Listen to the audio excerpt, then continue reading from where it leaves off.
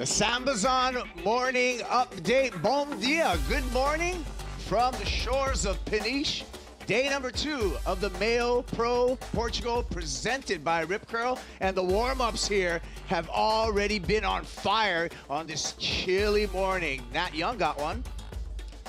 Also, we take a look at defending champ Italo Ferreira. Comes through that section, no problem. Bravo!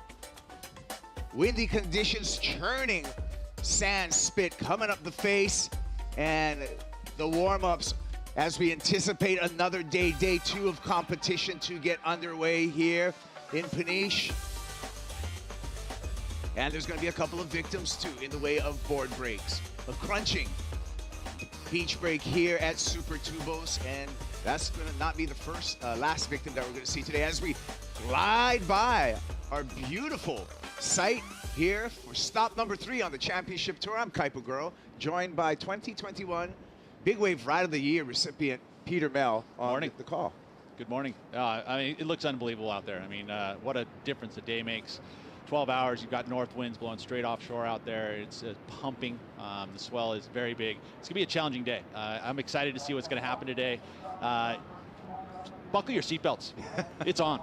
It is on, but let's make it official right now. I'm going to throw it down to Luisa Florense for the official call with Renato Hicko. Gia, everybody. I'm here with Renato, our weather expert man. It is cold, Renato. Cold morning. Let's talk about the conditions today. Yeah, it's solid surf out there, 6 to 8 foot surf, some bigger sets. We're gonna have some incredible surf today. Super strong offshore, makes it even colder. And we're gonna have a full day, we're hopeful. Full schedule, men's only. And starting with those 8 heats of the opening round, followed by the elimination round. And if we can, we overlap round of 32, 12 hits, all the way to around 6:30 this afternoon. Fingers crossed we can pull it off. Renato, we're not going to the water. Do you know the temperature? What are the guys facing today? Well, we're just talking to Italy here on a hot tub, 14 Celsius degree, I think around 55 Fahrenheit. But the wind chill factor makes it even colder, so really, really cold. Some guys with hoods and boots, and some really powerful surf there, so woo. It's on, guys. It's on. It's on, it's on, we're on. Bom dia, Portugal. Let's go. All right, let's go. First heat in the water, heat number 5 of this opening round. Felipe Toledo, Conor O'Leary, and Justin Becret. 3 surfers, 2 advancing to the round of 32, and 3rd place in this heat is going to move on into that elimination round following this opening round heats. And it looks like we just saw some waves being ridden, Pete. Well, saw Conor O'Leary find the barrel, and that's where it's all about the barrel today. I mean, we're going tide low, still moving out. It's going to make it even more challenging with this north wind blowing as hard as it is too. I mean, it's straight up the face. It's accelerating up the face. It's going to be very difficult to get down the face. You're fighting all the elements.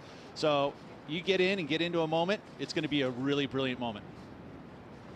So we're waiting upon scores, first of Conor O'Leary as well as first of Justin Becret. Becret is sponsor wildcard in this event. Oh, here's a replay of O'Leary. Perfect technique, you know, bending that nose, getting it down the face early, not super deep here, and then the ribs, you're gonna have to deal with just everything is happening where you've got a bunch of energy with this really strong swell, and then the winds. You know, everything's gonna be getting down the face as fast as you can. Becret on his way to a good score as he comes out of that barrel. I mean, it is all about the barrel, almost like the scoring will be similar to what we see at a place like Pipeline. Yeah, as we look at the conditions, and Pete, we still have, you know, we have a high tide coefficient here. The tides change nearly 9.5 feet or 3 meters. We're yet at the low tide mark. It's still draining off the sandbank here. As you can see, it's going to make the paddle back out a bit difficult and crunchy. Justin Becret, inspired by Camille Moffat, to celebrate International Women's Day. Camille, a French swimmer, 3-time gold medalist. And Felipe Toledo. Now he's going to drop the hat right there, getting a nice little start for Toledo. 30-minute heats, lots of opportunities, although you're going to be paying a lot of dues. I mean, I feel like today is going to be physically demanding, especially if you're going to get through a couple rounds. These surfers are going to have to surf. And then the elements of all of the cold. I mean, I feel like that's going to drain energy, so being able to manage that, I mentioned it yesterday, how you manage all of the elements that we're dealing with today, and it's critical, and they're going to be pretty extreme conditions. Nice wave there from Felipe. Going to be a mid-range score. I mean, you're going to have to disappear from view. You're going to have to do it for a long period of time. The wave has to be intense if you're going to get into the excellent range, but we'll see a few today for sure. And you can see the swell trains just marching through here. Strong lines to open up our day number 2 of competition. 2.67 drops in for Felipe Toledo and his start. You know, our temperatures are around 55 degrees, the same as the water, around the same, 11 degrees Celsius. Again, we're seeing Felipe on the inside. Again, inspired by International Women's Day. On the back of Felipe Toledo's jersey, Maria Esther Bueno, a breakthrough Brazilian tennis star with the first big win, representing the nation of Brazil. And so Maria Esther Bueno on the back of Felipe Toledo's jersey. Again, acknowledging and celebrating International Women's Day throughout this entire event. Celebrating youth, seems like to me, someone who's just breaking into it. Really cool to see. I mean, Felipe was one of the, youthful greats, and here he is looking at a title, as being a title threat. You know, he wants to see himself in that, above the cut line, obviously, but also into the top 5 at the end of the year.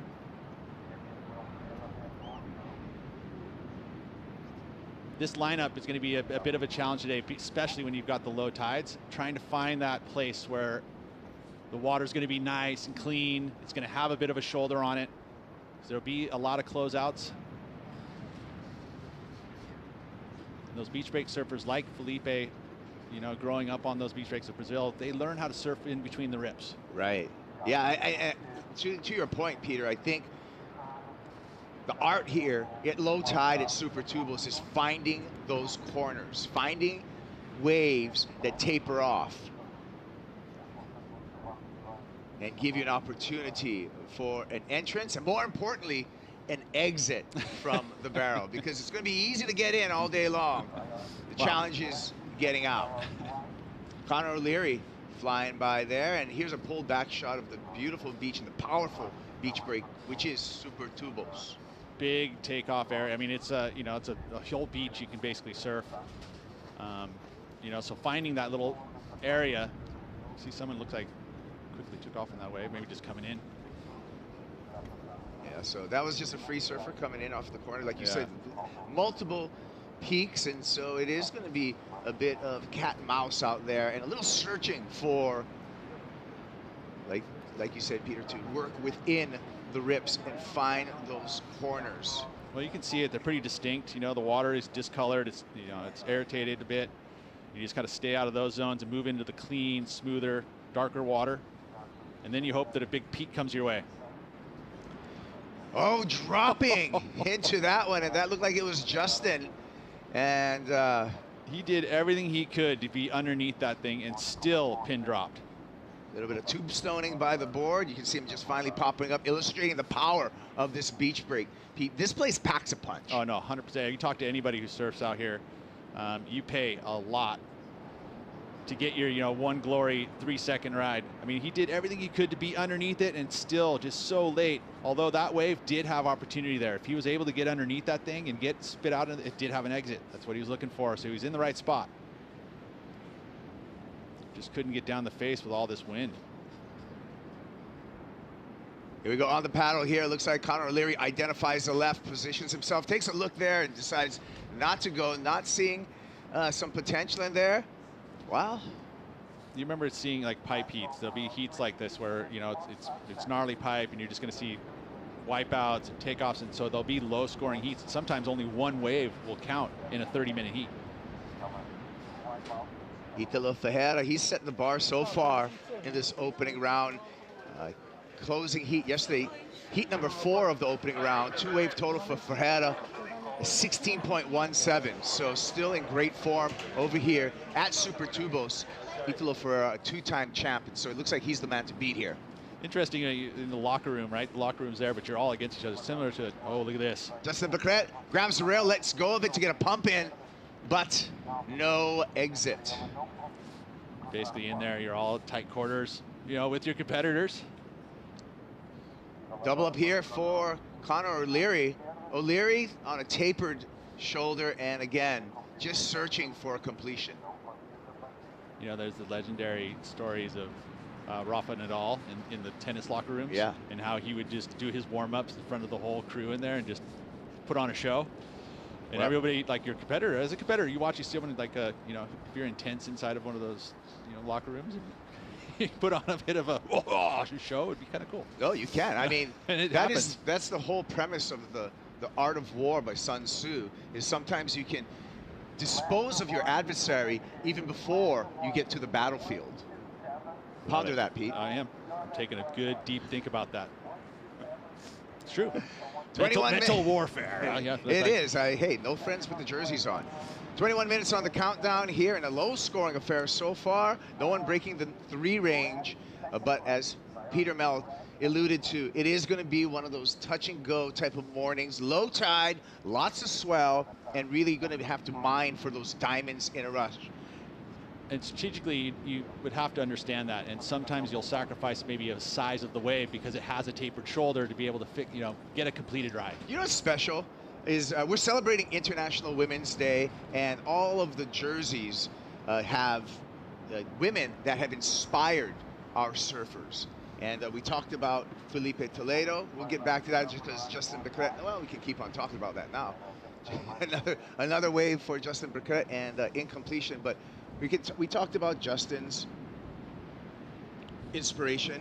But when we talk about Conor O'Leary and the back of his jersey, Akemi Karasawa, otherwise known as Mom to Conor O'Leary, a former Japanese pro surfer, was on tour 1990-1992. My mom has been a huge influence on my surfing background. She used to compete back in the day, and she was in her 20s and 30s at a professional level. So straight genetics there, part of the talent of Conor O'Leary.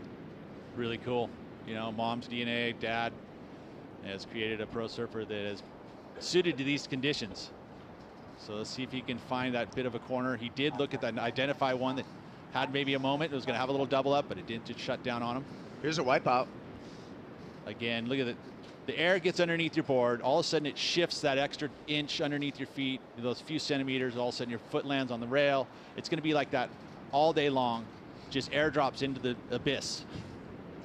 But as we look through the day, Pete, I think around 4:30, 5 o'clock or so, we're going to have high tide. And we're starting off a day, at 10 a.m. just here with a low tide of like 1.2 or so. We're going to get up to 10.6 high tide. What are we expecting by the end of the day with more water on the sandbar here? It will be there'll be still really hollow sections, and hopefully this wind stays from this direction throughout the day.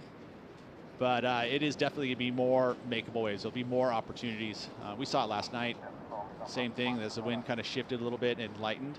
We should have the forecast is calling for this wind to abate. Doesn't feel like it get any stronger. Yeah. And forecast also, we're looking at northeast winds right now, and shifting perhaps more to the northerly direction. What's that going to do? That's good. That's good for here. I mean, the more north you get, although if you start to get into the clocking around just a little bit further, but north is good, keeps it on this offshore direction. You start to add the west element, and you get those ribs across the face like we saw yesterday. All right, more sets coming through here. Priority with Felipe Toledo. He's out there in the red jersey, right in the center of your screen. It's going to be Conor O'Leary that takes the dig here, finds the left. Some frothy section, stalls there, and really nothing for that effort. So he's going to continue on his search for a meaningful score and the good wave. Yeah, that was unfortunate. That one did not open up for him. Had the technique, he got down the face, the hard part was done. Then he has the arm drag, trying to control the speed, and still outran it slightly. Knew it was going to shut down pretty quickly, so he just wanted to get a make under his belt, which he's done, but it's not going to be a huge score. That's why I feel like one great wave will still get you through the heat. Well, O'Leary in the lead with a two-wave total of a 2.8, so that's exactly the scenario right now at the 17-minute mark. First person to get a 5 is going to take a strong lead over the rest of the field. So lots to anticipate, but the swell, there is no shortage right now, Peter, of swell in the Atlantic. Doesn't it feel like we've already been 15 minutes in this heat, and it's like the anticipation of it all still. You're like, we know they're out there. It's just a matter of someone getting in position and finding it. I'm ready. Again, Toledo with priority, scouring the lineup and Trying to find the corner here, and you can just see. Where's the entry in that wave? There isn't one. the sand dredging barrels that are presenting themselves this morning. And I want to talk about that a little bit, Peter, is just the entry into this wave, as you brought that up. Really, one of the difficult parts, and part of like a skill set that you need for Super Tubos, is just to catch the wave and get down the face. Yeah, no, it's a read that's a little bit different than you're used to. I mean, unless you surf here all the time. You know, it's being underneath it. We talk about that all the time. So you're down almost paddling at the bottom of the wave in order to catch it, because it's going to lift so quickly. The gravity's going to take a hold. You want to be down there with it. And especially with this wind, everything's just trying to lift you out the top. I mean, some of the best in the world at Bermamia, I mean, the John Florence, that know how to understand these types of waves to be down on the face, are still having issues getting there. So it's challenging. Well, talking about equipment, what do you think about the thoughts of a little bit heavier equipment and maybe more of a wide point forward on the board to be able to get into these waves? I would say that's a great way to do it, and shorter. You know, it's similar to what we see John riding at pipe and so forth. That type of equipment is what's going to be pretty much on offer. I mean, and luckily these guys are all coming from Hawaii, have quivers and boards that were made for waves like this. So you brought them. I'm sure there's a lot of those types of boards under their feet. I did see some Pangs this morning here, you know, which is a Hawaii shaper, but the boards are on tour. They've already been in their quiver. They're here at Portugal because it's the same style wave. Yeah, coming off of stop number 2, Glen Pang certainly was one of the stars of the shaping room. A lot of surfers with those under their feet, and they proved well. Yeah, and riding to success. That's the proving point. It's one thing to have the boards under their feet, but it's another to have them making and doing things that we all aspire to do. Here we go. Toledo identifies this left, gets into it, knifes to the bottom, grab and rail, gets behind the curtain, little spit section, and a completion, and that's going to turn the heat for Felipe Toledo. That's going to be the first meaningful number that we're going to see in this heat. Right behind him, Conor O'Leary, little froth to deal with, and kicks out nice and early to avoid that inside crunch section. You know, you still have that current kind of flowing down the beach. Probably not as strong as it was yesterday because of the direction of the wind has changed, more offshore, so you don't get that full current pulling. But again, the tide, they'll shift, there'll be some currents that'll move around. Look at that drop, just drifting and disappears from view. So it's just definitely going to be the most significant score in this heat so far. He already has the 2.67 for the right that he had earlier, which is the best wave of the heat so far until this score comes in. But love that drop, just drifting.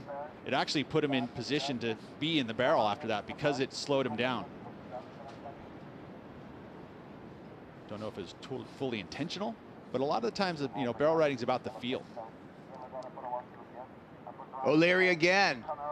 Clean left, nice entrance, perfect exit, nice execution, kicks out. So Conor O'Leary with a paced and logical approach right now to the wave, making sure that he had a make there. And that's the thing. I mean, you're around there looking for any corner. It doesn't matter about the size, as long as it's got like a little bit of a pull to it, so it's going to look like it's going to barrel.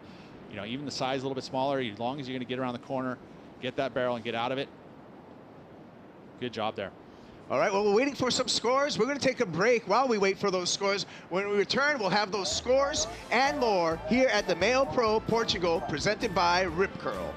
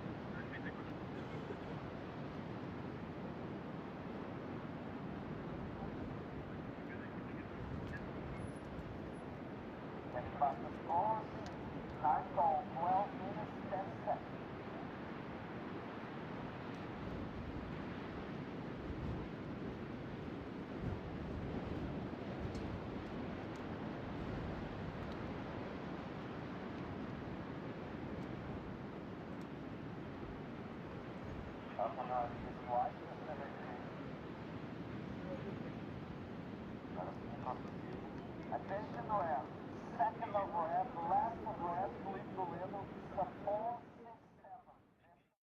6-7. Portugal, presented by Rip Curl. Peter, Mel, we got a lot of blobs out of the Atlantic. We do, and we love to see that purple essence as it moves across the Atlantic Ocean. In Super Tubos, we have a swell on tap that picked up yesterday, as we saw very quickly. It is here today, northerly winds, and we're going to see that pretty much throughout the day, staying steady at 8 to 12 feet, which means, yeah, that storm was strong for a long period of time. We're going to have swell all day long and most likely pumping. We will see that move to a side shore wind. Again, you talked about to a northerly angle. I don't feel like it's going to affect it too much, especially as we see it move back. Looking out to the next few days there, Saturday and Sunday looks like more swell, another little burst of energy. Also going to have variable winds on Saturday, so we'll be dicey there, but I think we'll surf through it as well as Sunday. So we could be finished by the weekend. Thank you to Surfline for all of that data. And what they're telling us is things are looking good for stop number 3 on the championship tour. But we got a big day. Thank you for joining us here. Day number 2 of the MEO Pro Portugal, presented by Rip Curl. If you're just joining us, we're in the opening round. This is heat number 5, and this is Felipe Toledo on the replay. Yeah, similar drop. That looks like the drone angle of that last bit, 4.67. And this could be another one. It looks almost similar. Yeah, so that is, again, that's the 4.67. And let's take a look here. This is Justin Becret. There we go. 4-point ride for this one. Nicely done. Nice stall there again. Speed control there. Dragging his bum, slows him down. This is going to be another good score. So this is great for Becret. His first championship tour event here. Opportunity is, he doesn't want to squander it. He wants to show face, get a good couple waves, maybe even make the heat, get into round 3. Well, right now he is making the heat.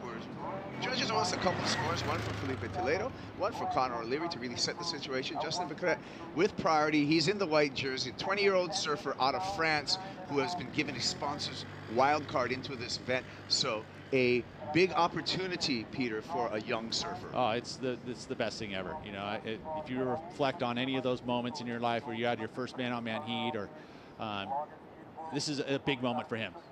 This happened during the replays. Quick in and out for Felipe Toledo, and Conor O'Leary got one too, Pete. And let's see again, look at, they're starting to figure it out, how to get down the face quicker. Nice stall there once again.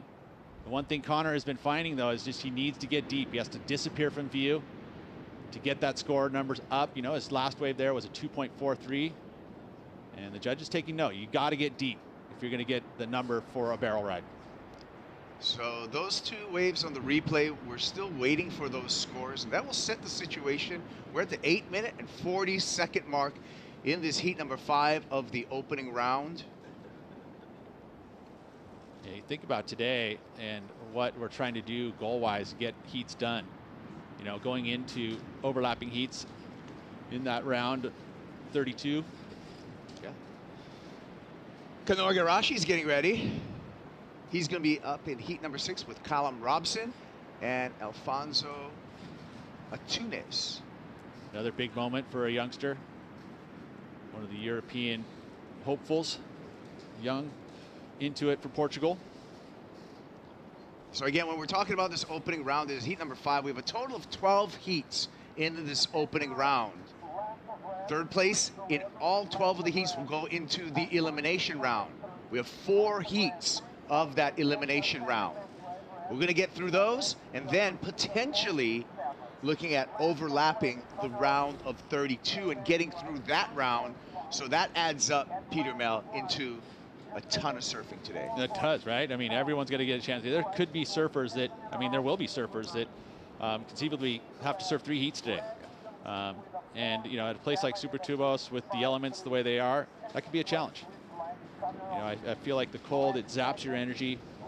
You know, so again, managing that, staying warm in between your moments if you're going to be down here on the beach all day long. All right, well, 7 minutes, 10 seconds. The scores did drop. Felipe Toledo, a 3.53 and a 3.5 for Conor O'Leary. So standings, Felipe Toledo in first, Conor O'Leary in second place in advancing position. Justin Becret, the wild card with priority, and Justin just needing a 1.93. So the young man is set up for success at the moment. But that 1.93, as we know, just mining through this field is not that easy. There's Alfonso, and that's you know, watching the lineup. Where is it at? You know, breathing, all of these moments before this, you just feel like butterflies are running through your stomach. And you're looking at the surf. The surf's one thing, then you got your competitors and the moment. Yeah. Giving me a little bit of butterflies. Well, coming up, Alfonso Antunes, just a teenager, 19 years old. So this is going to be the biggest moment in his young pro surfing career coming up in the next heat, heat number 6. And he's got Kanoa, Callum Robson. Kanoa very comfortable here in Portugal. Spends a lot of time. Yeah, Kanoa Igarashi with the best start ever in his championship tour. Could be this year for him. Yeah, I mean, number 2 on the rankings coming into surfing looks there for sure. coming into this event, so things are looking on point for Kanoa Igarashi. And the surfing, yeah. The surfing's, you know, you look at what he was able to do at Sunset and Pipeline for that matter too. Let's take a look at a heat recap for our opening heat of the day, starting with Felipe Toledo. 4.67, quick little disappearing from view. Not a very intense wave. That's why the score was suppressed a bit. This one, a 3.53 for his efforts. So he's got the 2 right now that has got him in the lead. Disappeared from view once again. That wave again just moved away from him, so it didn't have that intensity that you like to see. Here, a bit more of that style of wave. Again, quick in and out for Becret, 4.0. Has him in striking distance. This is the moment for him with his priority. He needs to execute that with this next 5 minutes with perfection and get himself a nice solid number, and could see himself moving into the next round. Conor O'Leary, he's holding on to that second spot by the slightest of margins. Obviously looking right now to improve and get himself a nice solid number, because 3.6, 2.43, not something you want to keep in a 2-wave total in a championship tour heat. Down to under 5 minutes, 4:35, counting down. And just a beautiful start to a big day of surfing. You can see the churned up sandbar right on the inside of surfers, and really that mix of energy and the shifting sandbars making it a challenge. You can see the numbers on the board, the unabridged version, and the highest single number so far under 5-point ride of 4.67. So this opening heat showing some of the challenges that the surfers may be having at the low tide mark this morning. Yeah. This is a big moment for Justin. You know, he growing up in Seignos, France, which, I mean, he's right there in these beach breaks. He's very, very capable on waves like this. So you'd expect him to, if he can get the moment, to make it happen. You know, these young surfers these days have a lot of experience because they're given all these opportunities. This is a golden one. See if he can use this energy to his benefit. Just finding it, it's, you know, it's tough in this moment. You're like, which way do you paddle? And all those decisions, you know, make an impact in this last 3 minutes.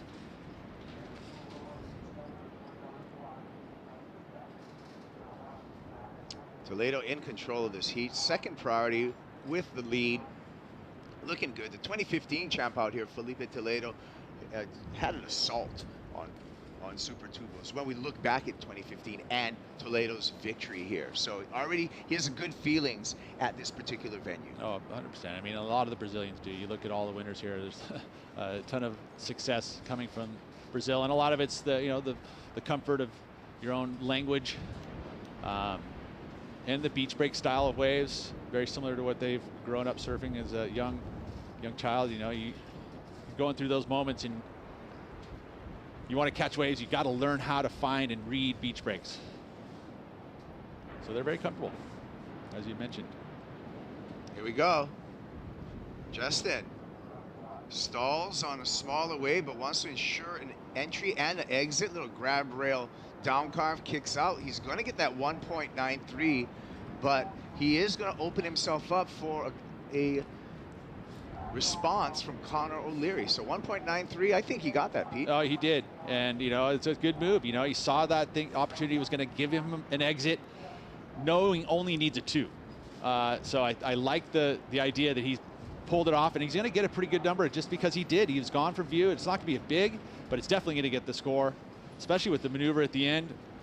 Very smart.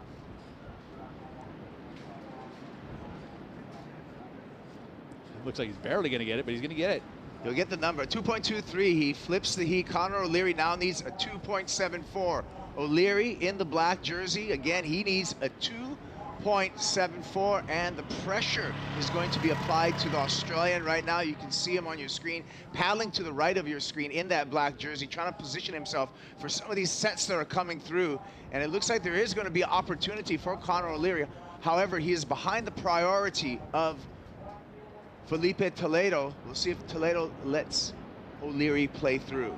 Oh, this is a massive set, and it doesn't always mean that there's going to be a perfect wave in that set. You know, a lot of times they can shut down, or you're out of position.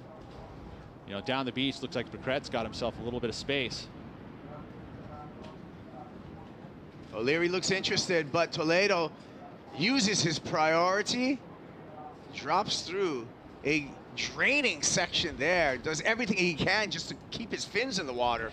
He was definitely getting some lift, wasn't he? You can see the hoverboard happening right there, really illustrating the power of Super Tubos on that thick double up. Yeah, that and the elements. I mean, you got the wind blowing directly up the face that direction.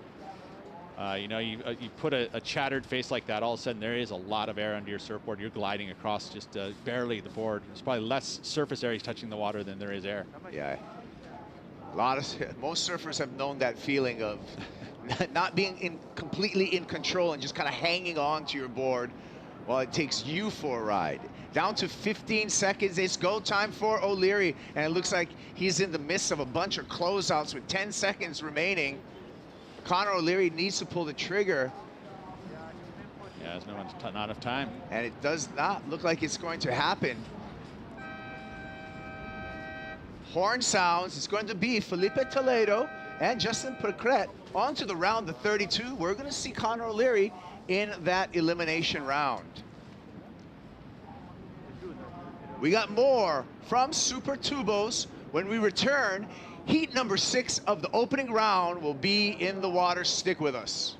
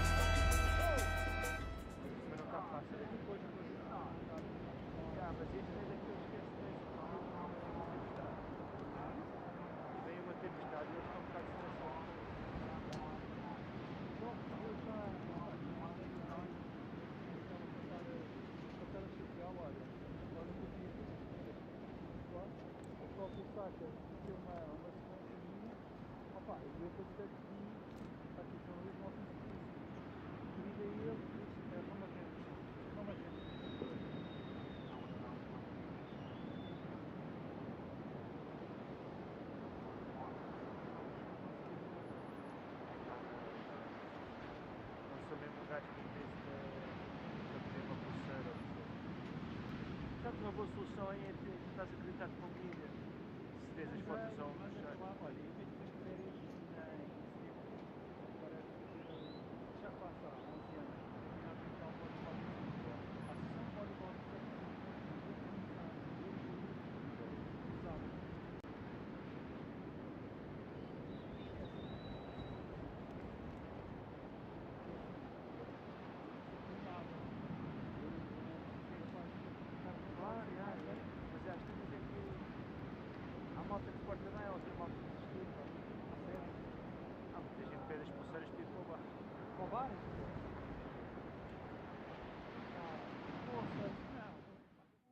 This is a great way to produce our own forest and have more oxygen, not only in the sea, but all over the earth. We Are One Ocean is an initiative led by the WSL to inspire our global surf community to protect and conserve our one ocean. This year, we're partnered with Shiseido, and we're working with local organisations in communities around the world where we hold our championship tour events. We are doing research on marine reforestation. We're super stoked to have the support of WSL Pure. We're going to be able to have long-lasting impact. For me, it's exciting to see that we could actually grow a forest at the bottom of the ocean. It's actually 20% more effective than forests on land, believe it or not. You can paddle them out and drop them off, and then the forest starts to grow, and then it'll take hold of the bottom, and you've created a kelp forest. Coastal communities are going to be really integrated in this process. Help us preserve the future of our sport. To learn more, go to weareoneocean.org. Join in at Join in at weareoneocean.org. We are in heat number 6 here at the MEO Pro Portugal, presented by Rip Curl, Kanoa Igarashi, Callum Robson, and the wild card, Alfonso Atunes, out in the water for that heat. I'm Kuiper Grove. This is Peter Mel, and Shannon Hughes is joining us as well. Shannon, what have you seen so far this morning? Oh, it's been an amazing morning. I just had to walk through the athletes zone before coming into the booth, and it is fully buzzing. I mean, there's barrels on offer everywhere. If the guys can find them in the heat, it's going to be a really exciting day of surfing, and everyone's really rugged up because it is freezing today. It's a few degrees colder, actually, than what we had yesterday, and we're ready for a big day of surfing. One guy that's good with the cold is Peter Mel. No problem for you, huh, Pete? I'll tell you that, I mean, I don't have a problem with it, but you gotta be prepared, right? You gotta get yourself rugged up, as you say, and everyone here, it has to be. Like again, managing that day, especially in the elements, it's important. Especially such a long day, you know, knowing that we've got a full day of competition. The water temperature is really cold here as well in Portugal, and so the surfers have a lot of different things to factor in, but they've got great teams and a great zone for them to hang out in and stay out of the wind when they're not in the lineup. Well, you saw that Owen Wright yesterday. He was on the bike, got literally a full sweat going before his heat. I think that's a great strategy.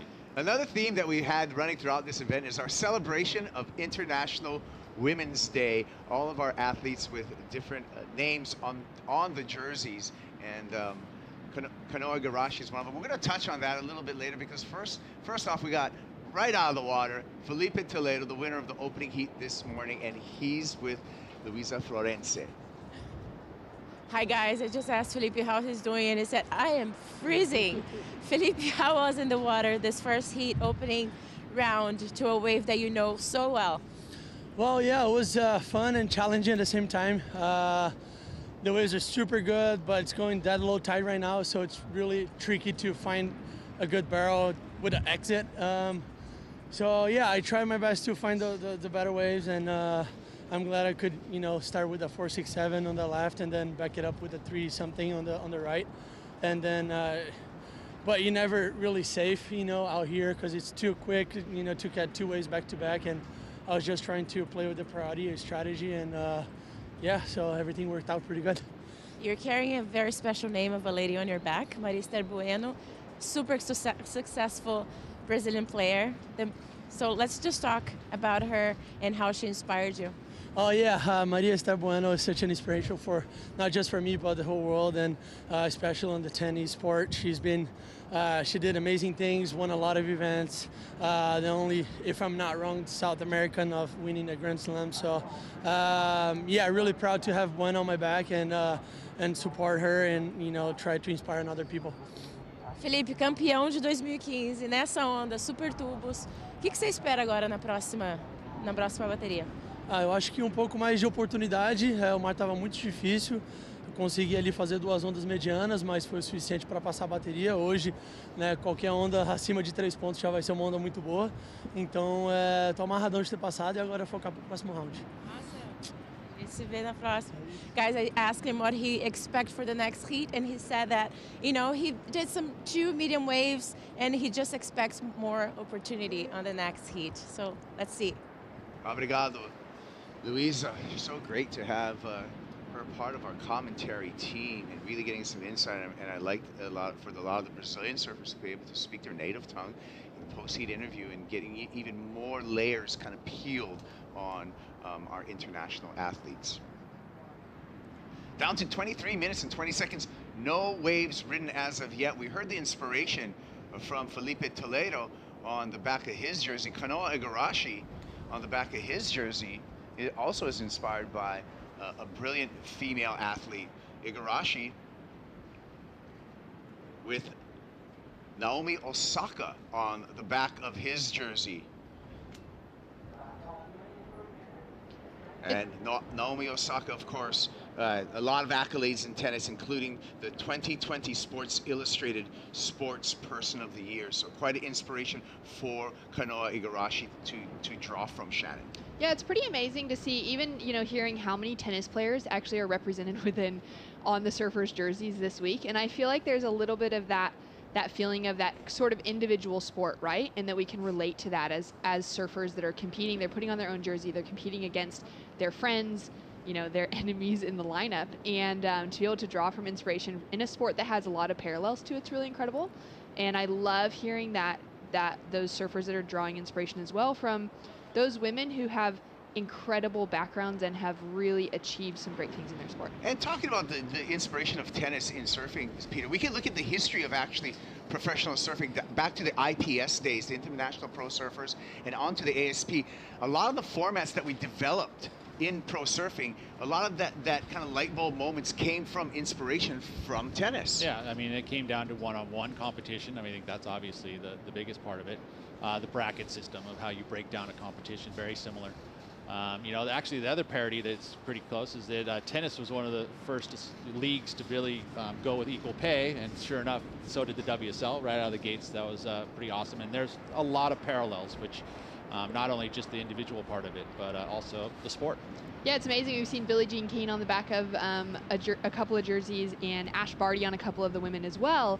And there is that parallel between the equal pay and what Billie Jean King did so many years ago of getting the women's tour even just established on their own to be able to function and for, you know, there's sponsorship and exactly, everything about it. Everything that needed behind it for that tour to be able to grow, and to see that surfing has been able to kind of reflect back on some of that and bring that in with equal pay from the WSL in 2019 and really continue to push the sport of women's surfing. It's really cool to see that someone like Billie Jean King had an influence on surfing that she would have never expected when she started thinking, oh, maybe the women's tennis tour could be a little different than how it was currently functioning. Yeah, another similarity between, you know, surfing and tennis is they take a toll on your ankles and your knees. So true. I'm telling you right now. And your shoulders. And your shoulders. Alfonso Antunes, his inspiration on the back of his jersey, none other than 7-time world champ Steph Gilmore. So I like his pick, Pete. Yeah, no, I mean, it's logical, right? If you're growing up surfing and you focus your energy on surfing and you draw inspiration from people from that sport, obviously Steph Gilmore is going to be one that's going to come from the women's side. We see Lisa Anderson also represented here, which is great. Yeah, it's cool to see for Alfonso with Steph on that jersey that, you know, he's 19 years old. When Steph joined the WCT, she was 19 years old. And he's got that to reflect back on the journey that she's taken to now her 7 world titles, what she's kind of pursued and what she's brought into the women's surfing game. And now for Alfonso getting that first opportunity to put on a jersey on the championship tour and to be the same age as Steph when she had some of those first opportunities as well is pretty cool. All right, so what just happened, no waves being ridden within the first 10 minutes of this heat, and that means we get a new clock. So the restart horns have happened, and you can see on your screen in the scoring bug there, a new clock set for heat number 6 of this opening round. So Pete, you can elaborate a little bit on what just happened. Well, I mean, again, we get a restart, which basically means they get a fresh clock. They get to go starting over. No waves ridden, and you can see what's happened is there's been a bit of a shift, and whether it be the tide moving out really quickly, you know, a big lull in the sets, and all of a sudden it's just quiet, and it goes quiet for a period of time, which has happened in 10 minutes at the beginning of the heat. They get to restart, so they get a fresh clock. Well, a fresh clock and more opportunity. The tide has just been draining, and I think we got, I'm going to check right now. There was a bit of movement just then. You know, there was a period of time in this 10 minutes where there's been a lot of water moving out, you know, and the ocean is ebbing and flowing just ever so slightly. Well, yeah, and you know what? I think we have another couple hours of draining tide right now. Wow, I mean, it's Pete. So it's drawing right now, Shannon, as we can see. Yeah, so it's 8:15 in the morning here in Portugal, and low tide's only going to be at 10:03 a.m. Wow, so another 2 hours. Yeah, it's going to be. There's going to be moments that are going to be exceptional, and there's going to be moments where we're going to be sitting here waiting and trying to find a corner. You know, and that it seemed to me that there was absolutely 0 sets, and then look now, all of a sudden it just was having a little bit of pace and time to let this set come in. And you can see the exposed banks here as we fly over Supertubos and the really low tide. So, I mean, you wipe out here, Pete, you're hitting the bottom. Yeah, and you know, luckily it's flat. Although you got to know how to flip yourself as you're about to hit the sand, and how you can roll a shoulder. But yeah, you'll be spending a bit of time rolling on the bottom here. Unlike a pipeline, at least, there's little holes and reefs, and that's almost more dangerous. You know, it's flatter here. You know, so that's why, you know, Pipeline being one of the most dangerous in the world. Same thing, it breaks over such shallow reef, but it's uneven. All right, the search continues, but with your point on the bottom, this is a compacted sandbar, so there's not a lot of give on the bottom here. And we've seen, you know, it takes do some damage. Yeah, no, and it's flatter, so that the actual wave will break. It'll feel like a harder pounding, right? Because it's almost you know, up against a solid bottom, whereas you know, you get almost with the reef, it'll sponge a little bit. So it softens the blow slightly. You can just kind of bounce off a little, where with the sand you just hit I just think the wave drilled itself into your hair and your wetsuit, and you come up with sand and all over. Shannon, another interesting story in this heat is Kanoa Igarashi and Alfonso actually spend a lot of time surfing together here in Portugal. Yeah, it's really cool. I mean, Kanoa, of course, grew up in Huntington Beach, California. He represents Japan and got that silver medal at the Olympics for Team Japan, but he owns a couple houses here in Portugal, just down the road, and he spends a lot of time here in his off time. Got a bunch of good friends. Tons of good friends. So for him and Alfonso, like they mentioned in the press conference, that they have spent tons of time surfing against each other, and that they know each other's weaknesses, which I think is so unique that we've got a Japanese surfer in the lineup that knows the weaknesses of a Portuguese surfer because they spend so much time actually just outside of competition surfing together. Yeah, they're on the same team too, right? Quicksilver is, you know, so they're, you know, doing trips together. I think it's just interesting, Pete. I was going to make a note, and maybe you can expand on it. Is that Kanoa Igarashi, although originally from Huntington Beach, Portugal is actually his secret training ground, if you will. This is a place that he escapes to. He knows there's tons of waves, there's tons of swells, there's tons of option for him, and he gets a lot of work done in this country. Why wouldn't you? You know, and the thing is, he's a citizen of the globe. It's obvious, right? His family coming originally from Japan, growing, you know, coming here to become a professional, but he's been traveling his entire life, everywhere. And so when you get to do that, you find your favorites, you know, and I remember my first trips to Portugal, it became one of my favorites. It's a very, very surf-rich region. The people are awesome. The waves are awesome. The weather's great. It just, you know, there's opportunities. It's reasonably priced. There's just a lot of pluses that come to this country. Yeah, it's a great area to kind of base yourself. It's just so wave rich. And it's cool that, you know, thinking of paddling out at a beach break here, they can train, he can get some training in for a wave like Pipeline, because there's a lot of similarities. And as, you know, so many people would reference this to be the European Pipeline. And then a little softer beach breaks, and then some really other kind of biggest wave in the world. Yeah, the biggest wave in the world just up the road. Just literally half an hour away. Yeah, terrifying, and we'll avoid that. Yeah, but I mean, it's a draw. I mean, you look at what that wave has brought to Nazare too. I mean, it's become now a place that. That's a necessity right there. Check it out. Red Bull Athlete Zone, the hot tub. That is going to be a sought-after commodity today, post-heat. And Felipe Toledo enjoying that hot tub. He's doing interviews in the hot tub. We get Strider to get in there and do some water reporting from the hot tub today. There you go. I think he'd like that. He'd be on it. All right, so down to 24 minutes and 20 seconds, and the tide really showing its effect this morning. No waves again being ridden by any of our competitors. Kanoa Igarashi, as we do this flyby, taking a little sniff at a corner there. Does not like what he sees, but Pete, you can see all these lines and some of the currents and rips that are occurring right now. Water's moving. That's exactly what's happening here, is that the ocean is moving with this tide dropping out. There's a surge happening. And so what happens, the waves disappear during those moments. When as soon as you get ocean moving at a substantial rate, the ocean takes that ebb. And then all of a sudden, it'll just come in like a flood. Yeah, Pete, it's interesting to think of yesterday with how much opportunity there was. Obviously, the wind was a factor, and it wasn't, you know, opening up for any barrels. It was just a lot of rail work. But there was plenty of opportunity, and it's crazy to think of how good the conditions are. Showing up this morning, everyone's really excited. The surfers are pumped, and guys are getting barreled and just fully drained before competition started.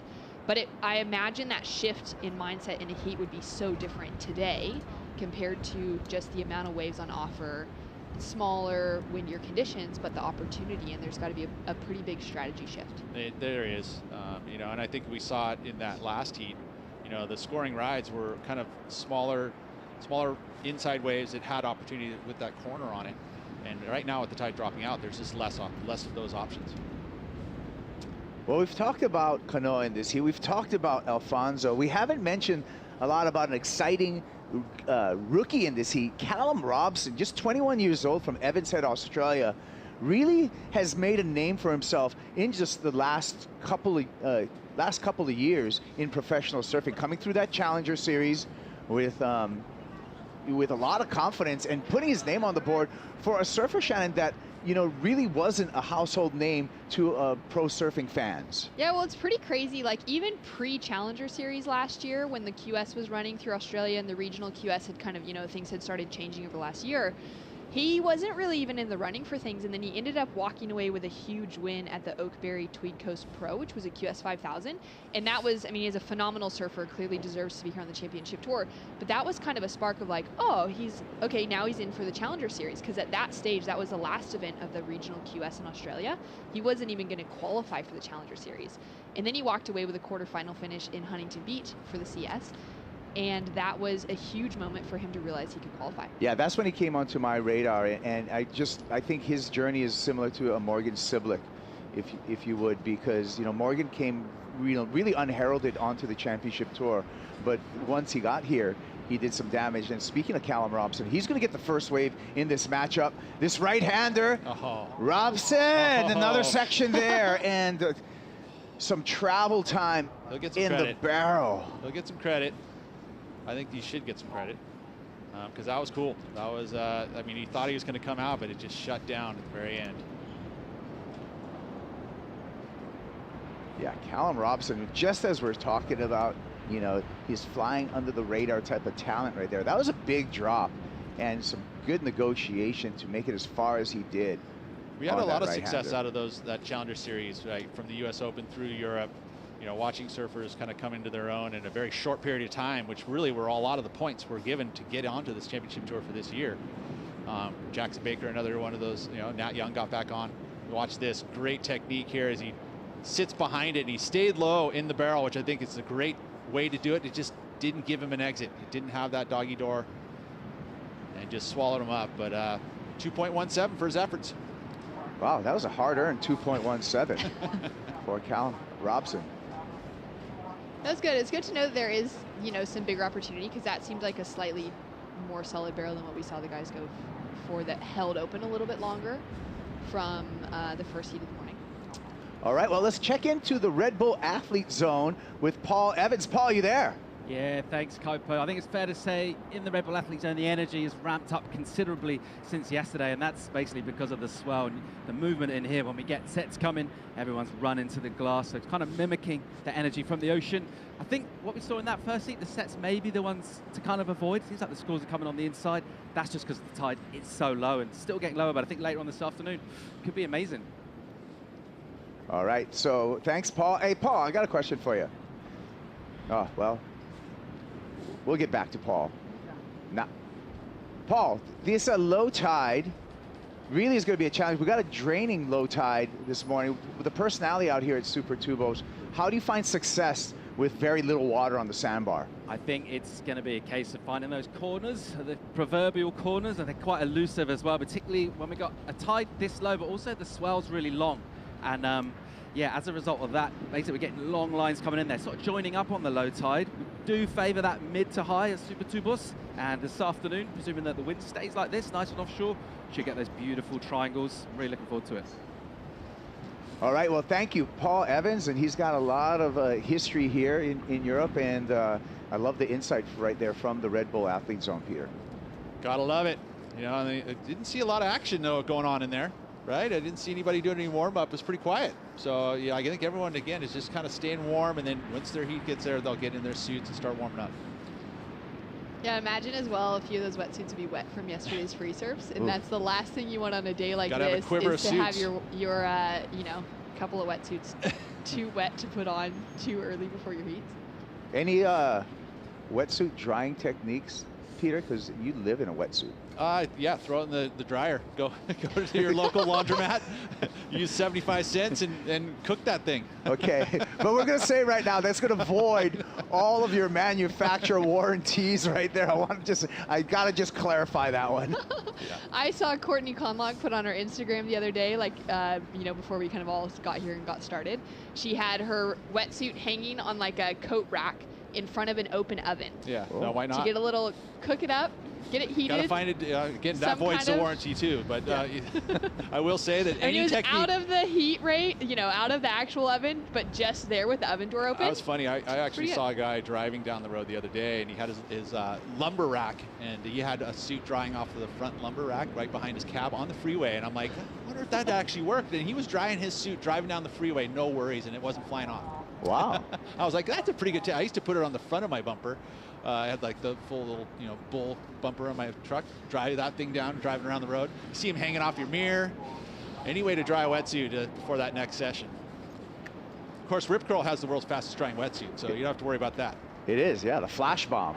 That is a fast drying wetsuit from Rip Curl. 17 minutes here on the countdown. Just one score on the board, a 2.17 for Callum Robson. We're going to take a break, and we're anticipating the finish of this heat. It's going to be game time because everyone's going to have to step up. We'll be right back after this.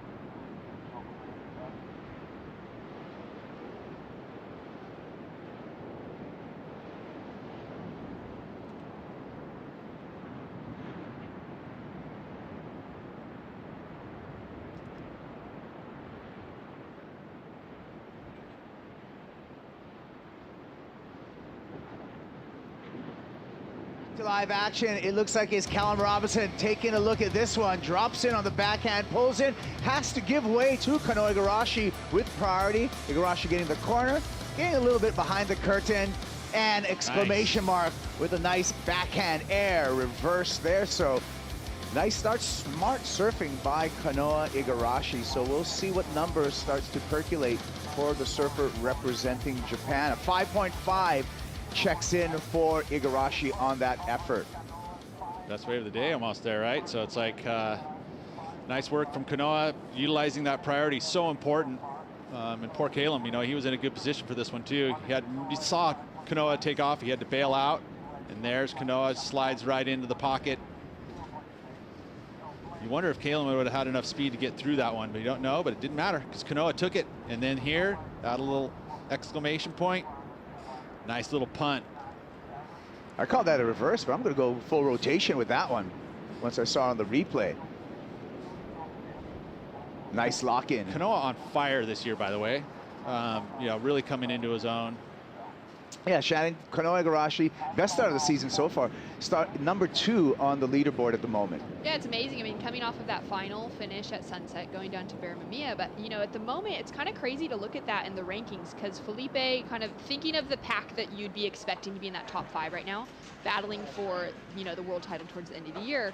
Felipe, John, Italo, they're all sitting lower in the rankings. Like Felipe is the highest at 7, John's at 10th, and Italo's down at 16th, and then Gabriel Medina's out. And so for Kanoa, it's finally maybe that opportunity for him to really, he's been hungry for that world title for a long time now. He's had so many years on tour and gaining that momentum, and he's finally getting that opportunity. Callum Robson threading through a backhand barrel. Good job for the young Australian. And the disappearing act happened right there, Peter. So that's going to be some points from him because he disappeared from view. What I've noticed in Callum is his read on the ocean is second to none. He has got an impeccable eye for a lot of different waves. He sees the corners. He knows where to paddle. Those things you don't really, best way to deal with it is surfing a ton, but some surfers just have that connection. They see that moment a little earlier than another surfer, and so they get into position. He catches good waves all the time. I mean, we saw it at Pipeline. He was on great waves. So this kid, as he gets more into his own, a little more comfortable, you can see him being here for a while. I agree, and that's what the exciting thing about professional surfing is. You have these special athletes that come up through the ranks and may not have the flair or the sponsorships behind them, and they're not touted so much. But then when you put them on the big league and you put them on the big stage, then they really start to shine. Big things happen. Yeah. Big things happen. Look at this set. Yeah, this looks like a really good one. It's cool to see Callum finding some rhythm out here too, like just taking off. He's been the one that's been the most active. He's only taken off on 3 waves, but to get that 6.67 on the scoreboard now, he's set himself apart. There you go, Shannon. Checked in a 6.67 for Callum Robson, and he takes the lead, and he's been doing what he's been doing. Here we go. Nice left, disappearing, and a lot of foam ball to have to deal with for Kanoa Igarashi. Oh, and a little greedy maybe. Somewhere in there, that foam ball got the best of Igarashi. A little greedy. I mean, he was trying to, that speed control, hold it at the bottom. He had the technique. He was at the low spot in it. Everything looked great. And then Tube Monster swallowed him whole. Oh, and a broken leash as well for one of our competitors. That's Callum's board. So he's on his way in with a broken leash. Wow. Gonna have to get some new equipment, and this is gonna just bleed some time off the clock, Shannon. Yeah, that's going to be a shame for him. I mean, he's sitting in a good position because he has that 6.67 on the scoreboard. So anything that he can improve on the 2.17 is going to be a good thing for him. But yeah, that's definitely going to be like, it's going to take some time away from him. He's going to have to figure out where to paddle back out. Teamwork. Yeah, look at the teamwork on the beach. And you know what, Pete? This just actually put a light bulb in my head. Looked like a little Velcro dysfunction, unfortunately, there. Here's a replay of Kanoa Igarashi, Pete. Yeah, well, hopefully we can see what happened here. A little different angle. He's in there, holding it down. Just like the nose. He was pretty far forward on the board, and the nose just disappeared on. And then now Callum's similar technique, tripod stance, draining tube, lots of speed through the barrel. Nice work there for Callum. Great read. Again, in slow motion, you can really check out the technique here with the body drag. Yeah, that's it. I mean, there's the pig dog technique, the Marvin, whatever you want to call it, but that's the hand on the rail, on the backhand. Great speed control. You can use your bum to slow you down. You can use your arm to slow you down. You can take a few hits to the head with the tripod stance. Such a great barrel riding technique. All the scores are in, and it's Callum Robson in the lead with a 6.67 and a 2.17. Kanoa Igarashi, 5.5 and a 1.2. Alfonso Antunes, our wild card, our Portuguese wild card out there, yet to have taken a wave and put together a score. Alfonso with priority, but he's under the 10-minute mark now, Shannon. So the clock is going to have to be of interest to our wild card. Yeah, he really needs to just take off on something. I feel like at this stage, with that restart, he's been sitting in the water for like 30 minutes with the extra 10 now on the clock to make it up to about a 40-minute heat. That is a very long time in cold conditions to stay stagnant. And I think, too, for someone that's really young, I mean, Alfonso's just coming out of his junior career as well. He's only 19 years old. It's his first call up to the CT. It almost would be better for him to just start taking off on stuff and find some waves. Even if he's not going to find a wave that gives him a huge score, we know he's got a great barrel game on offer. He was dropping some clips of his free surfs before competition began, so he's obviously, could get something really good, but he just needs to get something and kind of get out of his head at this stage. Conor Coffin getting ready for his heat. He's going to be matched up against Frederico Miraj and Kyle Ibelli in heat number 7 of this opening round. So another great heat on paper, Pete. Just reflecting on the back of his jersey, Hamilton, Bethany Hamilton, what an inspiration she is. Incredible. So that was an easy choice for Conor Coffin. I draw a ton of inspiration from Bethany and what she's been able to achieve in her life. Yeah, Bethany was one of the reasons that I got into surfing when I was young. We're about the same age, and when she had the attack and made that comeback and kind of started sharing her story, it was something that I picked up on when I was about 13, 14 years old, and it gave me a lot of motivation to get in the water as well. All white, getting ready and on a roll. Kyle Ibelli is going to be coming up, and talk about some fashion, dude. Fashion. I like it. Let's do this. Oh, dude, he's looking good. It's like back to the old Kelly Slater look. Oh, it's solid. And pumped up. I mean, couldn't you not be excited? I mean, we came down to the beach, same thing. Even in the chill, you were you're pumped up when you looked at this ocean today. Kanoa Igarashi, you know, got a late call to the Hawaii leg, replacing Gabriel Medina. Exits Hawaii with 2 semi-final finishes. Talk about confidence. You go, boy. You wear that white suit, and you wear it well. Yeah. Oh, so ridiculous. That's been the funnest thing to just watch from home over those first couple of events, is seeing Kaio just like he's so good, but surprise himself with his results and be like, I can't believe I did it. You know, it's been so much fun to watch. And I think he's just kind of entered this new stage as well, where he's just feeling maybe things are going good in other parts of his life. And he's just been able to find this connection with the ocean. That's something really special. And it's great to see him just all pull it together. Yeah, mental and just connection and being in the right place, feeling it. And Kaio's doing definitely that right now. I mean, he's made the cut. Now he could look at a goal and go, you know what? I'm going to make some top 5 and set it as a goal like that. I mean, and he can achieve it. All of a sudden now he's into the final 5, and you're talking about a world title. I mean, and he's had a junior title, but I know his dream ultimately would be to carry that yellow jersey and at the end of the year hold up that cup. Alfonso, our wild card on the water, needs a 6.7 at the moment if he wants to get it done with 1 wave score and avoid that elimination round. It's hard to even swallow, huh? Even for us. I just choked me up. I don't like that round at all. It's such a sad round. Yeah, he really just needs to take off on something. I mean, just to catch a wave, you know, get out of his head. I had mentioned, you know, in regards to the longer day today too, because there could be an elimination round surfers who actually end up surfing 3 times today. You know, I'd mentioned it could be a very long day. Here we go, the pride of Portugal running down the beach. Frederico Miraj, and he is a surfer that will be in tune here at Super Tubo. Spends a lot of time just surfing up and down the coast, of course, representing Cascais, his hometown, but within an easy drive from Cascais to here to Super Tubos. Lots of experience for sure. I'm sure it's pretty tough to actually leave his hood too as well, because there's great waves, you know, in between here and there. So yeah, and that's one of the things that's so great about Portugal. We're not giving out any secrets now. The surf world knows already. I mean, nobody can get mad at us, you know, talking about it, because there's a ton of really good surf here, and now it's just like the world knows. Yeah, no, of course. Yeah, it's because we all as surfers, you understand. Take a look at this recap here. This was an almost gem of a wave for Callum. Good read, but only a 2.17 for his efforts. Had to bail out on this one. Kanoa was able to pick up a solid wave. The 5.5 has yet to find a solid backup, though. I like this. I like the finish. I like that bit of variety. Yeah. Exclamation mark. And this was a good wave, Shannon, for Callum. Oh yeah, just grabs that rail, tucks in. I mean, great composure all the way through. Finds a good open wave as well, which is, you know, he's able to just stay in front of that foam and make the clean exit. And it got him that 6.67, which at this stage of the game is a great score. It's the highest score that we've seen this morning. Well, it looks like he's been exploring the bottom once again. Already had to swim in with the leash malfunction. And got back onto that board after a nice swim in and a paddle back out. And now he's paying a price again as he's gotten lifted with that wind. Oh, look at the drift. Oh, somehow he kept control. Almost there. Man, it is challenging out there. You can see the wind is a bit stronger. The current, even with this tide dropping, still moving ocean everywhere.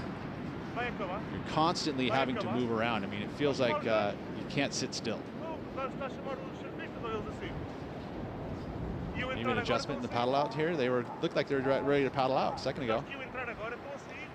All right, so a little chat on the beach between Frederico Miraj. Oh, we got something going on here. Yeah, well time out.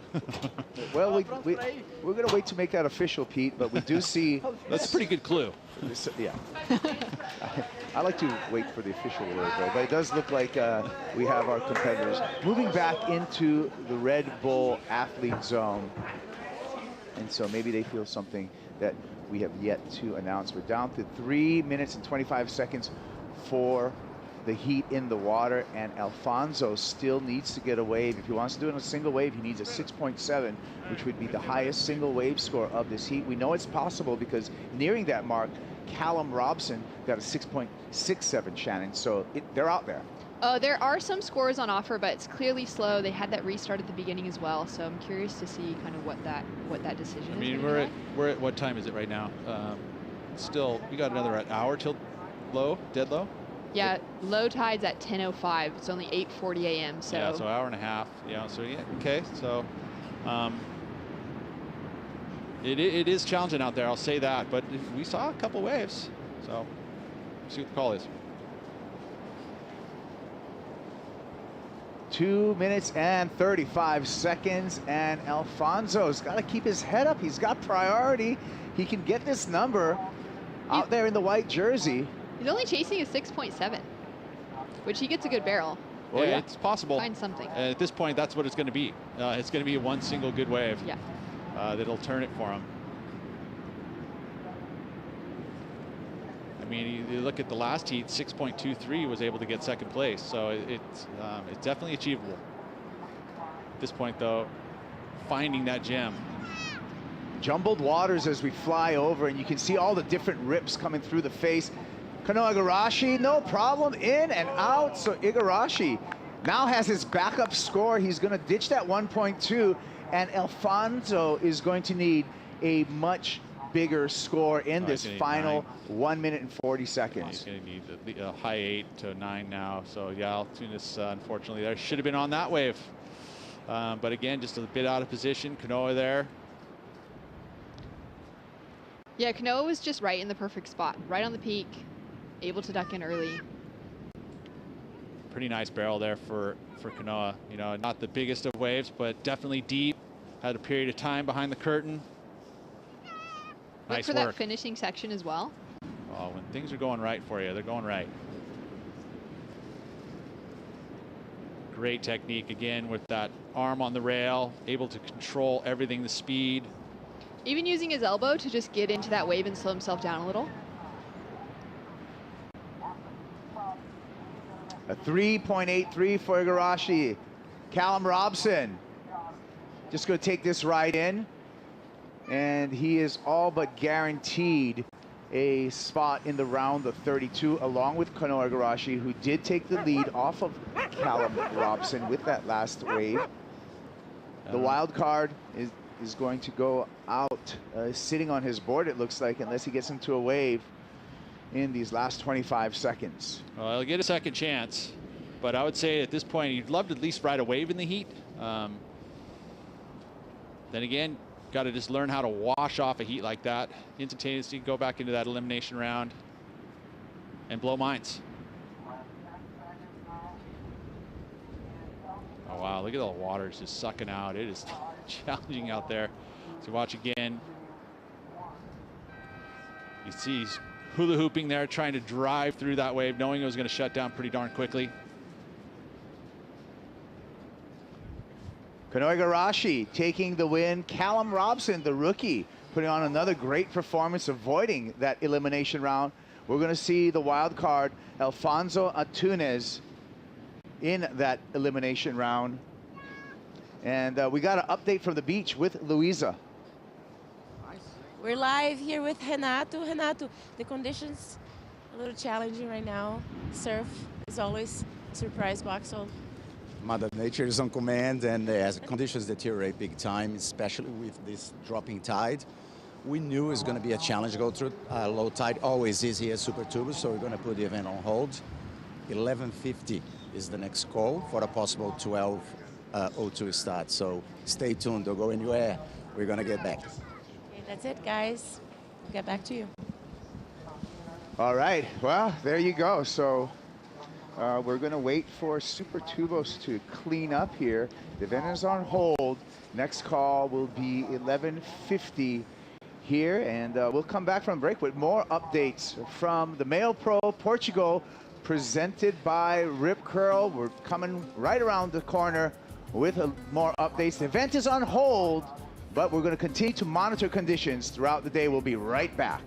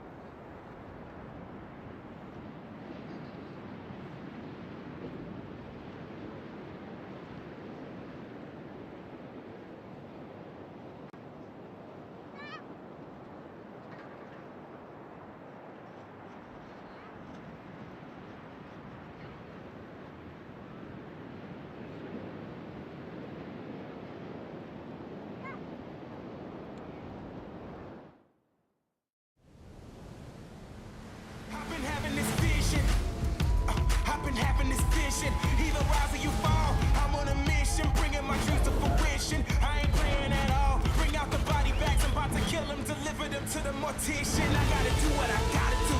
That's for my face, back in my face. I gotta do what I gotta do. I pray to God, he never came. I'ma do me, I'ma do me. That's in my blood, I never change. That's in my blood, I never change. That's in my blood, I never change.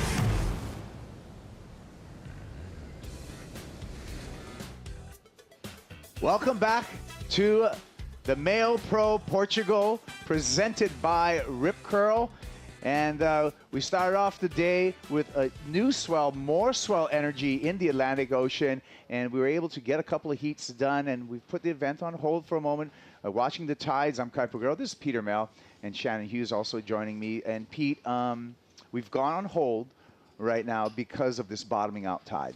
Yeah, good call. I mean, we saw the restart in that last heat, and then Alfonso actually ended up out there for 40 minutes, couldn't even find a wave. So it's limited resources out there. So the folks up there made a decision to go on hold, wait for that tide to turn around. I think it's a good call. Yeah, and a surfer that was able to negotiate that really low tide was Kanoa Igarashi. He took a W in the opening round, and he's against the glass with Luisa. We're here, and this guy is surfing on his backyard, guys. Kanoa, how good is to compete in Super Tubos? Yeah, it's nice to compete here in Portugal. Obviously, I love surfing here. I love this wave. It's one of my favorite waves in the world. Yeah, it's tricky today, but it's just another day. You know, I've come down here probably a million days like this, and yeah, I felt comfortable out there. What are you expecting for the rest of the day? You know this wave better than anyone here, so what do you think is going to happen? I think maybe 3 hours, 2-3 hours, it's going to be all time. I think I'm calling it, I'm going to put it out there, but this afternoon is going to be super good. It's just a super low tide. I think we're lucky just to get even one heat done, 2 heats done. And yeah, I think the rest of the round and into the next round will be really good. It's just we got to get some tide, and yeah, the wind will be good all day, so we'll see. Let's talk about this lady you're carrying on your back. Yeah. Tell everyone her full name and why she inspired you. Yeah, so I have Naomi Osaka on my back. I'm really proud to represent her. She's an amazing athlete. I think everyone knows who she is. But yeah, tennis athlete. She's you know, I picked her not because of the athlete, or not because of the things she does on court, but more so for the things she does outside. You know, she's a really honest athlete. And, you know, in this day and age, it's you know, because of social media and a lot of many things, it's hard. Some people are scared to be themselves and to speak and have a voice. And yeah, I'm really proud to represent Japan with her. And yeah, and I think she's a really great role model for not only kids, but also for all of us and for the future as well. You want to send her a message? Yeah. Hey, Naomi. Hope you're doing good. You know, I got you on my back, and I hope you send some luck this way. Thank you. Amazing. See you soon. All right. Well, I don't think Kanoa Igarashi needs a ton of luck because, I mean, luck is coming into play, Peter, but he's been on point this year. I love where he is in his surfing and his competitive mindset. Yeah, he's come into his own. He was pretty much bred to be on this tour, and I think the recipe he figured out. You know, and like I said, just being able to create, and Kelly really was kind of at the forefront of doing that, is creating homes wherever you are on tour. You know, in Australia, you get yourself set up to what you really like. You go to Portugal, you get yourself set up really like. You know, and it's paid off in dividends for Kelly, and I think the same recipe is kind of being used by Kanoa there, and just being comfortable at any point on tour. Yeah. Well, let's take a look at our opening heat of the day. There was a little bit more water on the bar, and Felipe Toledo, Conor O'Leary, and the wild card, Justin Becret, in heat number 5 to open up our day. And it was the 2015 event champ, Felipe Toledo, Shannon, who showed some skill to find those diamonds in the rough out here. Yeah, there was a little more opportunity too when we first kicked off. It was over an hour between now and the finish of this last heat, and he really just read the waves well, got himself in, got a couple cover-ups. Nothing exceptional in the score line, you know, kind of in those 3 to 4 point range. but great to see him find some opportunity. Yeah, you can see what a little bit more water was doing to the lineup. It did have a little cleaner atmosphere. Right now, there's just, the rips are just so strong and the waves are just coming straight. You know, you talked about the longer interval, which was a very straight swell. The very beginning of swell, this was produced very far away as far as Atlantic standards are concerned, so it comes a little bit straight. And with that, there's just not a lot of opportunity, especially at the dead low tide. But here, with a little more water, there was some opportunities, and it was good looking to be at this point. We were all just freaking out, but as that tide has dropped out, it's lessened the opportunities. Yeah, let's take a look at the numbers in that heat. Toledo with an 8.2, two wave total, and the wild card also avoiding the elimination round. We're going to see Conor O'Leary in that elimination round later today, as we anticipate getting things started again, as we wait for, you know, the tide to fill in a bit. But Peter, before the event even started, you did some great work with the folks over at We Are One Ocean, and let's take a look at some of the stuff that you guys did. This is a great way to produce our own forest and have more oxygen, not only in the sea, but all over the earth. We Are One Ocean is an initiative led by the WSL to inspire our global surf community to protect and conserve our one ocean. This year, we're partnered with Shiseido, and we're working with local organisations in communities around the world where we hold our championship tour events. Here we are in Peniche city, next to Super Tubos, where the contest is happening. We are doing research on marine reforestation. We're super stoked to have the support of WSL Pure. We're going to be able to have long-lasting impact. We're all working together to engage the global surfing community and how they can take part in this action. He knows more about kelp than anybody. I live in the kelp. He lives in the kelp. Very kelp. For me, it's exciting to see that we could actually grow a forest at the bottom of the ocean. It's actually 20% more effective than forests on land, believe it or not. It's quite important because kelps are declining and kelps are amazing habitats. It can not only help sequester carbon, but it can also increase biodiversity. We just collect small parts and we provide the ideal environment in terms of light and nutrients, so they can be deployed to return to the ocean. The local surfing and coastal communities are going to be really integrated in this process of marine reforestation. Yeah, it's hydroponic, and then you got into the next. Exactly. Wow, okay, cool. It's good because it's easy to do, and everybody can participate, you know? Yeah. Oh, those are all the little waves? You can paddle them out and drop them off, and then the forest starts to grow, and then it'll take hold of the bottom, and you created a kelp forest, which is pretty cool. I really hope this one makes it. It's very important and valuable for us as surfers to learn, educate, and really promote a healthy kelp forest environment. Good luck, my friends. Please grow. Long live into a huge forest. Surfers and all the community can be involved to promote the value of the marine forests. And hopefully this method can be a boost of marine reforestation worldwide. Help us preserve the future of our sport. To learn more, go to weareoneocean.org. WeAreOneOcean.org. It's a great cause, and you can learn how you can do your part. Peter Mel, he did his part.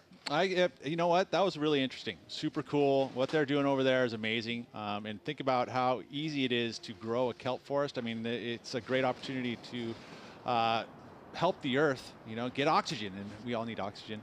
Yeah. That's the reason why we're here at Spark of Life. Yeah, Shannon, that's something that we're going to do on every single championship tour stop, is do some sustainable actions with the We Are One Ocean organization. Well, I love that, and I love that stat that, you know, the kelp forests are actually 40% more effective than a forest on land. That is outstanding. It's something I had no idea about until, you know, hearing what you guys had gotten to be involved with, and yeah, it's great.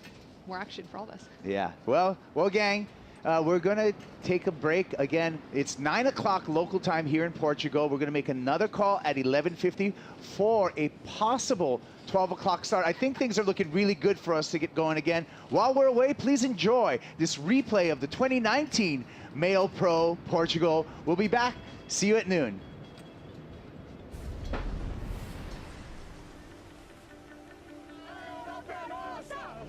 Portugal is all about drama.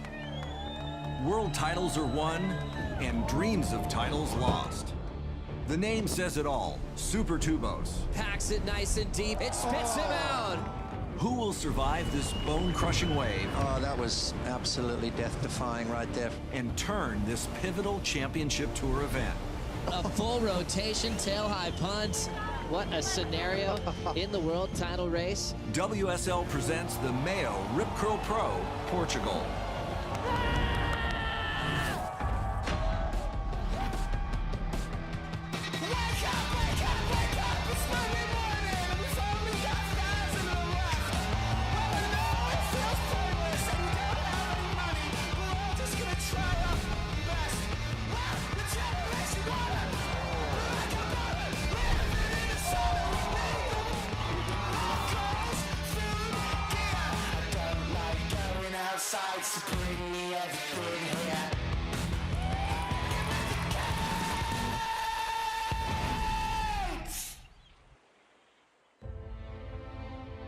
Believe. You need to believe in yourself, even when nobody else does. The WSL Championship Tour, by definition, is the world's best surfers on the world's best waves. The commitment, the dedication, it's always been that. It's going to take a little while to digest what we've just witnessed. 34 men and 17 women competing in 11 unique events on 6 different continents to ultimately decide the world champions of the sport. There's no higher competition level of surfing than the World Surf League.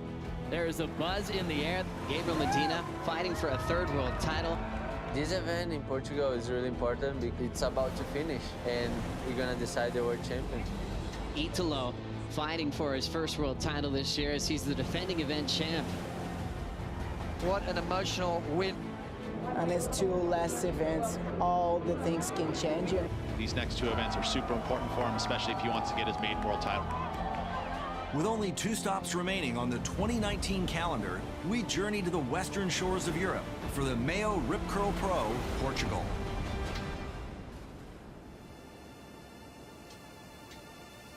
An hour drive north from Portugal's capital city of Lisbon is Peniche, a quiet fishing village located on a narrow peninsula, surrounded to the north and south by incredible surf breaks.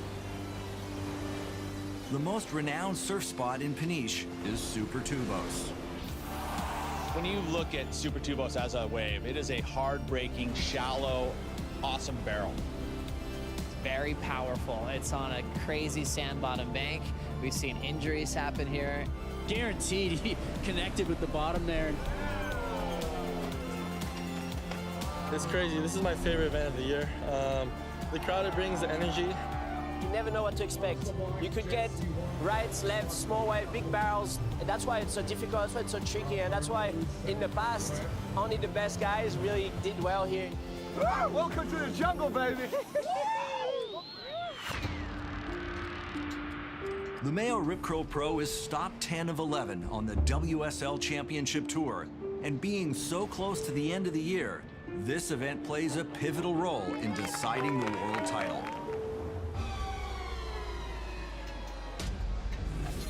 Coming into Portugal, Gabriel Medina leads the rankings, sitting at the top of the Jeep leaderboard. I've been in this position before, you know, coming here with like chances with clinch the title. In a close second is Felipe Toledo, and not far behind in third is Jordy Smith. Gabriel Medina has dominated the back half of this year with 3 final appearances and 2 event wins. I'm back. Super late, super deep. 10s all the way across the board for Gabe Medina. Medina claimed victory at Super Tubos in 2017. Medina ramps up, big frontside stock air, lands it clean. And now is poised to clinch his 3rd world title. Feels good to be that close, and I know it's a lot of things to happen. There's no way, I mean, I sure want to heat. I'm feeling good. A win here this year could see Medina raise the trophy in Portugal.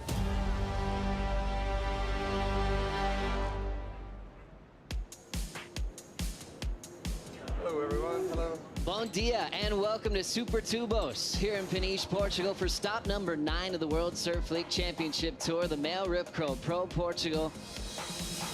Gabriel Medina, the most popular surfer in the world, is without a doubt the crowd favorite here in Portugal. Yeah, I love the fans here in Portugal. They're amazing. as I said, I feel like this is my second home. Thousands of passionate fans have gathered to see him take on local Miguel Blanco in the round of 32. Miguel Blanco is straight into the barrel, very deep. Now he is. Can he find a way out? He sure can. The wild card will pull a miracle section there. And that's what wild cards are famous of doing out here, putting pressure on the world title threats. This is Gabriel Medina, he's eyeing off around. Just grease that landing. That's the thing we've come to expect from Gabriel. 7 points for that frontside air from Gabriel Medina, taking the lead off Miguel Blanco. And watch for Gabby to look to take to the sky. He's putting his foot down, he's eyeing off this end section ramp. There it is, big air reverse, and of course he rides out of it smoothly. The two-time world champ is flexing right now, and he looks like he's just a step away from clinching. I want to make it to the finals. That's what I'm focused on, and yeah, hopefully I can keep going.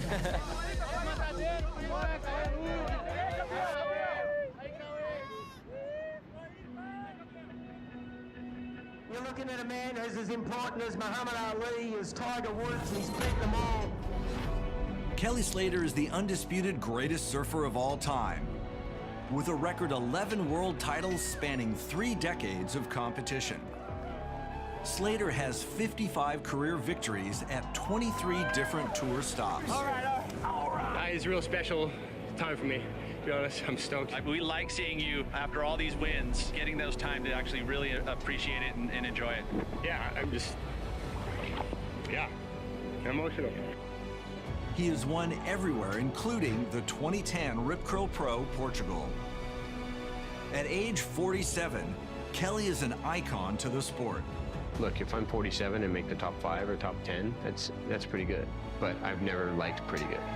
You know, I want to win contests. I want to be pushing up into those top 5 guys and look like I have a realistic chance, you know.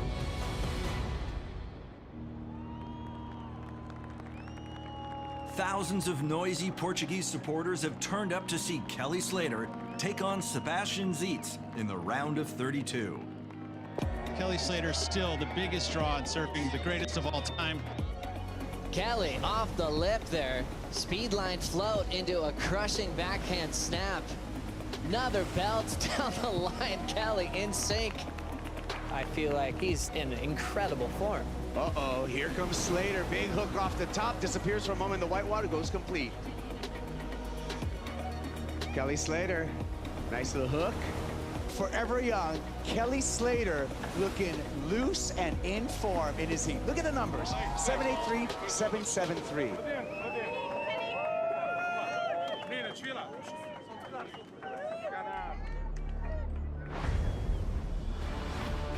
Coming up next, the WSL Women's Championship Tour hits the Super Tubos lineup for the first time in history.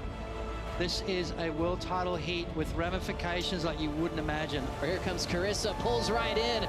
Lakey knows she needs to win this heat to keep herself with any kind of chance.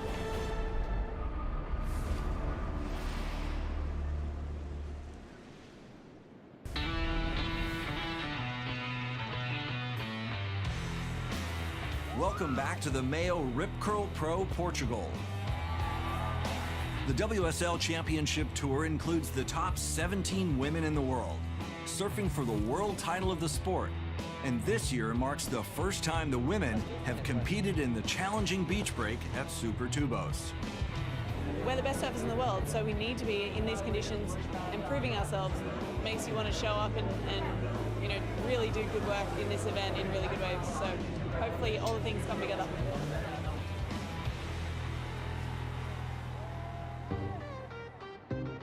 Carissa Moore has a solid lead on the Jeep leaderboard over Lakey Peterson and Sally Fitzgibbons. Carissa is hunting her 4th world title, and with a win over rival Lakey Peterson, Moore could clinch here in Portugal. Carissa could potentially get her 4th world title if she wins this event. Wow, 2019 has been an amazing year so far. I've really been having an incredible season.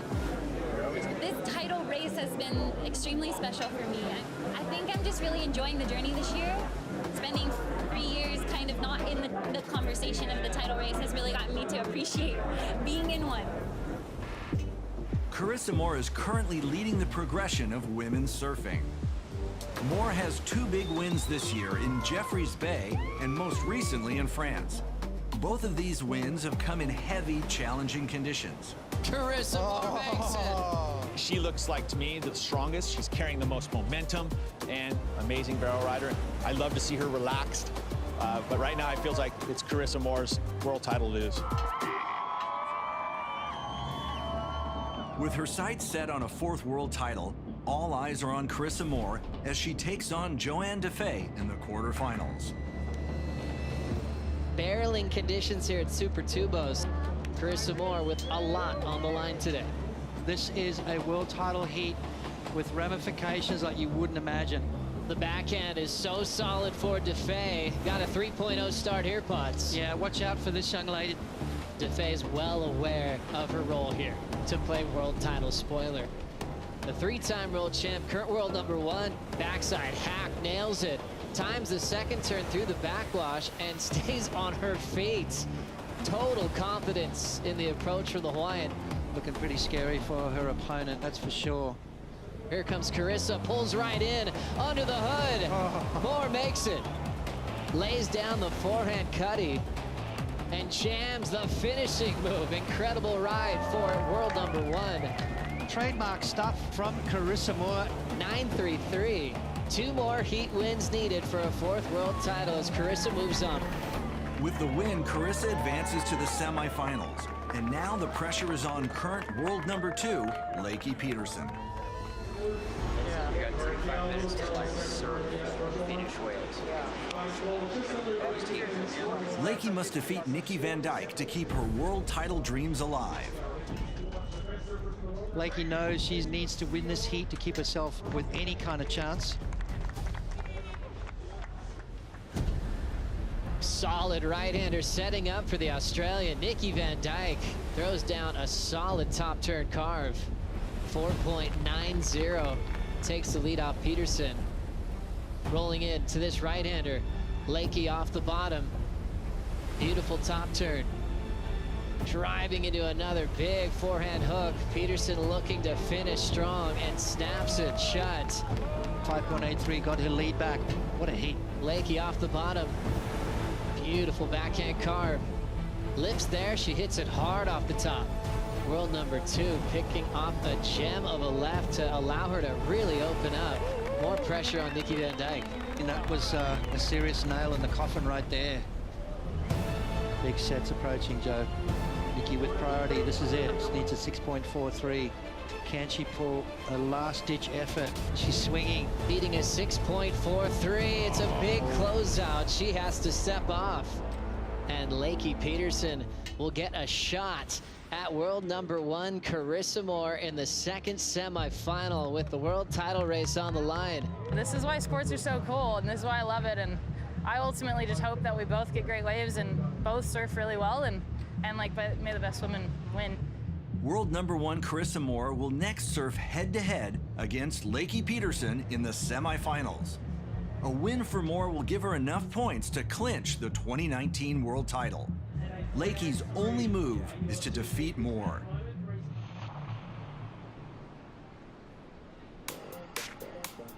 Italo Ferreira is the defending MEO Rip Curl Pro champion. Arguably the most progressive surfer on tour, Italo has 4 wins in the last 12 months, and he is a serious world title contender. Ferreira to the sky, full row. Just touches the rail. All the way around, the rotation happening above the lip. 9.3 clocks in for Ferreira. He takes the lead. It is official. Italo Ferreira is your champion of the MEO Rip Curl Pro Portugal. 3rd win this season. Yeah, I love Super Tubos, and I have a lot of memories here, and that wave is so powerful, and sometimes you can do big airs, or sometimes you can get long barrels, and you can do some big turns, so it's a special wave. It fits his style. I mean, it's tight, compact, muscly, just like he is. He knows how to bell ride really good, and especially, in the air. Tail high pun, lands backwards and pulls off. That was massive. He's like the Energizer Bunny. He just keeps pounding away. And that's what this wave does. It just keeps pounding away at you. Super Tubos and Italo are just going to go at each other the whole time. It's a beach break, so it's close by the beach, you know, so you can catch a lot of wave, like, quickly, and then you can get this call, like, fast, you know, and I love to stuff like that. But he still has a lot of speed, clear for takeoff, a big full rotation. Backside punt, lands it without even flinching. He's actually mentally getting it together to pace himself, understand what he needs to do, which means he can win a world title. Italo Ferreira turns it on the last wave.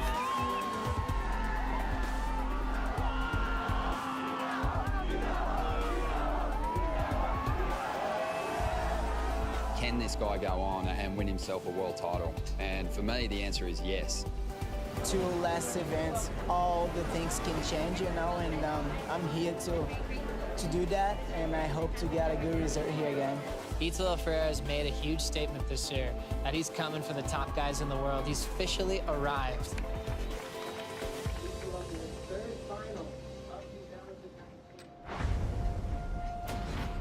Up next, Kelly Slater is back, and it's standing room only for the greatest of all time. And then Gabriel Medina puts up a dominating performance. Medina is pulling everything. But could his world title dreams be over? A little bit of confusion out the back. The MEO Rip Curl Pro continues next.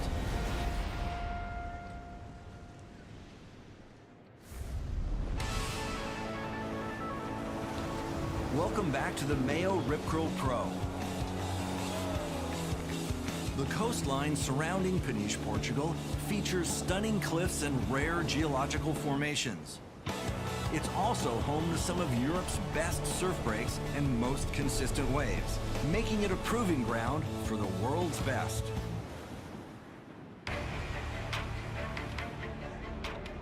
Kelly Slater is the greatest surfer of all time.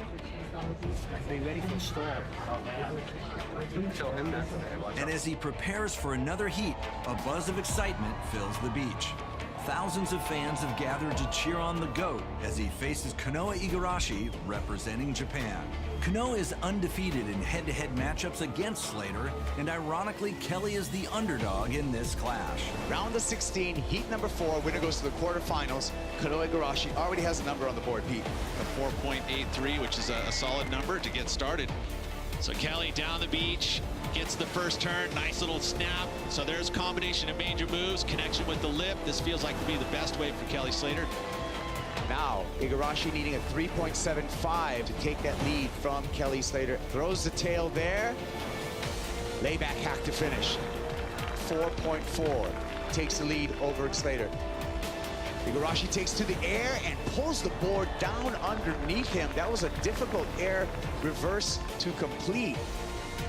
Kelly's looking down the line going, oh, you little turkey. Kelly Slater looking to fight back, building up down the line. Big float, hops to a finish there. Not that difficult to maneuver. He needs much better than that if he wants to make sure that he gets over Kanoa here. 30 seconds, still more lines coming through here on the sandbank. Decision time for Kanoa Igarashi, and Slater's gonna push that decision, looking for a dynamic finish. And no make. Kanoa Igarashi wins this scrappy heat, and Slater is eliminated from the MEO Rip Curl Pro. Oh, man. Oh, gnarly. Kanoa Igarashi continues on with his perfect track record against Kelly Slater. Honestly, it's such an honor to serve against him. Every heat I have with him, I cherish. He's such a legend. You know, I'm just stoked to have heats with him, and let alone, beating him. It's unbelievable. With rumors of retirement surrounding Slater's future, this could be Kelly's last contest surf on the Portuguese coastline. Hordes of passionate fans have lined up for a chance to pay homage to the GOAT. Gabriel Medina is the alpha in this year's world title race. Medina's got the Jeep Leaders jersey. He looks like he's unstoppable. The most fit, probably the best competitive surfer in the world right now. Medina has dominated the competition in recent months, and each heat win takes him one step closer to what seems like an inevitable third world title. For him to falter here is going to take a huge mistake. Gabe Medina makes his way to the water for his matchup against Kyle Ibelli. Big lofty frontside air from Medina. Stomps it. Maybe it is an ominous sign for Kyle Ibelli because once Gabriel makes one, it just seems to put him on a good roll. Gabriel Medina is pulling everything. From that angle, that's amazing. Current world #1 clear for takeoff. 8.17, thank you very much. It looks like Medina's kind of running away with it at the moment, boys. What's Kyle got to do? Little paddle battle for position on this one. A little bit of confusion out the back. It looks clear to me that both of them obviously thought they had priority. Yeah.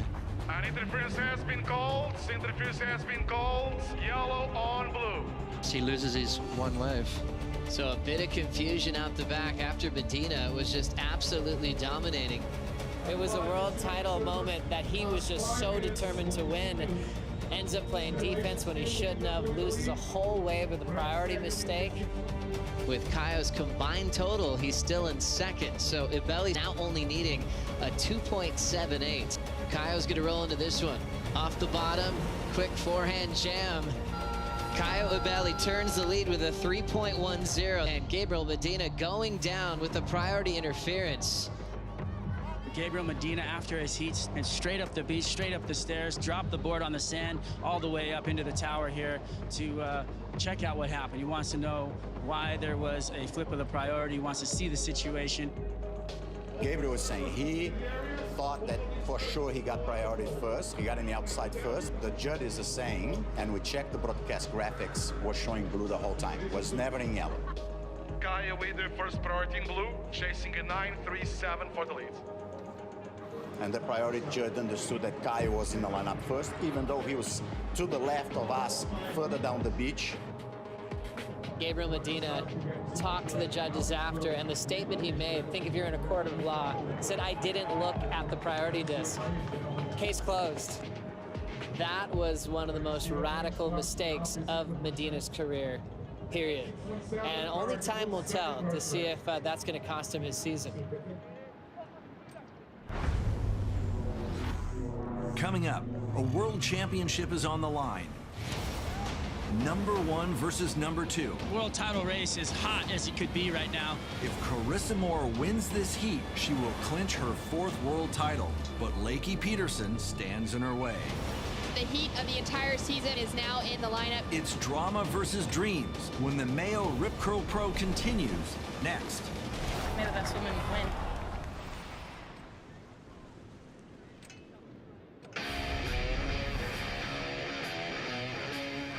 Welcome back to the 10th stop of the WSL Championship Tour. This is the MEO Rip Curl Pro Portugal on Fox Sports. On the women's side, the event began with 18 of the world's best.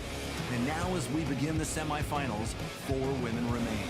Carissa Moore will take on Lakey Peterson, and Caroline Marks faces Tatiana Weston-Webb.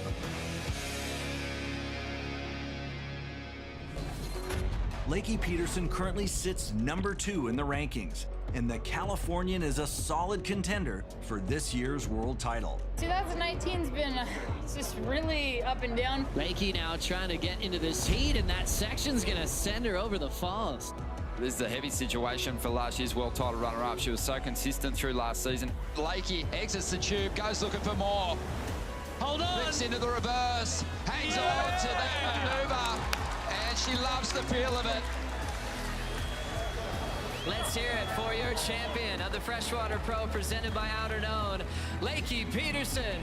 2018 was a breakout year for Peterson, with 2 big event wins and a passionately fought world title battle. Lakey finished runner-up to the best in the game, Steph Gilmore. I do think in 2018 I competed better than I ever have. The intensity of the rivalry kind of seemed to catch fire throughout the season. It pushed both competitors to new places. Stephanie Gilmore is now a 7-time world champion. This year, Lakey is back to prove that she belongs at the top. I think Margaret River was just a really big breakthrough for me. Her first ever head-to-head victory over Steph Gilmore. I just got a lot of confidence from there. Your champion of the Margaret River Pro, Lakey Peterson. If I'm gonna do something as my career and this is what I'm putting everything into, why would I not want to be the best in the world? Like, I'm not doing it to be second. For Lakey Peterson, years of dreaming and training for a world title all comes down to this next heat. World number 1 versus world number 2. Lakey Peterson must win this heat, where Carissa Moore will acquire enough points to clinch the world title. Destiny is really in their hands in this next heat for that world title. Carissa drawing first blood in this exchange, almost goes down on that takeoff.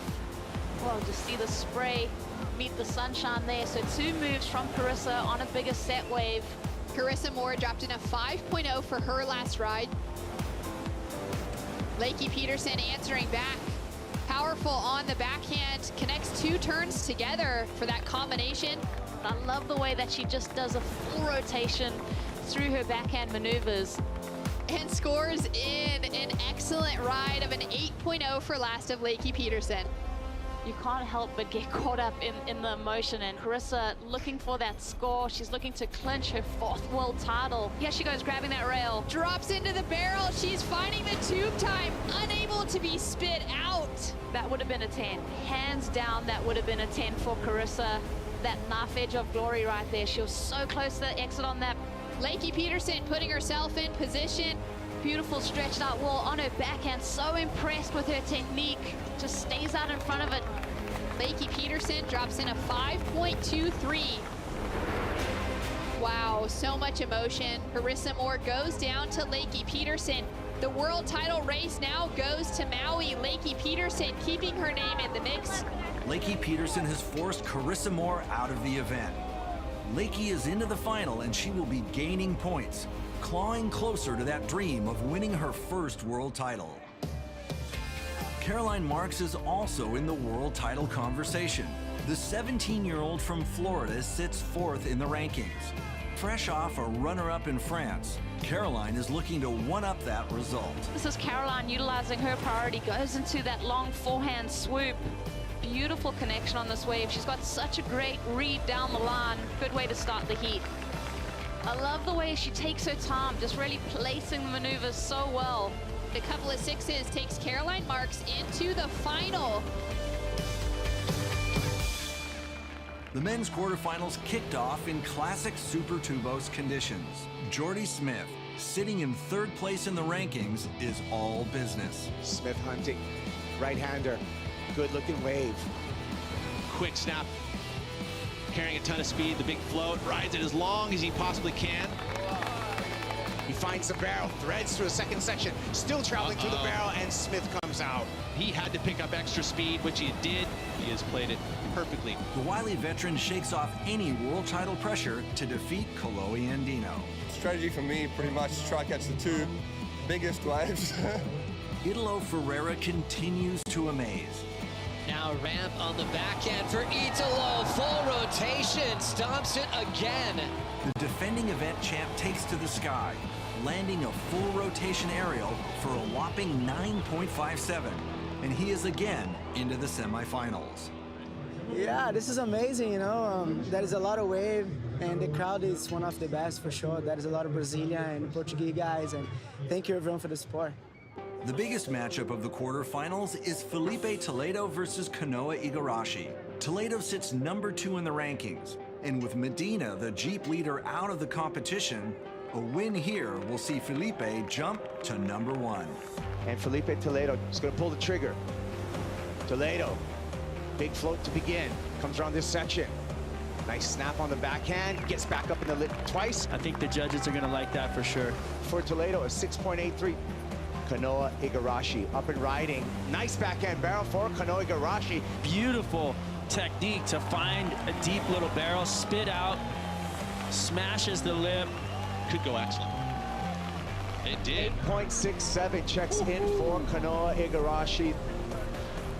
Looks like Igarashi putting up a pretty solid backup score for himself on the board, which is exactly what he needed. So Toledo now is going to be up against the wall, needing a pretty solid score. Toledo looking for the barrel, and it's a long, stretchy one. Can he find the exit? But you can see he did make some ground as he pops up out of the water. The foam filled up, but look, he's still there. And he falls out over the foam ball.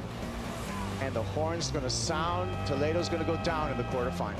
Hats off to Kanoa Igarashi. Having one event win, I definitely want to, get another win here, and then all of a sudden I'd be in the race too. The upsets continue as Felipe Toledo is eliminated from the event, and the yellow Jeep leader's jersey is up for grabs. Coming up, with his world title dreams about to be silenced, Jordy Smith stomps the loudest wave of the year. Welcome to the jungle, baby. And is Italo Ferreira the best beach break surfer on the planet? Throws it in the air. That was incredible. The MEO Rip Curl Pro continues next.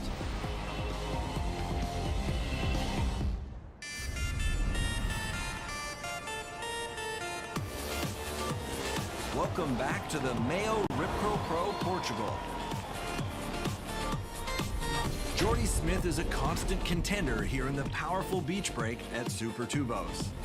The big South African has stormed his way to 2 final appearances to date, and in 2016, Jordy found Portuguese perfection. Smith, late takeoff, pulls it, packs it nice and deep. He's running for the exit. It spits him out. I've had a 10-point ride out here, one of the highlights of my career. You've really just got to go out there and you've got to hunt around and try and find what you can find and make the best out of it. Jordy Smith, currently 3rd place in the rankings, is anxiously searching for his first win of the year. I've been really consistent, but I haven't had that win. And so for me to really jump into that conversation and that front-running seat, I need to get a win.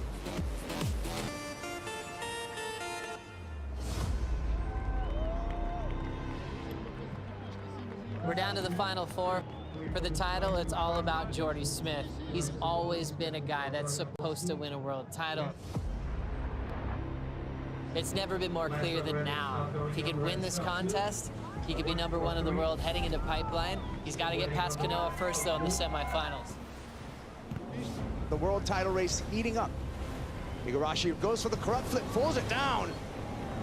I love the innovation. I love something that we haven't seen so far today. And it was a complete surprise, and it was right in the face of Jordy Smith.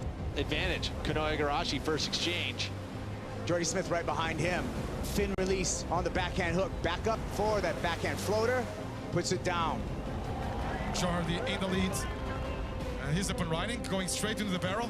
Will he come out? Yes. Last overhead, Jordy, 6.03.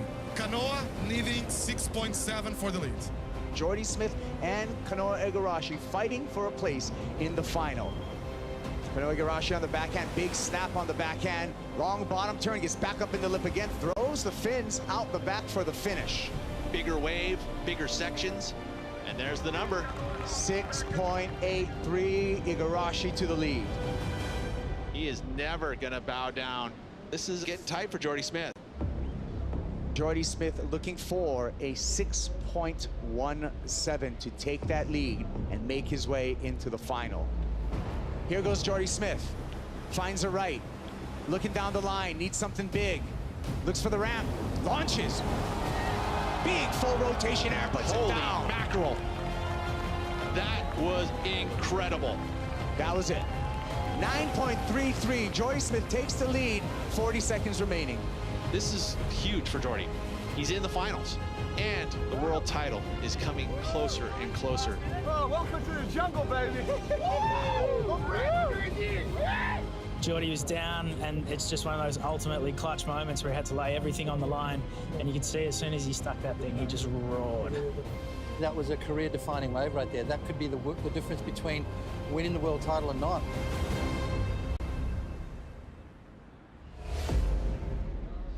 After his thundering win last year, Italo Ferreira has become the undisputed local fan favorite. And with a loud and rowdy crowd at his back, Italo takes on Caio Abelli. It is going to be an all-Brazilian semifinal #2, and this should be an entertaining one. A couple times to the lip on the backhand. Italo Ferreira sticking to the face here, just bangs away. Good start for Italo Ferreira. flat 8, but that is an excellent score for Italo Ferreira. Ibelli goes for the carve, gets a little unstuck, pulls it back underneath his feet, back up to the lip again, big finish for Ibelli, answering back. Really hard to do, a lot of core strength involved there. Beautiful work. 7.43, Ferreira in the lead. Kyle's right in this heat. We're just getting started. We're gonna see some big hammers go down. Ibelli looking for a ramp down the line. Boosts it, double grab, and stomps the landing. Kyle Ibelli with the lead over Italo Ferreira. Italo's pressure's back on him. He is going to go extra large. As we see Ferreira working his way down the line again, goes to the air, stomps it on the roof, goes complete. 7.43, checks in Ferreira. Ferreira goes to the lead. What a heat. Italo Ferreira is back in the final for a second straight year. The flashy Brazilian will face Jordy Smith. Both have a shot at moving up to #1, and whoever wins this event will wear the yellow Jeep Leaders jersey.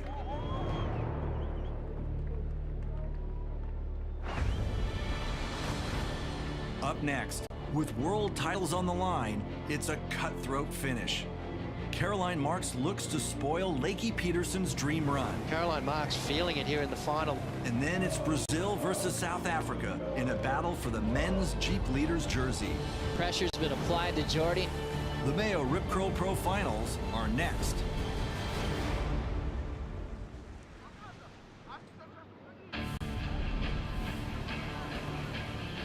Welcome back to the MEO Rip Curl Pro Portugal.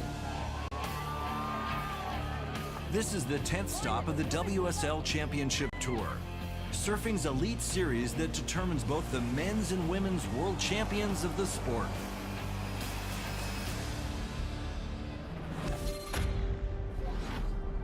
Caroline Marks is the youngest competitor on the CT at the age of 17. This phenom from Florida has exploded onto the professional surfing scene over the last 2 years. Having tons of siblings, I think, has really motivated me to get so competitive. And, like, I just wanted to prove to them that, like, I'm better than them. Like, no, I can do this. Like, watch me. Like, I can beat you guys. The only pressure there is going to be is the pressure I'm putting on myself.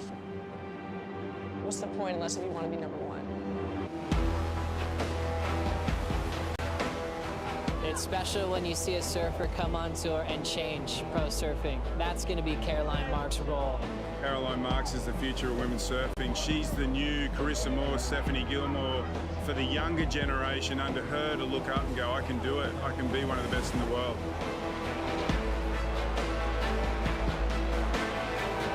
Caroline's backhand attack is unbeatable.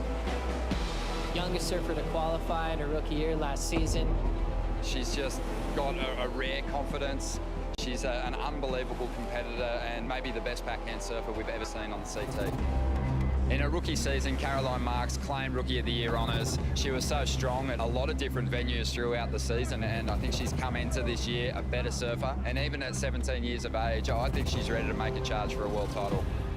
Gets a first snap out of the way. A lot of speed towards the end section. Tags it. She realizes that that's where the scoring potential is going to come. Caroline Marks wins the Boost Mobile Pro and now sits #1 in the world on top of the Jeep leaderboard heading into Bells Beach. Is she the future of women's surfing? I think she is. Now, a year later, Caroline is looking to become the youngest CT world champion in WSL history. If she can defeat Lakey Peterson, Caroline will have a shot at the world title. Caroline Marks taking on Lakey Peterson in front of an incredible crowd. Let's get started. Lakey Peterson, power hack off the lip. Beautiful snap, but I dare say that's not going to count in her top 2, 3.50. Caroline Marks winding up. Snap to start on the backhand. Second turn, throws some water on the power carve. Trims it down and fits in 2 more maneuvers. She's got the power, she's got the style, everything just looks so good. 6.33 for Caroline Marks and the lead. As we look at a hollow section for Lakey Peterson, throw tail reverse. I like the innovation. Just didn't quite get the rotation she was looking for. For Caroline. Straight up into the left. nice snap there, straight off the bottom again. That one was jammed a little bit harder and then finished strong. The biggest number of the final, a 7.4. Yeah, no surprise right there, Joe. 7.403 solid maneuvers. Caroline Marks takes out the MEO Rip Curl Pro Portugal and is still in the world title race heading into Maui. That was incredible. I've been dreaming of having a final with Lakey, and I just want to say thanks to her for pushing me so much, and I wouldn't be here without her, so the best year of my life. Can't believe it. Your winner of the MEO Rip Curl Pro Portugal, Caroline Marks. With the win, the 17-year-old has a chance to become the youngest WSL CT champion in history. Carissa Moore holds a commanding lead, but both Lakey Peterson and Caroline Marks have closed the gap, going into Maui, the final event of 2019.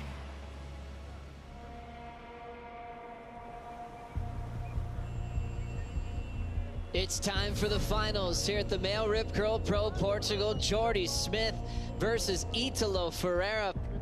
You've got Italo Ferreira and you've got Jordy Smith. Both of these surfers are in the title race. Matter of fact, whoever wins this final is going to walk away in the Jeep Leaders jersey heading into the Billabong Pipe Masters.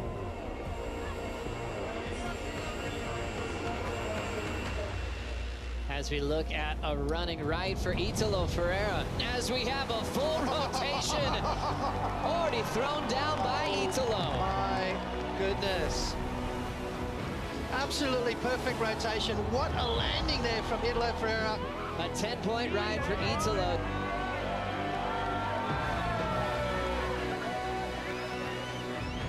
Italo with the outside shot coming in this event for the world #1 jersey, but he's on a roll right now. Big front side, tail high reverse. What a start for Italo Ferreira. Pressure's been applied to Jordy and he's ready to respond. Jordy Smith needs an answer. He's got the speed. Back to the drawing board for Jordy Smith.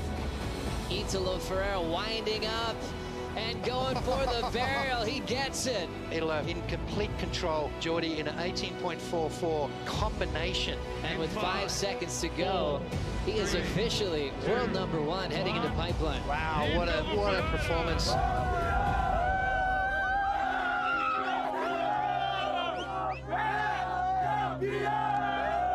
Italo heading into pipeline. You are world #1. Tell us about the confidence you'll be carrying. Yeah, that'll be fun. Yeah, for sure. That was a long way into the end, you know, and let's do this.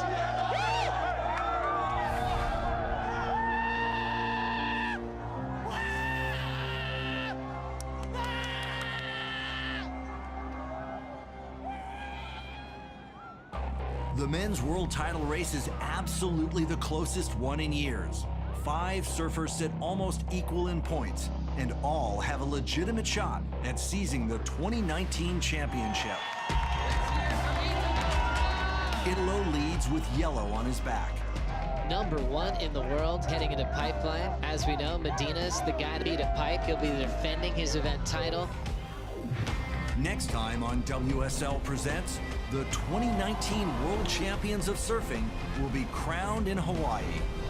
As a spectator and a fan, this is one of the best finishes I've ever seen to a year coming at us. Don't miss the climactic finish. Follow the drama all season long on WorldSurfLeague.com and the WSL on Facebook.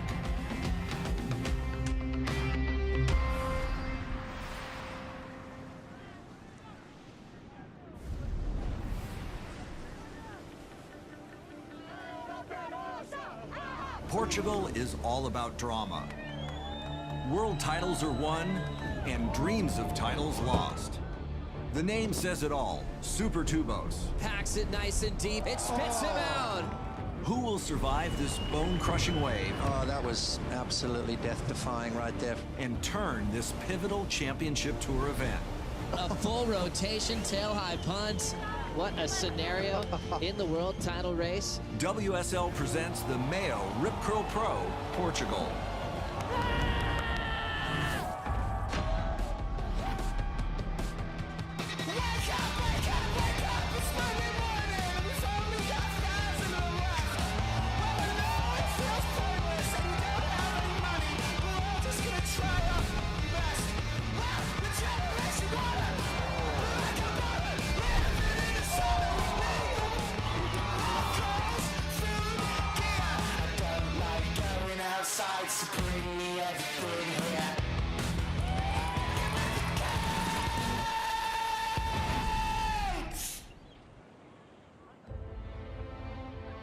Believe.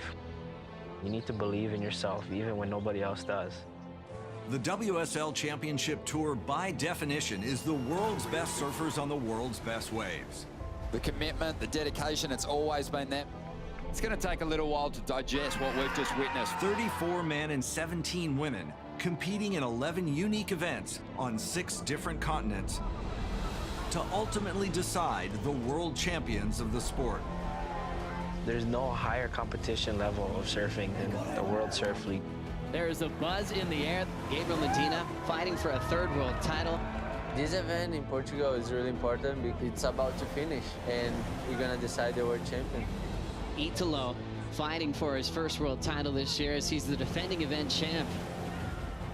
What an emotional win. On his 2 last events, all the things can change. These next 2 events are super important for him, especially if he wants to get his maiden world title. With only 2 stops remaining on the 2019 calendar, we journey to the western shores of Europe for the MEO Rip Curl Pro, Portugal.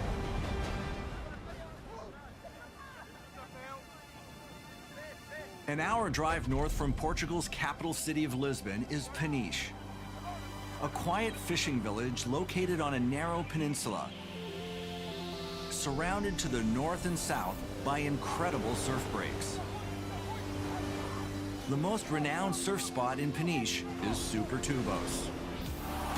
When you look at Super Tubos as a wave, it is a hard-breaking, shallow, awesome barrel.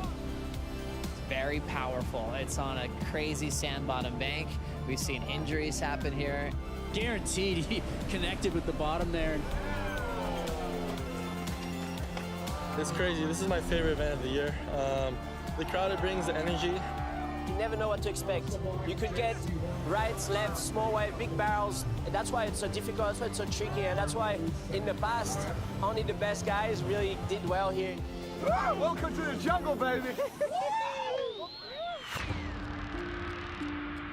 The MEO Rip Curl Pro is stop 10 of 11 on the WSL Championship Tour, and being so close to the end of the year, this event plays a pivotal role in deciding the world title.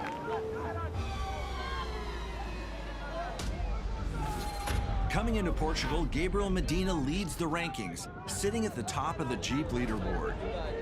I've been in this position before, you know, coming here with like chances with clinch the title. In a close second is Felipe Toledo, and not far behind in 3rd is Jordy Smith. Gabriel Medina has dominated the back half of this year with 3 final appearances and 2 event wins. I'm back.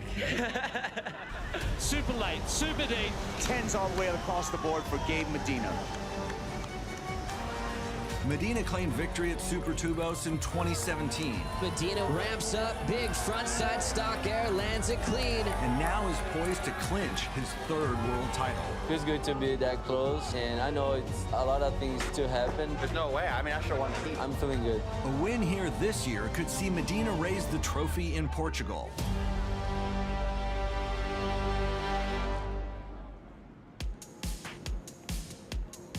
Hello, everyone. Hello. Bom dia and welcome to Super Tubos here in Peniche, Portugal for stop number 9 of the World Surf League Championship Tour, the MEO Rip Curl Pro Portugal. Gabriel Medina, the most popular surfer in the world, is without a doubt the crowd favorite here in Portugal. Yeah, I love the fans here in Portugal. They're amazing. As I said, I feel like this is my second home. Thousands of passionate fans have gathered to see him take on local Miguel Blanco in the round of 32. Miguel Blanco is straight into the barrel, very deep. Now he is. Can he find a way out? He sure can. The wild card will pull a miracle section there. And that's what wild cards are famous for doing out here, putting pressure on the world title threats. This is Gabriel Medina, he's eyeing off the ramp. Just greased that landing. That's the thing we've come to expect from Gabriel. 7 points for that frontside air from Gabriel Medina, taking the lead off Miguel Blanco. And watch for Gabby to look to take to the sky. He's putting his foot down. He's eyeing off this end section ramp. There it is, big air reverse, and of course he rides out of it smoothly. The two-time world champ is flexing right now, and he looks like he's just a step away from clinching. I want to make to the finals. That's what I'm focused on, and yeah, hopefully I can keep going.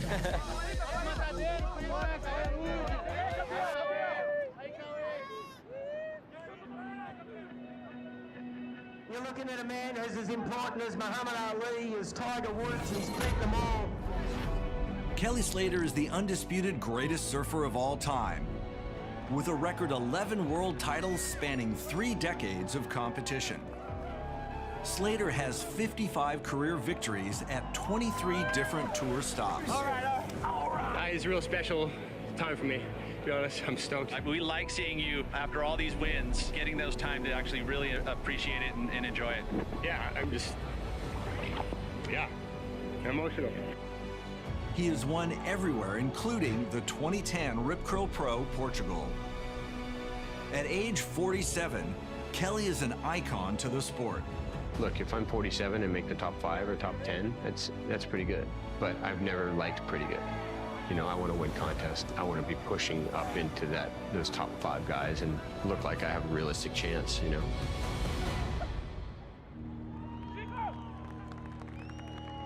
Thousands of noisy Portuguese supporters have turned up to see Kelly Slater take on Sebastian Zietz in the round of 32. Kelly Slater still the biggest draw in surfing, the greatest of all time. Kelly off the lip there. Speedline float into a crushing backhand snap. Another belt down the line. Kelly in sync. I feel like he's in incredible form. Uh-oh, here comes Slater. Big hook off the top, disappears for a moment. The whitewater goes complete. Kelly Slater, nice little hook. Forever young, Kelly Slater looking loose and in form in his heat. Look at the numbers, 783, 773.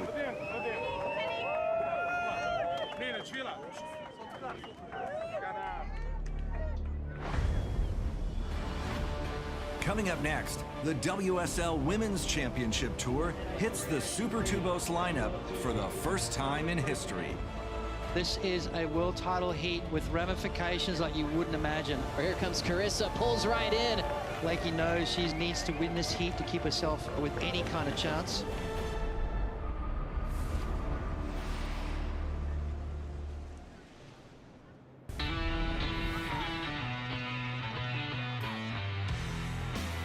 Welcome back to the MEO Rip Curl Pro Portugal.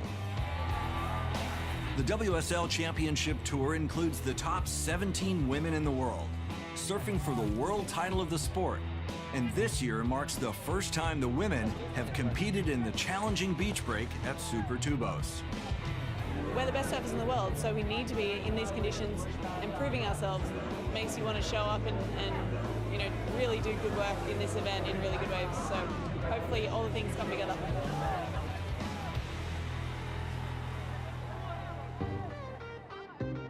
Carissa Moore has a solid lead on the Jeep leaderboard over Lakey Peterson and Sally Fitzgibbons. Carissa is hunting her 4th world title, and with a win over rival Lakey Peterson, Moore could clinch here in Portugal. Carissa could potentially get her 4th world title if she wins this event. Wow, 2019 has been an amazing year so far. I've really been having an incredible season. This title race has been extremely special for me. I think I'm just really enjoying the journey this year.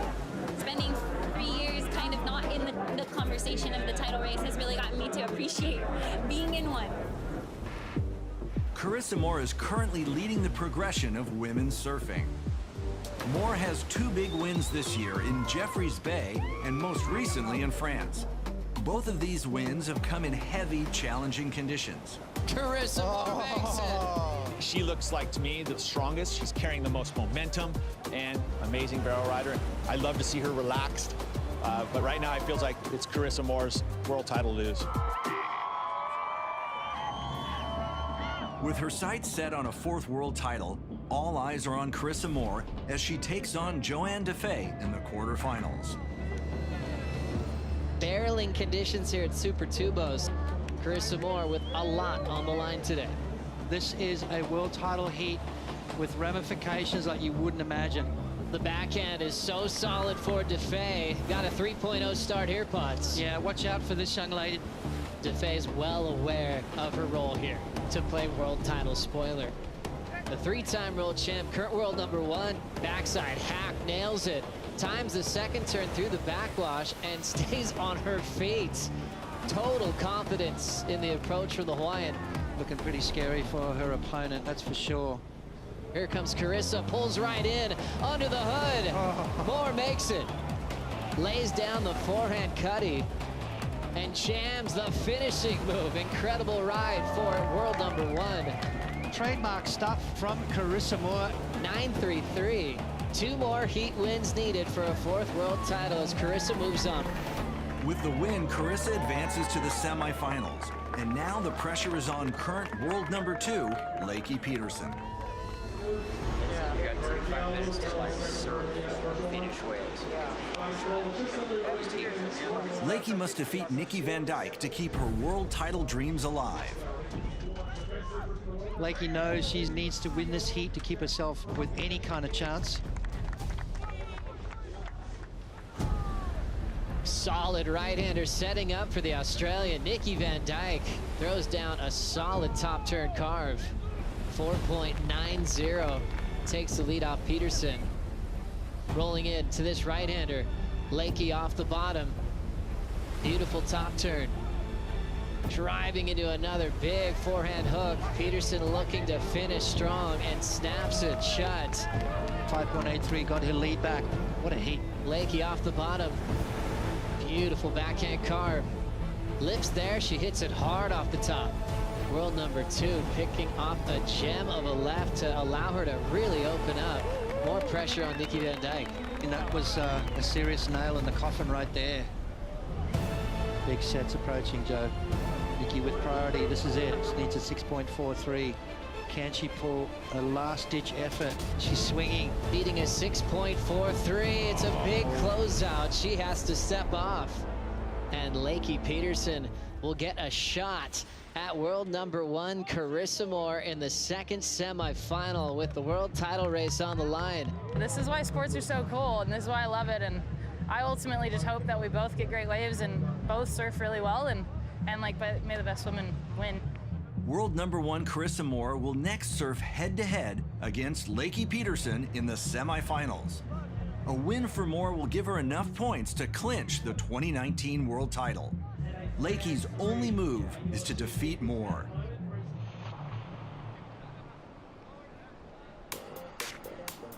Italo Ferreira is the defending MEO Rip Curl Pro champion. Arguably the most progressive surfer on tour, Italo has 4 wins in the last 12 months, and he is a serious world title contender. Ferreira to the sky, full road. Just touches the rail. All the way around, the rotation happening above the lip. 9.3 clocks in for Ferreira. He takes the lead. It is official. Italo Ferreira is your champion of the MEO Rip Curl Pro Portugal. 3rd win this season.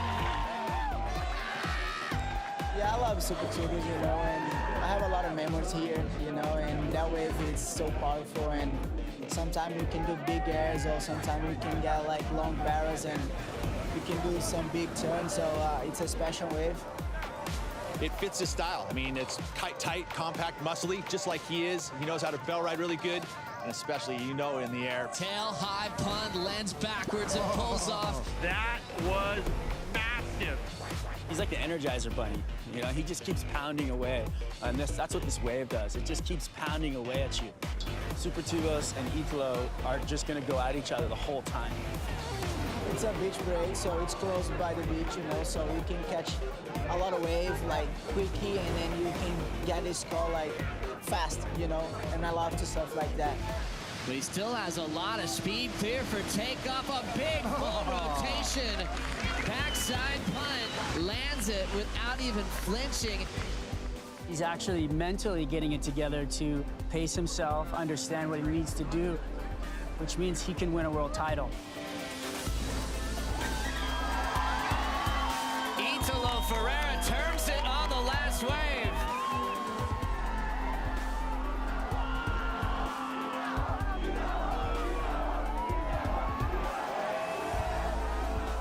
guy go on and win himself a world title? And for me, the answer is yes.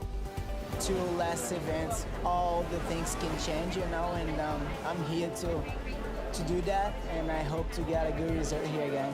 Italo Ferreira has made a huge statement this year that he's coming for the top guys in the world. He's officially arrived.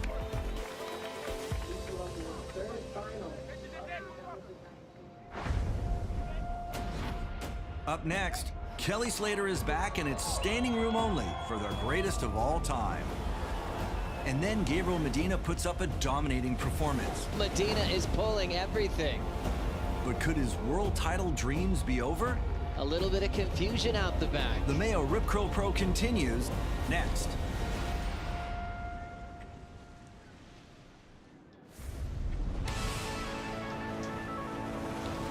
Welcome back to the MEO Rip Curl Pro. The coastline surrounding Peniche, Portugal, features stunning cliffs and rare geological formations.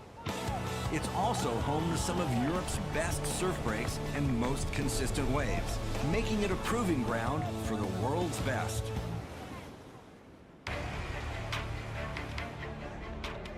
Kelly Slater is the greatest surfer of all time. Are you ready for the storm? And as he prepares for another heat, a buzz of excitement fills the beach. Thousands of fans have gathered to cheer on the GOAT as he faces Kanoa Igarashi representing Japan. Kanoa is undefeated in head-to-head matchups against Slater, and ironically, Kelly is the underdog in this clash. Round of 16, heat number 4, winner goes to the quarterfinals.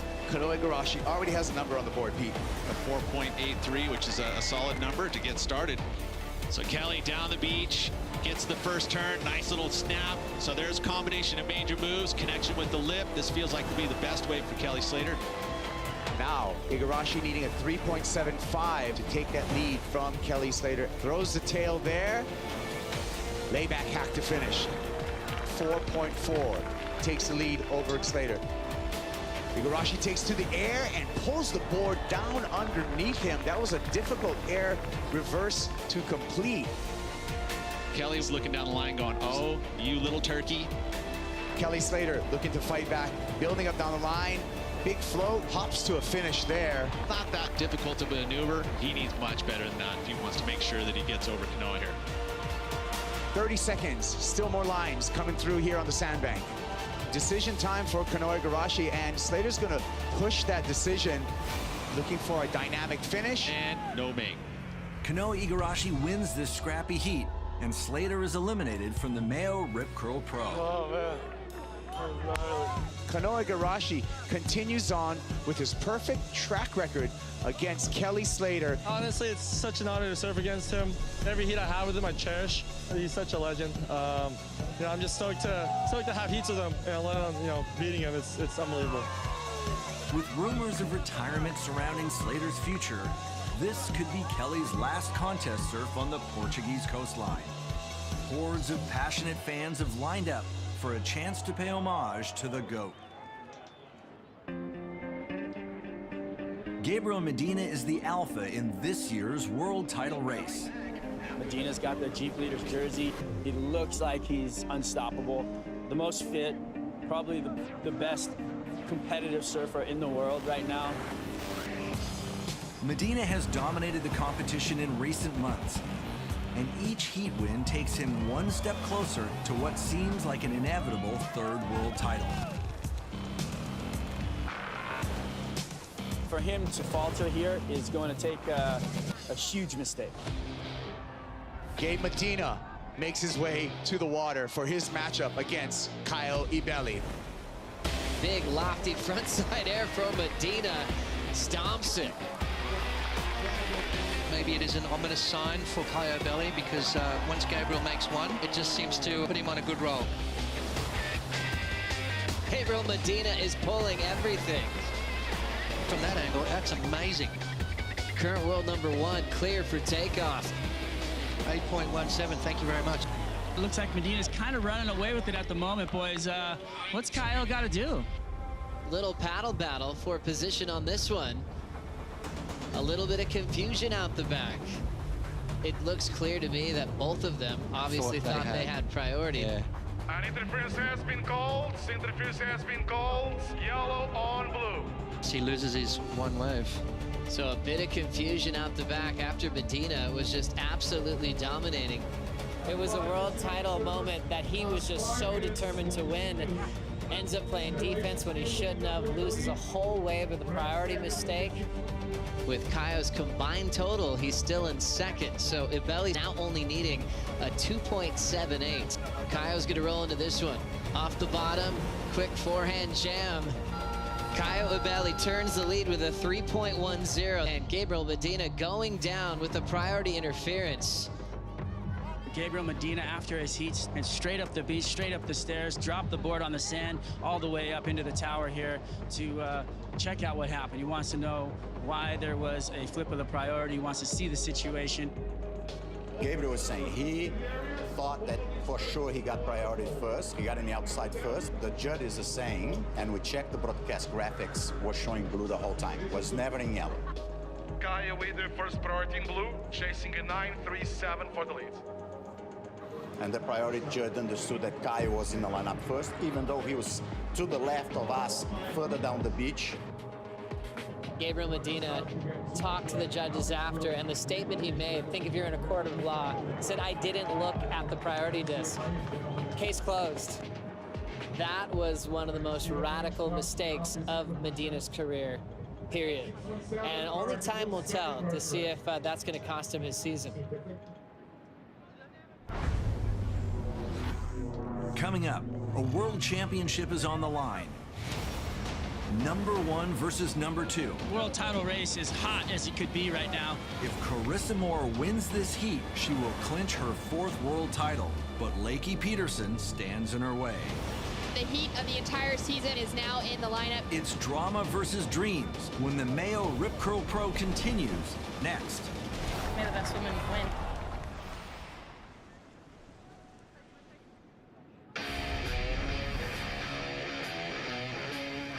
Welcome back to the 10th stop of the WSL Championship Tour. This is the MEO Rip Curl Pro Portugal on Fox Sports. On the women's side, the event began with 18 of the world's best. And now as we begin the semifinals, 4 women remain. Carissa Moore will take on Lakey Peterson, and Caroline Marks faces Tatiana Weston-Webb.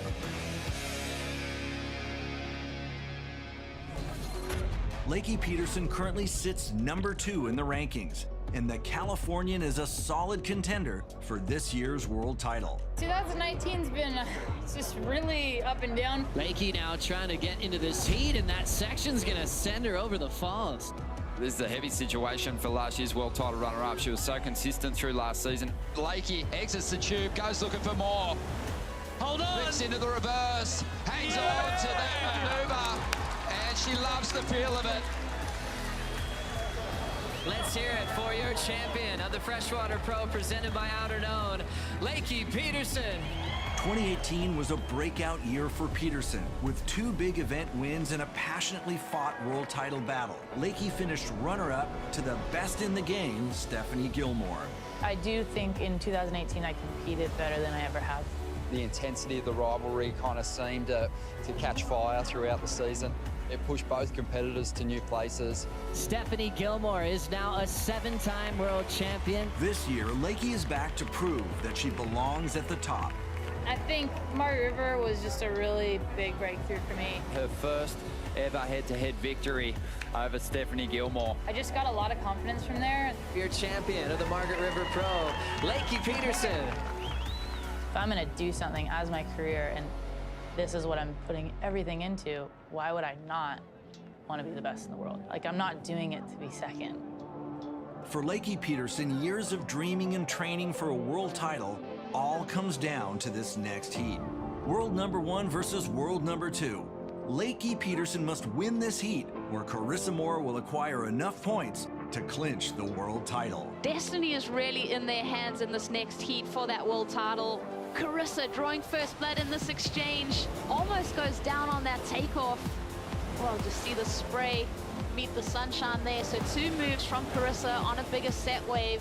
Carissa Moore dropped in a 5.0 for her last ride. Lakey Peterson answering back. powerful on the backhand, connects 2 turns together for that combination.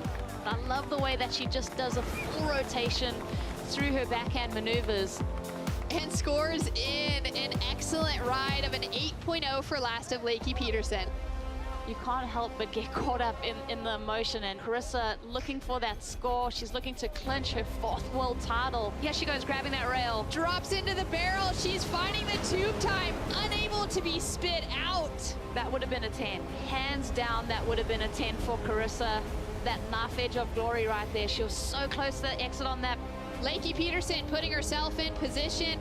Beautiful stretched out wall on her backhand. So impressed with her technique. Just stays out in front of it.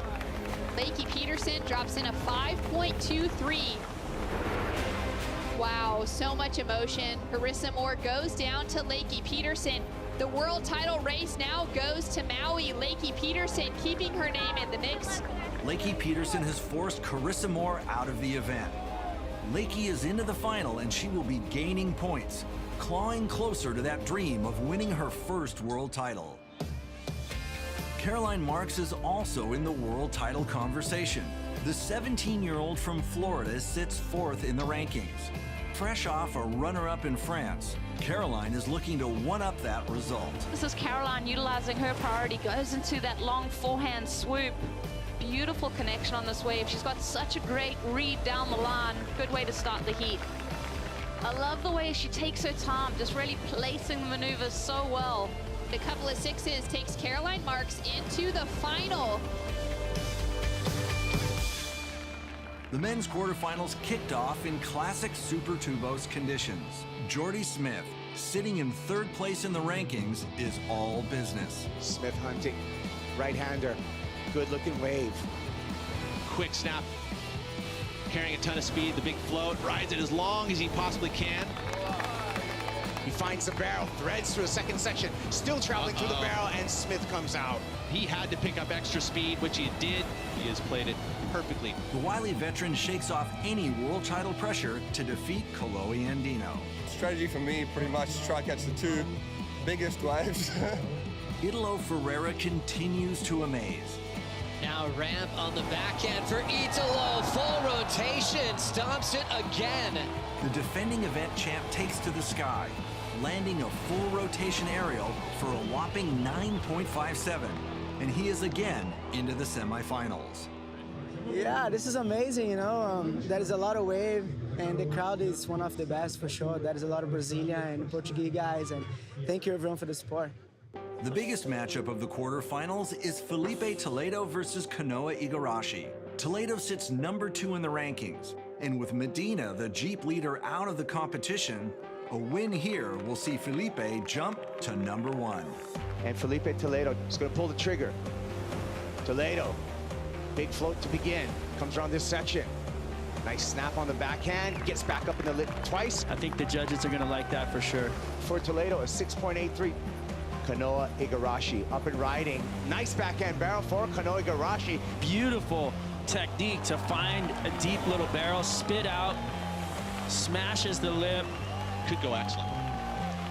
It did. 8.67 checks in for Kanoa Igarashi. Looks like Igarashi putting up a pretty solid backup score for himself on the board, which is exactly what he needed. So Toledo now is going to be up against the wall, needing a pretty solid score. Toledo looking for the barrel, and it's a long stretchy one. Can he find the exit? But you can see he did make some ground as he pops up out of the water. The foam filled up, but look, he's still there, and he falls out over the foam ball. And the horn's going to sound. Toledo's going to go down in the quarterfinal. Hats off to Kanoa Igarashi. Having one event win, I definitely want to, get another win here, and then all of a sudden I'd be in the race too. The upsets continue as Felipe Toledo is eliminated from the event, and the yellow Jeep leader's jersey is up for grabs. Coming up, with his world title dreams about to be silenced, Jordy Smith stomps the loudest wave of the year.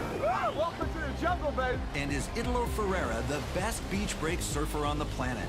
Throws it in the air. That was incredible. The MEO Rip Curl Pro continues next.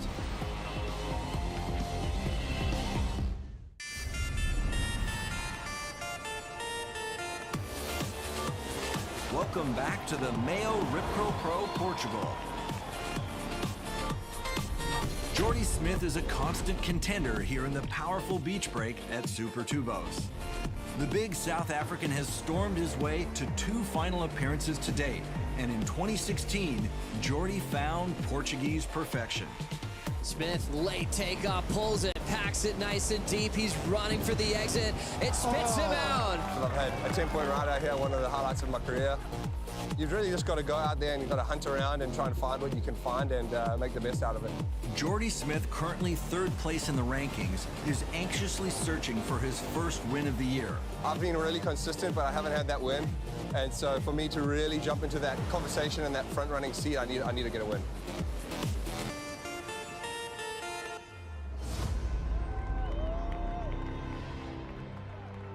We're down to the final 4.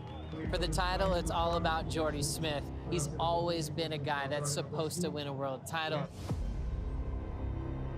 It's never been more clear than now. If he can win this contest, he could be #1 in the world heading into Pipeline. He's got to get past Kanoa first, though, in the semifinals. The world title race heating up. Igarashi goes for the corrupt flip, pulls it down. I love the innovation. I love something that we haven't seen so far today. And it was a complete surprise, and it was right in the face of Jordy Smith. Advantage, Kanoa Igarashi first exchange. Jordy Smith right behind him. Fin release on the backhand hook. Back up for that backhand floater. Puts it down. Jordy in the lead. And he's up and riding, going straight into the barrel. Will he come out? Yes. Last overhead, Jordy, 6.03. Kanoa needing 6.7 for the lead. Jordy Smith and Kanoa Igarashi fighting for a place in the final. Kanoa Igarashi on the backhand, big snap on the backhand. Long bottom turn, gets back up in the lip again, throws the fins out the back for the finish. Bigger wave, bigger sections, and there's the number. 6.83, Igarashi to the lead. He is never gonna bow down. This is getting tight for Jordy Smith.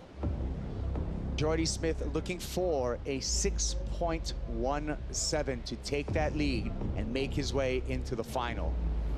Here goes Jordy Smith. Finds a right. Looking down the line, needs something big. Looks for the ramp, launches. Big full rotation air, puts it down. Holy mackerel. That was incredible. That was it. 9.33, Jordy Smith takes the lead, 40 seconds remaining. This is huge for Jordy. He's in the finals, and the world title is coming closer and closer. Oh, welcome to the jungle, baby. Jordy was down, and it's just one of those ultimately clutch moments where he had to lay everything on the line, and you could see as soon as he stuck that thing, he just roared. That was a career-defining wave right there. That could be the difference between winning the world title and not.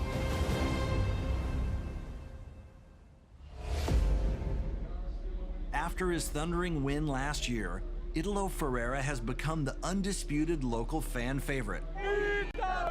And with a loud and rowdy crowd at his back, Italo takes on Caio Ibelli. It is going to be an all-Brazilian semifinal #2, and this should be an entertaining one. A couple times to the lip on the backhand. Italo Ferreira sticking to the face here, just bangs away. Good start for Italo Ferreira. Flat 8, but that is an excellent score for Italo Ferreira. Ibelli goes for the carve, gets a little unstuck, pulls it back underneath his feet, back up to the lip again, big finish for Ibelli, answering back. Really hard to do, a lot of core strength involved there. Beautiful work. 7.43, Ferreira in the lead. Kyle's right in this heat.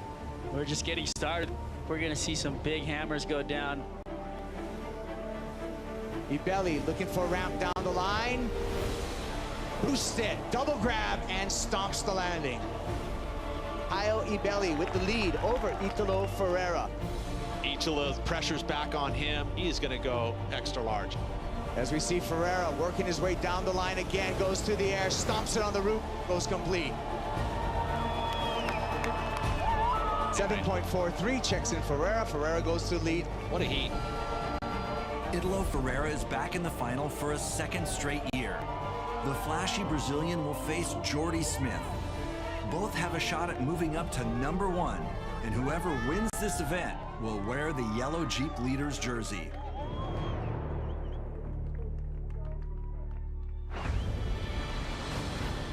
Up next, with world titles on the line, it's a cutthroat finish. Caroline Marks looks to spoil Lakey Peterson's dream run. Caroline Marks feeling it here in the final. And then it's Brazil versus South Africa in a battle for the men's Jeep Leaders jersey. Pressure's been applied to Jordy. The MEO Rip Curl Pro Finals are next.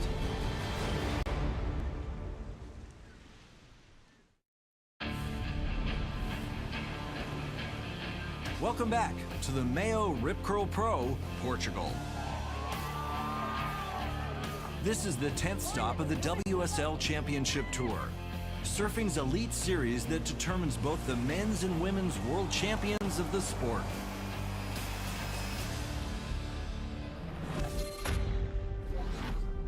Caroline Marks is the youngest competitor on the CT at the age of 17.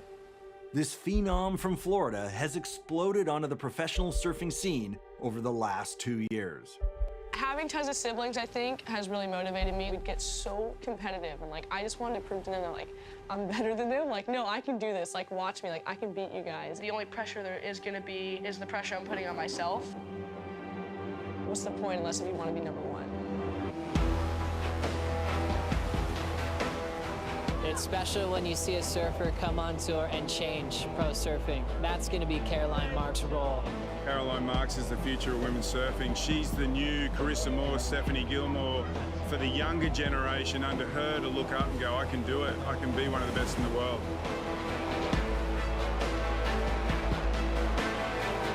Caroline's backhand attack is unbeatable. Youngest surfer to qualify in her rookie year last season. She's just got a rare confidence. She's an unbelievable competitor and maybe the best backhand surfer we've ever seen on the CT. In her rookie season, Caroline Marks claimed Rookie of the Year honours. She was so strong at a lot of different venues throughout the season, and I think she's come into this year a better surfer. And even at 17 years of age, I think she's ready to make a charge for a world title. Gets a first snap out of the way. A lot of speed towards the end section. Tags it. She realizes that that's where the scoring potential is going to come. Caroline Marks wins the Boost Mobile Pro and now sits #1 in the world on top of the Jeep leaderboard heading into Bells Beach. Is she the future of women's surfing? I think she is. Now, a year later, Caroline is looking to become the youngest CT world champion in WSL history. If she can defeat Lakey Peterson, Caroline will have a shot at the world title. Caroline Marks taking on Lakey Peterson in front of an incredible crowd. Let's get started. Lakey Peterson, power hack off the lip. Beautiful snap, but I dare say that's not going to count in her top two, 3.50. Caroline Marks winding up. Snap to start on the backhand. Second turn, throws some water on the power carve. Trims it down and fits in two more maneuvers. She's got the power, she's got the style, everything just looks so good. 6.33 for Caroline Marks and the lead. As we look at a hollow section for Lakey Peterson, throw tail reverse. I like the innovation. Just didn't quite get the rotation she was looking for. For Caroline. Straight up into the lip. Nice snap there, straight off the bottom again. That one was jammed a little bit harder and then finished strong. The biggest number of the final, a 7.4. Yeah, no surprise right there, Joe. 7.40, 3 solid maneuvers. Caroline Marks takes out the MEO Rip Curl Pro Portugal and is still in the world title race heading into Maui. That was incredible. I've been dreaming of having a final with Lakey, and I just want to say thanks to her for pushing me so much, and I wouldn't be here without her, so best year of my life. Can't believe it. Your winner of the MEO Rip Curl Pro Portugal, Caroline Marks. With the win, the 17-year-old has a chance to become the youngest WSL CT champion in history. Carissa Moore holds a commanding lead, but both Lakey Peterson and Caroline Marks have closed the gap, going into Maui, the final event of 2019.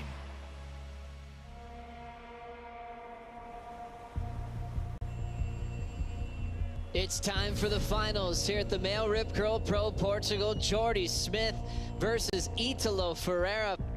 You've got Italo Ferreira and you've got Jordy Smith. Both of these surfers are in the title race. Matter of fact, whoever wins this final is going to walk away in the Jeep Leaders jersey heading into the Billabong Pipe Masters.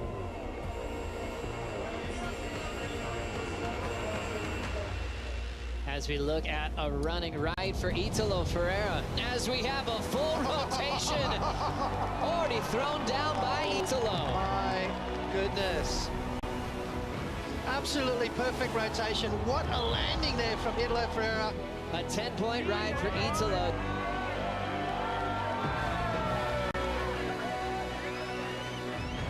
Italo with the outside shot coming in this event for the world #1 jersey, but he's on a roll right now. Big front side, tail high reverse. What a start for Italo Ferreira. Pressure's been applied to Jordy, and he's ready to respond. Jordy Smith needs an answer. He's got the speed. Back to the drawing board for Jordy Smith. Italo Ferreira winding up and going for the barrel. He gets it. Italo in complete control. Jordy in an 18.44 combination. And with 5 seconds to go, he is officially world #1 heading into pipeline. Wow, what a performance.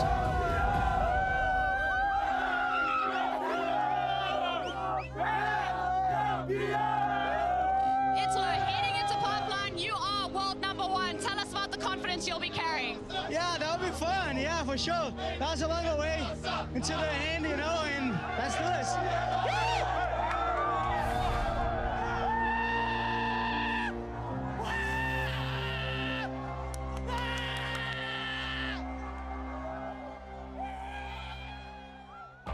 The men's world title race is absolutely the closest one in years. 5 surfers sit almost equal in points, and all have a legitimate shot at seizing the 2019 championship. Italo leads with yellow on his back. #1 in the world heading into pipeline. As we know, Medina's the guy to beat a pipe. He'll be defending his event title. Next time on WSL Presents, the 2019 World Champions of Surfing will be crowned in Hawaii. As a spectator and a fan, this is one of the best finishes I've ever seen to a year coming at us. Don't miss the climactic finish.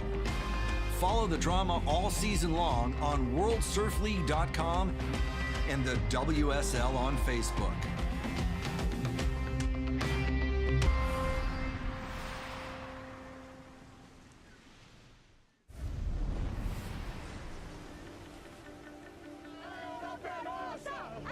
Portugal is all about drama. World titles are won and dreams of titles lost. The name says it all, Super Tubos. Packs it nice and deep. It spits him out. Who will survive this bone-crushing wave? Oh, that was absolutely death-defying right there. And turn this pivotal championship tour event. A full rotation, tail-high punt. What a scenario in the world title race. WSL presents the MEO Rip Curl Pro, Portugal.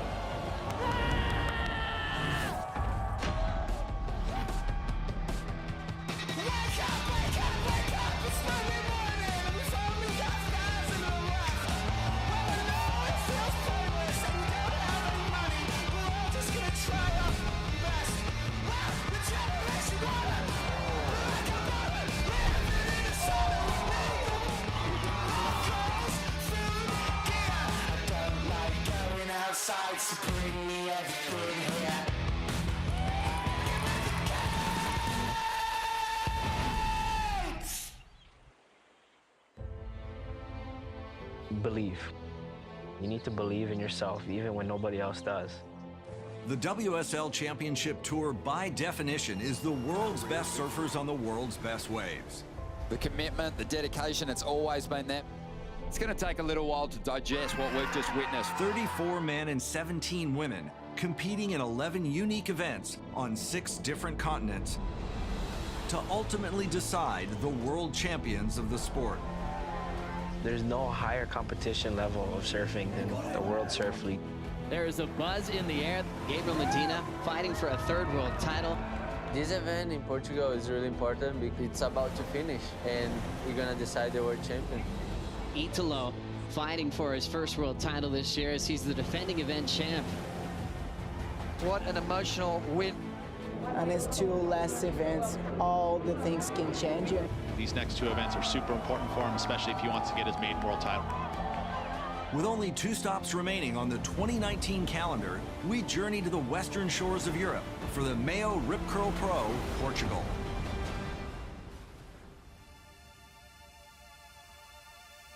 An hour drive north from Portugal's capital city of Lisbon is Peniche, a quiet fishing village located on a narrow peninsula, surrounded to the north and south by incredible surf breaks.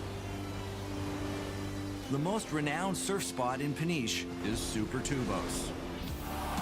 When you look at Super Tubos as a wave, it is a hard-breaking, shallow, awesome barrel. Very powerful. It's on a crazy sand bottom bank. We've seen injuries happen here. Guaranteed he connected with the bottom there. It's crazy. This is my favorite event of the year. The crowd, it brings the energy. You never know what to expect. You could get rights, left, small wave, big barrels. And that's why it's so difficult, that's why it's so tricky, and that's why in the past, only the best guys really did well here. Welcome to the jungle, baby! The MEO Rip Curl Pro is stop 10 of 11 on the WSL Championship Tour, and being so close to the end of the year, this event plays a pivotal role in deciding the world title.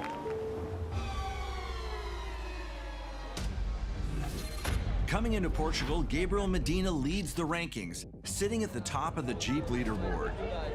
I've been in this position before, you know, coming here with like chances with clinch the title. In a close second is Felipe Toledo, and not far behind in third is Jordy Smith. Gabriel Medina has dominated the back half of this year with 3 final appearances and 2 event wins. I'm back. Super late, super deep. 10s all the way across the board for Gabe Medina. Medina claimed victory at Super Tubos in 2017. Medina ramps up, big frontside stock air, lands it clean. And now is poised to clinch his 3rd world title. Feels good to be that close, and I know it's a lot of things to happen. There's no way. I mean, I sure want to keep. I'm feeling good. A win here this year could see Medina raise the trophy in Portugal.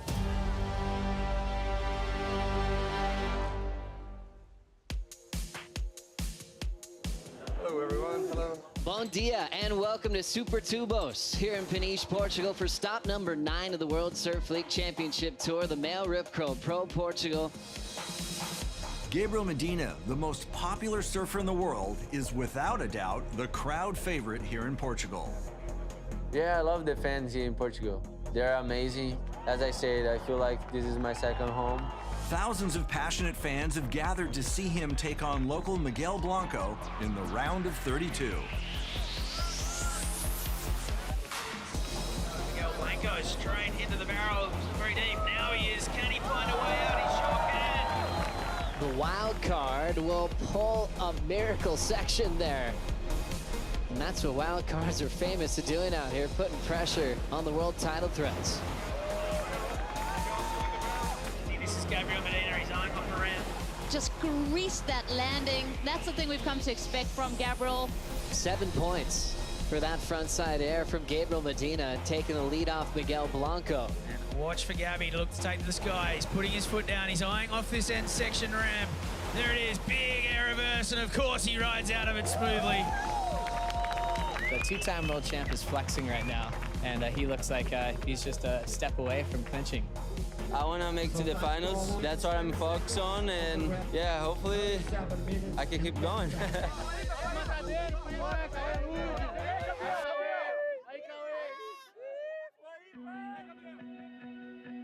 You're looking at a man who's as important as Muhammad Ali, as Tiger Woods. He's beat them all. Kelly Slater is the undisputed greatest surfer of all time, with a record 11 world titles spanning 3 decades of competition. Slater has 55 career victories at 23 different tour stops. All right. It's a real special time for me. To be honest, I'm stoked. We like seeing you after all these wins, getting those time to actually really appreciate it and enjoy it. Yeah, I'm just, emotional. He has won everywhere, including the 2010 Rip Curl Pro Portugal. At age 47, Kelly is an icon to the sport. Look, if I'm 47 and make the top 5 or top 10, that's pretty good. But I've never liked pretty good. You know, I want to win contests. I want to be pushing up into those top 5 guys and look like I have a realistic chance, you know.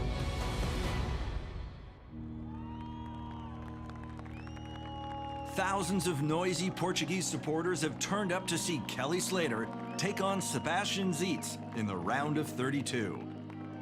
Kelly Slater still the biggest draw in surfing, the greatest of all time. Kelly off the lip there. Speedline float into a crushing backhand snap. Another belt down the line. Kelly in sync. I feel like he's in incredible form. Uh-oh, here comes Slater. Big hook off the top, disappears for a moment. The whitewater goes complete. Kelly Slater, nice little hook. Forever young, Kelly Slater looking loose and in form in his heat. Look at the numbers, 783, 773.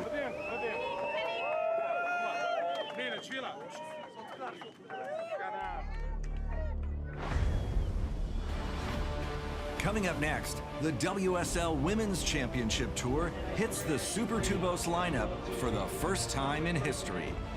This is a world title heat with ramifications like you wouldn't imagine. Here comes Carissa, pulls right in. Lakey knows she needs to win this heat to keep herself with any kind of chance.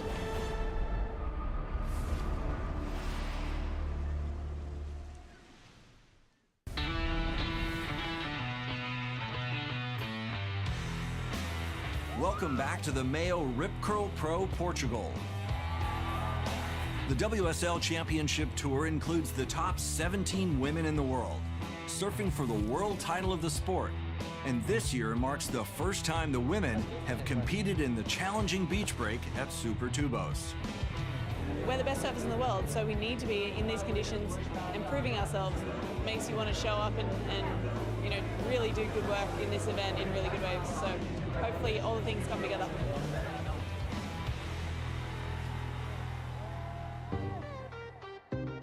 Carissa Moore has a solid lead on the Jeep leaderboard over Lakey Peterson and Sally Fitzgibbons.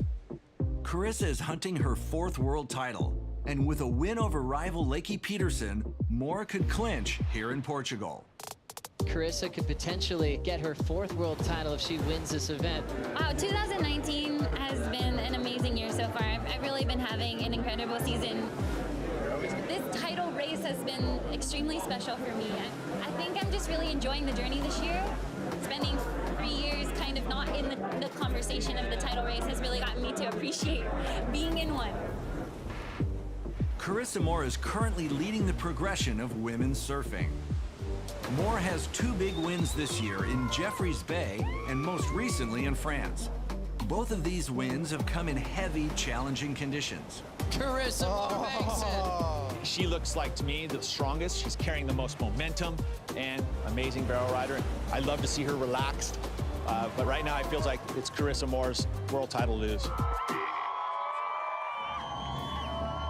With her sights set on a 4th world title, all eyes are on Carissa Moore as she takes on Joanne Defay in the quarterfinals. Barreling conditions here at Super Tubos. Carissa Moore with a lot on the line today.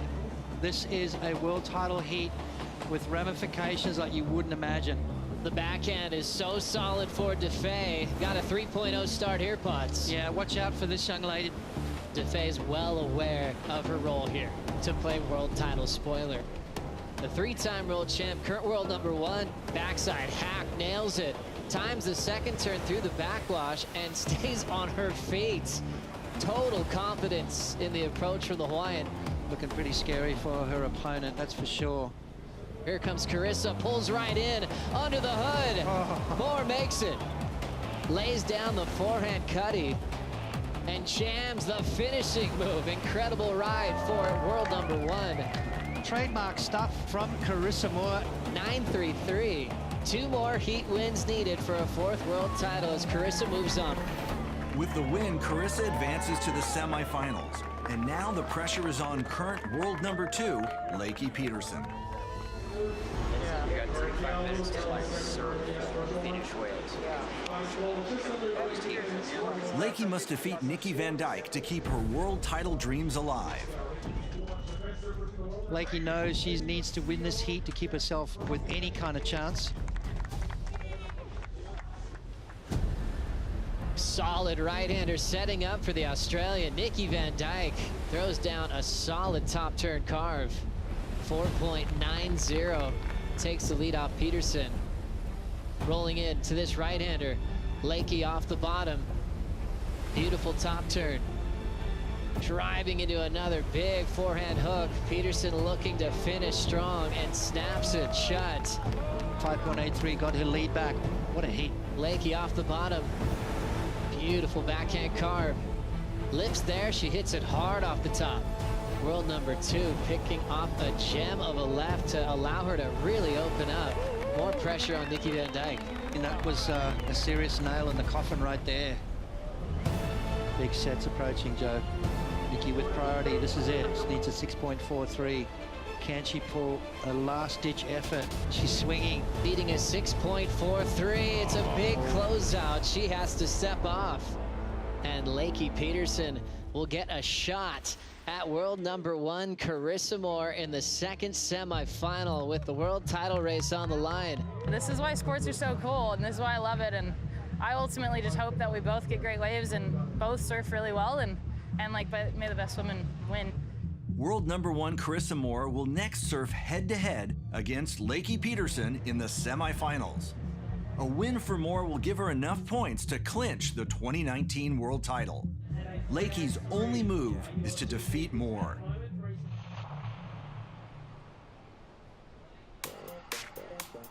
Italo Ferreira is the defending MEO Rip Curl Pro champion.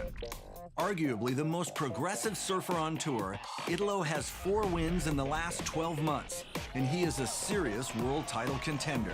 Ferreira to the sky, full row. Just touches the rail.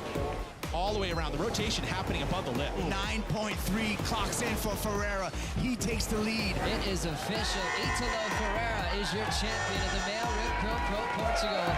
3rd win this season. Yeah, I love Super Tubers, and I have a lot of memories here, and that wave is so powerful, and sometimes you can do big airs, or sometimes you can get like long barrels, and you can do some big turns, so it's a special wave. It fits his style. I mean, it's tight, compact, muscly, just like he is. He knows how to bell ride really good, and especially, in the air. Tail high pun, lands backwards and pulls off. That was massive. He's like the Energizer Bunny. He just keeps pounding away. And that's what this wave does. It just keeps pounding away at you. Super Tubos and Italo are just going to go at each other the whole time. It's a beach break, so it's close by the beach, so you can catch a lot of wave like quickly, and then you can get this call like fast, and I love to surf like that. But he still has a lot of speed, clear for takeoff, a big full rotation. Backside punt, lands it without even flinching. He's actually mentally getting it together to pace himself, understand what he needs to do, which means he can win a world title. Italo Ferreira turns it on the last wave.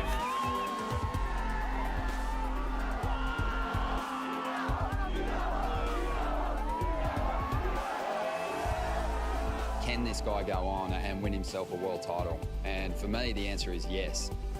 2 last events, all the things can change, and I'm here to do that, and I hope to get a good result here again. Italo Ferreira has made a huge statement this year that he's coming for the top guys in the world. He's officially arrived.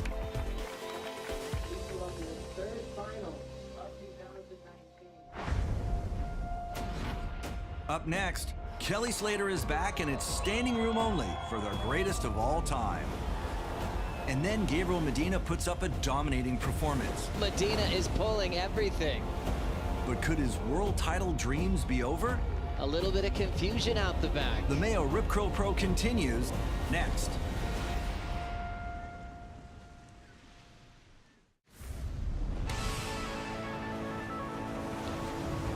back to the MEO Rip Curl Pro. The coastline surrounding Peniche, Portugal, features stunning cliffs and rare geological formations. It's also home to some of Europe's best surf breaks and most consistent waves, making it a proving ground for the world's best.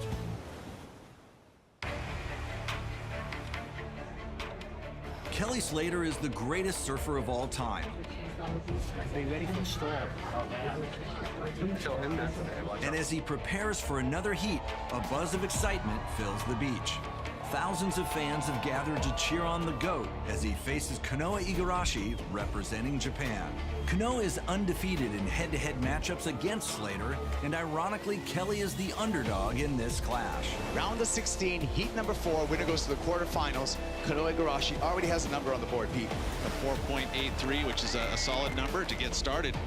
So Kelly down the beach, gets the first turn, nice little snap. So there's a combination of major moves, connection with the lip. This feels like to be the best wave for Kelly Slater. Now, Igarashi needing a 3.75 to take that lead from Kelly Slater. Throws the tail there. Layback hack to finish. 4.4 takes the lead over Slater. Igarashi takes to the air and pulls the board down underneath him. That was a difficult air reverse to complete.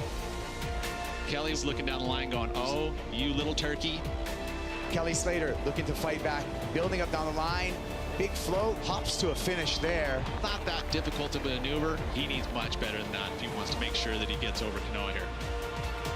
30 seconds, still more lines coming through here on the sandbank. Decision time for Kanoa Igarashi, and Slater's gonna push that decision, looking for a dynamic finish. And no make. Kanoa Igarashi wins this scrappy heat, and Slater is eliminated from the MEO Rip Curl Pro. Oh, man. Oh, gnarly. Kanoa Igarashi continues on with his perfect track record against Kelly Slater. Honestly, it's such an honor to serve against him. Every heat I have with him, I cherish. He's such a legend. I'm just stoked to have heats with him, and let alone beating him. It's unbelievable. With rumors of retirement surrounding Slater's future, this could be Kelly's last contest surf on the Portuguese coastline. Hordes of passionate fans have lined up for a chance to pay homage to the GOAT. Gabriel Medina is the alpha in this year's world title race. Medina's got the Jeep Leaders jersey. He looks like he's unstoppable. The most fit, probably the best competitive surfer in the world right now. Medina has dominated the competition in recent months, and each heat win takes him one step closer to what seems like an inevitable third world title. For him to falter here is going to take a huge mistake. Gabe Medina makes his way to the water for his matchup against Kyle Ibelli. Big lofty frontside air from Medina. Stomps it. Maybe it is an ominous sign for Kyle Ibelli, because once Gabriel makes one, it just seems to put him on a good roll. Gabriel Medina is pulling everything. From that angle, that's amazing. Current world #1, clear for takeoff. 8.17, thank you very much. It looks like Medina's kind of running away with it at the moment, boys. What's Kyle got to do? Little paddle battle for position on this one. A little bit of confusion out the back. It looks clear to me that both of them obviously thought they had priority. Yeah. An interference has been called. Interference has been called. Yellow on blue. He loses his one wave. So a bit of confusion out the back after Medina was just absolutely dominating. It was a world title moment that he was just so determined to win, and ends up playing defense when he shouldn't have, loses a whole wave of the priority mistake. With Kaio's combined total, he's still in second, so Ibelli's now only needing a 2.78. Kaio's gonna roll into this one. Off the bottom, quick forehand jam. Caio Ibelli turns the lead with a 3.10, and Gabriel Medina going down with the priority interference. Gabriel Medina, after his heats, and straight up the beach, straight up the stairs, dropped the board on the sand, all the way up into the tower here to check out what happened. He wants to know why there was a flip of the priority. He wants to see the situation. Gabriel was saying he thought that for sure he got priority first. He got in the outside first. The judges are saying, and we checked the broadcast graphics, was showing blue the whole time. Was never in yellow. Kaya with the first priority in blue, chasing a 9.37 for the lead. And the priority judge understood that Kaya was in the lineup first, even though he was to the left of us, further down the beach. Gabriel Medina talked to the judges after, and the statement he made, think if you're in a court of law, said, I didn't look at the priority disc. Case closed. That was one of the most radical mistakes of Medina's career, period. And only time will tell to see if that's going to cost him his season. Coming up, a world championship is on the line. Number 1 versus number 2. World title race is hot as it could be right now. If Carissa Moore wins this heat, she will clinch her 4th world title. But Lakey Peterson stands in her way. The heat of the entire season is now in the lineup. It's drama versus dreams when the MEO Rip Curl Pro continues next. May the best woman win.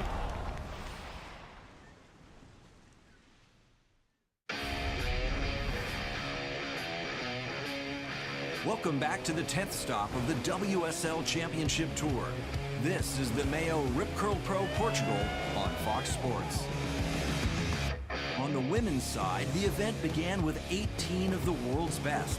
And now as we begin the semifinals, 4 women remain.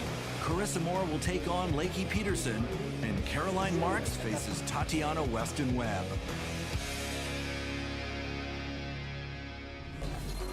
Lakey Peterson currently sits number 2 in the rankings, and the Californian is a solid contender for this year's world title. 2019's been just really up and down. Lakey now trying to get into this heat, and that section's gonna send her over the falls. This is a heavy situation for last year's world title runner-up. She was so consistent through last season. Lakey exits the tube, goes looking for more. Hold on! Flicks into the reverse, hangs on to that maneuver, and she loves the feel of it. Let's hear it for your champion of the Freshwater Pro, presented by Outerknown, Lakey Peterson. 2018 was a breakout year for Peterson, with 2 big event wins and a passionately fought world title battle. Lakey finished runner-up to the best in the game, Stephanie Gilmore. I do think in 2018 I competed better than I ever have. The intensity of the rivalry kind of seemed to catch fire throughout the season. It pushed both competitors to new places. Stephanie Gilmore is now a 7-time world champion. This year, Lakey is back to prove that she belongs at the top. I think Margaret River was just a really big breakthrough for me. Her first ever head-to-head victory over Stephanie Gilmore. I just got a lot of confidence from there. Your champion of the Margaret River Pro, Lakey Peterson. If I'm gonna do something as my career and this is what I'm putting everything into, why would I not want to be the best in the world? Like, I'm not doing it to be second. For Lakey Peterson, years of dreaming and training for a world title all comes down to this next heat. World number 1 versus world number 2. Lakey Peterson must win this heat, where Carissa Moore will acquire enough points to clinch the world title. Destiny is really in their hands in this next heat for that world title. Carissa drawing first blood in this exchange, almost goes down on that takeoff. Well, just see the spray meet the sunshine there. So 2 moves from Carissa on a bigger set wave. Carissa Moore dropped in a 5.0 for her last ride. Lakey Peterson answering back. Powerful on the backhand, connects 2 turns together for that combination. I love the way that she just does a full rotation through her backhand maneuvers. And scores in an excellent ride of an 8.0 for last of Lakey Peterson. You can't help but get caught up in the emotion, and Carissa looking for that score. She's looking to clinch her 4th world title. Here she goes, grabbing that rail. Drops into the barrel. She's finding the tube time, unable to be spit out. That would have been a 10. Hands down, that would have been a 10 for Carissa. That knife edge of glory right there. She was so close to the exit on that. Lakey Peterson putting herself in position. Beautiful stretched out wall on her backhand. So impressed with her technique. Just stays out in front of it. Lakey Peterson drops in a 5.23. Wow, so much emotion. Carissa Moore goes down to Lakey Peterson. The world title race now goes to Maui. Lakey Peterson keeping her name in the mix. Lakey Peterson has forced Carissa Moore out of the event. Lakey is into the final and she will be gaining points, clawing closer to that dream of winning her first world title. Caroline Marks is also in the world title conversation. The 17-year-old from Florida sits fourth in the rankings. Fresh off a runner-up in France, Caroline is looking to one-up that result. This is Caroline utilizing her priority, goes into that long forehand swoop. Beautiful connection on this wave. She's got such a great read down the line. Good way to start the heat. I love the way she takes her time, just really placing the maneuvers so well. A couple of sixes takes Caroline Marks into the final. The men's quarterfinals kicked off in classic Super Tubos conditions. Jordy Smith, sitting in third place in the rankings, is all business. Smith hunting, right-hander, good-looking wave. Quick snap, carrying a ton of speed, the big float, rides it as long as he possibly can. He finds the barrel, threads through a second section, still traveling through the barrel, and Smith comes out. He had to pick up extra speed, which he did.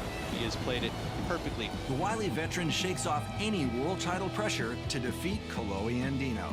Strategy for me, pretty much try catch the two biggest waves. Italo Ferreira continues to amaze. Now ramp on the backhand for Italo. Full rotation, stomps it again. The defending event champ takes to the sky, landing a full rotation aerial for a whopping 9.57. And he is again into the semifinals. Yeah, this is amazing, you know. There is a lot of wave, and the crowd is one of the best for sure. There is a lot of Brazilian and Portuguese guys, and thank you everyone for the support. The biggest matchup of the quarterfinals is Felipe Toledo versus Kanoa Igarashi. Toledo sits number 2 in the rankings, and with Medina, the Jeep leader, out of the competition, a win here will see Felipe jump to number 1. And Felipe Toledo is going to pull the trigger. Toledo, big float to begin, comes around this section. Nice snap on the backhand, gets back up in the lip twice. I think the judges are going to like that for sure. For Toledo, a 6.83. Kanoa Igarashi up and riding. Nice backhand barrel for Kanoa Igarashi. Beautiful technique to find a deep little barrel, spit out, smashes the lip. Could go excellent. It did. 8.67 checks in for Kanoa Igarashi. Looks like Igarashi putting up a pretty solid backup score for himself on the board, which is exactly what he needed. So Toledo now is going to be up against the wall, needing a pretty solid score. Toledo looking for the barrel, and it's a long stretchy one. Can he find the exit? But you can see he did make some ground as he pops up out of the water. The foam filled up, but look, he's still there, and he falls out over the foam ball. And the horn's going to sound. Toledo's going to go down in the quarterfinal. Hats off to Kanoa Igarashi. Having one event win, I definitely want to, get another win here, and then all of a sudden I'd be in the race too. The upsets continue as Felipe Toledo is eliminated from the event, and the yellow Jeep leader's jersey is up for grabs. Coming up, with his world title dreams about to be silenced, Jordy Smith stomps the loudest wave of the year. Welcome to the jungle, babe. And is Italo Ferreira the best beach break surfer on the planet? Throws it in the air. That was incredible. The MEO Rip Curl Pro continues next.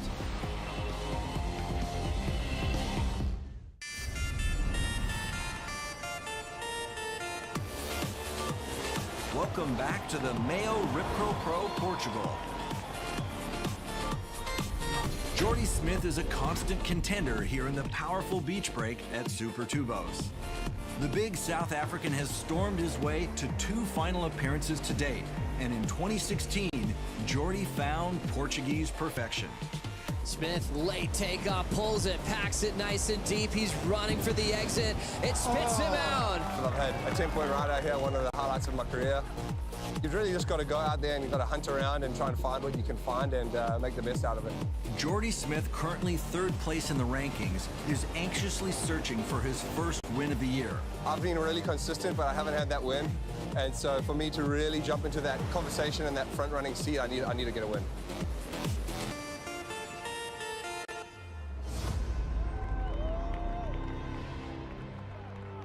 We're down to the final four. For the title, it's all about Jordy Smith. He's always been a guy that's supposed to win a world title. It's never been more clear than now. If he can win this contest, he could be #1 in the world heading into pipeline. He's got to get past Kanoa first, though, in the semifinals. The world title race heating up. Igarashi goes for the corrupt flip, pulls it down. I love the innovation. I love something that we haven't seen so far today. And it was a complete surprise, and it was right in the face of Jordy Smith. Advantage, Kanoa Igarashi first exchange. Jordy Smith right behind him. Fin release on the backhand hook. Back up for that backhand floater. Puts it down. Jordy in the lead. And he's up and riding, going straight into the barrel. Will he come out? Yes. Last overhand, Jordy, 6.03. Kanoa needing 6.7 for the lead. Jordy Smith and Kanoa Igarashi fighting for a place in the final. Kanoa Igarashi on the backhand, big snap on the backhand. Long bottom turn, gets back up in the lip again, throws the fins out the back for the finish. Bigger wave, bigger sections, and there's the number. 6.83, Igarashi to the lead. He is never gonna bow down. This is getting tight for Jordy Smith. Jordy Smith looking for a 6.17 to take that lead and make his way into the final. Here goes Jordy Smith. Finds a right. Looking down the line, needs something big. Looks for the ramp, launches. Big full rotation air, puts it down. Mackerel.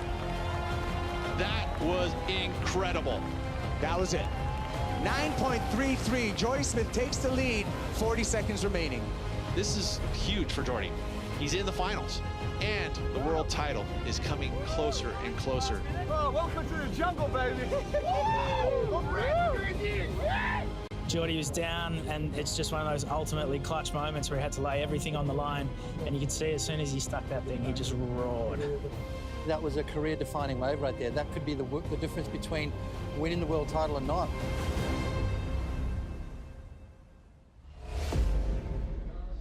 After his thundering win last year, Italo Ferreira has become the undisputed local fan favorite. And with a loud and rowdy crowd at his back, Italo takes on Caio Ibelli. It is going to be an all-Brazilian semifinal #2, and this should be an entertaining one. A couple times to the lip on the backhand. Italo Ferreira sticking to the face here. Just bangs away. Good start for Italo Ferreira. Flat 8, but that is an excellent score for Italo Ferreira. Ibelli goes for the carve, gets a little unstuck, pulls it back underneath his feet, back up to the lip again, big finish for Ibelli, answering back. Really hard to do, a lot of core strength involved there. Beautiful work. 7.43, Ferreira in the lead. Caio's right in this heat. We're just getting started. We're gonna see some big hammers go down. Ibelli looking for a ramp down the line. Boosts it, double grab, and stomps the landing. Caio Ibelli with the lead over Italo Ferreira. Italo's pressure's back on him. He is gonna go extra large.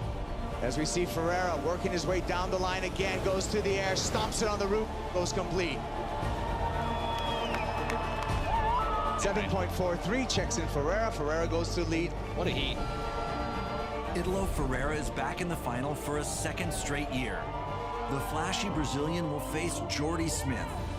Both have a shot at moving up to #1, and whoever wins this event will wear the yellow Jeep Leaders jersey.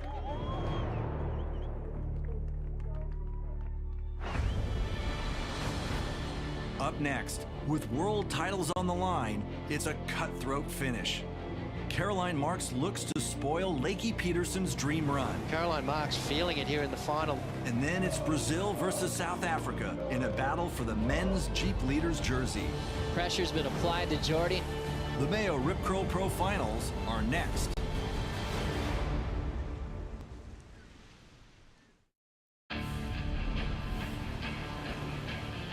Welcome back to the MEO Rip Curl Pro Portugal.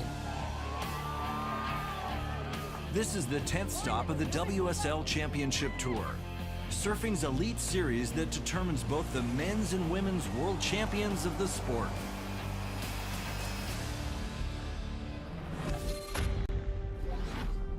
Caroline Marks is the youngest competitor on the CT at the age of 17.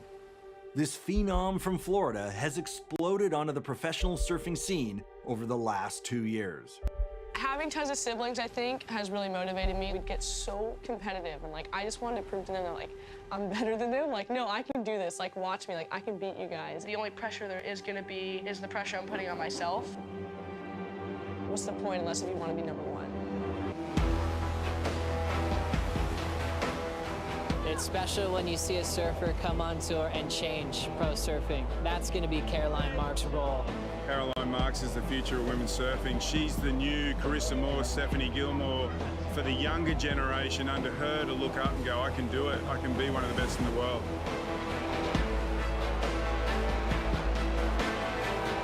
Caroline's backhand attack is unbeatable. Youngest surfer to qualify in her rookie year last season. She's just got a rare confidence. She's an unbelievable competitor and maybe the best backhand surfer we've ever seen on the CT.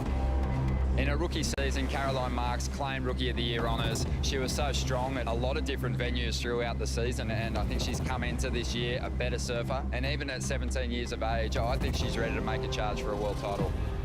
Gets a first snap out of the way. A lot of speed towards the end section. Tags it. She realizes that that's where the scoring potential is going to come. Caroline Marks wins the Boost Mobile Pro and now sits #1 in the world on top of the Jeep leaderboard heading into Bells Beach.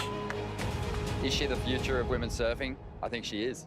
Now, a year later, Caroline is looking to become the youngest CT world champion in WSL history.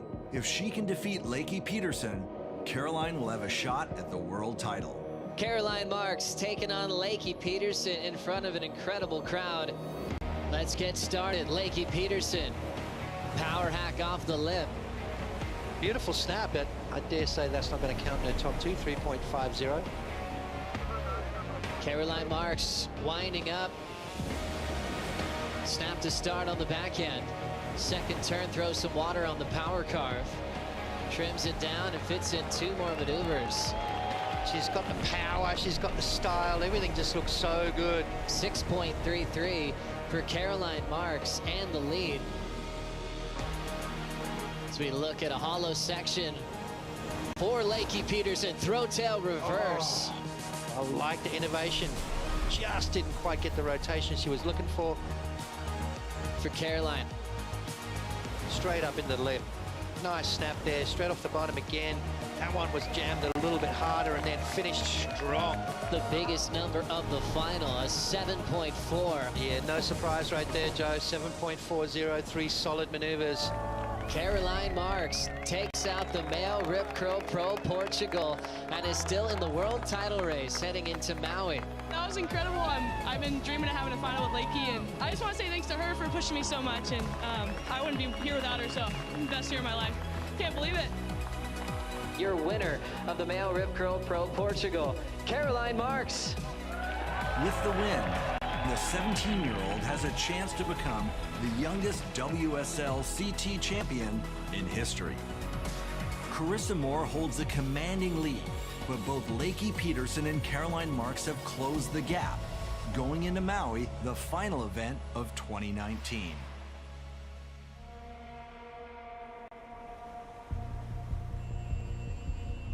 It's time for the finals here at the MEO Rip Curl Pro Portugal. Jordy Smith versus Italo Ferreira.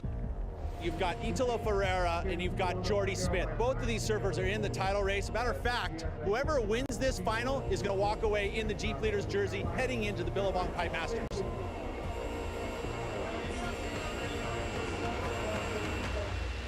As we look at a running right for Italo Ferreira, as we have a full rotation, already thrown down by Italo. My goodness. Absolutely perfect rotation. What a landing there from Italo Ferreira. A 10-point ride for Italo.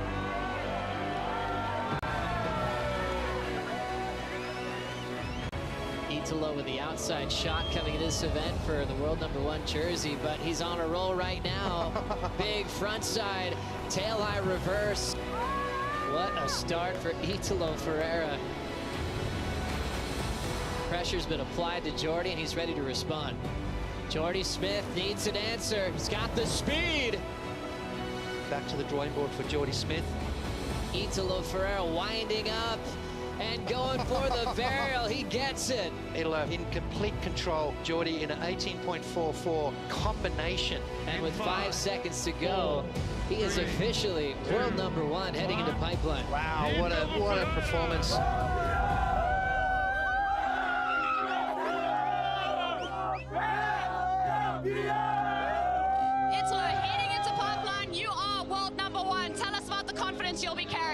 Yeah, that'll be fun. Yeah, for sure. That was a long way until the end, you know, and let's do this.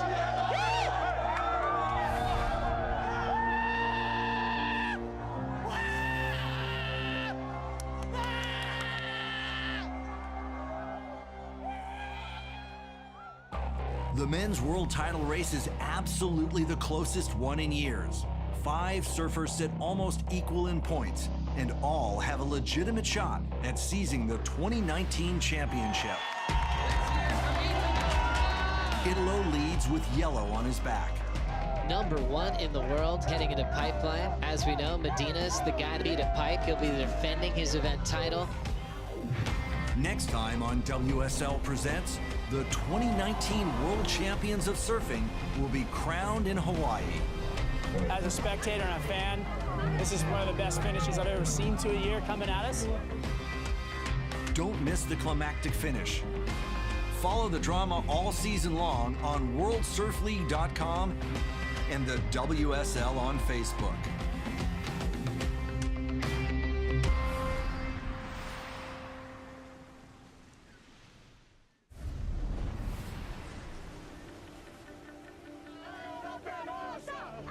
Portugal is all about drama. World titles are won and dreams of titles lost. The name says it all, Super Tubos. Packs it nice and deep. It spits him out. Who will survive this bone-crushing wave? Oh, that was absolutely death-defying right there. And turn this pivotal championship tour event. A full rotation, tail-high punt. What a scenario in the world title race. WSL presents the MEO Rip Curl Pro, Portugal.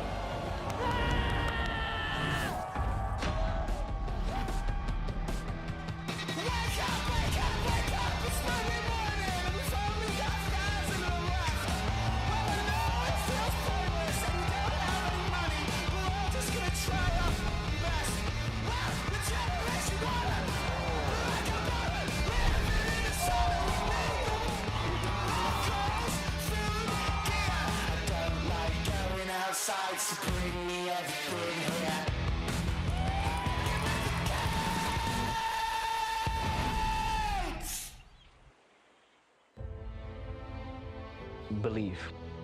You need to believe in yourself, even when nobody else does. The WSL Championship Tour, by definition, is the world's best surfers on the world's best waves. The commitment, the dedication, it's always been there. It's going to take a little while to digest what we've just witnessed. 34 men and 17 women competing in 11 unique events on 6 different continents to ultimately decide the world champions of the sport. There's no higher competition level of surfing than the World Surf League. There is a buzz in the air. Gabriel Medina fighting for a 3rd world title. This event in Portugal is really important because it's about to finish and we're going to decide the world champion. Italo fighting for his 1st world title this year as he's the defending event champ. What an emotional win. On his 2 last events, all the things can change. These next 2 events are super important for him, especially if he wants to get his maiden world title. With only 2 stops remaining on the 2019 calendar, we journey to the western shores of Europe for the MEO Rip Curl Pro, Portugal.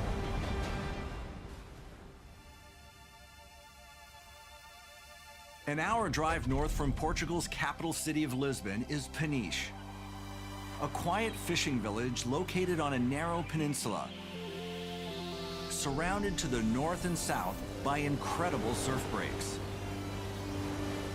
The most renowned surf spot in Peniche is Super Tubos. When you look at Super Tubos as a wave, it is a hard-breaking, shallow, awesome barrel. Very powerful. It's on a crazy sand bottom bank We've seen injuries happen here. Guaranteed he connected with the bottom there. It's crazy. This is my favorite event of the year. The crowd, it brings the energy. You never know what to expect. You could get rights, lefts, small wave, big barrels. And that's why it's so difficult, that's why it's so tricky, and that's why in the past, only the best guys really did well here. Welcome to the jungle, baby! The MEO Rip Curl Pro is stop 10 of 11 on the WSL Championship Tour, and being so close to the end of the year, this event plays a pivotal role in deciding the world title.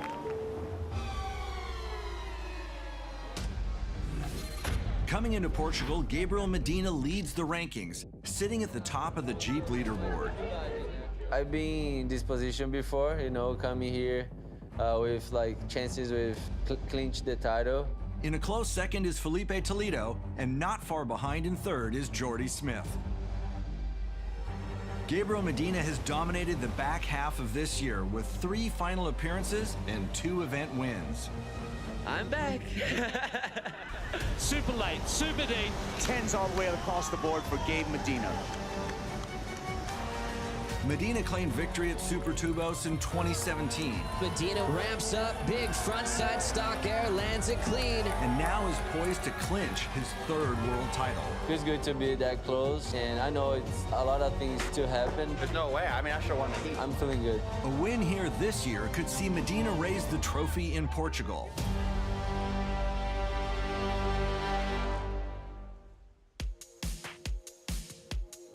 Hello, everyone. Hello. Bom dia and welcome to Super Tubos here in Peniche, Portugal for stop number 9 of the World Surf League Championship Tour, the MEO Rip Curl Pro Portugal. Gabriel Medina, the most popular surfer in the world, is without a doubt the crowd favorite here in Portugal.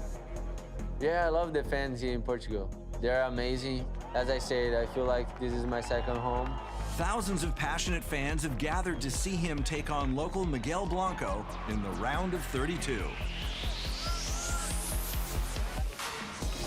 Miguel Blanco is straight into the barrel, very deep. Now he is. Can he find a way out? He sure can. The wild card will pull a miracle section there. And that's what wild cards are famous of doing out here, putting pressure on the world title threats. This is Gabriel Medina, he's eyeing off the ramp. Just greased that landing. That's the thing we've come to expect from Gabriel. 7 points for that frontside air from Gabriel Medina, taking the lead off Miguel Blanco. And watch for Gabby to look to take to the sky. He's putting his foot down, he's eyeing off this end section ramp. There it is, big air reverse, and of course he rides out of it smoothly. The 2-time world champ is flexing right now, and he looks like he's just a step away from clinching. I want to make to the finals. That's what I'm focused on, and yeah, hopefully I can keep going.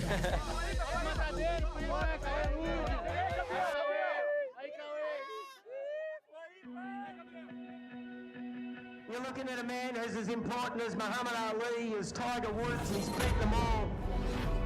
Kelly Slater is the undisputed greatest surfer of all time, with a record 11 world titles spanning 3 decades of competition.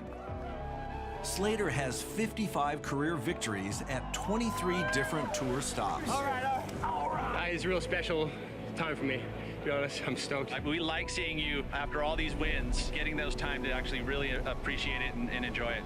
Yeah, I'm emotional. He has won everywhere, including the 2010 Rip Curl Pro Portugal. At age 47, Kelly is an icon to the sport. Look, if I'm 47 and make the top 5 or top 10, that's pretty good. But I've never liked pretty good. You know, I want to win contests. I want to be pushing up into those top 5 guys and look like I have a realistic chance, you know.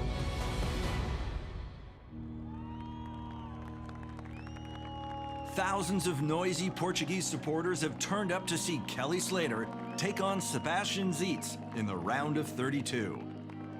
Kelly Slater still the biggest draw in surfing, the greatest of all time. Kelly off the lip there. Speedline float into a crushing backhand snap. Another belt down the line. Kelly in sync. I feel like he's in incredible form. Uh-oh, here comes Slater. Big hook off the top, disappears for a moment in the white water, goes complete. Kelly Slater, nice little hook. Forever young, Kelly Slater looking loose and in form in his heat. Look at the numbers, 783, 773.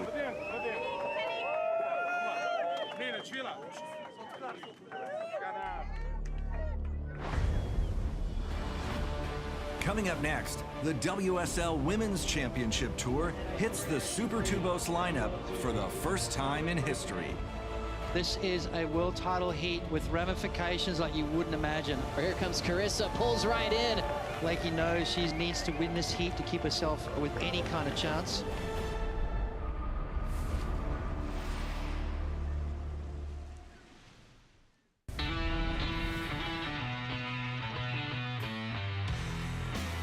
Welcome back to the MEO Rip Curl Pro Portugal. The WSL Championship Tour includes the top 17 women in the world, surfing for the world title of the sport.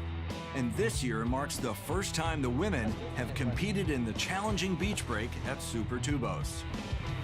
We're the best surfers in the world, so we need to be in these conditions and proving ourselves. It makes you want to show up and you know, really do good work in this event in really good waves. So hopefully all the things come together.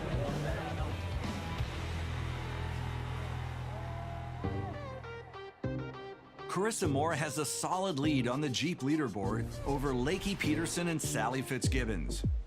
Carissa is hunting her 4th world title, and with a win over rival Lakey Peterson, Moore could clinch here in Portugal. Carissa could potentially get her 4th world title if she wins this event. Wow, 2019 has been an amazing year so far. I've really been having an incredible season. This title race has been extremely special for me. I think I'm just really enjoying the journey this year. Spending 3 years kind of not in the conversation of the title race has really gotten me to appreciate being in one. Carissa Moore is currently leading the progression of women's surfing. Moore has 2 big wins this year in Jeffreys Bay and most recently in France. Both of these wins have come in heavy, challenging conditions. Carissa Moore makes it. She looks like, to me, the strongest. She's carrying the most momentum and amazing barrel rider. I love to see her relaxed, but right now it feels like it's Carissa Moore's world title lose. With her sights set on a 4th world title, all eyes are on Carissa Moore as she takes on Joanne Defay in the quarterfinals. Barreling conditions here at Super Tubos. Carissa Moore with a lot on the line today. This is a world title heat with ramifications like you wouldn't imagine. The backhand is so solid for Defay. Got a 3.0 start here, Potts. Yeah, watch out for this young lady. Defay's well aware of her role here to play world title spoiler. The 3-time world champ, current world #1, backside hack, nails it. Times the 2nd turn through the backwash and stays on her feet. Total confidence in the approach for the Hawaiian. Looking pretty scary for her opponent, that's for sure. Here comes Carissa, pulls right in, under the hood. Moore makes it. Lays down the forehand cutty and jams the finishing move. Incredible ride for world #1. Trademark stuff from Carissa Moore. 933. 2 more heat wins needed for a 4th world title as Carissa moves on. With the win, Carissa advances to the semifinals. And now the pressure is on current world #2, Lakey Peterson. You got 35 minutes to like serve, finish waves. Lakey must defeat Nikki Van Dyke to keep her world title dreams alive. Lakey knows she needs to win this heat to keep herself with any kind of chance. Solid right-hander setting up for the Australian. Nikki Van Dyke throws down a solid top turn carve. 4.90 takes the lead off Peterson. Rolling in to this right-hander. Lakey off the bottom. Beautiful top turn. Driving into another big forehand hook. Peterson looking to finish strong and snaps it shut. 5.83 got her lead back. What a heat. Lakey off the bottom. Beautiful backhand carve. Lips there, she hits it hard off the top. World number 2 picking off a gem of a left to allow her to really open up. More pressure on Nikki Van Dijk. And that was a serious nail in the coffin right there. Big sets approaching, Joe. Nikki with priority. This is it. She needs a 6.43.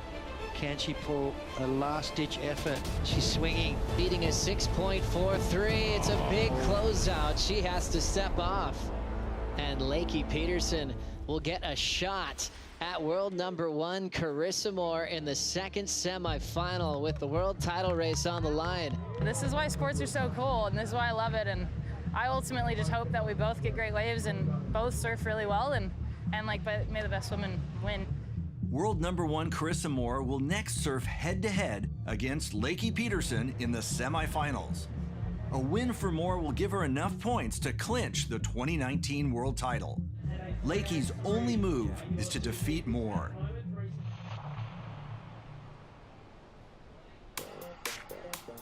Italo Ferreira is the defending MEO Rip Curl Pro champion.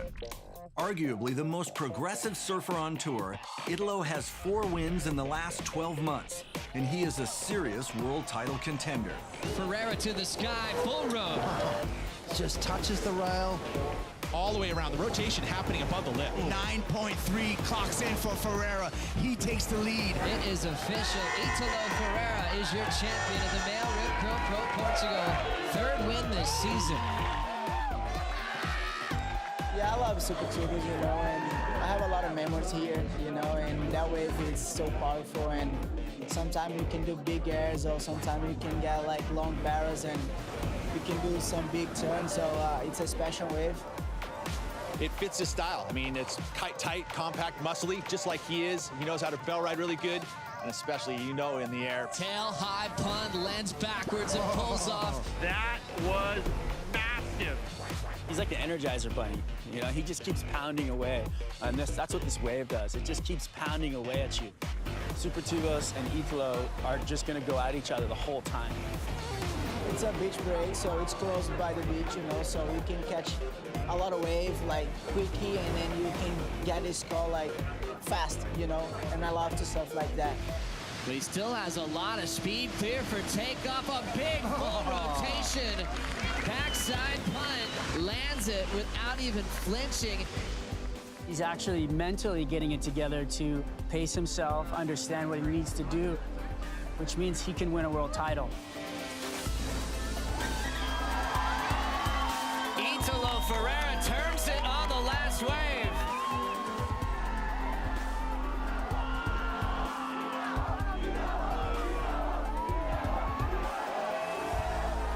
Can this guy go on and win himself a world title? And for me, the answer is yes. 2 last events, all the things can change, and I'm here to do that, and I hope to get a good result here again. Italo Ferreira has made a huge statement this year that he's coming for the top guys in the world. He's officially arrived.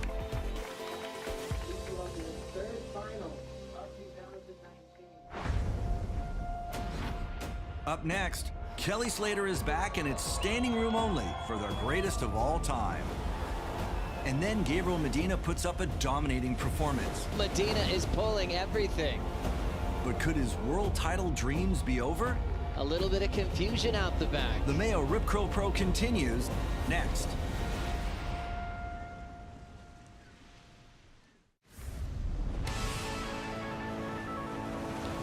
Welcome back to the MEO Rip Curl Pro. The coastline surrounding Peniche, Portugal, features stunning cliffs and rare geological formations. It's also home to some of Europe's best surf breaks and most consistent waves, making it a proving ground for the world's best.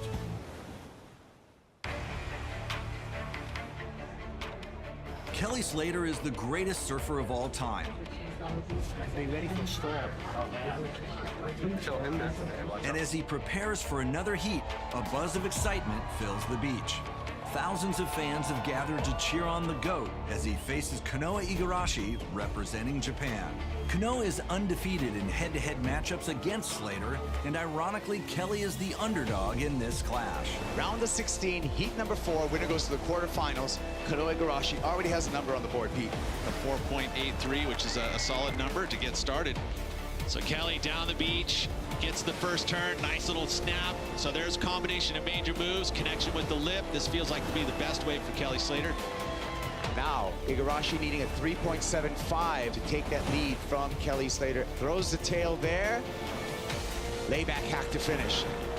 4.4 takes the lead over Slater. Igarashi takes to the air and pulls the board down underneath him. That was a difficult air reverse to complete. Kelly's looking down the line going, oh, you little turkey. Kelly Slater looking to fight back, building up down the line. Big float, hops to a finish there. Not that difficult to maneuver. He needs much better than that if he wants to make sure that he gets over Kanoa here. 30 seconds, still more lines coming through here on the sandbank. Decision time for Kanoa Igarashi, and Slater's gonna push that decision, looking for a dynamic finish. And no bang. Kanoa Igarashi wins this scrappy heat, and Slater is eliminated from the MEO Rip Curl Pro. Oh, man. Oh, gnarly. Kanoa Igarashi continues on with his perfect track record against Kelly Slater. Honestly, it's such an honor to serve against him. Every heat I have with him, I cherish. He's such a legend. You know, I'm just stoked to have heats with him, and let alone, beating him. It's unbelievable. With rumors of retirement surrounding Slater's future, this could be Kelly's last contest surf on the Portuguese coastline. Hordes of passionate fans have lined up for a chance to pay homage to the GOAT. Gabriel Medina is the alpha in this year's world title race. Medina's got the Jeep Leaders jersey. He looks like he's unstoppable. The most fit, probably the best competitive surfer in the world right now.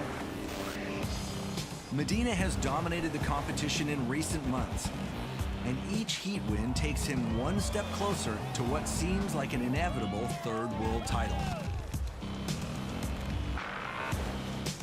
For him to falter here is going to take a huge mistake. Gabe Medina makes his way to the water for his matchup against Kyle Ibelli. Big lofty frontside air from Medina. Stomps it. Maybe it is an ominous sign for Kyle Ibelli, because once Gabriel makes one, it just seems to put him on a good roll.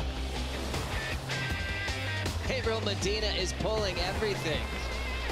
From that angle, that's amazing. Current world #1, clear for takeoff. 8.17, thank you very much. It looks like Medina's kind of running away with it at the moment, boys. What's Kyle got to do? Little paddle battle for position on this one. A little bit of confusion out the back. It looks clear to me that both of them obviously thought they had priority. Yeah. An interference has been called. Interference has been called. Yellow on blue. He loses his one wave. So a bit of confusion out the back after Medina was just absolutely dominating. It was a world title moment that he was just so determined to win. And ends up playing defense when he shouldn't have, loses a whole wave with a priority mistake. With Kaio's combined total, he's still in second, so Ibelli's now only needing a 2.78. Kaio's gonna roll into this one. Off the bottom, quick forehand jam. Caio Ibelli turns the lead with a 3.10, and Gabriel Medina going down with a priority interference. Gabriel Medina after his heats and straight up the beach, straight up the stairs, dropped the board on the sand all the way up into the tower here to check out what happened. He wants to know why there was a flip of the priority. He wants to see the situation. Gabriel was saying he thought that for sure he got priority first. He got in the outside first. The judges are saying, and we checked the broadcast graphics, was showing blue the whole time. Was never in yellow. Caio with the first priority in blue, chasing a 9.37 for the lead. And the priority judge understood that Caio was in the lineup first, even though he was to the left of us, further down the beach. Gabriel Medina talked to the judges after, and the statement he made, think if you're in a court of law, said, I didn't look at the priority disc. Case closed.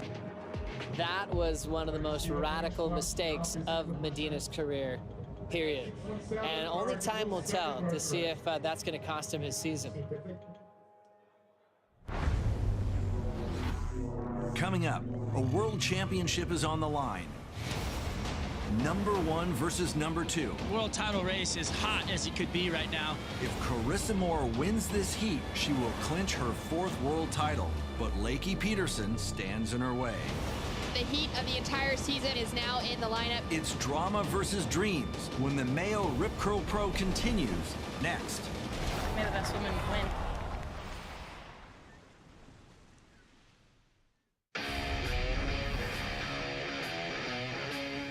Welcome back to the 10th stop of the WSL Championship Tour. This is the MEO Rip Curl Pro Portugal on Fox Sports. On the women's side, the event began with 18 of the world's best. And now as we begin the semifinals, 4 women remain. Carissa Moore will take on Lakey Peterson, and Caroline Marks faces Tatiana Weston-Webb.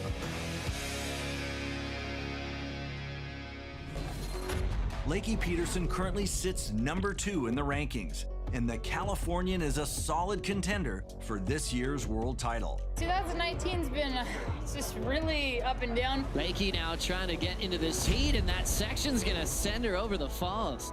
This is a heavy situation for last year's world title runner-up. She was so consistent through last season. Lakey exits the tube, goes looking for more. Hold on! Flips into the reverse, hangs on to that maneuver, and she loves the feel of it. Let's hear it for your champion of the Freshwater Pro, presented by Outer Known, Lakey Peterson. 2018 was a breakout year for Peterson, with 2 big event wins and a passionately fought world title battle. Lakey finished runner-up to the best in the game, Stephanie Gilmore. I do think in 2018 I competed better than I ever have. The intensity of the rivalry kind of seemed to catch fire throughout the season. It pushed both competitors to new places. Stephanie Gilmore is now a 7-time world champion. This year, Lakey is back to prove that she belongs at the top. I think Margaret River was just a really big breakthrough for me. Her first ever head-to-head victory over Stephanie Gilmore. I just got a lot of confidence from there. Your champion of the Margaret River Pro, Lakey Peterson. If I'm gonna do something as my career and this is what I'm putting everything into, why would I not want to be the best in the world? Like, I'm not doing it to be second. For Lakey Peterson, years of dreaming and training for a world title all comes down to this next heat. World number 1 versus world number 2. Lakey Peterson must win this heat, where Carissa Moore will acquire enough points to clinch the world title. Destiny is really in their hands in this next heat for that world title. Carissa drawing first blood in this exchange, almost goes down on that takeoff. Well, just see the spray meet the sunshine there. So 2 moves from Carissa on a bigger set wave. Carissa Moore dropped in a 5.0 for her last ride. Lakey Peterson answering back. Powerful on the backhand, connects 2 turns together for that combination. I love the way that she just does a full rotation through her backhand maneuvers. And scores in an excellent ride of an 8.0 for last of Lakey Peterson. You can't help but get caught up in the emotion, and Carissa looking for that score. She's looking to clinch her 4th world title. Here she goes, grabbing that rail. Drops into the barrel. She's finding the tube time, unable to be spit out. That would have been a 10. Hands down, that would have been a 10 for Carissa. That knife edge of glory right there. She was so close to the exit on that. Lakey Peterson putting herself in position. Beautiful stretched out wall on her backhand. So impressed with her technique. Just stays out in front of it. Lakey Peterson drops in a 5.23. Wow, so much emotion. Carissa Moore goes down to Lakey Peterson. The world title race now goes to Maui. Lakey Peterson keeping her name in the mix. Lakey Peterson has forced Carissa Moore out of the event. Lakey is into the final, and she will be gaining points, clawing closer to that dream of winning her first world title. Caroline Marks is also in the world title conversation. The 17-year-old from Florida sits 4th in the rankings. Fresh off a runner-up in France, Caroline is looking to one-up that result. This is Caroline utilizing her priority, goes into that long forehand swoop. beautiful connection on this wave. She's got such a great read down the line. Good way to start the heat. I love the way she takes her time, just really placing the maneuvers so well. A couple of sixes takes Caroline Marks into the final. The men's quarterfinals kicked off in classic Super Tubos conditions. Jordy Smith, sitting in third place in the rankings, is all business. Smith hunting, right-hander, good-looking wave. Quick snap, carrying a ton of speed, the big float, rides it as long as he possibly can. He finds the barrel, threads through a second section, still traveling through the barrel, and Smith comes out. He had to pick up extra speed, which he did. He has played it perfectly. The wily veteran shakes off any world title pressure to defeat Kanoa Igarashi. Strategy for me, pretty much, to try to catch the two biggest waves. Italo Ferreira continues to amaze. Now ramp on the backhand for Italo, full rotation, stomps it again. The defending event champ takes to the sky, landing a full rotation aerial for a whopping 9.57. And he is again into the semifinals. Yeah, this is amazing, you know. There is a lot of wave, and the crowd is one of the best for sure. There is a lot of Brazilian and Portuguese guys, and thank you everyone for the support. The biggest matchup of the quarterfinals is Felipe Toledo versus Kanoa Igarashi. Toledo sits number 2 in the rankings, and with Medina, the Jeep leader, out of the competition, a win here will see Felipe jump to number 1. And Felipe Toledo is going to pull the trigger. Toledo, big float to begin, comes around this section. Nice snap on the backhand, gets back up in the lip twice. I think the judges are going to like that for sure. For Toledo, a 6.83. Kanoa Igarashi up and riding. Nice backhand barrel for Kanoa Igarashi. Beautiful technique to find a deep little barrel, spit out, smashes the lip. Could go excellent.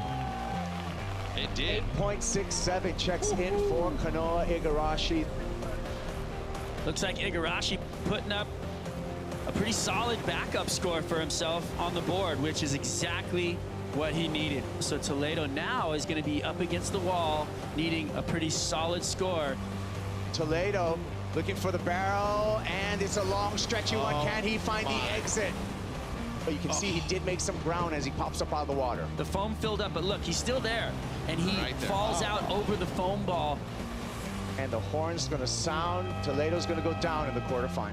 Hats off to Kanoa Igarashi. Having one event win, I definitely want to, get another win here, and then all of a sudden I'd be in the race too. The upsets continue as Felipe Toledo is eliminated from the event, and the yellow Jeep leader's jersey is up for grabs. Coming up, with his world title dreams about to be silenced, Jordy Smith stomps the loudest wave of the year. Welcome to the jungle, baby. And is Italo Ferreira the best beach break surfer on the planet? Throws it in the air. That was incredible. The MEO Rip Curl Pro continues next.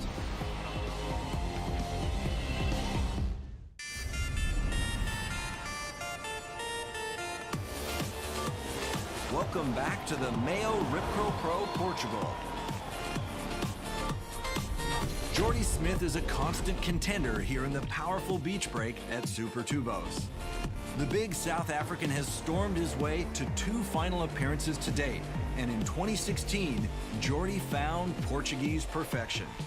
Smith, late takeoff, pulls it, packs it nice and deep. He's running for the exit. It spits him out. I've had a 10-point ride out here, one of the highlights of my career. You've really just got to go out there and you've got to hunt around and try and find what you can find and make the best out of it. Jordy Smith, currently 3rd place in the rankings, is anxiously searching for his first win of the year. I've been really consistent, but I haven't had that win. And so for me to really jump into that conversation and that front-running seat, I need to get a win.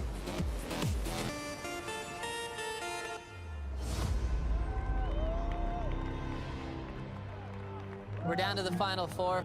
For the title, it's all about Jordy Smith. He's always been a guy that's supposed to win a world title. It's never been more clear than now. If he can win this contest, he could be number 1 in the world heading into pipeline. He's got to get past Kanoa first, though, in the semifinals. The world title race heating up. Igarashi goes for the corrupt flip, pulls it down. I love the innovation. I love something that we haven't seen so far today. And it was a complete surprise, and it was right in the face of Jordy Smith. Advantage, Kanoa Igarashi, first exchange. Jordy Smith right behind him. Fin release on the backhand hook. Back up for that backhand floater. Puts it down. Jordy in the lead. And he's up and riding, going straight into the barrel. Will he come out? Yes. Last overhead, Jordy, 6.03. Kanoa needing 6.7 for the lead. Jordy Smith and Kanoa Igarashi fighting for a place in the final. Kanoa Igarashi on the backhand, big snap on the backhand. Long bottom turn, gets back up in the lip again, throws the fins out the back for the finish. Bigger wave, bigger sections, and there's the number. 6.83, Igarashi to the lead. He is never gonna bow down. This is getting tight for Jordy Smith.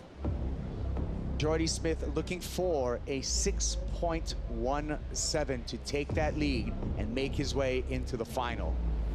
Here goes Jordy Smith. Finds a right. Looking down the line, needs something big.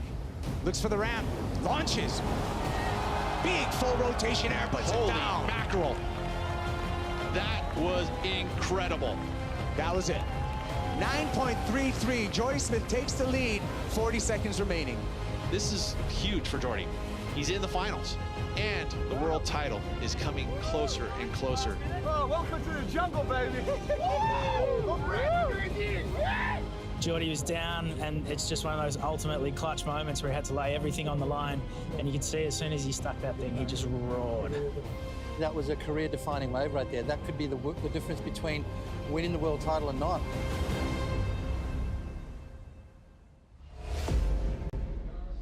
After his thundering win last year, Italo Ferreira has become the undisputed local fan favorite.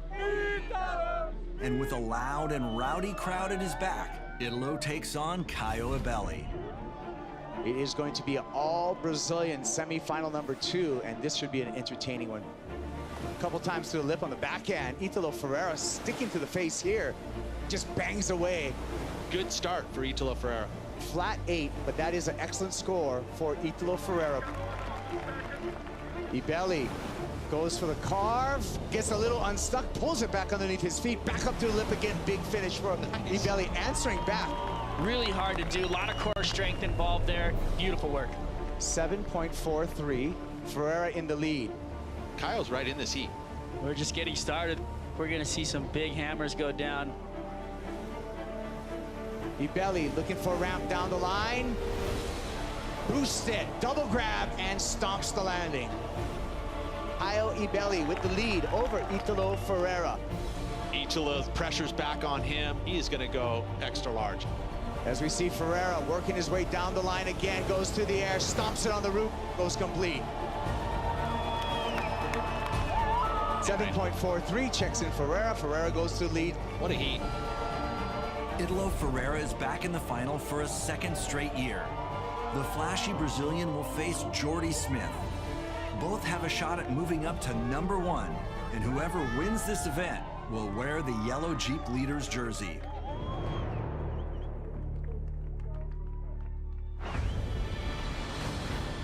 Up next, with world titles on the line, it's a cutthroat finish. Caroline Marks looks to spoil Lakey Peterson's dream run. Caroline Marks feeling it here in the final. And then it's Brazil versus South Africa in a battle for the men's Jeep Leaders jersey. Pressure's been applied to Jordy. The MEO Rip Curl Pro Finals are next.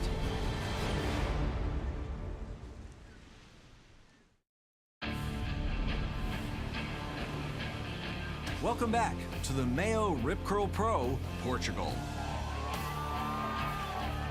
This is the 10th stop of the WSL Championship Tour, surfing's elite series that determines both the men's and women's world champions of the sport.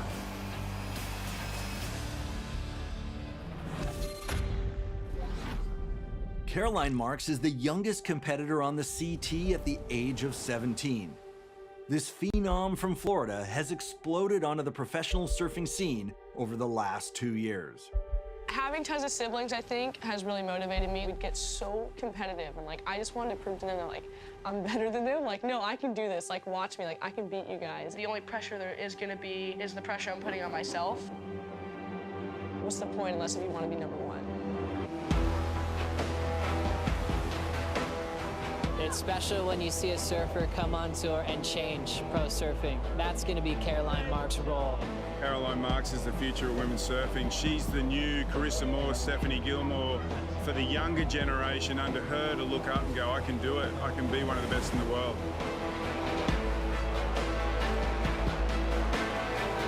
Caroline's backhand attack is unbeatable. Youngest surfer to qualify in her rookie year last season. She's just got a rare confidence. She's an unbelievable competitor and maybe the best backhand surfer we've ever seen on the CT. In her rookie season, Caroline Marks claimed Rookie of the Year honours. She was so strong at a lot of different venues throughout the season, and I think she's come into this year a better surfer. And even at 17 years of age, I think she's ready to make a charge for a world title. Gets a first snap out of the way. A lot of speed towards the end section. Tags it. She realizes that that's where the scoring potential is going to come. Caroline Marks wins the Boost Mobile Pro and now sits #1 in the world on top of the Jeep leaderboard heading into Bells Beach. Is she the future of women's surfing? I think she is. Now, a year later, Caroline is looking to become the youngest CT world champion in WSL history. If she can defeat Lakey Peterson, Caroline will have a shot at the world title. Caroline Marks taking on Lakey Peterson in front of an incredible crowd. Let's get started. Lakey Peterson, power hack off the lip. Beautiful snap, but I dare say that's not going to count in her top two, 3.50. Caroline Marks winding up. Snap to start on the backhand. Second turn, throws some water on the power carve. Trims it down and fits in 2 more maneuvers. She's got the power, she's got the style, everything just looks so good. 6.33 for Caroline Marks and the lead. As we look at a hollow section for Lakey Peterson, throw tail reverse. I like the innovation, just didn't quite get the rotation she was looking for. For Caroline. Straight up in the lip. Nice snap there, straight off the bottom again. That one was jammed a little bit harder and then finished strong. The biggest number of the final, a 7.4. Yeah, no surprise right there, Joe. 7.40, 3 solid maneuvers.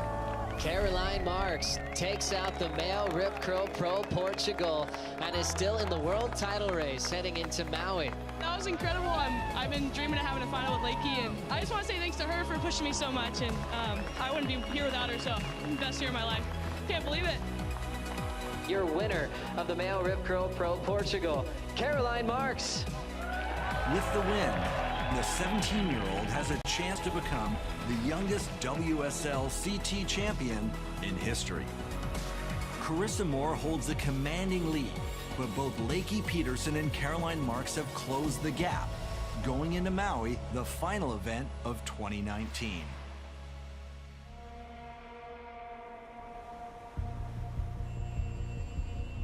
It's time for the finals here at the MEO Rip Curl Pro Portugal. Jordy Smith versus Italo Ferreira. You've got Italo Ferreira and you've got Jordy Smith. Both of these surfers are in the title race. Matter of fact, whoever wins this final is going to walk away in the Jeep Leaders jersey heading into the Billabong Pipe Masters.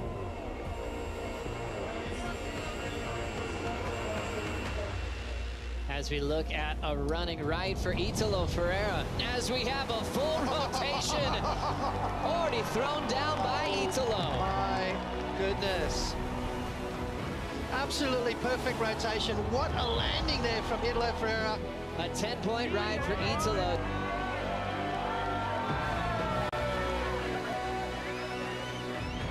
Italo with the outside shot coming in this event for the world #1 jersey, but he's on a roll right now. Big front side, tail high reverse. What a start for Italo Ferreira. Pressure's been applied to Jordy and he's ready to respond. Jordy Smith needs an answer. He's got the speed. Back to the drawing board for Jordy Smith. Italo Ferreira winding up and going for the burial. He gets it. Italo in complete control. Jordy in an 18.44 combination. And with 5 seconds to go, he is officially world #1 heading into pipeline. Wow, what a performance.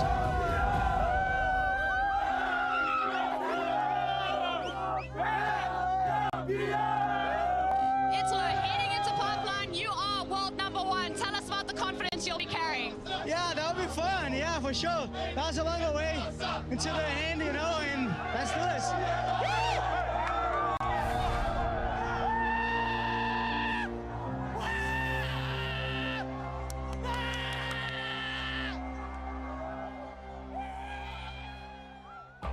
The men's world title race is absolutely the closest one in years.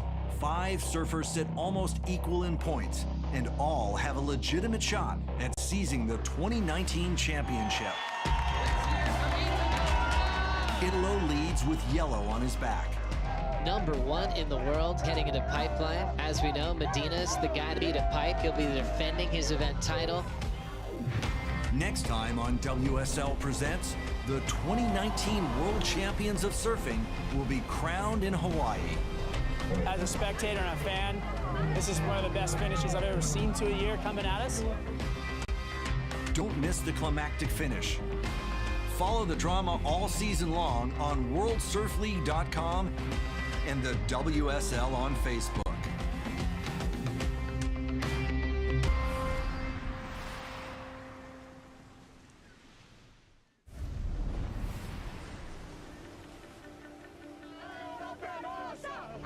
Portugal is all about drama.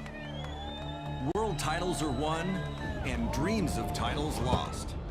The name says it all, Super Tubos. Packs it nice and deep. It spits him out.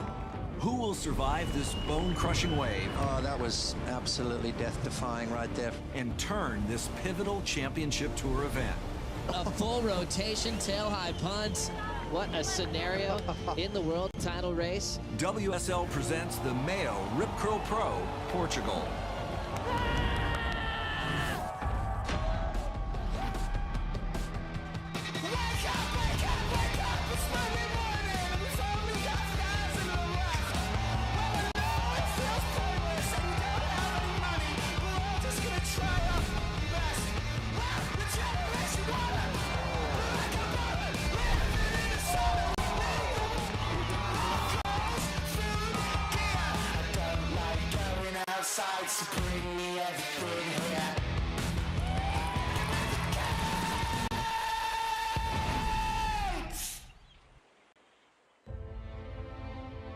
Believe. You need to believe in yourself, even when nobody else does. The WSL Championship Tour, by definition, is the world's best surfers on the world's best waves. The commitment, the dedication, it's always been that. It's going to take a little while to digest what we've just witnessed. 34 men and 17 women competing in 11 unique events on 6 different continents to ultimately decide the world champions of the sport. There's no higher competition level of surfing than the World Surf League. There is a buzz in the air. Gabriel Medina fighting for a 3rd world title. This event in Portugal is really important because it's about to finish and we're going to decide the world champion.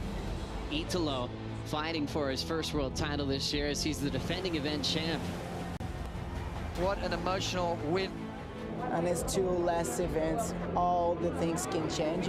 These next 2 events are super important for him, especially if he wants to get his maiden world title. With only 2 stops remaining on the 2019 calendar, we journey to the western shores of Europe for the MEO Rip Curl Pro, Portugal.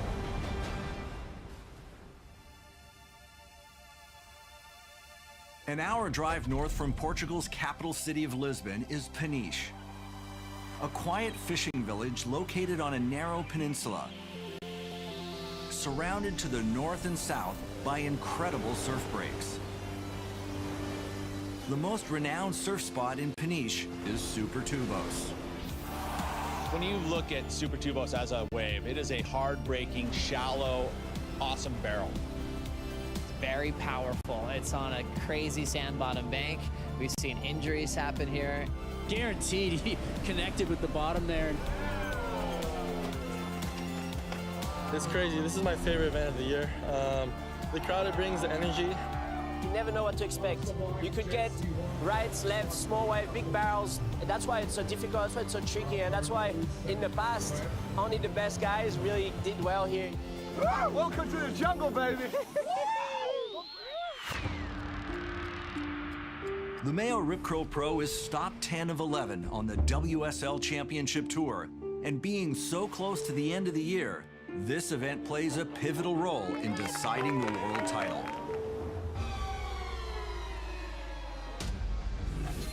Coming into Portugal, Gabriel Medina leads the rankings, sitting at the top of the Jeep leaderboard. I've been in this position before, you know, coming here with like chances with clinch the title. In a close second is Felipe Toledo, and not far behind in third is Jordy Smith. Gabriel Medina has dominated the back half of this year with 3 final appearances and 2 event wins. I'm back. Super light, super deep. 10s all the way across the board for Gabe Medina. Medina claimed victory at Super Tubos in 2017. Medina ramps up, big frontside stock air, lands it clean. And now is poised to clinch his 3rd world title. Feels good to be that close, and I know it's a lot of things to happen. There's no way, I mean, I sure won. I'm feeling good. A win here this year could see Medina raise the trophy in Portugal.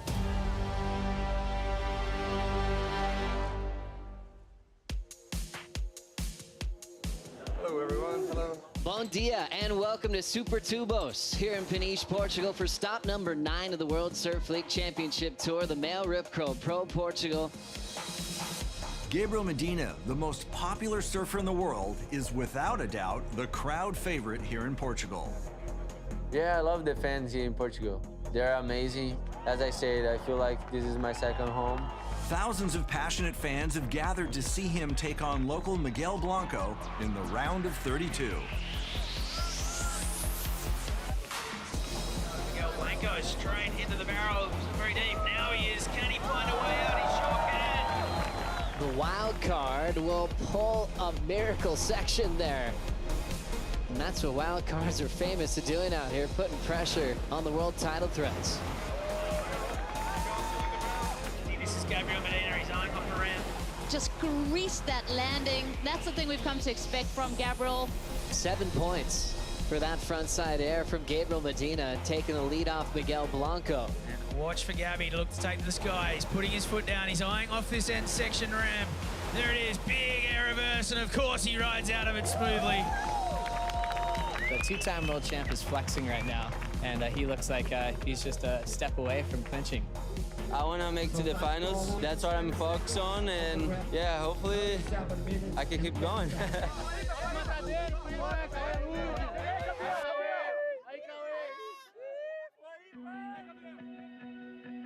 You're looking at a man who's as important as Muhammad Ali, as Tiger Woods. He's beat them all.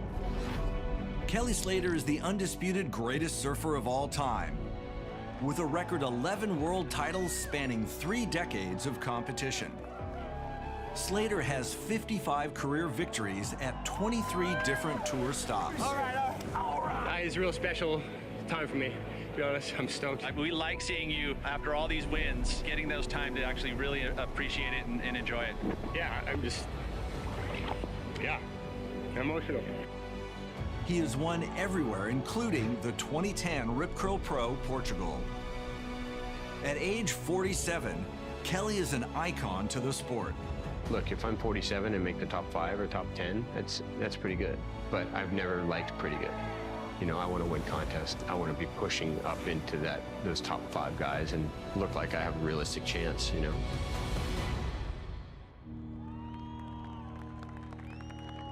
Thousands of noisy Portuguese supporters have turned up to see Kelly Slater take on Sebastian Zietz in the round of 32. Kelly Slater still the biggest draw in surfing, the greatest of all time.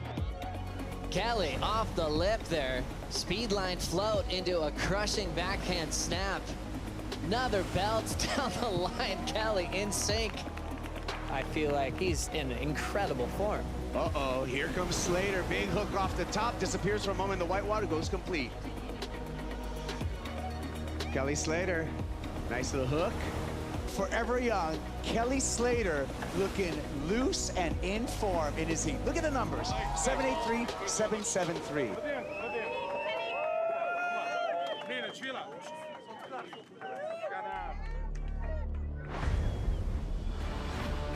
Coming up next, the WSL Women's Championship Tour hits the Super Tubos lineup for the first time in history. This is a world title heat with ramifications like you wouldn't imagine. Here comes Carissa, pulls right in. Lakey knows she needs to win this heat to keep herself with any kind of chance.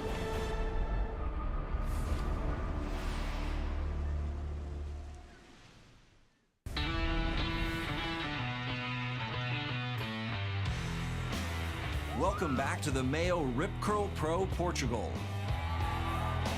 The WSL Championship Tour includes the top 17 women in the world, surfing for the world title of the sport. And this year marks the first time the women have competed in the challenging beach break at Super Tubos. We're the best surfers in the world, so we need to be in these conditions, improving ourselves. It makes you want to show up and you know, really do good work in this event in really good waves. So hopefully all the things come together.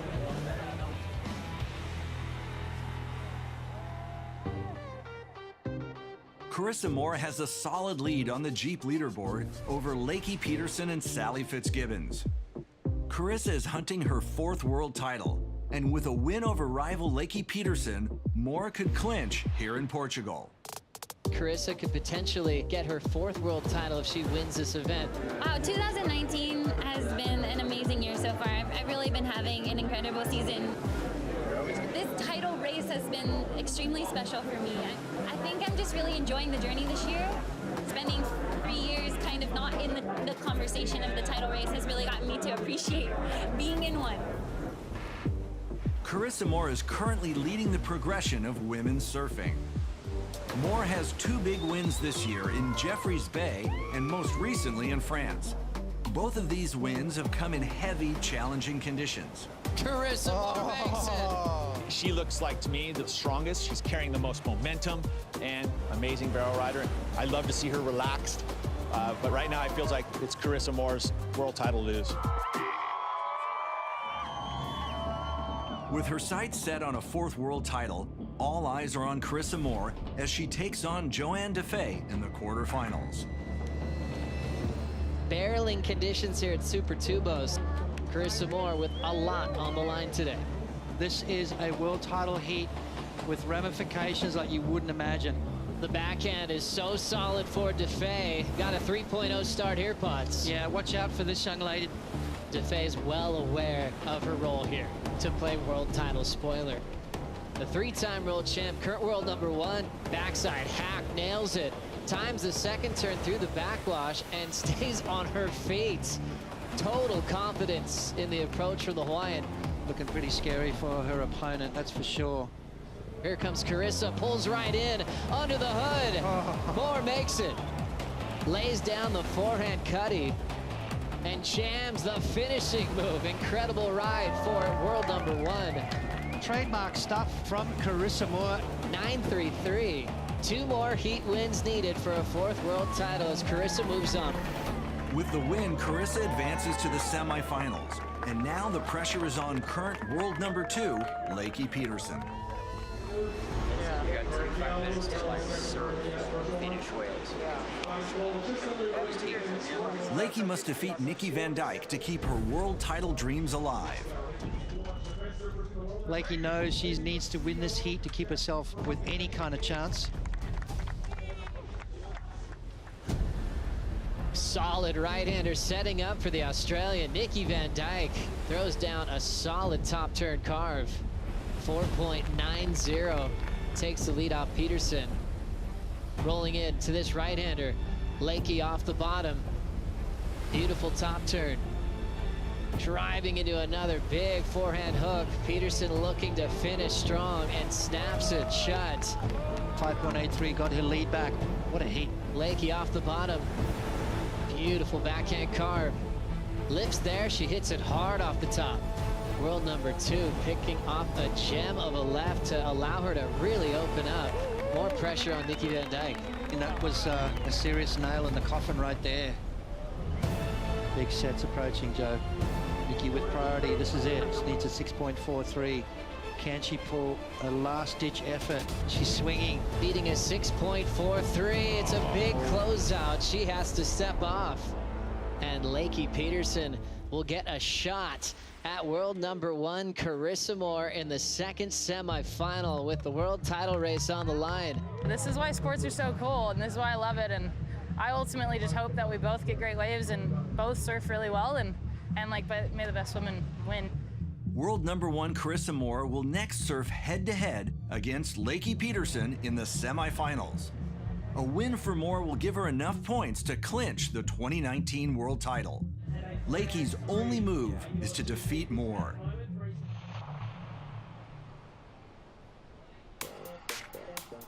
Italo Ferreira is the defending MEO Rip Curl Pro champion. Arguably the most progressive surfer on tour, Italo has 4 wins in the last 12 months, and he is a serious world title contender. Ferreira to the sky, full row. Just touches the rail. All the way around, the rotation happening above the lip. 9.3 clocks in for Ferreira. He takes the lead. It is official. Italo Ferreira is your champion of the MEO Rip Curl Pro Portugal. 3rd win this season. Yeah, I love Super Tubers, you know, and I have a lot of memories here, you know, and that wave is so powerful, and sometimes you can do big airs, or sometimes you can get like long barrels, and you can do some big turns, so it's a special wave. It fits his style. I mean, it's tight, compact, muscly, just like he is. He knows how to bell ride really good, and especially, you know, in the air. Tail high pun, lands backwards and pulls off. That was massive. He's like the Energizer Bunny, you know, he just keeps pounding away. And that's what this wave does. It just keeps pounding away at you. Super Tubos and Italo are just gonna go at each other the whole time. It's a beach break, so it's close by the beach, you know, so you can catch a lot of wave like quickly, and then you can get this call like fast, you know, and I love to surf like that. But he still has a lot of speed, clear for takeoff, a big full rotation. Backside punt, lands it without even flinching. He's actually mentally getting it together to pace himself, understand what he needs to do, which means he can win a world title. Italo Ferreira turns it on the last wave.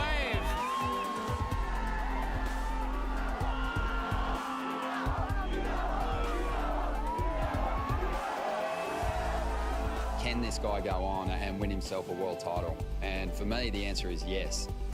2 last events, all the things can change, you know, and I'm here to do that, and I hope to get a good result here again.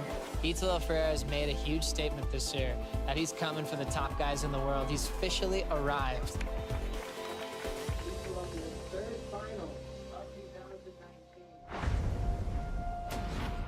Up next, Kelly Slater is back, and it's standing room only for the greatest of all time. And then Gabriel Medina puts up a dominating performance. Medina is pulling everything. But could his world title dreams be over? A little bit of confusion out the back. The MEO Rip Curl Pro continues next.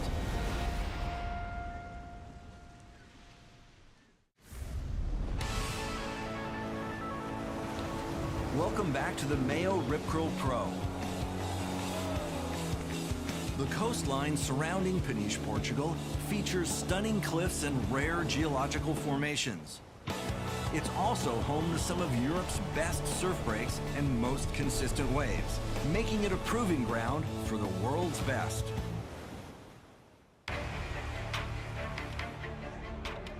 Kelly Slater is the greatest surfer of all time. Be ready for the storm. And as he prepares for another heat, a buzz of excitement fills the beach. Thousands of fans have gathered to cheer on the GOAT as he faces Kanoa Igarashi representing Japan. Kanoa is undefeated in head-to-head matchups against Slater, and ironically, Kelly is the underdog in this clash. Round of 16, heat number 4, winner goes to the quarterfinals. Kanoa Igarashi already has a number on the board, Pete. A 4.83, which is a solid number to get started. So Kelly down the beach, gets the first turn, nice little snap. So there's a combination of major moves, connection with the lip. This feels like to be the best way for Kelly Slater. Now, Igarashi needing a 3.75 to take that lead from Kelly Slater. Throws the tail there. Layback hack to finish. 4.4 takes the lead over Slater. Igarashi takes to the air and pulls the board down underneath him. That was a difficult air reverse to complete. Kelly's looking down the line going, oh, you little turkey. Kelly Slater looking to fight back, building up down the line. Big float, hops to a finish there. Not that difficult to maneuver. He needs much better than that if he wants to make sure that he gets over Kanoa here. 30 seconds, still more lines coming through here on the sandbank. Decision time for Kanoa Igarashi, and Slater's gonna push that decision, looking for a dynamic finish. And no make. Kanoa Igarashi wins this scrappy heat, and Slater is eliminated from the MEO Rip Curl Pro. Oh, man. Oh, gnarly. Kanoa Igarashi continues on with his perfect track record against Kelly Slater. Honestly, it's such an honor to serve against him. Every heat I have with him, I cherish. He's such a legend. You know, I'm just stoked to have heats with him, and let alone beating him. It's unbelievable. With rumors of retirement surrounding Slater's future, this could be Kelly's last contest surf on the Portuguese coastline. Hordes of passionate fans have lined up for a chance to pay homage to the GOAT. Gabriel Medina is the alpha in this year's world title race. Medina's got the Jeep Leaders jersey. He looks like he's unstoppable. The most fit, probably the best competitive surfer in the world right now. Medina has dominated the competition in recent months, and each heat win takes him one step closer to what seems like an inevitable third world title. For him to falter here is going to take a huge mistake. Gabe Medina makes his way to the water for his matchup against Kyle Ibelli.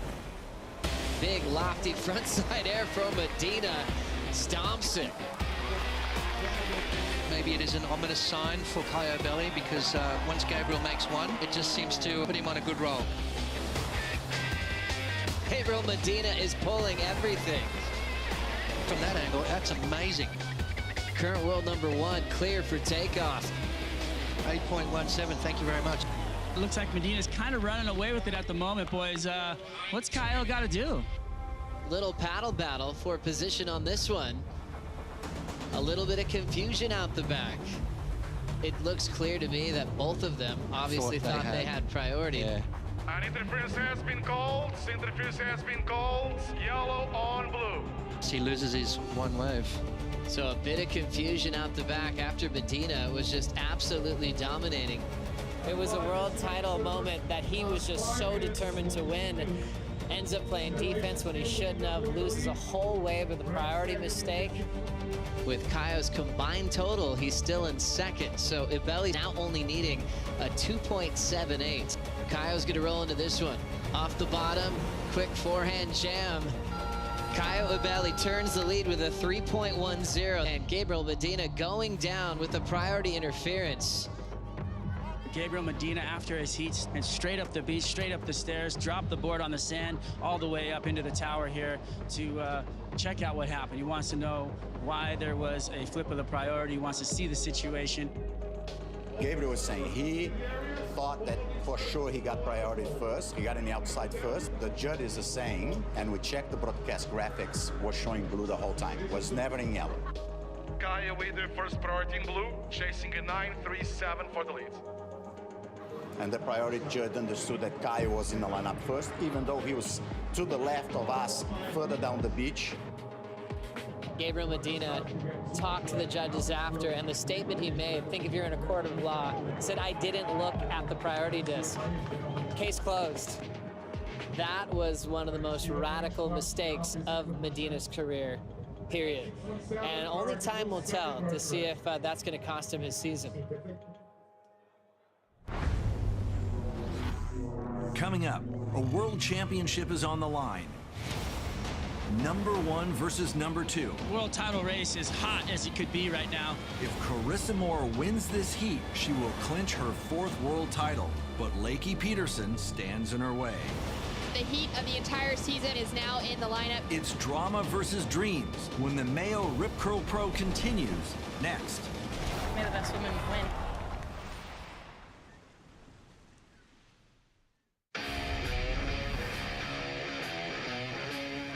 Welcome back to the 10th stop of the WSL Championship Tour. This is the MEO Rip Curl Pro Portugal on Fox Sports.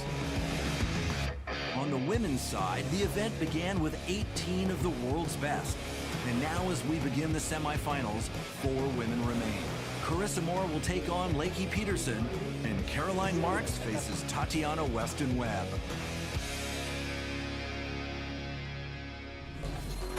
Lakey Peterson currently sits number 2 in the rankings, and the Californian is a solid contender for this year's world title. 2019's been just really up and down. Lakey now trying to get into this heat, and that section's gonna send her over the falls. This is a heavy situation for last year's world title runner-up. She was so consistent through last season. Lakey exits the tube, goes looking for more. Hold on! Flips into the reverse, hangs on to that maneuver, and she loves the feel of it. Let's hear it for your champion of the Freshwater Pro, presented by Outerknown, Lakey Peterson. 2018 was a breakout year for Peterson, with 2 big event wins and a passionately fought world title battle. Lakey finished runner-up to the best in the game, Stephanie Gilmore. I do think in 2018 I competed better than I ever have. The intensity of the rivalry kind of seemed to catch fire throughout the season. It pushed both competitors to new places. Stephanie Gilmore is now a 7-time world champion. This year, Lakey is back to prove that she belongs at the top. I think Margaret River was just a really big breakthrough for me. Her first ever head-to-head victory over Stephanie Gilmore. I just got a lot of confidence from there. Your champion of the Margaret River Pro, Lakey Peterson. If I'm gonna do something as my career and this is what I'm putting everything into, why would I not want to be the best in the world? Like, I'm not doing it to be second. For Lakey Peterson, years of dreaming and training for a world title all comes down to this next heat. World number 1 versus world number 2. Lakey Peterson must win this heat, where Carissa Moore will acquire enough points to clinch the world title. Destiny is really in their hands in this next heat for that world title. Carissa drawing first blood in this exchange, almost goes down on that takeoff. Well, just see the spray meet the sunshine there. So 2 moves from Carissa on a bigger set wave. Carissa Moore dropped in a 5.0 for her last ride. Lakey Peterson answering back. Powerful on the backhand, connects 2 turns together for that combination. I love the way that she just does a full rotation through her backhand maneuvers. And scores in an excellent ride of an 8.0 for last of Lakey Peterson. You can't help but get caught up in the emotion, and Carissa looking for that score. She's looking to clinch her 4th world title. Here she goes, grabbing that rail. Drops into the barrel. She's finding the tube time, unable to be spit out. That would have been a 10. Hands down, that would have been a 10 for Carissa. That knife edge of glory right there. She was so close to the exit on that. Lakey Peterson putting herself in position. Beautiful stretched out wall on her backhand. So impressed with her technique. Just stays out in front of it. Lakey Peterson drops in a 5.23. Wow, so much emotion. Carissa Moore goes down to Lakey Peterson. The world title race now goes to Maui. Lakey Peterson keeping her name in the mix. Lakey Peterson has forced Carissa Moore out of the event. Lakey is into the final, and she will be gaining points, clawing closer to that dream of winning her first world title. Caroline Marks is also in the world title conversation. The 17-year-old from Florida sits 4th in the rankings. Fresh off a runner-up in France, Caroline is looking to one-up that result. This is Caroline utilizing her priority, goes into that long forehand swoop. Beautiful connection on this wave. She's got such a great read down the line. Good way to start the heat. I love the way she takes her time, just really placing the maneuvers so well. A couple of 6s takes Caroline Marks into the final. The men's quarterfinals kicked off in classic Super Tubos conditions. Jordy Smith, sitting in 3rd place in the rankings, is all business. Smith hunting, right-hander, good-looking wave. Quick snap, carrying a ton of speed, the big float, rides it as long as he possibly can. He finds the barrel, threads through a 2nd section, still traveling through the barrel, and Smith comes out. He had to pick up extra speed, which he did.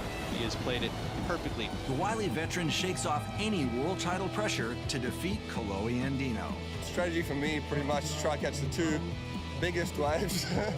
Italo Ferreira continues to amaze. Now ramp on the backhand for Italo. Full rotation, stomps it again. The defending event champ takes to the sky, landing a full rotation aerial for a whopping 9.57. And he is again into the semifinals.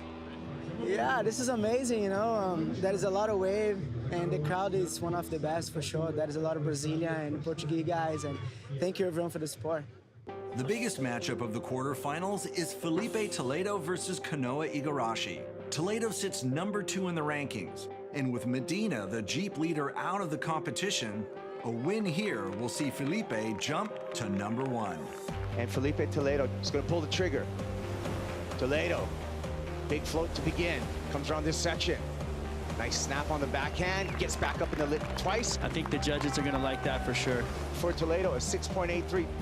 Kanoa Igarashi up and riding. Nice backhand barrel for Kanoa Igarashi. Beautiful technique to find a deep little barrel, spit out, smashes the lip.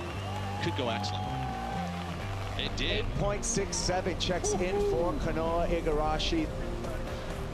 Looks like Igarashi putting up a pretty solid backup score for himself on the board, which is exactly what he needed. So Toledo now is going to be up against the wall, needing a pretty solid score.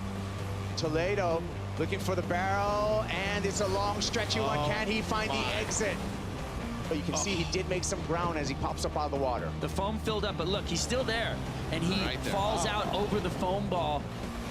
And the horn's going to sound. Toledo's going to go down in the quarterfinal. Hats off to Kanoa Igarashi. Having one event win, I definitely want to, get another win here, and then all of a sudden I'd be in the race too. The upsets continue as Felipe Toledo is eliminated from the event, and the yellow Jeep leader's jersey is up for grabs. Coming up, with his world title dreams about to be silenced, Jordy Smith stomps the loudest wave of the year. Welcome to the jungle, baby. And is Italo Ferreira the best beach break surfer on the planet? Throws it in the air. That was incredible. The MEO Rip Curl Pro continues next.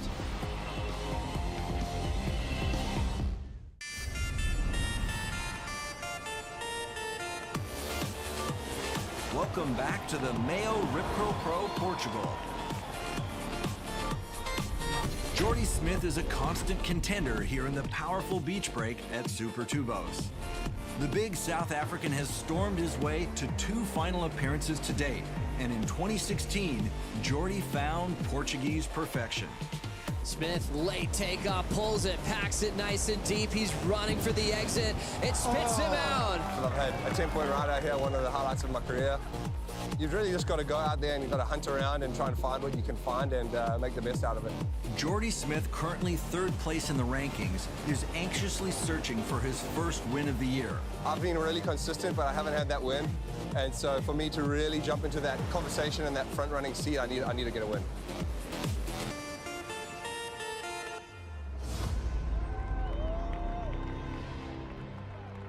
We're down to the final 4. For the title, it's all about Jordy Smith. He's always been a guy that's supposed to win a world title.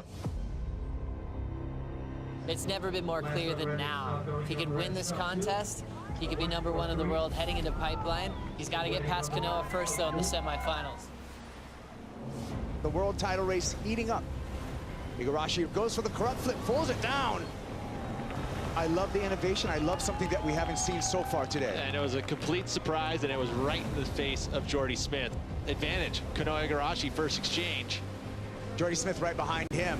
Fin release on the backhand hook. Back up for that backhand floater. Puts it down. Jordy in the lead. And he's up and riding, going straight into the barrel. Will he come out? Yes. Last overhead, Jordy, 6.03. Kanoa needing 6.7 for the lead. Jordy Smith and Kanoa Igarashi fighting for a place in the final. Kanoa Igarashi on the backhand, big snap on the backhand. Long bottom turn, gets back up in the lip again, throws the fins out the back for the finish. Bigger wave, bigger sections. And there's the number. 6.83, Igarashi to the lead. He is never gonna bow down. This is getting tight for Jordy Smith. Jordy Smith looking for a 6.17 to take that lead and make his way into the final. Here goes Jordy Smith. Finds a right. Looking down the line, needs something big. Looks for the ramp, launches. Big full rotation air, puts it down. Holy mackerel. That was incredible. That was it. 9.33, Jordy Smith takes the lead, 40 seconds remaining. This is huge for Jordy. He's in the finals, and the world title is coming closer and closer. Oh, welcome to the jungle, baby. Jordy was down, and it's just one of those ultimately clutch moments where he had to lay everything on the line, and you could see as soon as he stuck that thing, he just roared. That was a career-defining wave right there. That could be the difference between winning the world title and not.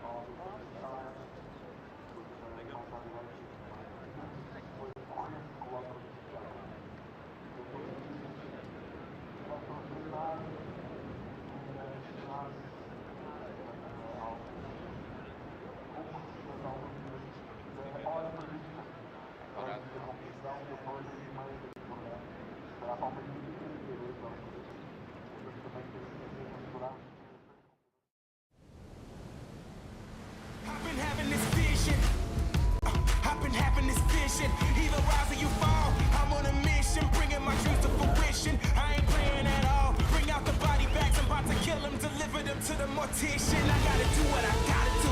That's for my face, back in my face. I gotta do what I gotta do. I pray to God, he never came. I'ma do me, I'ma do me. That's in my blood, I never change. That's in my blood, I never change. That's in my blood, I never change.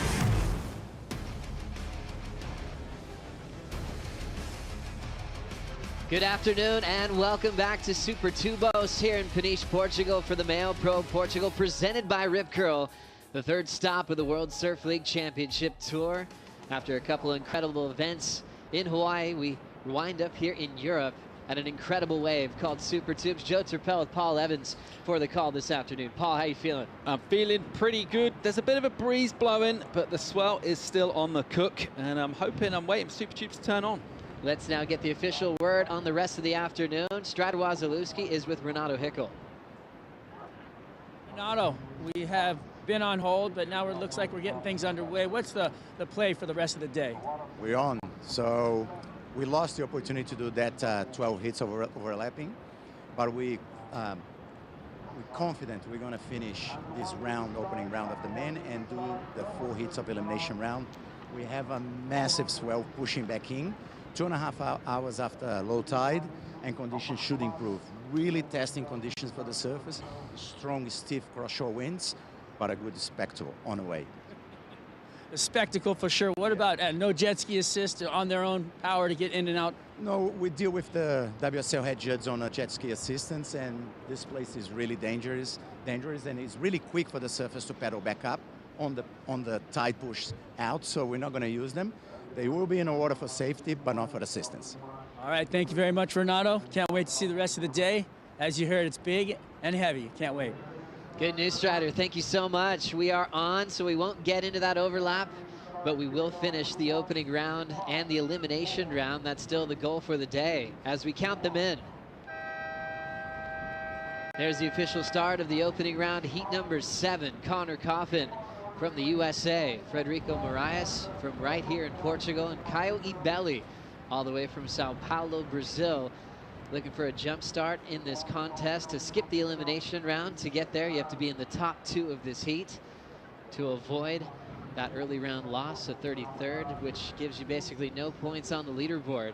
All roads leading to that mid-season cut before we get into the WSL Finals in September. Pulling into a cave, it's Kanoa Igarashi. He'll get spit out to kick off this heat. What a great return to competition. Kicking things off with a barrel for Kyle. Yeah, absolutely. And it's encouraging to see that already early on in the start of this one, considering we had to go on that hole with that low tide. Getting that early start, find himself like just kind of a small, medium-sized corner. I think that's a pretty smart tactic. Get some points on the board and see where we go from there. Could well be a heat where we don't see necessarily that super high frequency of waves, that longer period swell. It's much bigger as well. Good way to kick things off. Great way for Kanoa Igarashi. He is in love with the tube. If it's big or small, that one probably felt amazing. Packed it nice and deep. Not an incredibly long tube ride, but just enough to get a nice vision and a great start to heat number 7 against Frederico Miraj and Conor Coffin. You know, thinking about Kyle, it feels like in a season that's already been blessed with quite a lot of compelling narratives, his one is a pretty awesome one. Unbelievable season in Hawaii. And just thinking like last time we were out here, right, 2019, at this event, and the incident with Medina, the priority, and a fair bit of sort of acrimony finish off that season. Then over at Pipeline, a little incident over there. And to go from that, where he was then, to where he is now, unbelievable. I just love that story. Kanoa Igarashi really spoke to what you're talking about. It's very interesting that he got the call up to surf this year because of Gabriel Medina postponing his return to the jersey. And like you said, there was a bit of controversy here, that interference that happened back at Super Tubos in 2019. As you saw quickly on screen, Kanoa Igarashi representing a former world champion, and Chelsea Hedges, a 2005 world champ, as he is inspired by her still to this day. An 05 champ, one of I think the surfers that just was dangerous in all sorts of conditions, still ripping today. Yeah, a rare goofy foot on the women's side as well. Incredible surfer. So a great choice for Kanoa Igarashi. Opens up with a 5.67 to start. And going back to what you were bringing up about his interesting year, sometimes you see wild cards do crazy things. We've seen that with Bear Mamiya this year, Moana Jones-Wong. Sometimes surfers, where they have nothing to lose, turn into their best results on tour. Kaio's kind of living that right now, where he's had a full-time spot before, gone through up and down results in the past. Now he kind of comes back with fresh eyes, going, I didn't think I was going to be here. Back-to-back showings at finals day from Pipe and Sunset. Pulling in and grabbing the rail to try to burn off some speed quickly was Frederico Miraj. Just the art of slowing down on a wave face that has a lot of power. Next wave's gonna land on his head, but will join Conor Coffin in the tube. Redirects on that off the top section to kick out. Looks like we're already seeing a tube shootout here in heat number 7. Yeah, Fred just not really the wave he was after. Just couldn't really get into it properly. It's just out in front the whole way on that one. And contrastingly, that wave behind had that beautiful freight train energy. Let's have a look at it here. Just parks it nice and deep. The wave tightens up a little bit. He gives himself a pump to come out. Gets a little turn on the end to finish as well. Just kind of toying with that section as it all closes in on him. Beautiful technique. And you see him getting right over that rail. Really engaging. And then knowing when just to kind of let go of that pressure, making sure he gets the clean exit. A little jam on the end, just interesting to see that turn just thrown in, and just to get out nice and clean. Also looking at the attempt here for Frederico Miraj, Paul, what'd you think? Yeah, just similar kind of strategy, but just saw that wave just fold in half basically. But again, I think everyone trying to get something on the board early on, and that is going to be a smart call. Frederico's been surfing here an absolute ton this winter. Like we're talking about how consistent the swell's been.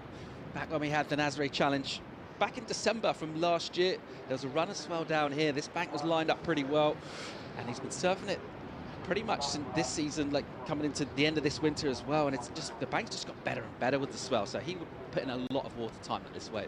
Crazy wipeout from Kanoa Igarashi right after the 5-6-7. He felt the pain of Super Tubos, dropping into a bomb straight down to the bottom. He's already back for more. And that's the entertainment value of this wave, but also the threatening side as well, where you can go from hero moment, getting a stand-up pit, and then maybe having one of your worst wipeouts of your season. It certainly feels like that kind of day. It is blowing cross shot into those lefts, and it's easy to get hung up there. It's pretty easy to get hung up at Super Tubes anyway. We do see quite a lot of those airdrops going down. Wow. Packing one from deep is Kyo. Already 3 attempts at some big waves here at Super Tubos. And there's still quite a few double ups on the sandbank. Look how heavy that section is that he's gonna have to go under right there on the inside.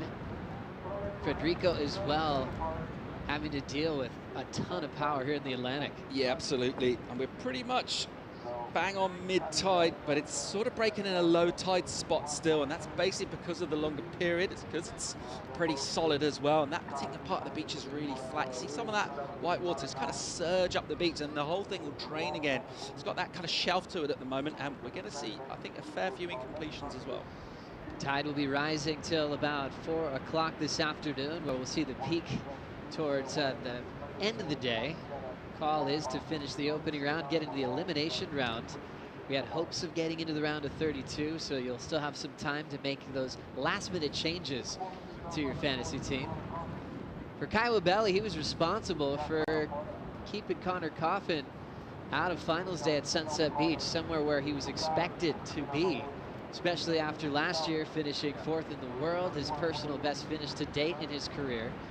Also, Conor going down to Baron Mamiya at Pipeline. He finds himself pretty far down the rankings after what was a stellar year last season. Yeah, unfamiliar territory for him, really, to be sort of languishing down there below the cut right now, but with just 2 events in, and a great opportunity to turn it around here. I mean, he showed us his kind of brilliance last year and where he can go, and I think he'll know and he'll feel that he kind of belongs in that conversation for the final 5, and, I wouldn't disagree.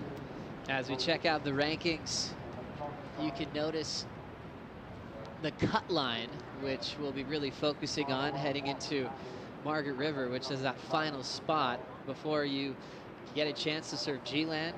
Your year will change places. If you fall off tour, you'll be really focusing on the Challenger season to get back on tour for 2023. Just thinking again about Sunset and surfers that kind of like we would expect to do well. We kind of think about those surfers that are really good on a rail. Frederico Miraj has done really well there in the past. That's kind of a spot you're like, okay, that's his way. Again, an early exit for him, and I think that was kind of testament to what happened this year. That was kind of the story of that event. It wasn't necessarily the stories that you think, that's a Sunset surfer.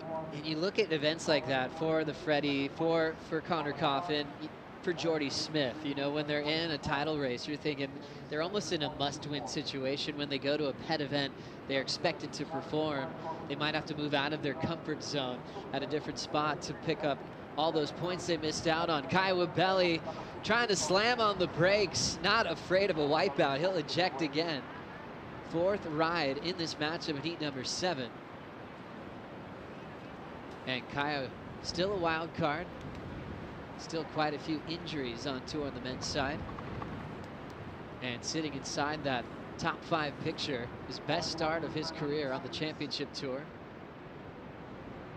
You can see all the water moving through the inside. Kanoa Igarashi on the angle into the pit, grabbing the rail, looking to burn off some speed there, Paul. Yeah, nice entry into it. And then at this point, you think the exit's going to be forthcoming. Just see this one hollow out the bottom, just disappears. And that was one of those ear ringers as he hits the flats pretty hard in the big explosion. And he's putting it on the line in this one. A lot of commitment for him already. Kanoa Igarashi and Conor Coffin met each other when they were just young teenagers, with obviously all the media hyping them up for good reason. At the time, Kyo hadn't learned English yet, so he kind of appeared to be the quiet guy in the group, but he just hadn't learned English. And once he learned it, he's quite comical. He's a fun guy to be around. Lately, you're really seeing what he's doing in crazy slab conditions. So the approach in this heat makes a lot of sense. I feel like Kyo is surfing slabs and waves like this more often than not these days. Yeah, got that incredible cover of Surfing magazine back in the day, didn't he? Maybe 16 years old on a big wave in Indonesia. Kind of Surf noticed, found out a little bit about him, didn't know too much about him before then. But he's just been impressive in all kinds of conditions, and we talk about how strong that kind of Brazilian contingent is on the men's side. He's just not necessarily one of the main hype guys as such, and I think he's really benefiting from that, being able to surf without the pressure and just showing us what he can do. 2016 Rookie of the Year, Kanoa Igarashi was the danger man for John Florence multiple times that first world title season for John. Speaking of Florence, he's coming up next as he'll be taking on Ezekiel Lau and Matthew McGillivray in heat number 8. Yeah, well, there's a lot of tube riding talent coming up in that heat as well. Can't wait to see how that goes down. We're sort of expecting with this incoming side that things will improve, so I think more opportunities to get the exits and more waves coming. Let's see how that plays out. But yeah, John kind of pumping Super Tubos. Cannot wait for that. Frederico Miraj having a ton of support, obviously, here in Portugal, as we'll go to Conor Coffin quickly. He's just up and out. But Miraj, I remember when he first got a chance to surf here as a wild card and made some noise when he got a win over Kelly Slater, doing a reverse on a small section. And for the next 4 or 5 hours, we saw different media channels having a moment to interview him. His profile exploded. He was a great hope from Portugal to take on the top 34. He soon qualified after, but I don't know if anything compares to that first wild card performance, getting a win in front of his hometown crowd. It was a massive day for his career. Yeah, it was extra significant as well. It's a real breakthrough moment for him because Thiago Pires, when he was on tour, was never really able to perform out here, whether that was pressure, a bit of bad luck, combination of various things. Couldn't really get results out here, and Frederico surfed really, really well from a young age at this wave. Basically helped sort of establish Portugal as that name on the World Tour. And hey, going all the way to a 10th last year, finishing his career high ever. Very impressive. Very impressive. And how is Frederico Miraj as a rookie? Kind of reminds me of even a Conor O'Leary, where, you know, like a Wade Carmichael, where they have instant success as a rookie. He made a big final at J Bay with Felipe Toledo, had 10-point rides, even beat John Florence on that incredible day at Jeffreys Bay, and then kind of went through the lows of a second year, having a tough time repeating the same success as that first year against the top 34. Yep, he had to go back and do the hard yards and do it on the qualifying series a couple of seasons ago. Got a couple of wins in Portugal, one out in the Azores, and one just down the coast here at Santa Cruz. Got himself his slot back on tour, and it always kind of had that feeling, if he can just get him back quickly, he'll feel like he'll belong there. And yeah, he's shown us that he absolutely does. Kanoa Igarashi 5.67 and a 1.27, still leading heat number 7. Conor in second, and Miraj is trying to avoid the elimination round. We'll see if he can do it right after this.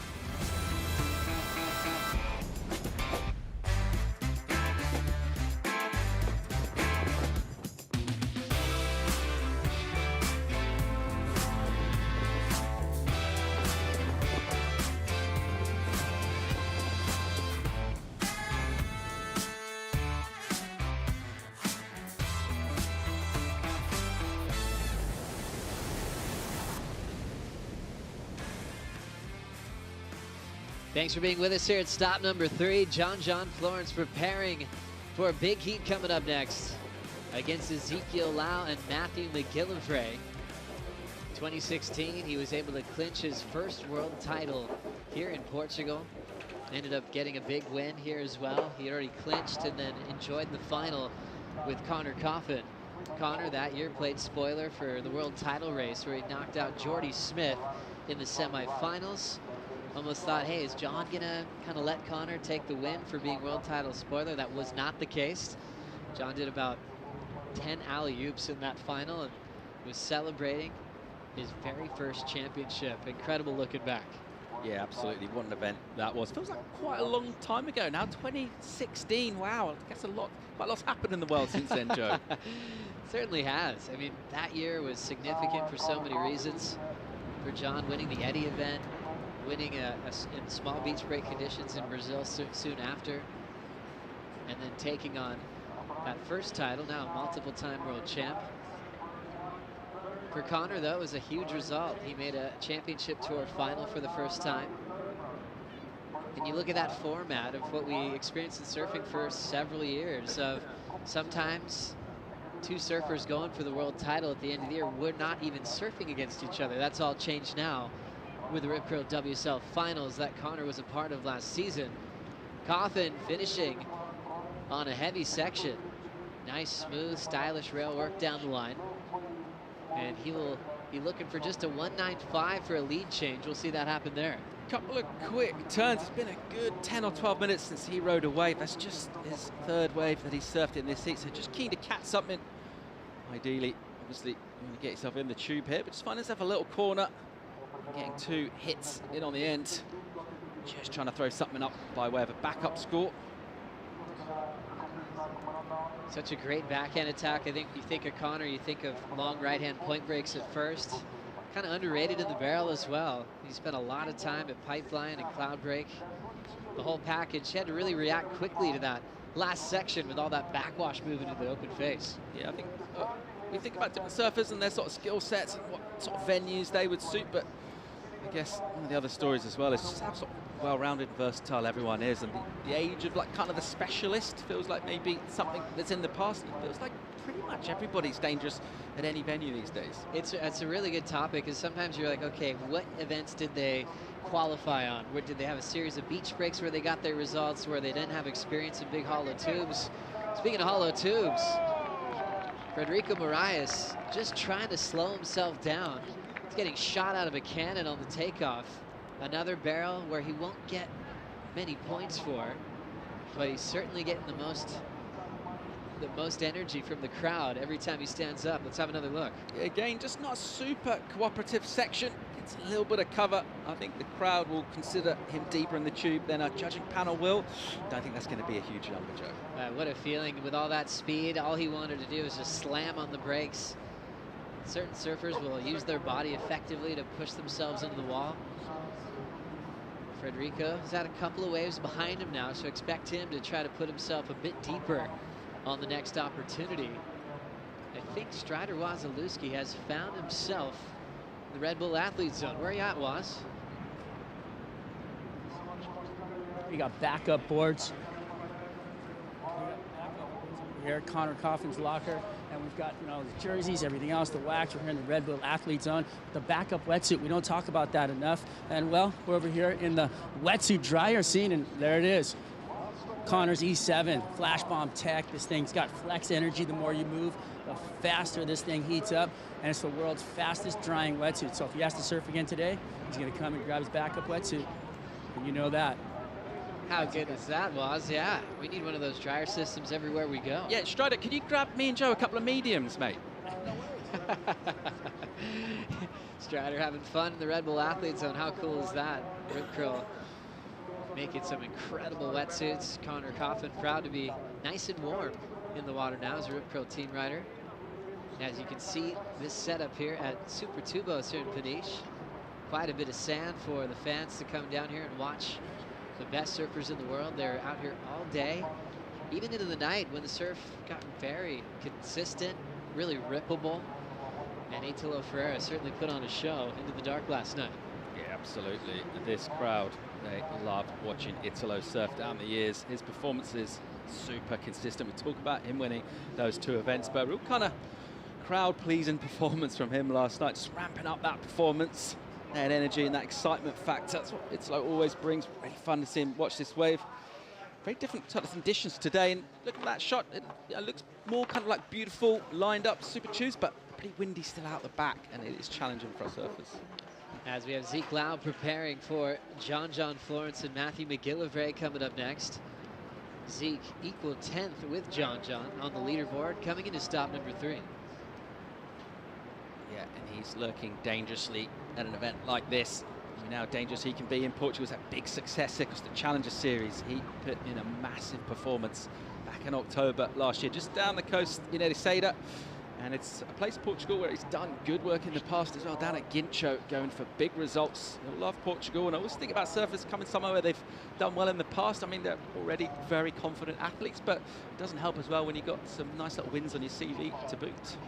Ericeira, where the Challenger Series was held. Driving from here, Paul, how long is it going to take to get there? About half an hour. Yeah, it's much quicker these days with the road being new. Back in the day, it was some little kind of windy, classic sort of old school European roads. You sometimes see donkeys and stuff like that, and some of those little tractors on the road. But yeah, it's pretty quick these days, half an hour, and like the amount of waves, not only in that town, but between there and here, it's a real embarrassment of riches of surf spots. There's so many good waves up and down the coast here in Portugal. Big waves, slabs, anything you're looking for, you can find it here. Frederico, proud to be representing this amazing country once again in the top 34. Talked about his story of falling off and requalifying, even was an injury replacement wild card, putting in some pretty long seasons trying to manage the Challenger Series and the CT when you get the call up. Kind of famous for his steady Freddie approach with those big frontside hooks. As you see Zeke and John preparing. They've known each other their whole life. And I think maybe the biggest heat that everyone remembers from these two was at Bells Beach, when that new rule came out, unnecessary hassling. That was added to the rule book, and John had to leave Bells Beach pretty disappointed, losing in that fashion. So this will be a fun one to watch coming up next. Yeah, absolutely. And you'd love to see the intensity, and you know, think about motivation. Obviously, you want to go out and go as far as you can, surf good waves, and go well in the event. But if there's, you know, something that you can draw upon from the past, any kind of rivalry or any sort of previous incident, bring it on. They've had one heat after that. It was at the Pipe Masters in 2019, and John ended up getting that win. Moving on to the next round. We'll see what happens in a three-man heat. We've got McGillivray joining them. We've got Kikosh, Frederico Miraj now changing his positioning. 2.5 is his high mark. He needs a 4.58. You can see how much distance he has from Conor Coffin in the red jersey. He's not been lucky with just the couple of waves he's ridden so far. And he does need to get something going here. About surfers with different strategies and those tactical plans that he'd have worked out with his coach Richard Marsh, and just heading a little bit down the beach trying to find something else. He's just not been able to get deep enough so far. Conor holding his position with the lead. Priority is with Frederico Miraj. Only needs that 4.58. The year that Vasco made the semifinals, Frederico turned in his personal best result. He's made the quarters out here before. As the man from Jeffreys Bay, South Africa, inspired by Bianca Buitendag, and showing his inspiration by wearing her name on his jersey. She accomplished the silver medal at the Olympics in Tokyo. Yeah, amazing story that from Bianca. A former championship tour surfer, really powerful goofy foot. See an entry there from Caio. Caio Abelli, a world junior champ, rookie of the year, still waiting for his breakthrough championship tour win. And boy, he's been close in the last 2 events of the season. Has a small bell for a runner-up finish at Bells to Jordy Smith a few years back as well. Feels like this heat sort of flattered to deceive a little bit. We had a little bit of activity early on and we thought, right, we're on here, but it has been pretty quiet, hasn't it, Joe? And opportunities, there don't seem to be loads of them out there. I think Think about Kaio catching all those waves and getting a bunch of wipeouts, spending some time underwater. Since then, he's just thought a little change of tactic, try and find something a little bit more quality. It hasn't really been forthcoming. Down to 5:22. Seeing a big wide open pit behind the takeoff of Frederico Miraj. Already spits once behind him. His best ride so far and still swinging off the top. Fits in a top turn carve and Miraj will celebrate. Needs a 4.58. We'll see how close he gets to turning this heat, Paul. Yeah, much better wave from Fred, and he needed that, didn't he? So that little reposition down the beach, going for that right-hander option. And what that means, the wave's running away from the wind. So a little bit less trouble on the face, if you like. You can see that airdrop as he goes in, and the fins catch again. Just gets himself that second section, put him deep enough to put him legit in the tube. And a little hack off the top as well. Manages to get it done. That's going to feel much, much better for Frederico. I just love seeing that airdrop in. This little second section there comes out nice and clean and has enough speed to go off the bottom and get the little snap done, and he's feeling it. Celebrating the feeling from the pit at Super Tubos, a place where Frederico spends a lot of time. So that subtle adjustment gave him a right-hand option. He was going for lefts before that, had a tough time slowing down to get really deep, decided to change banks, and now doing the runaround and being extra motivated by this Portuguese crowd. Yeah, and he's going to have to get his skates on, isn't he? It's nice sort of canter to his pace as he heads up the beach. He'll take that applause, and that'll give him a little extra spring in his step. But what, with just over 3.5, Joe, he's got to get back up this peak and paddle out and try and find himself another wave. He's not going to have loads of time left. And he wants to hear that score before he gets into the water. We'll see how motivated he'll be when he hits the lineup here, if he hears if he turned the heat or not. And scores are about to drop. One more to lock in for the decision. It looks like it will be enough to move into the top two. Frederico hasn't gotten the message yet until now from third to first. Miraj a 5.23. Conor to second, Kaio to third with 3 minutes to go. Crowd absolutely lapping that up. They love it. He gets the good news. Meanwhile, out the back, more celebrations from getting the pit.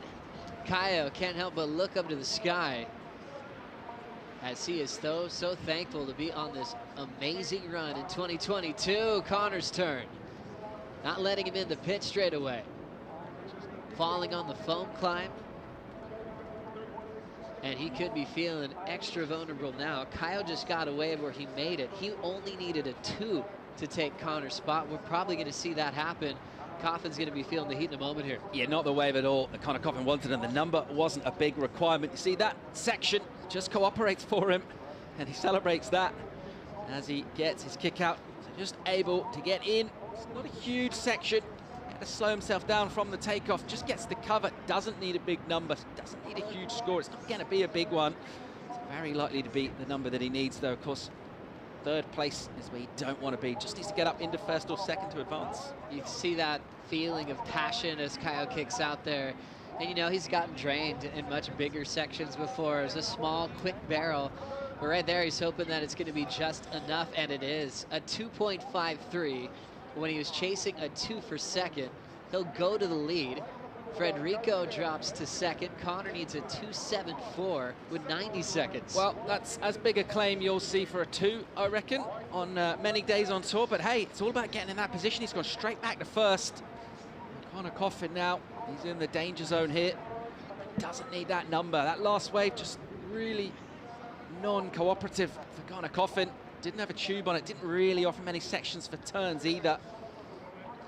Almost felt like a balance between a claim and a prayer, that it would be that 2 on a small section, and it was just enough. Very close heat when you look at the scores. Everyone's got at least a 5 and everyone's got a 2. We got Kaio just with the best 5, 5.67. Frederico's best 5.23. Conor Coffin a flat 5. 50 seconds to go. Yeah, really close one, this, and conditions have really sort of dictated the pace of this heat. No one able to really impose themselves on the waves at all. It's just about finding those corners, and it really came down to who was able to get deep enough, get on sort of backdoor side of the section. It picks up in the tube from the takeoff. Not really the kind of conditions you can slow yourself down too much. So it is about the positioning, and that's reflected in where the scores have gone. Kaio with the best of it so far. Now looking at 20 seconds on the clock, Conor tries to avoid a trip to the elimination round. If he ends up there, it'll be his first of the season. Off the bottom, snap to start for Kaio. Down carve on the left. He'll lose the handle on the second effort as we run out of time. We'll see if Conor got this one in time. It's not going to matter because it's a closeout. Coffin will be in the elimination round. Miraj stays in second, and Kanoa Igarashi unofficially getting the win. A couple last scores just drifting in. 0.5 for Conor on that last effort, as he'll be surfing later on this afternoon. Coming up next, John Florence takes on Ezekiel Lau and Matthew McGillivray right after this.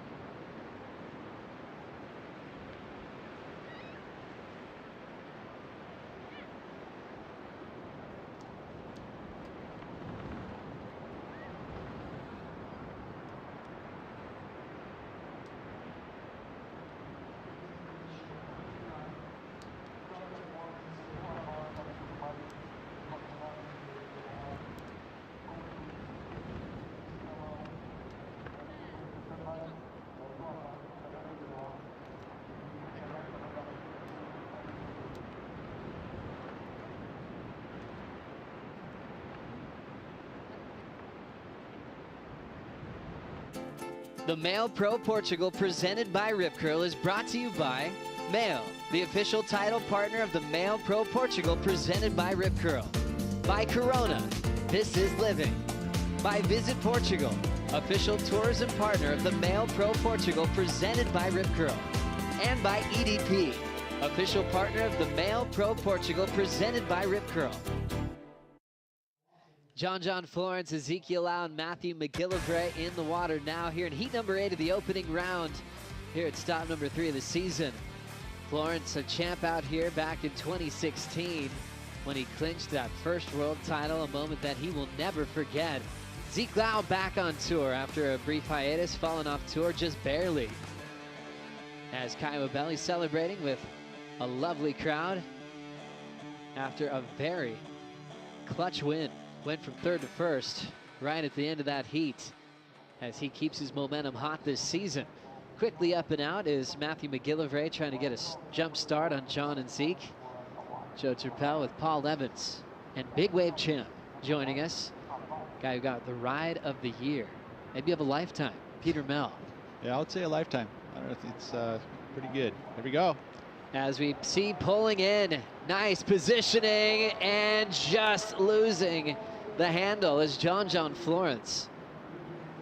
They call him the best tube rider in the world for a reason. That was not easy to ride.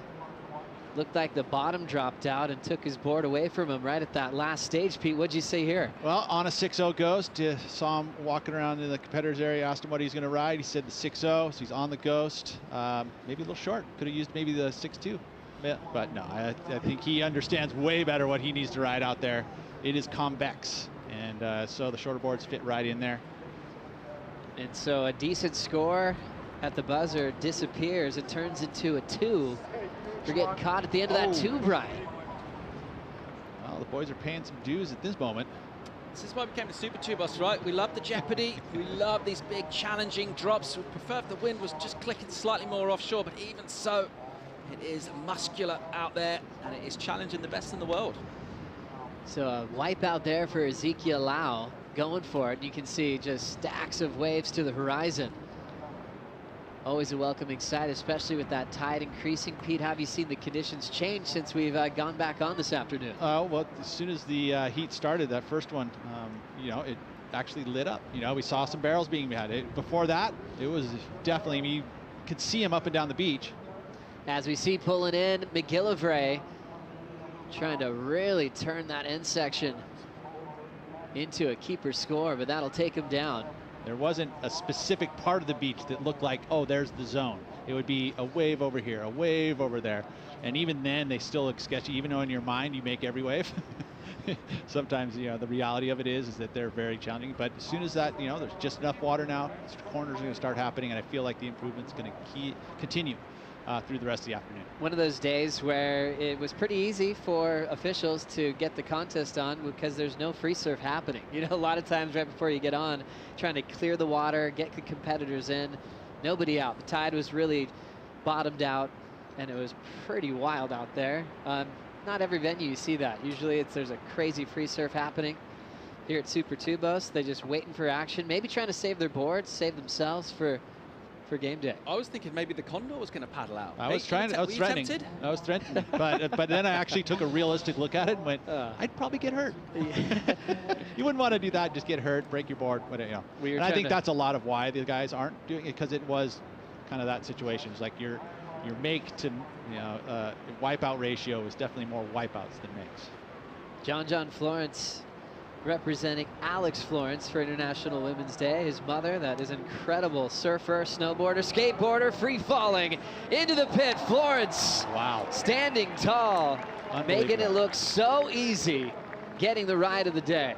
That was mental, right from the drop, that thing. Was it a drop? I think he paddled from the bottom. He never dropped. I mean, he was literally paddling on the bottom of that wave. Below sea level entry for John Florence. One more look here, Paul. So late into it. You couldn't possibly be later, and just chops the line down to make sure he gets the exit. Goes all floppy. He knows he's on his way to a decent number here. That's why they like the gum sandbar, you know, to learn how to do that. I mean, look at this. I mean, he just literally is underneath it, so deep and underneath, and you think, oh, can he bottom turn into it? Sure, that angle right there is just sick. Nice work, John, and you expect stuff from him. You know, we always set that bar pretty high, and wow, he always seems to jump right over it, doesn't he? Is it possible to break down his technique, Pete, when it comes to surfing slabs the way he does? Well, you understand what he's doing, but to go out and actually physically do it is tough, because it just feels like you're going to have the thing land on your head, right? Where he's trying to get the wave and take off and do it. So the technique is there. I mean, it's just he has a great read. The best of the best always do. They know how to be in the right timing at the perfect spot to make it look easy. 9.07 for John Florence. Also has the 2.0. Meanwhile, during that last replay, he went left. Got shoved out of the pit on this one. He's just surfing for strategy here, getting a backup score real quick. Just a little backup left. Always feel like he is so dangerous when he doesn't have to worry about priority, when he's got a big lineup where he can hunt down scores. He just feels like he's free surfing, Paul. Yeah, this one went super hollow on the end. He just tried to negotiate that exit, but as you said, just wants to free surf and catch a ton of waves. He's an absolute tube pig. He'll be enjoying these conditions, just finding something, seeing things that maybe other surfers don't quite see. McGillivray gets hung up on the backside snap attempt. So he'll take some water on the head after the free fall out of the lip line. A 1 and a 0.73 for McGillivray. Still Zeke with just the 0.4. All about John in the 9.07, which is his 28th excellent wave here in Peniche. Incredible run. Now is that the number one on tour? I would say it's pretty close, considering how long he's been surfing this wave. It's a lot of excellent scores. That's 8 or better for John. He's also had a 10 out here before, which are very hard to come by. 15 excellent heats, so that's a couple of 8s at least in your top 2. No wonder he's got so many 8s. Do 10s exist anymore? What do you got to do to get a 10 these days? You gotta really impress those 5 dudes over there in that tower. It's a little bit hard these days, huh? I think they want to save it for a wave that you'll never forget. So if they were scoring Pete at Mavericks that day, that would be one, okay, I'll never forget that moment. Thank you, Joey. It's going to be the same thing that we see on tour. Earlier, Strider caught up with Kanoa Igarashi.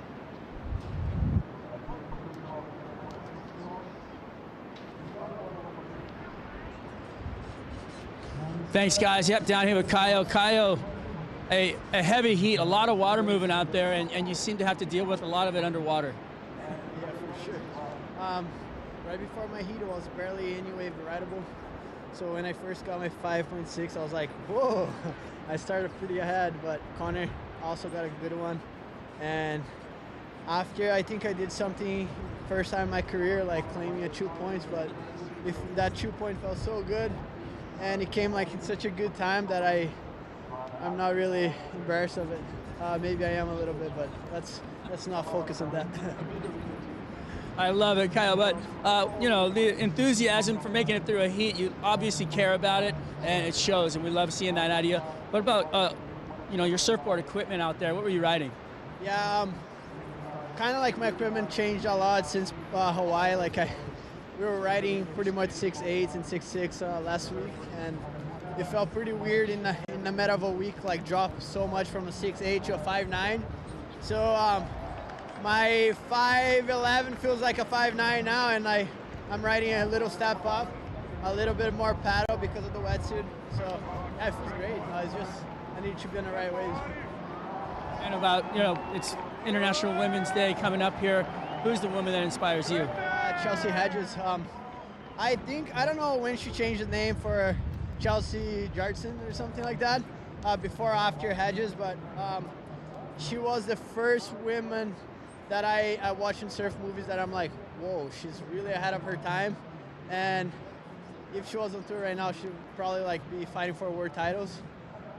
She had a pretty radical approach, like anything else I've ever seen, so she's the hero for today. All right, well, thank you very much. Congratulations. Hope to see you back here on the glass. Thank you. Thank you so much, Strider and Kanoa Igarashi. Chelsea Georgeson, her maiden name, got married. Chelsea Hedges, a world champion. What a great choice for International Women's Day. With 19 minutes on the clock, John Florence just increased his lead, 9.07. And now he'll back that up with a 4-point ride for what he just did on a left ball. Did we just see make gate 2, right? Are we gonna kind of debate that whitewater riding out? Yes, we are. What do you think, Pete? Well, obviously the judges already said that it wasn't a make. You know, he makes that clean, and it's you know, it becomes a 6.5 or better. But yeah, that was one of those things where, you know, ultimately, I think I like the way that they've been trying to pull this off and be really clear about a make, right? Is riding out in front of the whitewater. I mean, it came from the surfers. The surfers wanted to see that happen. As we see the windup, this is the air we're talking about. What an incredible projection above the lip, but you got to ride out in front of the whitewater with control. The tube looked really fun for this 4-point ride. Yeah, packs it in nice and deep. It's not a huge wave, but it's a round one. And it's so stylish and controlled. And already here we knew exactly what was coming. Gives it the treatment. Almost loses the foot during that rotation, but he is going into that air wind, blowing into the left. But just that explosion on the whitewater, Pete just wasn't able to really get it done clean. No, you know, the ride out clean, and that's, like I said, with snowboarding, that's you know, you butt check or you put your arm down, they give you docking points a little bit. So I value it. I think it's legit. You know, you want to see those things stomped, and that's where you're going to see excellent numbers go. And I think that's the clear topic and the difference. When someone does that same move and rides out perfect, you want to really reward that, even over like a layback and recover, where you can just stomp it with authority. You want to really reward that technical ability. As we look at John at this location, the win in 2016, injuries from 2019 and 2018, so we haven't seen him out here in Peniche since that quarterfinal where he went down to Kolohe and Dino. And I feel like with John, it's, you know, he's into his 8th event here. He's a world champ multiple times, but there's still this element of newness to him from all those years where we missed him because of injuries.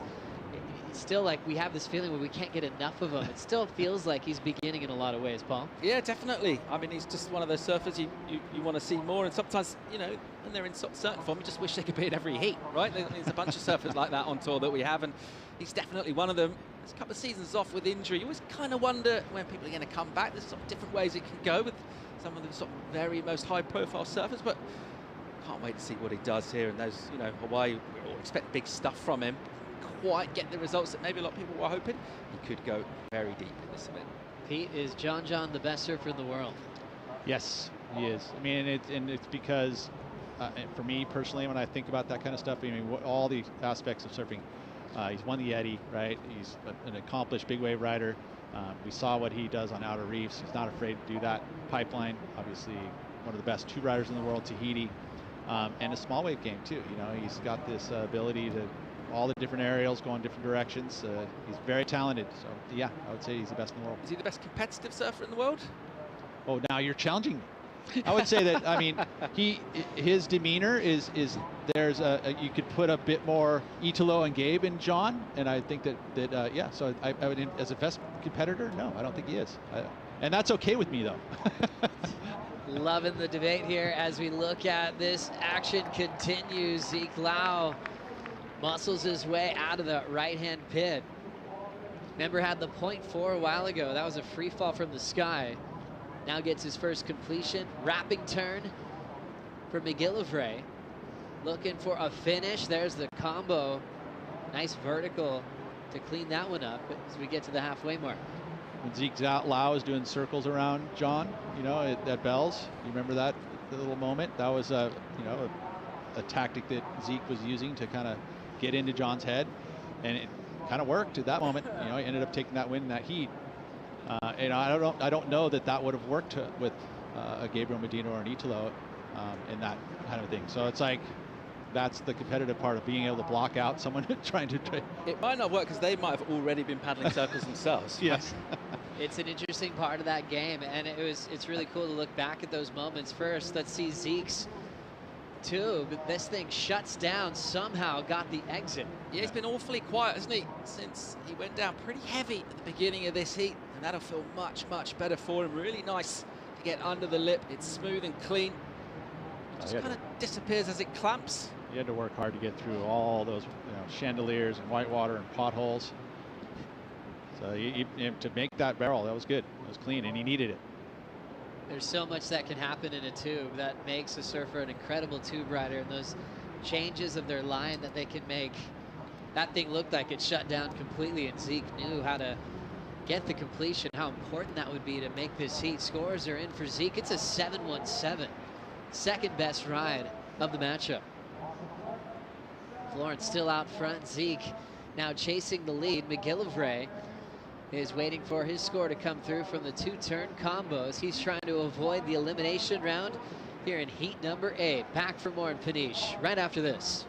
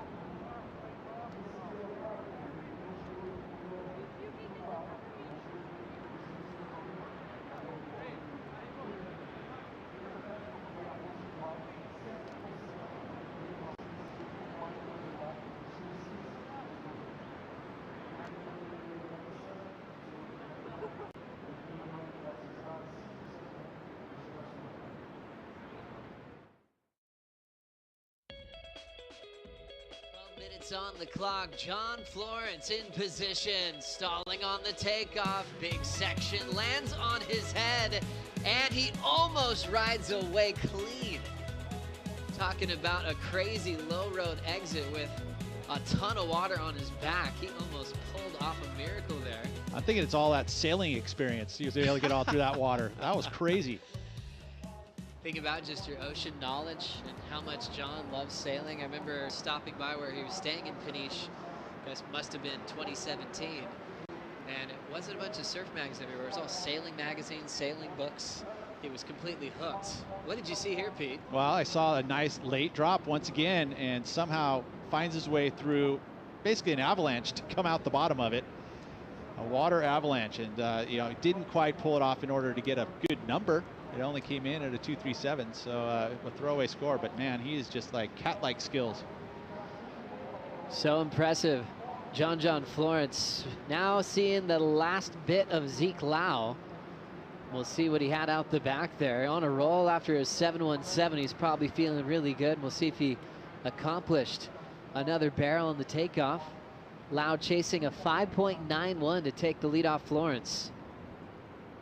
So very attainable score as John is still on the hunt and decides that that's not going to give him the vision. Smart move for John to hold his position. One thing I see that like the guys who surf and women who surf here well, they're identifying a wave very early and they're paddling very early. And I think that that's a key element of getting through the wind, down below the double up and having the paddle speed. As you see this replay here of Ezekiel Lau, and was he able to kind of come up underneath it and actually time himself underneath the hood. So nicely done there for Zeke. I mean, he could be threatening to take the lead here. Impressed with Zeke Lau in the last few minutes. I mean, the wipeout was a while ago on the start of the heat. Now he's just completely turned this matchup around. 7.17.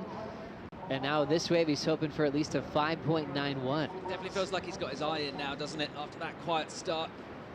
Really nice to see just the way he kind of paused off the bottom on that wave. It did get a little bit tight and smaller. Could really have been any deeper than he was. He'll get rewarded for that. Himself right back in contention. And what's been a really entertaining heat. I feel like quite a lot's happened. Lots happened in the water, especially when you have Florence getting a 9.07. That's one of the biggest numbers we've heard throughout the day today. Zeke Lau coming back with a 7.17. McGillivray's been fishing for turns. So Pete, I mean, can you make a heat today with some aggressive combinations of moves, or is it all about the tube at this point? Well, I think with the restart, it's been about the tube. We've seen that the barrels are going to score the highest. There really isn't a ton of opportunity with maneuvers, and I would say that, you know, no, you got to get barreled. It's pretty clear. And that's what this event is really about. When you're out Super Dudes and it's offshore like this, it's all about the barrel. And same thing with Pipeline, same thing with Tahiti. We've had some great events this year. Last event was won by a wild card named Baron Mamiya. He's wearing yellow, and coming up next with David Silva and Ethan Ewing. Ewing also incredibly impressive at sunset. The talk already around the whole contest site. How long will Baron be in that yellow leader's jersey? Silva looking inspired. The spring-loaded goofy foot. Has a solid awareness on riding the tube as well. Really fun addition to the tour in the last few years. I feel like he's massively underrated surfer as well. Got amazing weaponry, small conditions, stuff he can do above the lip. And yeah, we don't sort of know loads about. I mean, you know, he's not quite as strong with the English as some of the other Brazilians on tour, so we don't quite get those insights into his personality. We have to try and sort of glean those from his surfing, but from what we've seen, I love it. Yeah, he's amazing. Silva, a father. I think the best addition for his career was getting signed up with Kelly Slater Surfboards. You know, having Kelly as a team manager. Not really. Kelly does his own thing. He's got a great crew working for him, like Travis Lee. But what you're under the label, right? It's like, yeah, it's you know, hey coach, you know, help me out. And I'm sure, you know, Kelly's available to ask questions about boards, models. I mean, that's Kelly's favorite thing to talk about, spending all the time working out all those fine details. Silva coming up next. Still 7:22 in the water now. Florence looking for a third world title this year. He's had great attempts at fighting for the third, and it's really just been injuries that slowed him down. Where his body and his build looks completely different than what it did when he qualified as a rookie. He's a lot stronger. He's really hooked on educating himself on how to rehab injuries and also how to prevent injuries when he performs. It's a really interesting point, and you think if he is able to stay injury-free and healthy throughout the year, it's not impossible, it's kind of inconceivable that he wouldn't be in the mix for the Final Five. 6:45 to go. Let's now get a report on the sand with Strider.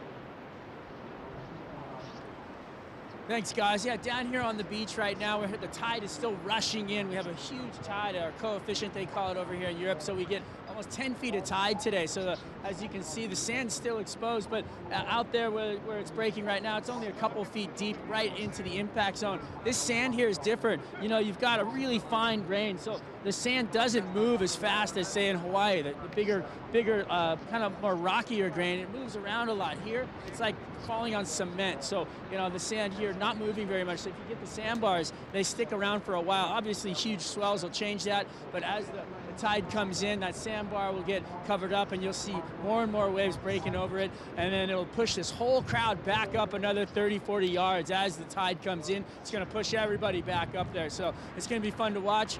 Watch your stuff, watch everything on the beach as the tide comes up here. Super Tubos. Thank you so much, Strider. It's great to get these tide reports because it can completely change. It's the whole reason, really, we went on hold this morning after 2 heats because it was so low tide. And now with a little bit more water, hopefully it'll just keep getting better, Pete. It's like sandpaper, right? You got the 40 grit over there on the North Shore. Here's like 220 little wet sandpaper. You got the, you know, probably around the 120 grit over there in your hood at La Gravier. It's actually a really interesting point as well. And this sandbar does tend to more or less be in the same place. That's pretty unusual. You think about how much it shifts up in Hossegor, and how much the sandbars move around. And every time this event come back, and we're more or less basically in the same, this main A-frame peak is. I think a lot of that is the bathymetry. I mean, the sand doesn't move as often as we see got live action here. McGillivray, hard off the bottom, still going to turns. First turn off the lip, second one, he pulls that nose of the board out to make sure he gets the landing. But you get the feeding of the Nazare Canyon, so that kind of feeds that zone in, and you know, and it puts it in kind of a pretty basic area. But yeah, the sand does not move around. But I'll say that the banks right now, what banks do come here, pretty darn good. As we take another look, Paul, what'd you see here? Yeah, he really needs to get something going. Nice hit off the top from him. It's better. And then tags it on the end. It's pretty good at doing those turns where he gets quite a lot of the lip, but maintains the down the line speed at the same time. This will be an interesting wave to see what's scored because it is maneuvers and 2 quality maneuvers, right? And we haven't seen that much today. It's still going to be anything like the score that he needs, right? I mean, he is up against it here against surfers that have been getting deeply barreled and really getting the crowd in full voice. And McGillivray has not really had the energy. He's just kind of snipping away at turns, but he needs to try and get himself on and park it deep. Yeah, he's been struggling just to find a real hollow wave that he can really pull into. He had a few in the beginning that were pretty big sections, but more lately he's been throwing down 2-turn combos, 2.57 and a 3.57. So there it was, a 3.57 for that score. It's you know, maneuvers ain't going to do it. You got to find the barrel. So still chasing an 8.77 with a great crowd here on hand at Super Tubos, as they will enjoy the opening round for the top 34 in the world.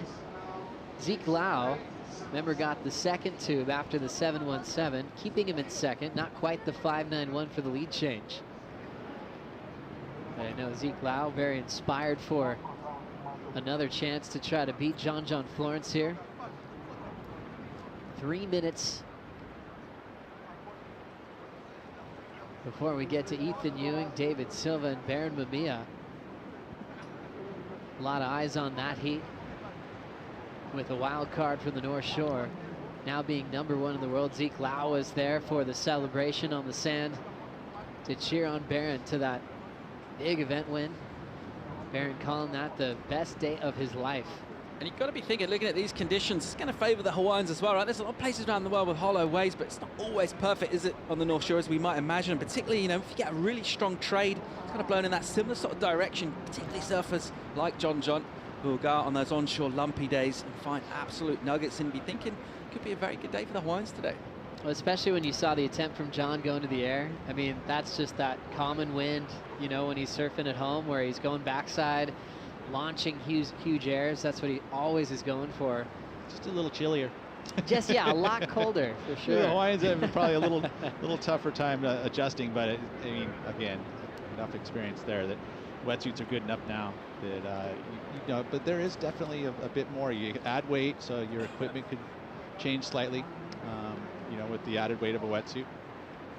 It's true, and you know, John's representing his mom, Alex Florence, for International Women's Day, and she took the boys around the world at a very young age, from multiple trips to South Africa, through Europe.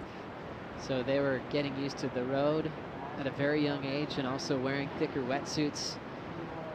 And she set them all up for great careers in surfing, skateboarding. Well, they're all ripping. Definitely all pulling down. I remember seeing John up in Scotland, well before he started shaving, and pretty young up there, and enjoying the shape of the waves. Well, he still's not shaving. You still got the beard. Yeah, that's funny. Yeah, but you're right. He has been moving around the earth. Zeke having a look, second priority. He'll get this wave, trying to slam on the brakes. He'll pull in. He's got the momentum. Lau gets the exit. Going for the backside air reverse. Two sections colliding. There's nothing more that Lau loves than being an underdog to John, to try to turn the heat at the end. I think he's done it. What a great performance from Zeke Lau. I mean, that was an angle looking from behind, and so we get to see it feels a little extra deep, but the moment he went into that second section, he was behind it. Channeling his inspiration from Natasha Kai, who's from Kahuku on the island of Oahu. An Olympic gold soccer player, a forward. Oh, John's on one run, maybe though. Waiting for score for Zeke. Priority with John, as he will pack this left. One big pump. It's staying wide open. Florence gets the exit. Crazy stuff.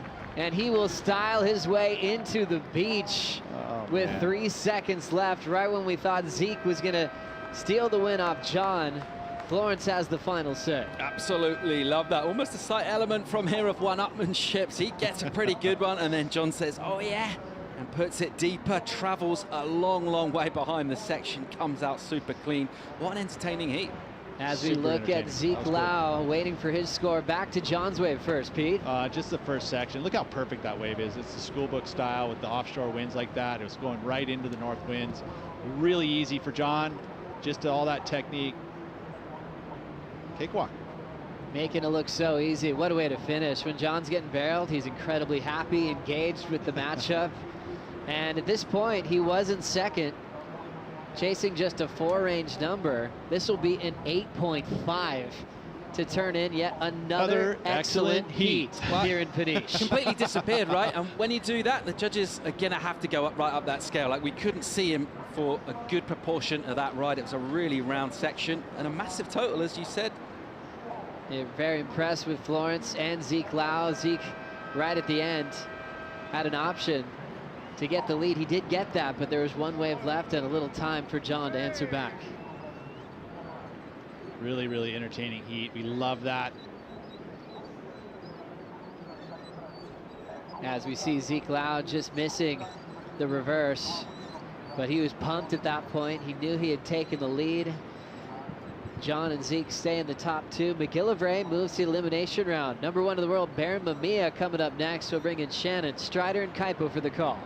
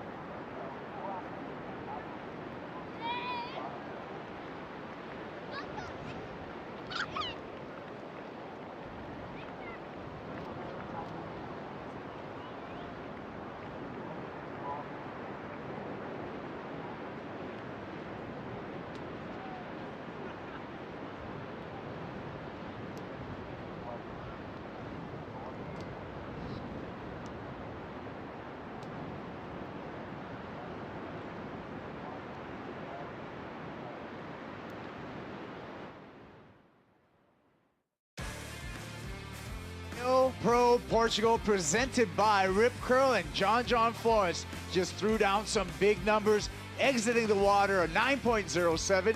Pair that with an 8.5, 17.57 for excellent heat total for two-time world champ John Florence, and he is looking money right now at Super Tubos. Another heat is in the water with the yellow leader's jersey in the way of Baron Mamiya out in the water, catching up with this replay. Opening ride of Mamiya, that was a 3.83, and Baron did some quick work here. Another look at Baron Mamiya on his opener. 3.83 for this wave here. And Baron in quick succession caught that second wave as we're waiting for the judges' final deliberation. 5.5 checks in for Baron Mamiya. Quick opener for the #1 on the leaderboard. I'm Kai Paguro, joined by Strider Wozlewski and Shannon Hughes. And the heat out in the water, we got Ethan Ewing, David Silva, and Baron Mamiya making some history right now, coming in as a wild card. He finds himself at stop number 3 on the championship tour in that yellow leader's jersey.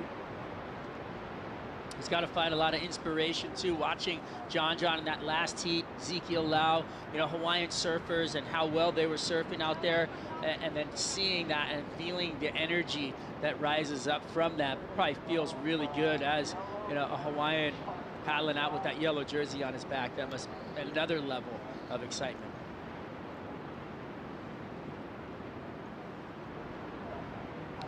All right, let's hear from John Florence. He's down with Louisa. Hey guys, 2 big tubos and the best score so far of the event and the day. John, what do you think it can happen the rest of the day? I think the waves are just going to keep getting better today with the tide coming in, and I'm so happy that we waited because it looked so difficult earlier, and even through our heat the waves are getting better. The wind is still super hard. It feels like you're airdropping every time, but it's a lot of fun. Guys, I wish you guys could feel the energy. So many fans around us. And you have a name that is really important for you on your back. How is it for you to honor your mom and, you know, just to have her on your back right now? Yeah, it's amazing to honor my mom and have her name on my back. It's just, you know, I wouldn't be where I am today without her. And still, she inspires me and my brother. She's still surfing out of pipe every day. And so, yeah, I couldn't be more thankful to her. What are you surfing out there? I'm riding a 6.0 Ghost. It's kind of just my go-to board when there's like more powerful waves, and it's kind of what I ride at home all the time. Nice. I'll see you soon. Thank you. Thank you, guys. Back to you. John Florence, just humble on land, but out in the water, a real animal, and really setting the bar for what we've seen so far in this event.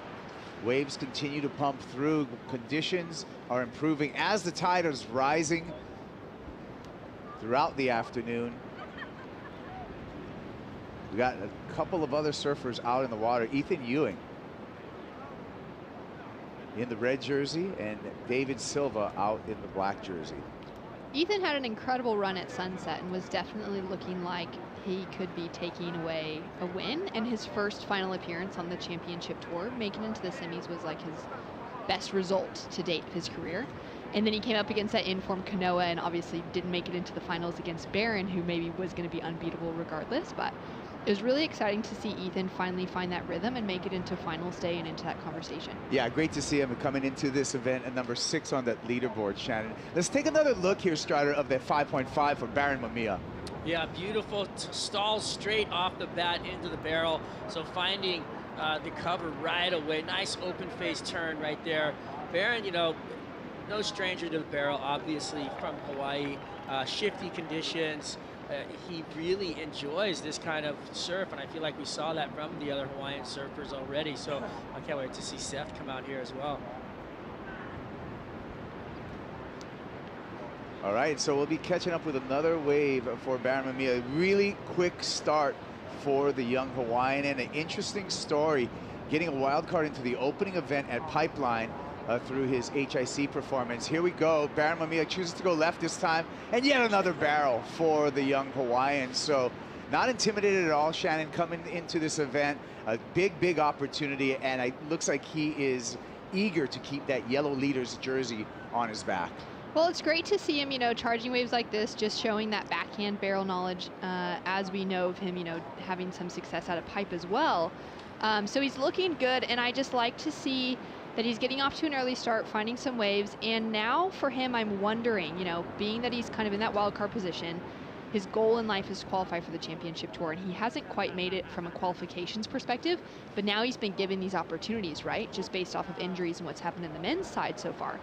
I'm curious to see how he's now going to be able to hold that composure in the yellow jersey with that kind of pressure. Well, good signs. And to take a look at the entire road for Baron Mamiya, second place in the HIC Pipe Pro, which was a regional qualifying series event, behind John Florence. John already obviously on tour, so that seed got him the opportunity at Pipeline. Great performance over at Pipeline for Baron Mamiya, where he got a 9th place finish. Slater actually took him out there, but he was so impressive at Pipeline. He got the seed into Sunset, where he took the big W, the big win there. And so we're in unprecedented times on the championship tour to have that yellow leaders jersey on a wild card. Ethan Ewing here, Strider, just an up and out. Looks like he's still going to be searching for something. Yeah, you know, it's funny. The ocean will give the opportunities, but not everybody gets them. And right now, Baron having all the opportunity and is in rhythm and finding waves. You know, you'll see it in a free surf session. It happens all the time. Guys will kick out a wave, get a great wave, kick out, and then they'll be right on to the next one. So it's pretty fun to watch. There's Ethan Ewing, inspired by Helen Ewing, which is his mom, and she won down at Bells Beach. Yes, she won at Bells Beach, 1983, making a legendary performance there by Helen Ewing from North Stradbroke Island, and so second generation pro surfer, if you will, in the way of Ethan Ewing.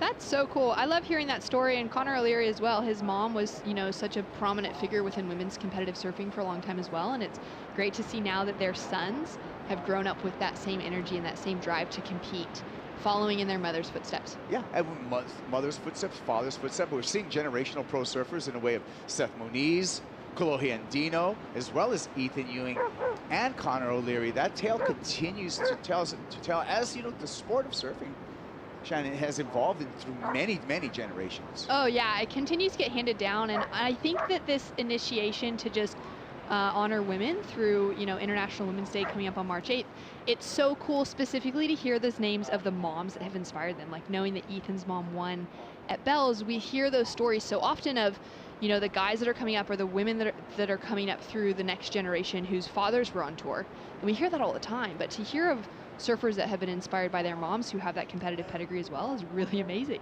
Oh, a growler coming through here, but no escaping. And that looked like it was Baron Mamiya continuing his roll out here. That was heavy. That thing was just throaty. I mean, dropping into these waves, so you'll watch how much control they have. I mean, Baron, he's he's been in these situations so many times, though, that, you know, you would think that he would have powered through that, but the whitewater kind of grabbing his board right there. You saw him trying to muscle through it as it spit, and the board was gone. He came flying out over the handlebars. But Baron Mamiya just absolutely loves these big throaty barrels. And Barry Mamiya, his dad, an amazing surfer as well. Yeah. Well, with that incompletion, 1.87, but let's update you on the scores. 6.67 to 5.5 for a strong lead for Baron Mamiya at the beginning of this 30-minute heat. We're down to 18 minutes and 35 seconds on the clock, and it has been all Baron Mamiya. And a thing that I think that's evident right now, Shannon, is that Baron being very comfortable in heavy conditions. Oh, that's so evident. Absolutely. Charging on those waves, you know, that last one that he just didn't pull through, that was a really throaty, heavy section. And he's showing that comfort, you know, the level of comfort that he has in surfing heavy waves, growing up in a place like the North Shore and getting used to that sort of stuff. Here we go. Ethan Ewing finds a right and finds an exit. Deep barrel ride for the lad from North Stradbroke. So that's going to get him right in the game in this heat. So Ethan Ewing, you know, just the incompletion at first, but now he just found the gem. We'll be waiting for that number for Ethan Ewing. Strider, your thoughts? My thoughts are that when Ethan Ewing stands up, all the other competitors, whether you're in a free surf, you're in a heat, or just around the area, they want to watch him surf. They all turn their heads to see him surf because he's so smooth and he's so powerful, and he ducks under that wave super quick into the barrel. But did you see how effortlessly he did everything? I mean, he just looks in control. He's got a lot of style. He's got a lot of base power too, and you know, just pushing through, slides right out of the barrel, and then dips out. And it's interesting. I see every guy turn their head when he takes off on a wave. So I think the rest of the tour too really appreciates the way Ethan's surfing right now, and he's got a lot of momentum coming off Sunset. Yeah, I think that's such a good word you use as far as effortless goes. Like that, he made that look so easy. But on a day like this, I was chatting to Reynos Hayes before I walked in the booth here, and he was just like, it's so heavy, it's so challenging, it's so dangerous out there. This is not an easy day to surf by any means. And to see someone like Ethan just pull in, make it look as simple as ever, that's like so wildly different than any other surfer paddling out outside of this kind of top pack of this championship tour. Anyone else gets out there on these days, they're never going to be finding that. Yeah, Ethan Ewing, a surfer, just 23 years old, but a surfer that's already been on a world champion path, already a world junior champion in 2016, his third season on the championship tour. He fell off of the tour, got his way easily back on tour, and like you said, coming off of that semifinal finish at Sunset, this is a time that Ethan Ewing can potentially be building some momentum as we look towards the mid-season cut, Shannon. Yeah, it's really important. And, you know, seeing a name like his sitting up there in those higher rankings, he's in a really good position at the moment, knowing that 22 men are going to make that mid-season cut. He's not entirely safe, but he's almost there. So another result out of here at Portugal, and he'd be feeling pretty good heading home to Australia. Mamiya stalling through this section, disappears and reappears. No problem for Baron Mamiya. Looking for an exclamation, throws the rotation, gets into some jumbled water there for incompletion, but I like the backhand barrel there, Strider. Yeah, he's slowing himself down on the wall. He's putting his body on it so that he can actually slow himself down enough to have the wave come around him.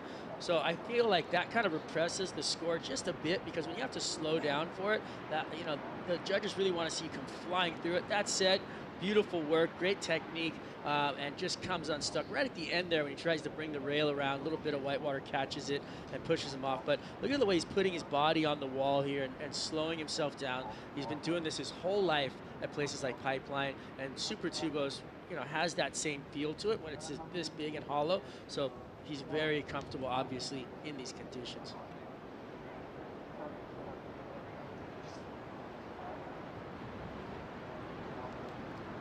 "14 minutes and 50 seconds, more lines on the horizon." Last score for Baron Mamiya still yet to be banked in. As we wait for that score, we're going to take a quick break, but we'll be right back with more action from the MEO Pro Portugal, presented by Rip Curl.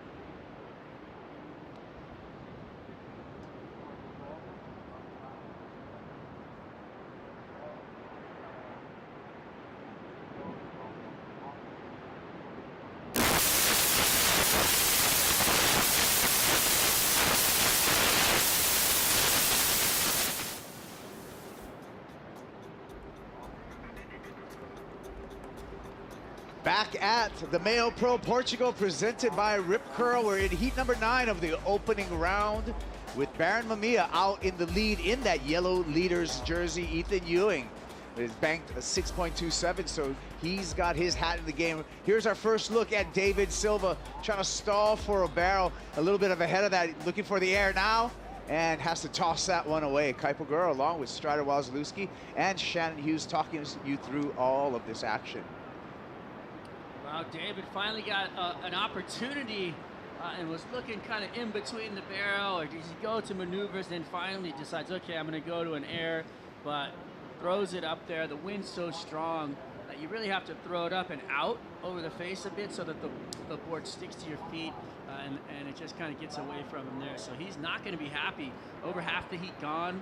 That's his first wave, and you know that is not going to be in a position you want to feel good about in a heat. Yeah, great point, Strider. In a half-hour heat here, we're down to just 12 minutes, so the clock got away from David Silva. He's really painted himself into a corner, Shannon, and he's going to have to get busy in this final 12 minutes. Yeah, he really needs to just get active. You know, we saw that with our wild card, Alfonso Tunis, just not actually catching a wave in the entire heat, and he just let the clock get the best of him, maybe that mental game. David Silva, on the other hand, he's such a phenomenal competitor. He's been around for ages, and you know, he made it into the finals last year in Mexico, which was really exciting to see him also get that final opportunity. And so for him, it's like he's got a little bit more working behind him. It's now just going to take unleashing on maybe another wave just to get those jitters out and then pick the right one. I feel that finals appearance at the end of 2021 was some confirmation for David Silva, something that he already knew, I think, inside of him, but actually to have that confirmation with a big result is going to lead to more momentum for David in 2022. However, this particular venue, Strider, it's all about the barrel, and he's up against two really good tube riders in the way of Baron Mamiya and Ethan Ewing. Yeah, if you're on tour, you can ride the barrel, though. I feel like he's got the game. He just has to find the waves. And, you know, the rhythm of what's happening in the ocean obviously has gone Baron's way. He's finding, or let's just maybe, I guess, positioning, you could call it, for Baron, because he seems to be getting all the best waves in this heat. So maybe he's just has a better game plan. A lot of times there's a rhythm in the ocean that, you know, you kick out of a wave on a long left and there's a right that comes right to you, and then you go back in and you're just looking at the guy going, how's that guy getting all those waves? But it's just can be a rhythm thing, and then it can be a game plan, which right now Baron Mamiya's got both going for him. Yeah, I look at Baron Mamiya as someone with a lot of intent on this, and he just came out charging, not intimidated at all by the conditions. Ethan Ewing, long runner there, and it's unfortunate that it ran away from him, Shannon, but looked like he was on his way to a decent backup. That's not going to be the case for Ethan Ewing, so still an opportunity for David Silva. Yeah, and now David's, you know, he's sitting up into that second priority, so he just needs to stay away from Baron just a little bit. And there's not I mean, he's got a 7-point, you know, requirement at the moment. Given that Ethan hasn't been able to improve on that 1.4, that's the danger factor for me thinking of Ethan Ewing at the moment, is he really needs to get a second score on board. Strider, check this out. Yeah, beautiful technique, positioning, just the wave of running away from him down the line. There wasn't an opportunity for him to duck out, kind of say through the doggy door to get out in front of it. So holding a nice line, beautiful line through the tube there, but unfortunate for him not to come out. Looking for that second score, wants to replace that 1.4 now to try and get himself into a place to be more comfortable in this heat, as David Silva can just get right back into it. And there's a lot of waves here, so you know, you have 9:16 on the clock. There, you catch two waves within, you know, a minute and a half, really. Well, I mean, even here today, barrels on offer that are good ones, you get an excellent score. Like, not easily, but if you find the right wave, it's going to give you that. And so David Silva could be back in it on a single wave. He could put himself right back in that conversation and put a big requirement on Ethan Ewing. This is true, and we see a lot of lines coming through here. Tide continues to fill up on the sandbar, and that's been good for the shape here. Presenting more corners for our competitors. What you're not hearing is some whistles from the beach. I'm going to tell you that's going to be a signal for some of these competitors right now as the sets are coming through. And blustery conditions, still something to deal with. Running up the beach, Leonardo Fioravanti, he's going to be in the next matchup with Jack Robinson and Joao Chianca. So a great international heat coming up next in heat number 10 of this opening round. Reminder, we have 12 heats in this opening round, and we're going to follow up today with 4 elimination round heats to cap off the day, and then we'll have our round the 32 all set, Shannon. Yeah, it's going to be an exciting day of surfing. Hopefully the conditions, you know, stay in tune for tomorrow, and we can continue just running through and getting some great heats done. But it's a big day of surfing, and having that sort of holding period in the middle of the day, great call, of course, so necessary when we had that low tide hit mid-morning to just hold off and give us easier conditions for everyone to paddle out into. But it does, that's a lot of stuff, you know, for the surfers showing up, getting ready, feeling pumped, especially for, you know, that heat that was ready to go in the water. Kyle Belly running down in his jersey already and then finding out, oh, actually, we're going to go on hold, go have a coffee, have a second breakfast, come back down to the beach and, you know, get your head set and ready to go for another big afternoon. Yeah, to maintain the mental preparedness is a challenge. As physical as it is, it's also a mental challenge. But Strider, also another challenge here is just the temperature. I mean, it's chilly out. Yeah, and when you hit the water, there's something about it. It really drains you. I mean, you're getting pounded on the inside there. I heard, you know, Kaio was talking about it a bit, but you're getting all this water on the head. You're short of breath. It really does kind of drain your energy really fast. I know, Shannon, you were talking to one of the Luana Silva about this, and what did she have to say about it? Yeah, she just said that it's so cold, and for her coming out of Hawaii, she's not used to wearing much neoprene anyways, that the wetsuit, it's heavy, it weighs you down, it makes you feel a little bit out of shape, even just paddle-wise, which is not the case with any of these surfers, but having that extra weight on as the neoprene, as combined with the cold factor of being out in the lineup, she said as soon as she duck dives like more than 3 waves, she starts to get an ice cream headache, just because the water's so cold. And so there's that whole adjustment that's coming into play for surfers from all over the globe, but especially because everyone just spent the last few months in Hawaii. Yeah, and I agree. You're going to have to make some adjustments with your equipment too, because you're going to have a little added weight with that wetsuit. Here we go with, we saw Jack Robinson running out. This is Chumbino, Joao Chianca, rookie on the 2022 Championship Tour. And he's been exciting so far. Ethan Ewing grabbing the rail, threading through this section here. No problem, finds the exit, and now he's got his backup. Nice, beautiful execution, finding a just clean water wave, which is very rare, you know, out here in the lineup. There's so many riptides, and the waves break with so much impact in such a short area. You know, we have a very short interval happening right now, so waves are right on top of each other, and to actually find a wave where you're in clear water the entire time and coming out through the barrel with that, really, really great wave selection right there for Ethan Ewing. A little improvement on his last wave as well, because he had that really nice kind of almost clean barrel and then it just pinched close on him. So now he's made that adjustment, better wave selection, and it's really interesting the way that these waves are approaching the sandbars. There's 2 different swell directions. So some are coming more from the north, and those are the kind of the more sweeping rights you see, and then those more westerly ones, they have a better texture on the face as they kind of turn more towards the north, and they open up to the wind, and they have a better look on them, just like the wave we just saw Ethan have. So that's why there's such different looks to each wave, because there's different swell directions coming in, and so each wave has a totally different look to them as they approach. And it's so nice to see those open, clear water ones that we saw Ethan on in the barrel. Well, we're still waiting for that score for Ethan Ewing, but we anticipate it being a keeper above a mid-range number for Ewing, and that's really going to apply a lot of pressure to David Silva. We're down to just 4 minutes in this heat, and David Silva still without first priority, and 6.0 just drops for Ethan Ewing. Ethan goes to first, Baron Mamiya drops to second, but more importantly, David Silva finds himself, Shannon, in a combination situation with just 3 minutes and 45 seconds on the clock. well, I love seeing that this set is coming through, so there's like some hope for David sitting in that second priority. No one's going to get a part of this one, but I was going to ask you, Strider, thinking of the fact that on a day like this, you could go excellence or you could go like 2s, right? If you don't make it out of the barrel, if you make it out of the barrel.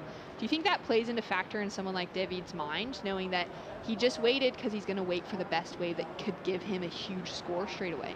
Well, he's wanted a wave like this, right? He wants something that has that clear water in the barrel. I mean, look at him. He drops in. He's got a nice canvas. He sees where to be. He doesn't want to get too deep because he knows he wants to make it. He knows he wants to get that backup score. But look at his position, his technique. Grabs the rail, has the hand on the face and the back of his body on the wall to slow himself down and gauge it. Completely disappears for a second there, and then has to regain composure as he comes through. So, you know, Ethan, really, really well-served heat for him so far, and he's going to be all over the rest of this heat, trying to find anything he can just to have some more fun, really. I mean, this thing's boiled down, and now, you know, David, the poor guy, it seems like every heat's got somebody who just misses out, and in this heat, it's David. Yeah, and that's where I wonder, like, are they missing out because they're getting so stuck waiting for something good? This just happened. Ethan Ewing gets another wave, and he comes out of a right-hand barrel this time. So we're going to be waiting on that number for Ethan Ewing, and David Silva still in a precarious situation here. 2 minutes, 15 seconds. Score drops for last of Ethan Ewing, a 4.67. Not going to change the situation on the board. Ewing in first, Baron Mamiya in a strong second, and David Silva in that combination position, Strider. Yeah, he's over at the fish market trying to order steak right now. It's tough. That combination plate is not going to come out. It's just, I mean, we did talk about it. We did say that things could happen in a very short amount of time, but it does not look likely at the moment for David Silva. He's going to find himself, it looks like, in that elimination round. Yeah, and it's so tricky because there's just so much water moving that if he gets the first wave, is he going to have the time to actually get back out to get in the second one? Yeah, I mean, I think it's a physical impossibility at this point. Down to 90 seconds, and David Silva just needs to really prepare himself for this afternoon's elimination round at this point. Which he could do really well in, by the way, because he's amazing above the lip, and he's got some great power turns. And this afternoon, we could be seeing a lot of high-performance surfing with that tide coming up and filling in. So we're going to be seeing, you know, possibly some twos, but a lot of in-the-lip, radical carves and technical surfing as well. Yeah, it'll just get a lot slopier, right? And just allow for different type of surfing. We're going to let this play out with just 50 seconds on the clock. We'll see if Baron Mamiya is going to have another shot at a big number. He's done his work already, but there's always a good feeling of taking out a win, no matter what the heat is. Baron in the yellow jersey with first priority and on the hunt right now. Looks like he's shadowing David Silva right there. Even though David Silva needs a combination of scores, he is not going to leave anything to risk or reason. It's also so windy that I wonder if they can hear the beach announcers well enough that he would know that David's actually in a combination situation. Yeah, probably. He might not be aware of that. You might be right there. Here we go. It is going to be all but a formality at this point. As the clock ticks down, it's going to be Ethan Ewing with the win and an easy road to the round of 32. He's going to be joined there with Baron Mamiya. David Silva, we're going to see him later on this afternoon in the elimination round. More action coming your way when we return. Jack Robinson, Leo Fioravanti, and Joao Chianca will all be in the water. Stick around.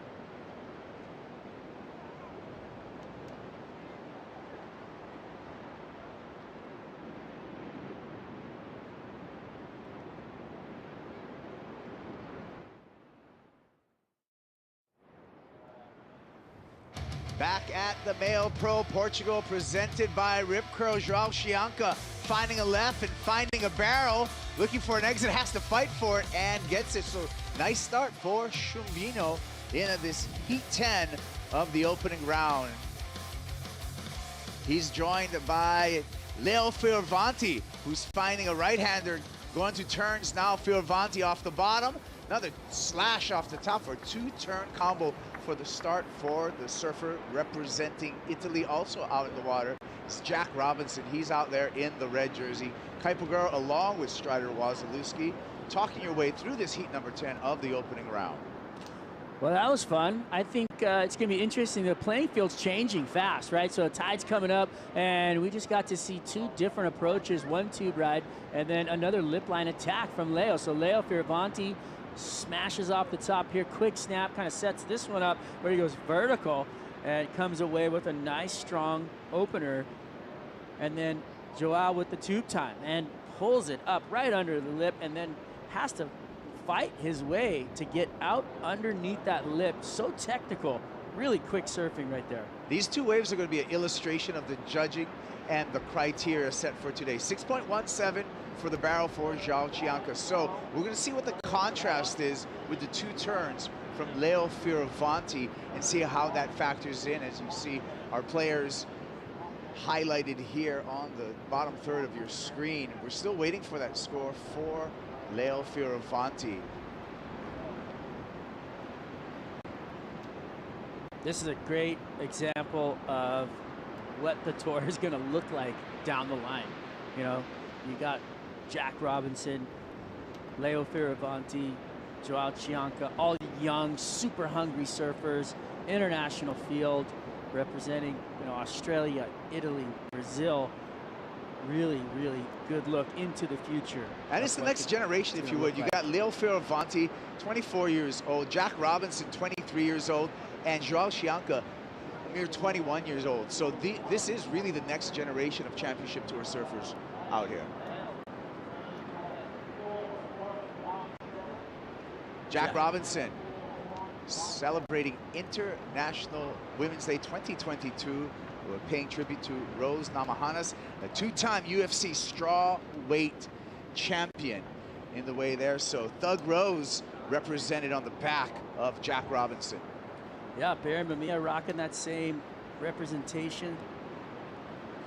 Inspiration from MMA fighters, getting in there. Very humble, Rose is, but when she gets in the ring, she means business, just like these guys. 4.17, Strider, is the contrast that we're going to see between the two scores of Leonardo Fioravanti and Joao Chianca. And you can see a full 2-point spread for the barrel versus the two-turn combination. So it's on paper now. You get to see, they want to see tube time.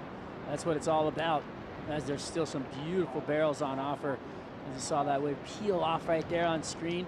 There's big walls of water moving out there. A lot of power in this surf. I mean, unbelievable.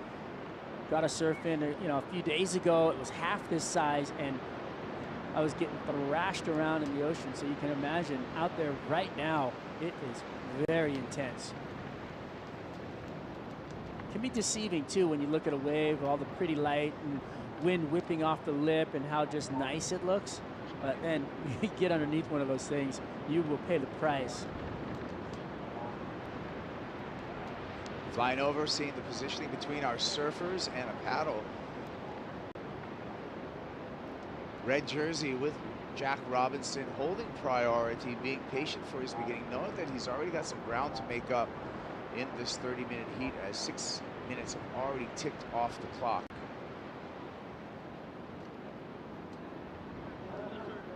You can see that whitewater line right there with all that sand. You know, that the tan sand just whipped up into it. That's just a representation of how hard the lip line is hitting on the bottom and just whipping up all the water and bringing it up. And then you see the clear water right behind it.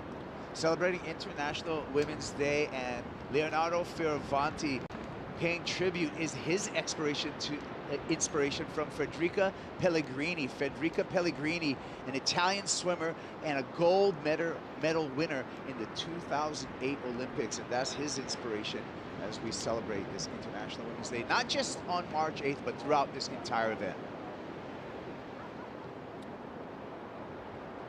Beautiful shot right there. Some walls arriving. Water coming in, falling from the sky. It looks amazing from that view. And it gives you a good look at what's to come behind there too. So the surfers, they see the wall in front of them, then they got to try and kind of gauge what's coming as you see it. But this view will give you a look at what's happening. Here we go. Jack Robinson pulls the trigger on his priority. Has to stall, unable to get at the barrel right there. So a little missed opportunity for Jack Robinson on his second wave. He waited for a while, but just that wave did not offer the barrel. He just couldn't do enough stalling there, Strider. Yeah, you know, it's interesting. We've watched a few heats. There's been a surfer that seems to get left out of the rotation in every heat, and Jack doesn't want to be that person. So maybe he's trying to change the flow of this heat.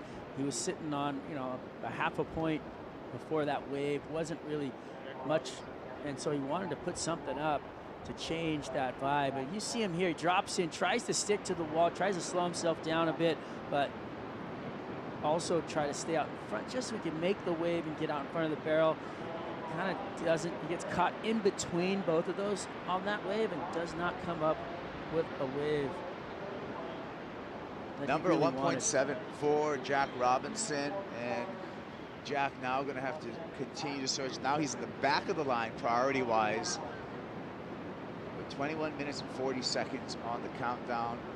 Robinson coming off of a pretty good showing at stop number 2, quarterfinal finish at Sunset at a break where he was a previous champion. So a little bit momentum. He doesn't want to stop his momentum here, stop number 3 starting. Oh no, and look at that wave down the line. You know, there are so many different positions that take off on waves out here. You know, there's a right that comes into the north end, and there's this peak in the middle that moves back and forth, and there's a left down off the south end. So, you know, trying to find and pick the right spot to be is the challenge today. Fioravanti looks for the barrel, gets a little shower there, shampoo if you would, snaps off the top lip line glide, and is able to get that completion. So had to fight for a score there, Leonardo Fioravanti. We're going to see what the number adds up to. I like the fact that never give up attitude for Leonardo Fioravanti after a tough start on that wave, Strider.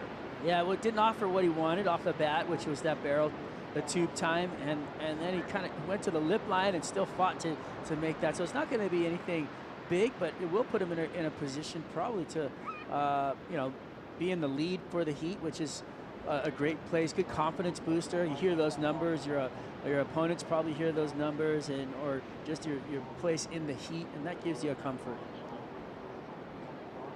2.01 will take the lead from Joao Chianca for Leonardo Fioravanti. Still awaiting that score from the judges. 20 minutes on the countdown. Jack Robinson on a paddle here, looking right. Robinson pumps through there under the curtain, second section, and finds the exit for Jack Robinson. Lip glide to finish, and that's more like it for Robbo. Well, there you go, momentum shift. He's not going to be the guy left out of this heat, that's for sure, and really found himself in the perfect position on that wave. Jack loves the tube, loves the lip line, loves heavy sections. Strong, focused surfing. Drops in, grabs the wall, looks for that down the line tube. Has a double section, so saw that, had to go down to get to it. Glides out over the lip. Kicks out quick. This could be a beautiful view as he comes up into it. Disappears once, goes away twice, and then comes out for the end section here. So I love it. Jack Robinson looking like he is going to get the best wave of this heat by far as he pulls in behind this thing, Kaipo. Nice study in slow motion of Jack Robinson and really maximizing the tube time. The fact that he's able to have the whereabouts to get that lip glide in for the finish shows ultimate control. A little exclamation mark upon that wave as well. So that is going to be a good score. Here we go with Joao Chianca. Chianca stalls off the bottom. Now has to pump to gain some speed. And that wave just crashes on top of the head of the young Brazilian. So a lot of scores owed to us by the judges to set the situation here in the heat. Last score for Joao Chianca, 1. That's going to be a non-factor, so important scores coming. Leonardo Fioravanti, a 4.33. Leonardo takes a temporary lead as we still await the score for Jack Robinson. Leonardo getting a 4.33 as a compared to his 4.17, where he hit the lip twice on that first wave, pretty cleanly. The 4.33 getting a higher score with just a little bit of a tube.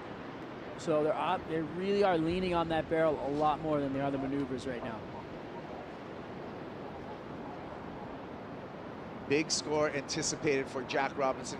He's yet to drop, and that will change the entire situation in this heat. At 17 minutes 35 seconds on the clock, and the judges taking a long time to put the score together. Obviously looking at some replays after that flurry of waves. I anticipate above a mid-range score, perhaps maybe a high 6 for Jack Robinson. We'll see what the judges say.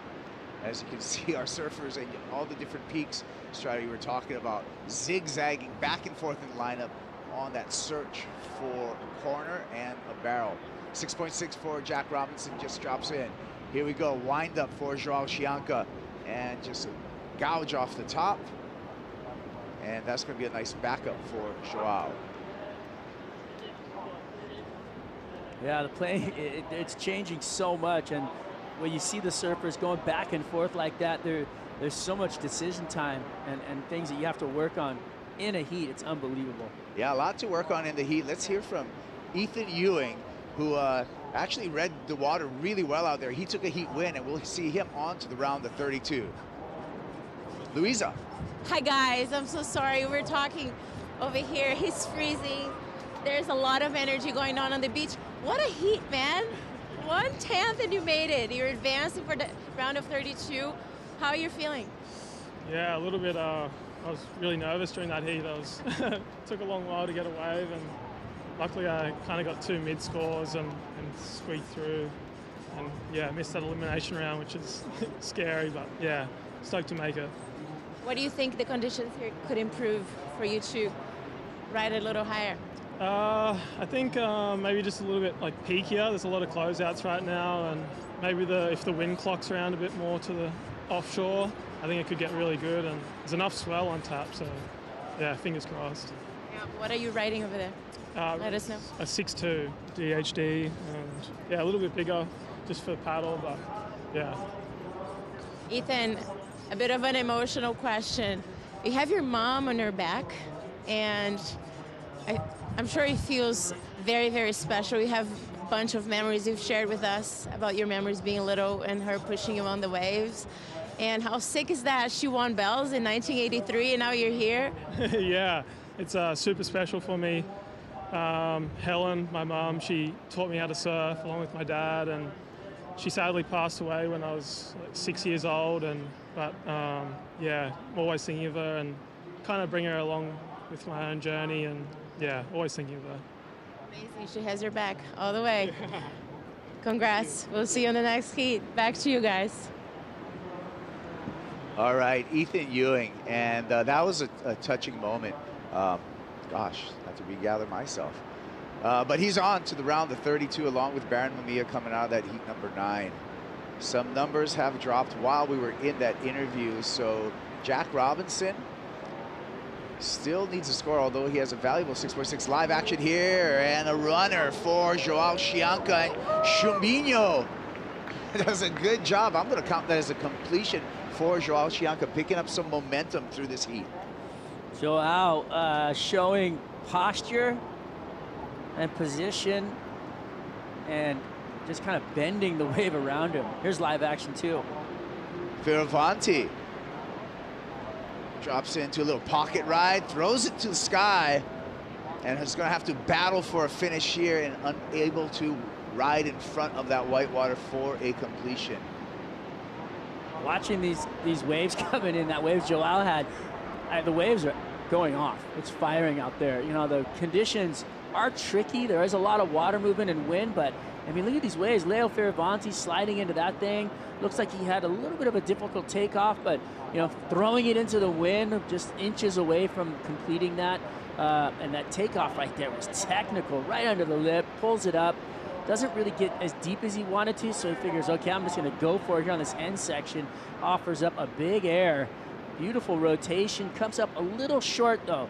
land on top of the wave when you need to be a little bit more in front of it. Here goes Joao's barrel, though. I mean, really grabbing the wall. He's pumping no hands at that point and comes out in front of it and styles his way out of it. So really beautiful surfing from Joao. Here we go. Here's the on-front look, stalling into the barrel, and then he's going to let go and just try to pump his way through it again. Nice, stylish surfing. Sees it's going to close out, so dips out of that for a completion.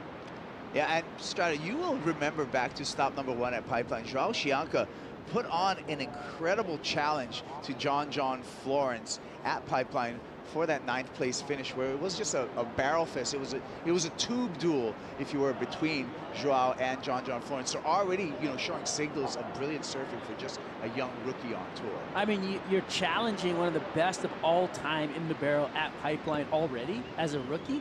That's amazing to me. So that just shows posture, that shows maturity, that shows ability. I love it. I mean, look at these bombs coming through, Kaipo. I mean, you got to be excited on the beach, got to be pumped in the water, got to be pumped here in the booth. But I can't imagine just watching this must be super fun as well, because I'm just getting psyched looking at the screen myself. Yeah, lots of energy in the Atlantic. And Strider, you're pretty good with, I'll get back to the talk of what the future brings, because in the present right now, Joao Chianca coming out of a barrel in a big way.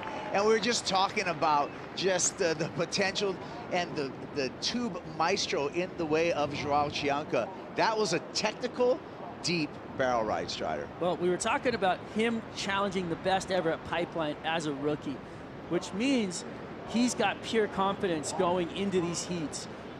And having to surf waves of consequence like we saw at Pipeline, you know, that would just add to his ability and confidence out here as he weaved through that barrel. He was pumping on the backhand while he grabbed the rail on the back. It's so hard to do what he was doing right there, to get your body moving, to get everything going and momentum on the wall like that, and to wiggle through and actually ride over a foam ball and come out of the end. You saw him bowing down. That was just a thankful move right there, showing that he's still humble, but definitely aggressive. Really impressive. Joao Chianca having to change lines multiple times to negotiate an exit on that barrel. So deep and technical barrel riding, Strider, is high on the criteria. I'm going to be really curious on what happens with that number. As we wait for that number, however, we're going to have to take a break. When we come back, we'll report on that number and more for the conclusion of Heat 10 here at the MEO Pro.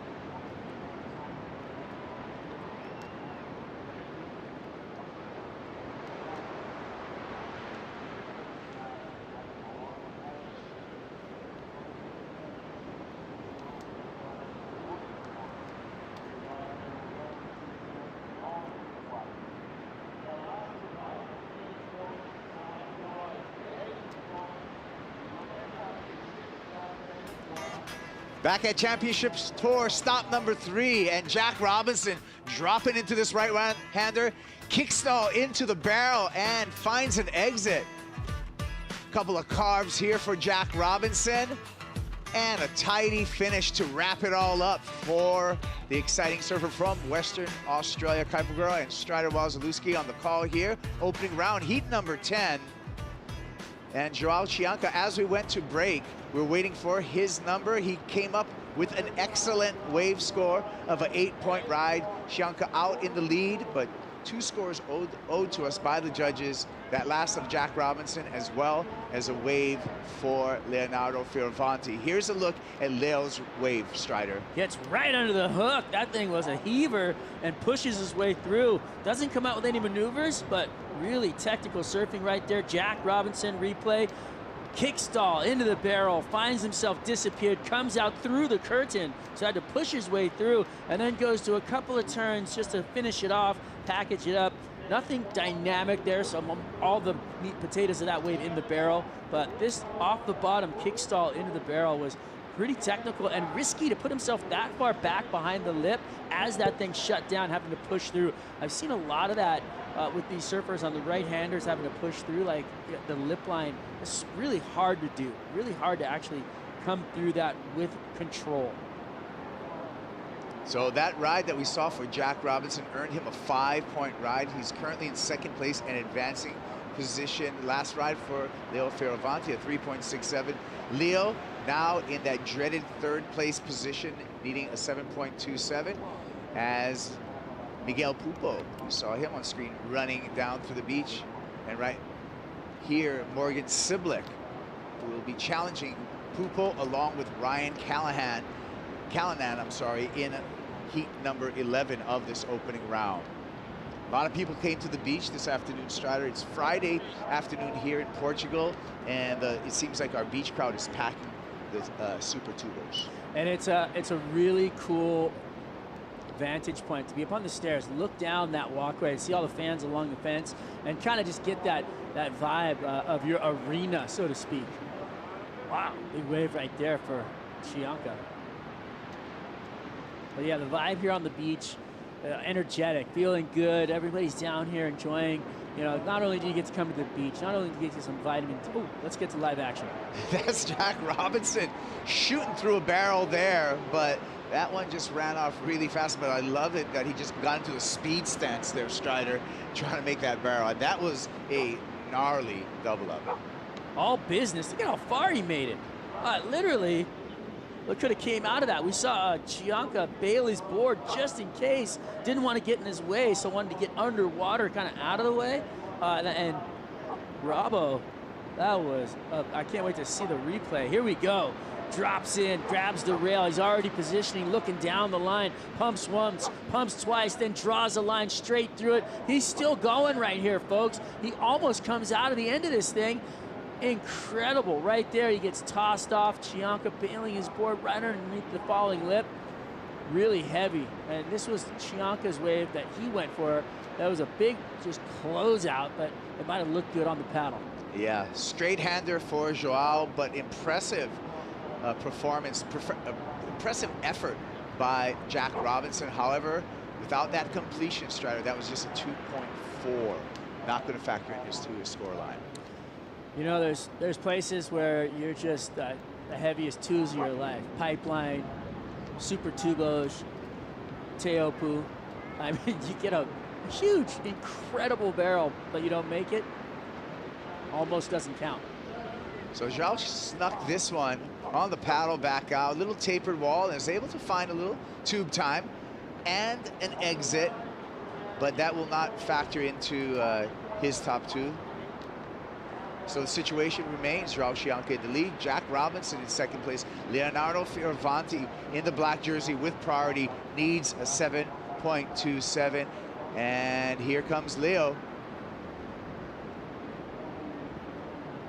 And is able to stall through there, finds the exit, might need a little bit more on the end here, we'll see. Nice re-entry on the backhand, and your initial response, Strider, was that enough for that 7.27? You know, it's going to be a tough score to attain. The wave, the performance on the wave was very technical and incredibly well positioned in the barrel to make it through that, because the wave wasn't super hollow and heavy. And I think that might subdue the score a bit, which is going to be up to the judges, obviously. But my first initial reaction is he's going to come just shy of it, just because of the wave itself. But the surfing was there. If it was just on the surfing alone, I would give it to him all day long. So as a judge, they're up there probably taking all those things into consideration. We'll see what they say. I concur. I think that Leo really had to fight to make something out of that wave, and the judges do agree as well. He's going to come up short with a 4.73. He did lessen his requirement, however. Fioravanti now needs a 6.87 to get into that second place position, held by Jack Robinson on your screen.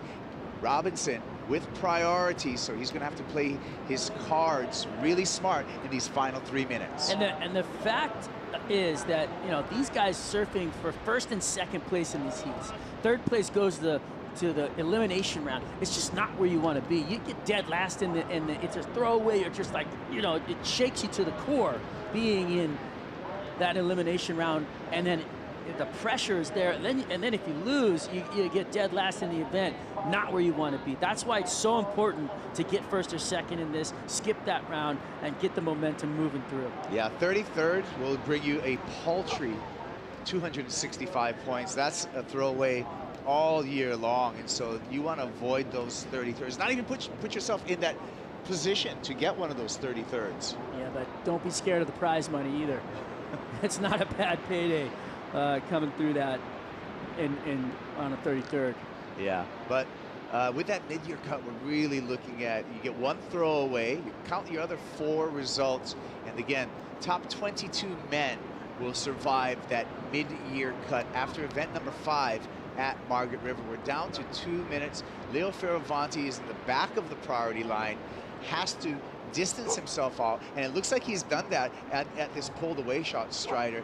We can see in the glare, Leo sitting on the far left-hand side of your screen and maybe trying to distance himself from the rest of the pack. I think that might be Joao down there, because there's 2 surfers in the middle there, and they're hovering on each other. So yeah, so this could be, you can't get the color in the glare. I would think the strategy would just be to get away, and it is. Leo Fioravanti with Jack Robinson, so he's put himself in kind of in the pit, or Robinson has found Leo, and there's no camouflage out here, so Leo's unable to hide, and Jack Robinson's all over him. Nowhere to hide. But you know what? The possibilities of 2 waves coming within the minute and 11 seconds are very high, you know, because every 12 seconds on the interval, so it's quite a few waves coming in that time, meaning the interval of 12 seconds, every 12 seconds a wave will arrive to break on the sandbar.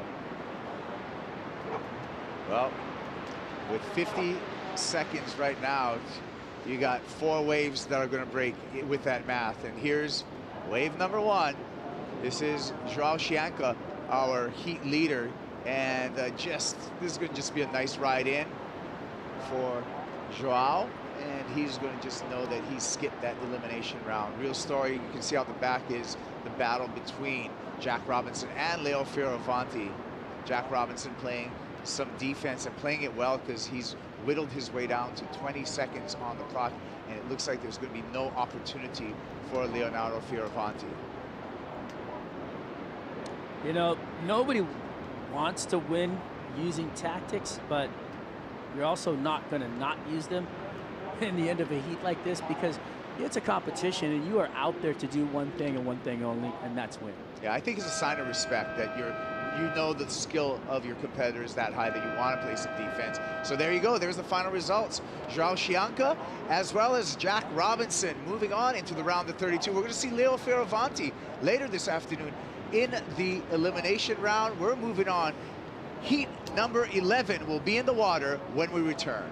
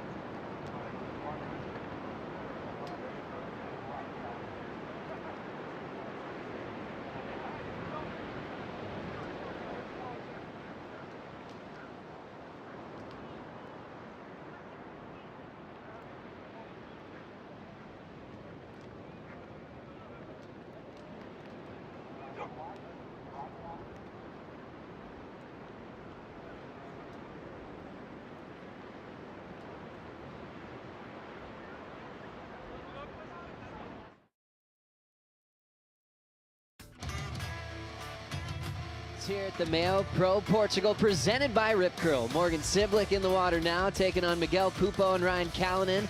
Ryan and Morgan know all about each other, going up in Newcastle. Miguel Pupo has been a member of the top 34 for a very long time, and he is turning in some great results, the best start to his career. Thanks for being with us, Joe Turpel, Peter Mel, and a very special guest. Actually, I think we're your guests here in Portugal. Nick Von Rupp, thanks for coming in. Thank you, guys. What a pleasure to be here with two legends, Peter Mel, Joe Turpel. I'm a big fan of you guys' work, and it's an honor to be here with you. You're too kind, Nick. First of all, congrats at Nazaré. Last month, did an amazing job. You've ridden some of the craziest, biggest waves in the world. Can you tell us about that event last February? Yeah, it's been an amazing season for Portugal. I think maybe one of the best we've had, swell after swell, clean waves, Super Tube's been pumping, and has been pumping, and Nazaré has been just non-stop. 2 events. Last Friday we had one of the biggest waves we've seen all season, and yeah, it's just, I'm happy to be in one piece. That's what I was going to say. Congratulations on being alive. Wow, it's so fun to see what you're doing these days, and I think people still remember what you did on the QS for many years. Also a wild card at this very event back in 2014. Do you still have really cool memories of putting on the jersey at the championship tour level? Yeah, 100%. I really enjoy being outside, you know, watching everyone. You know, I can still feel it in my bones, that pressure going out, everyone staring at you and having to perform. So I really enjoy coming down and just watching everyone, seeing everyone, and watching the boys just put on a show, you know, like a guy like João Chianca, you know, like I saw him, you know, unsponsored, making his first moves on the QS, and now, you know, like showing his teeth on the World Tour. It's amazing to see. It's amazing how quickly people become a household name. Like Chianca, all of a sudden people are going, how's he going to do? And after just a couple events, people are going, Rookie of the Year pick right there. Just seeing his depth, how dangerous he is as a barrel rider, how comfortable he is as a rookie at Pipeline. They don't create rookies like that every year. Not at all, and those are the places that you usually take years to master, right? And he's done it in his first season. I mean, even his first real season that I saw him out at Pipeline, and he was staying at the Fulcrum House, and he was putting his time in there. He was incredible, you know, and so he just has a knack for it. He's definitely not afraid. Really cool. It's kind of part of the Chumbo blood, right? It is. I was just about to say that, man. It's in his DNA. Yeah. He's the brother of Chumbo, you know. He's. Are they similar? I mean, yeah. Look at an amazing. There must have been something that upbringing. I'd love to see how they've been brought up, because his brother Lucas is an animal. João is an animal, you know. I remember seeing him at Arica, the way he was tackling, you know, the left at Arica when he was 16 years old, and you could see like there was something different with him, you know. And he loves it. Yeah, he's really showcasing his talent. And that slabs in Arica in Chile are not for everybody. It's a wild setup. There's been some crazy events there, even a CT search event years ago. The man we're talking about, the rookie with another heat win, João Chianca, is with Luisa. João Chianca is here with me, guys. The rookie's on fire. Let's talk about this heat. The whole beach was just screaming. Yeah, like, it's always good to take the first heat out of the way, though. Like, I was really psyched on, like, my heat draw, like, with Leo and Jack. I knew, like, they are so good in these conditions, and, like, probably, like, we would have a good heat, and I don't know, like, I was just so excited. I feel so comfortable around here. Like, I have good friends, like the culture, and like I have been here like so many times. So like, how many times have you been here? Oh, like 8. And I don't know. It's just a place that I really have fun and like enjoy myself. Like, we had like 5 days in a row, like perfect barrels, like going like the whole day. So like non-stop waves. Really good barrels. Yeah. So yeah. Just like really stoked to take the heat out of the way, though. What about this lady that you picked to surf for on this event? I picked Silvana Lima. I feel that like she did a great job representing Brazil like for so long on the tour, being the only girl. So yeah, I picked her. Deserve the spot. Yeah, she always like treat me like with kindness and respect. So like, shoot out for Silvana, yeah. Vamos falar português agora, João. Eu estava ali em cima, na área dos atletas, e todo mundo falando assim, cara, ele tá em casa, ele adora a onda desse jeito. E eu falei, é da família, né? Gostar dessa loucura é de família. Com certeza. O Lucas ama Portugal, só que ele ama um lado diferente, né? E eu estou realizando um sonho competindo essa etapa. É uma etapa que tem muita história atrás disso tudo, então é realmente um sonho. Eu acho que o mar tá perfeito, eu me sinto em casa também. Quando a maré fica seca, fica bem parecido com uma praia que eu surfo em Saquarema. Então, com certeza, eu tô em casa sim. Eu pretendo só acalmar os nervos, surfar bateria por bateria, onda por onda, viver um dia de cada vez. Respira e a gente te vê na próxima. Guys, I was just asking him because the talk behind the scenes is that, you know, they're adrenaline junkies on the family. Guys, Lucas, his brother just won Nazaré, and he said that he is really feeling at home, and this is a dream come true for him. So here we go. We love it. Thank you so much, Luisa, and always great to get the insight from the rookie on tour, Joao Chianca, and you can actually hear more from Joao if you check out the lineup with Dave Proden. You had a nice interview with Joao talking about his rookie season, talking about his brother, who's got the biggest name in big wave surfing at the moment. He says that his brother surfs bigger waves than he does, but has pushed him incredibly hard to believe in himself when the waves get really heavy. I think he was being a little humble there. He's definitely had some crazy waves already that we've got to really enjoy on the North Shore of Oahu. And Nick, obviously part of that team that was with Lucas more recently, we were just talking about in February. They seem just like a happy group of brothers, and they really support each other, which is great to see. It's just it's amazing to see the surfing they have in their blood, you know. They're great kids, really surf driven, really, you know, like they just got a good foundation, you know, like it's amazing to see. Really cool to see. The Brazilian Storm happy to be watching all the action as we see a hollow cave setting up for Siblick on his toes. He can't ride away from that one. Had a great line. Just seemed like he had a hard time deciding when to get out, knowing that it was going to shut down in front of him, Pete. And especially when you think about what scores well with tube riding, it's that length in the barrel as well, and being super deep. I mean, the technique was all here, but he knew this thing was going to shut down. It just was a matter of when. Got the tube time, barely disappears there for a bit, and just tries to get out. You can see the nose there the whole time was slowing him down. Ended up going over the handlebars. Kind of a bummer because, you know, again, the opportunities are pretty limited, right? When you finally find one that's kind of clean and you had to exit there and not to get it, a bit frustrating. Tough one for Siblick. Nick, for you, watching Morgan's rookie year last year, kind of against all odds, was the underdog on the tour, and people didn't know much about him, and almost basically winning, almost getting a world title moment. He was ended up 5th in the world at lower trestles. Were you shocked by that? Insane. I mean, I was hanging out with Morgan just a year. He was about to qualify, you know, and I never had heard about him because I was out of the contest scene for a while. And I finally, you know, he went on and qualifying, and first year on tour, top 5. It's insane to see, you know, like, you know, and I love to see that underdog power just pulling through against the bigger names. And, you know, Morgan really stands out in that.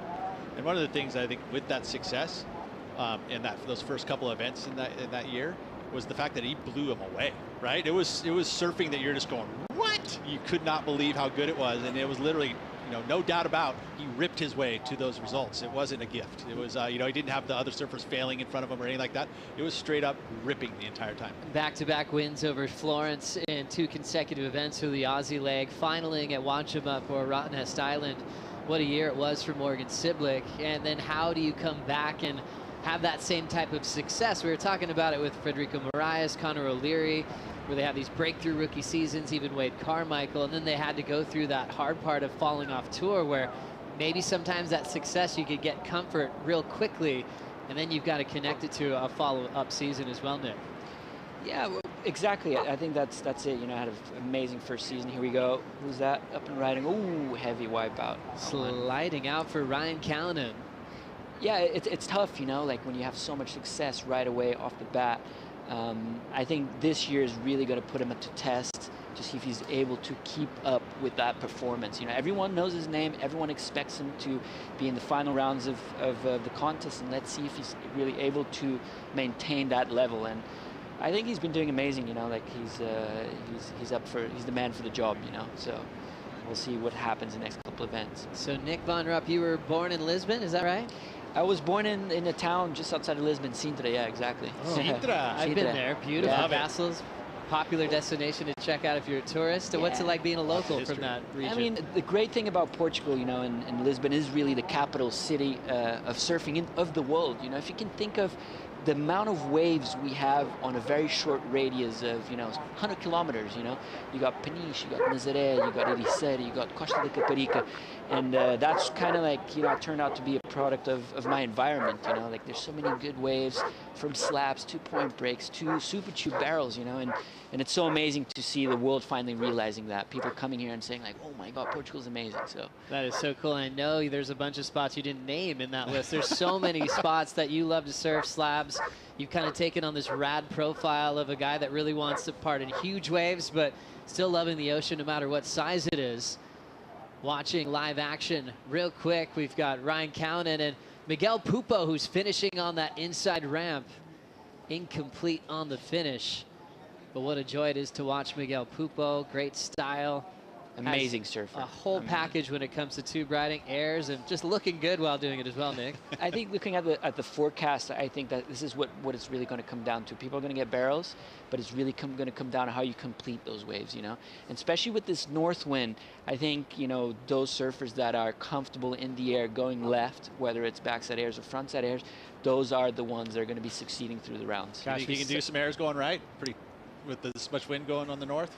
Pretty tough, huh? Sorry? Going right and doing airs at all? And this very complicated. Yeah, very complicated. I mean, it's we got some of the strongest winds of the year right now, you know, and which is ideal for the front side air, but yeah, not for the rights, right?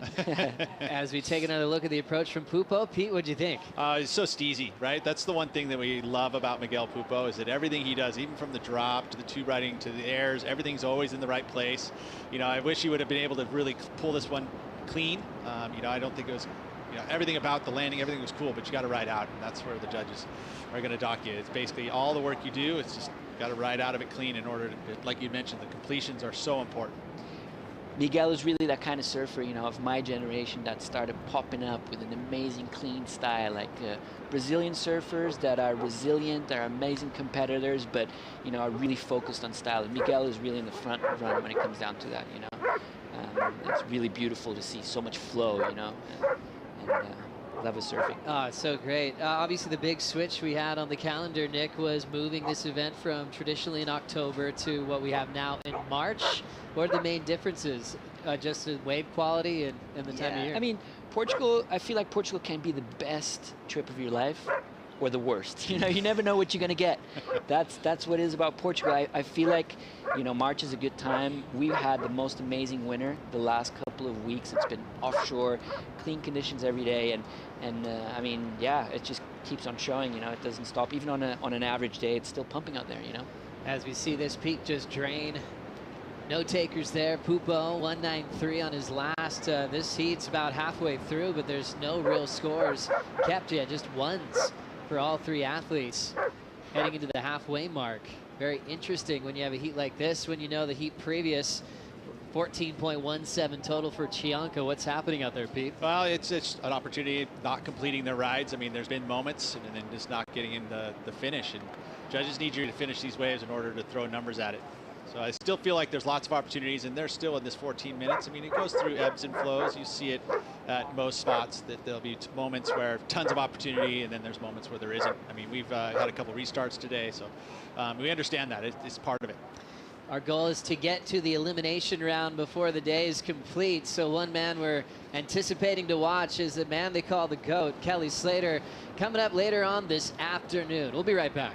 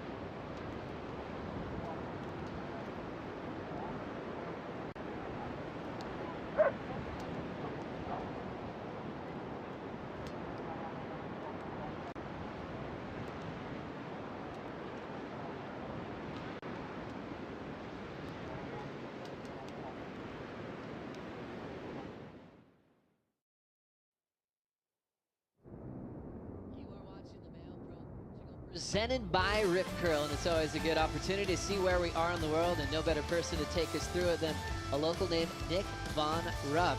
Walk us through your favorite country in the world. Exactly. I mean, I'm such a fan of Portugal. Here you can see Peniche. What's amazing about Peniche, it handles any type of wind. Whether it's south, north, west, you can always find a great spot. Super Tubes works with big swells and north wind, one of the best waves we have in Europe or in the world. But then you can see on the other side, you know, all that coast there handles different winds.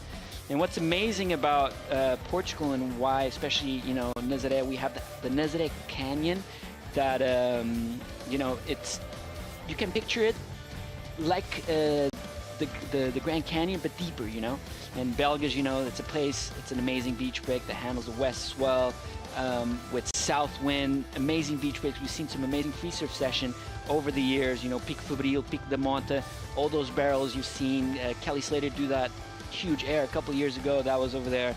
And that's what's so special about this place, you know, whether it's south wind, north wind, you can always find an offshore place to surf.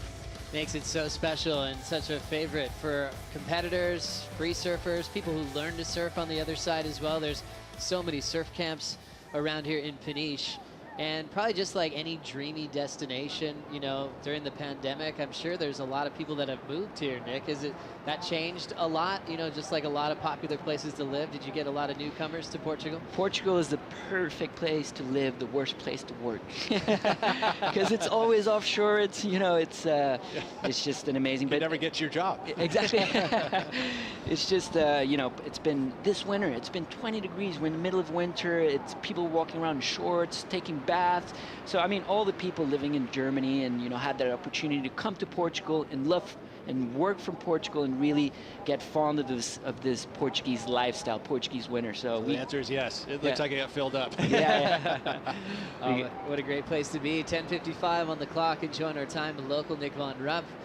A wild card in this event a few years back, longtime QS warrior, now making a huge name in the big wave realm from Nazaré, even competitor at Jaws a few years back. Morgan Siblick has the lead. Still a very interesting heat. Really just one score could make the difference with skipping the elimination round. We talked about Siblick's run to finish 5th in the world last season. He even had a heat with probably one of his heroes, Ryan Callanan, from the same town. Beat Ryan with a tiebreak decision at Newcastle in front of all their friends and family. And Ryan, as we know, is one of the best surfers in the world, crazy aerialist. Had to miss Pipeline though, Peter, because of that wrist injury. As we look at Siblick now, getting tangled up at the end of that wave. It's probably just dying to put something up on the board. I think they all are, you know, and they're all just trying to find a little piece of the beach that's going to give them that opportunity, because really, you're right, one wave could turn this heat, get him the opportunity to miss out on the elimination round. No one wants really to be there. I mean, I guess unless it's absolutely perfect, you might want to be able to get a second chance. But ultimately, if you lose in the opening round, you didn't get any good waves, right? So the opportunity then goes into the elimination round. And it seems like tonight there's going to be some good surf. So I guess it's not that bad, knowing that you get another opportunity to get barreled. But yeah, ultimately, it's all about making heat. So they're definitely looking for something, anything at this point. Interesting when you see 3 of the best surfers in the world in a situation like this. It's very entertaining. Going, well, basically, they got to surf a 9-minute heat. As a longtime competitor, Nick, how would you be digesting the situation right now? I mean, looking at the conditions, I've been here since early morning and looking at, it's definitely hard to find the right one, but they're out there, you know, and the guys that know how to read the ocean are good in the barrels. Baron Mamiya, you know, even Federico, he knows this place. He knows where to find these waves. So those jewels are out there. And, you know, it's all about positioning and understanding what the ocean is going to do. What are the currents doing, and positioning yourself around that. And they will come, you know. They might not come as often as we want, but they're around, you know. We always talk about the standouts in the jersey when we come here to Peniche. Nick, what about some of your favorite surfers here throughout the season at Super Tubos? Who's really coming to mind? I mean, obviously the local boys, you know, Frederico, Vasco, they're amazing surfers here. Kanoa's been putting a lot of time in. He's gotten some crazy barrels out here, and speaking to him recently, he's like, he wants to leave this place with the yellow jersey, which is fair enough. You know, he's putting in the time. Portugal has really shaped him into a better surfer, you know, being with him and really seeing that power surfing coming out of him is amazing to see. You know, I really like John Shianka. I really like Baron Mamiya. John is obviously a great pick. Connor's gotten second out here in the past. So, I mean, yeah, it's going to come down to those surfers that are able to keep the mental side on the positive side, you know, through these rough conditions. As we saw Kalohe Andino preparing with his coach and really an uncle to him, Mike Parsons, as he has a very interesting heat on paper. A lot of California coming up next. A lot of California, same initials in their hometowns, same age bracket. They've been competing against each other since they were toddlers. As we now see some live action. Off the bottom, smooth down carve for Miguel Pupo. Another big snap there, solid combination of turns. And Pupo will step off the best score of the heat so far at the 7-minute mark. There you go. All that experience coming to play here for Miguel Pupo. Found the little shoulder, surfed it so smooth, so nice. Not going to be a huge number. I mean, it's all about the barrel. We've seen pretty solid 2-turn combos like that get 3 innocent 4s. So not going to be a big number, but in this heat, it's a huge number. Adaptability so important. Maybe don't go barrel hunting. Get a score on the board. What do you think here, Nick? I think this is what it's going to come down to. These days, it's not about, I mean, any conditions are good conditions. We saw Italy yesterday. The conditions were horrendous, and he went out there and did 2 huge errors. And that's the beauty of the sport these days. You know, you go to places like Huntington Beach, and the guys are just flying all over the place. So amazing surfing here, 2 big turns. I was talking to Vasco before. I think, you know, as the conditions, as the tide gets higher, it's going to come down to those turns, you know. So cool to see Miguel Pupo adjust. I mean, sometimes heat before, everyone's getting spit out of barrels. It's just so ingrained in your mind that that's what you're going to do. And I think Pupo's just doing a great job to adjust. 2-turn combo might be the recipe to move on. 4-6-7 for that last wave. Siblick to second. Callanan to third with priority. Needs a 1.74 to move into the top 2P. Yeah, wow. And both of these surfers, they really only need, you know, high ones in order to turn it into the second position. So this last 5.5 minutes is going to be super important. It's all about, you mentioned about missing out on the currents, and I've mentioned it throughout this event already, you know, finding that smooth water where you got to rip on one side, rip on the other, and there's got this little buttery zone in the middle of it. And that's where you know that the waves are going to come. So you have to kind of hang out in that zone and maybe find some space away from a competitor who's trying to fight that same zone. But that's where the good wave is going to come, if it does come. Obviously, this wave packs a serious punch. Can you compare the power of Super Tubos to anywhere else in the world, Nick, on how deadly this wave can be at times? I mean, Super Tubes is it's a great training ground for anywhere you want to go, like a place like Pipeline. You know, it's just Portugal's got that Atlantic power, and here we have Ryan Callanan. Callanan grabbing the rail, anticipating a big section to go over him inside the pit with Callanan. He'll get clipped at the very end. Long travel time that could end up being his best number, but needed a 1.74 to go to the top 2. Siblick finds an end section to turn on a very close heat. 4:30 to go. Wow, I mean, those comparatively scores, right? I mean, that maneuver at the very end there for Siblick, you know, does that come into play? It's literally going to come on to these little subtle differences in these waves. You know, Ryan Callanan was trying to travel, keep that speed up. See the very beginning of this wave, beautiful drop. Not really in the barrel, so you won't get a whole lot of score and points for that. Beautiful. Basically, he had to keep that speed up in order to get over that foam and get the completion. Beautiful wave. So I feel like that Siblick will get the slight advantage just because of the make. Although you do get, sometimes the judges will be, you know, kind of generous for, you know, the amount of time you spend in a barrel, even if you don't make it. Let's see this again. Good size set wave. And at this point, I'm like going, hey, how come he's out stalling? But he saw down the line, which we can't see, is this section here, which was going to shut down. He needed to keep that speed up. He had the speed. I thought he was going to get through it, but yeah, too much water, too much turbulence in that hole. Tricky wave. The foam ball got him at the end. What a pity. Would have been a great score there. Yeah, and it was a great read. Knew he had to keep that line nice and solid to beat that end section, and just getting clipped is making this heat more interesting. I feel sometimes the judges at this point of a heat with small scores, there's like, give us a reason to get some separation here. And it's staying incredibly close as we had Miguel take a look at this wave, Pete. Yeah, again, so he's going to maneuvers, choosing waves. Oops, got a little off kilter there. And that'll reflect in the score, obviously. He did get the maneuver turned and almost done, but in the judge's mind, you're like, well, did he have control through the maneuver? Do you give enough for the actual carve? I mean, I'm seeing a 1 number drop already from Miguel, and it's a fairly low number, so maybe not seeing that very well. But, you know, he needs to get, obviously, something in that 3 or 4 range to solidify that spot up in that first and second place. Miguel Pupo, dreamy start, the best of his career in Pipeline, and then was out in the elimination round at Sunset at the very next opportunity, but still has a pretty solid positioning on the leaderboard. Thinking about Miguel's career, I mean, what really stands out to you, Nick? Because, I mean, he's been around for a very long time. He's over 30 now, and it looks like he's in the time of his life. Sure. I mean, I remember those early days when he showed up, winning Trestles, you know, being sponsored by Hurley. I remember like it was yesterday. Morgan Civic up and riding, big turn. If I would be out there right now, I'd be thinking like these guys, you know, just getting scores on the table, getting 2 turns in, you know, getting that 4, that 5, you know, because it's hard to pick that right one, that jewel that will give you the score, and at least you're building, you know, momentum. You know, it doesn't take much to overthrow Miguel at this point, you know, like, so yeah. Solid option for Siblick on the split of that on the right, Ryan Callanan, Pete.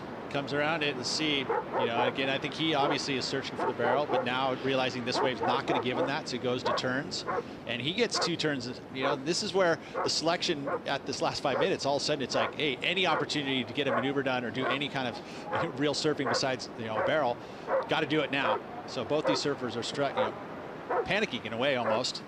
Yeah, I'm surprised that Ryan didn't go, you know, he's such an amazing aerialist with this north wind and these wedging peaks. I thought he would go for the air right away, you know, like just to get a score on the table, get a 4-5, you know.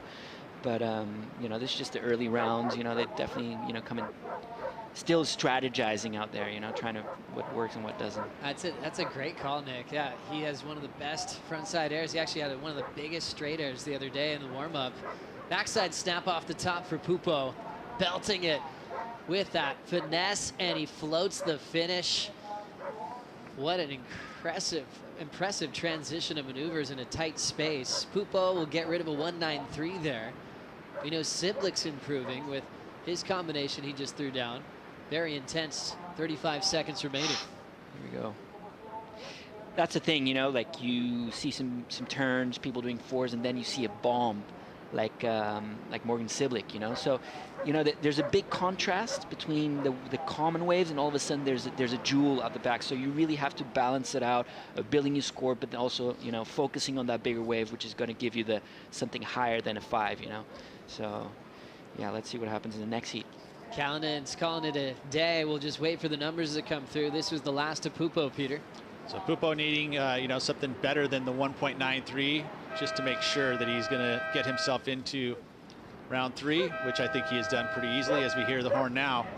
You know, Pupo, smart, man. He's one of the smartest competitors we've seen, you know, and that's why he's got such great resilience, you know, being bounced off tour and staying with it, getting back on tour, and, you know, some of his best surfing is happening right now, you know, and it's, you know, 30 years old. It's kind of on the other side of your career slightly, but it seems like these days with Kelly leading the way, man, it's like, hey, we can go all the way to 50. So giving some belief to a lot of these surfers to keep at it, because, you know, there's always a moment that, you know, that experience is going to pay off in a big way. And if you're keeping yourself healthy like Miguel has, you know, he's had to fight through injury and learned how to become healthy all the time now. And I'm sure he's you know, became a bit of a yoga instructor or whatever it is to keep that youthful exuberance going, because he looks really good. And I think there's something about having your younger brother qualify, where he's always been a mentor to Sammy. And now, you know, if someone gives you that role, it gives you confidence to show your younger brother the way. Sammy's had great results. Pupo looks like he's a spring chicken these days, just beginning his career on tour. 4.67 was his high mark. Waiting for last of Siblick to see where that combination of turns will go. And then ultimately the last of Callanan to make this result official. It's close to that back end a little bit, but it looks like Siblick's going to hold on. We'll see. 4.0 for Siblick. That keeps him in second. Callanan's best score of 3.7, and he will stay in third. So Pupo taking the win. Morgan advancing on with him to the round of 32. We'll see our count one more time today in the elimination rounds. Heat 12 coming up next. Griffin Colapinto takes on Kalohe Andino and Nat Young right after this.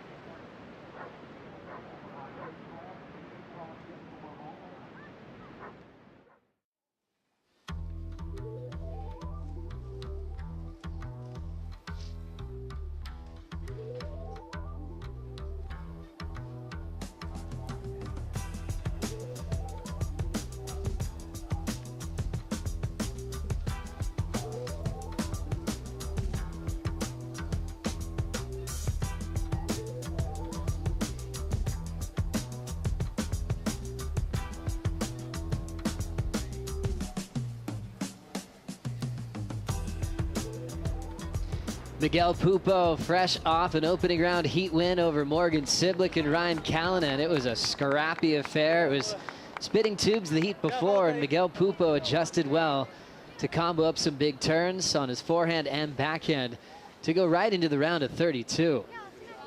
New heat just getting started. All California matchup. Griffin Colapinto, Kalohe Andino from the SC. That's in Southern California, San Clemente.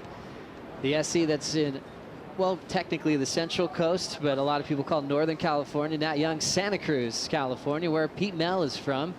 So you've seen all three of these guys since they were really little, but especially for Nat Young, bringing a lot of light to one of your favorite surf towns in the world. So and just, cool. The pride of the West Side, they like to call him. As you watch this replay here, from behind it, just stuffed in. Can you get through it? Yes, you can. Kalohe Andino. Amazing.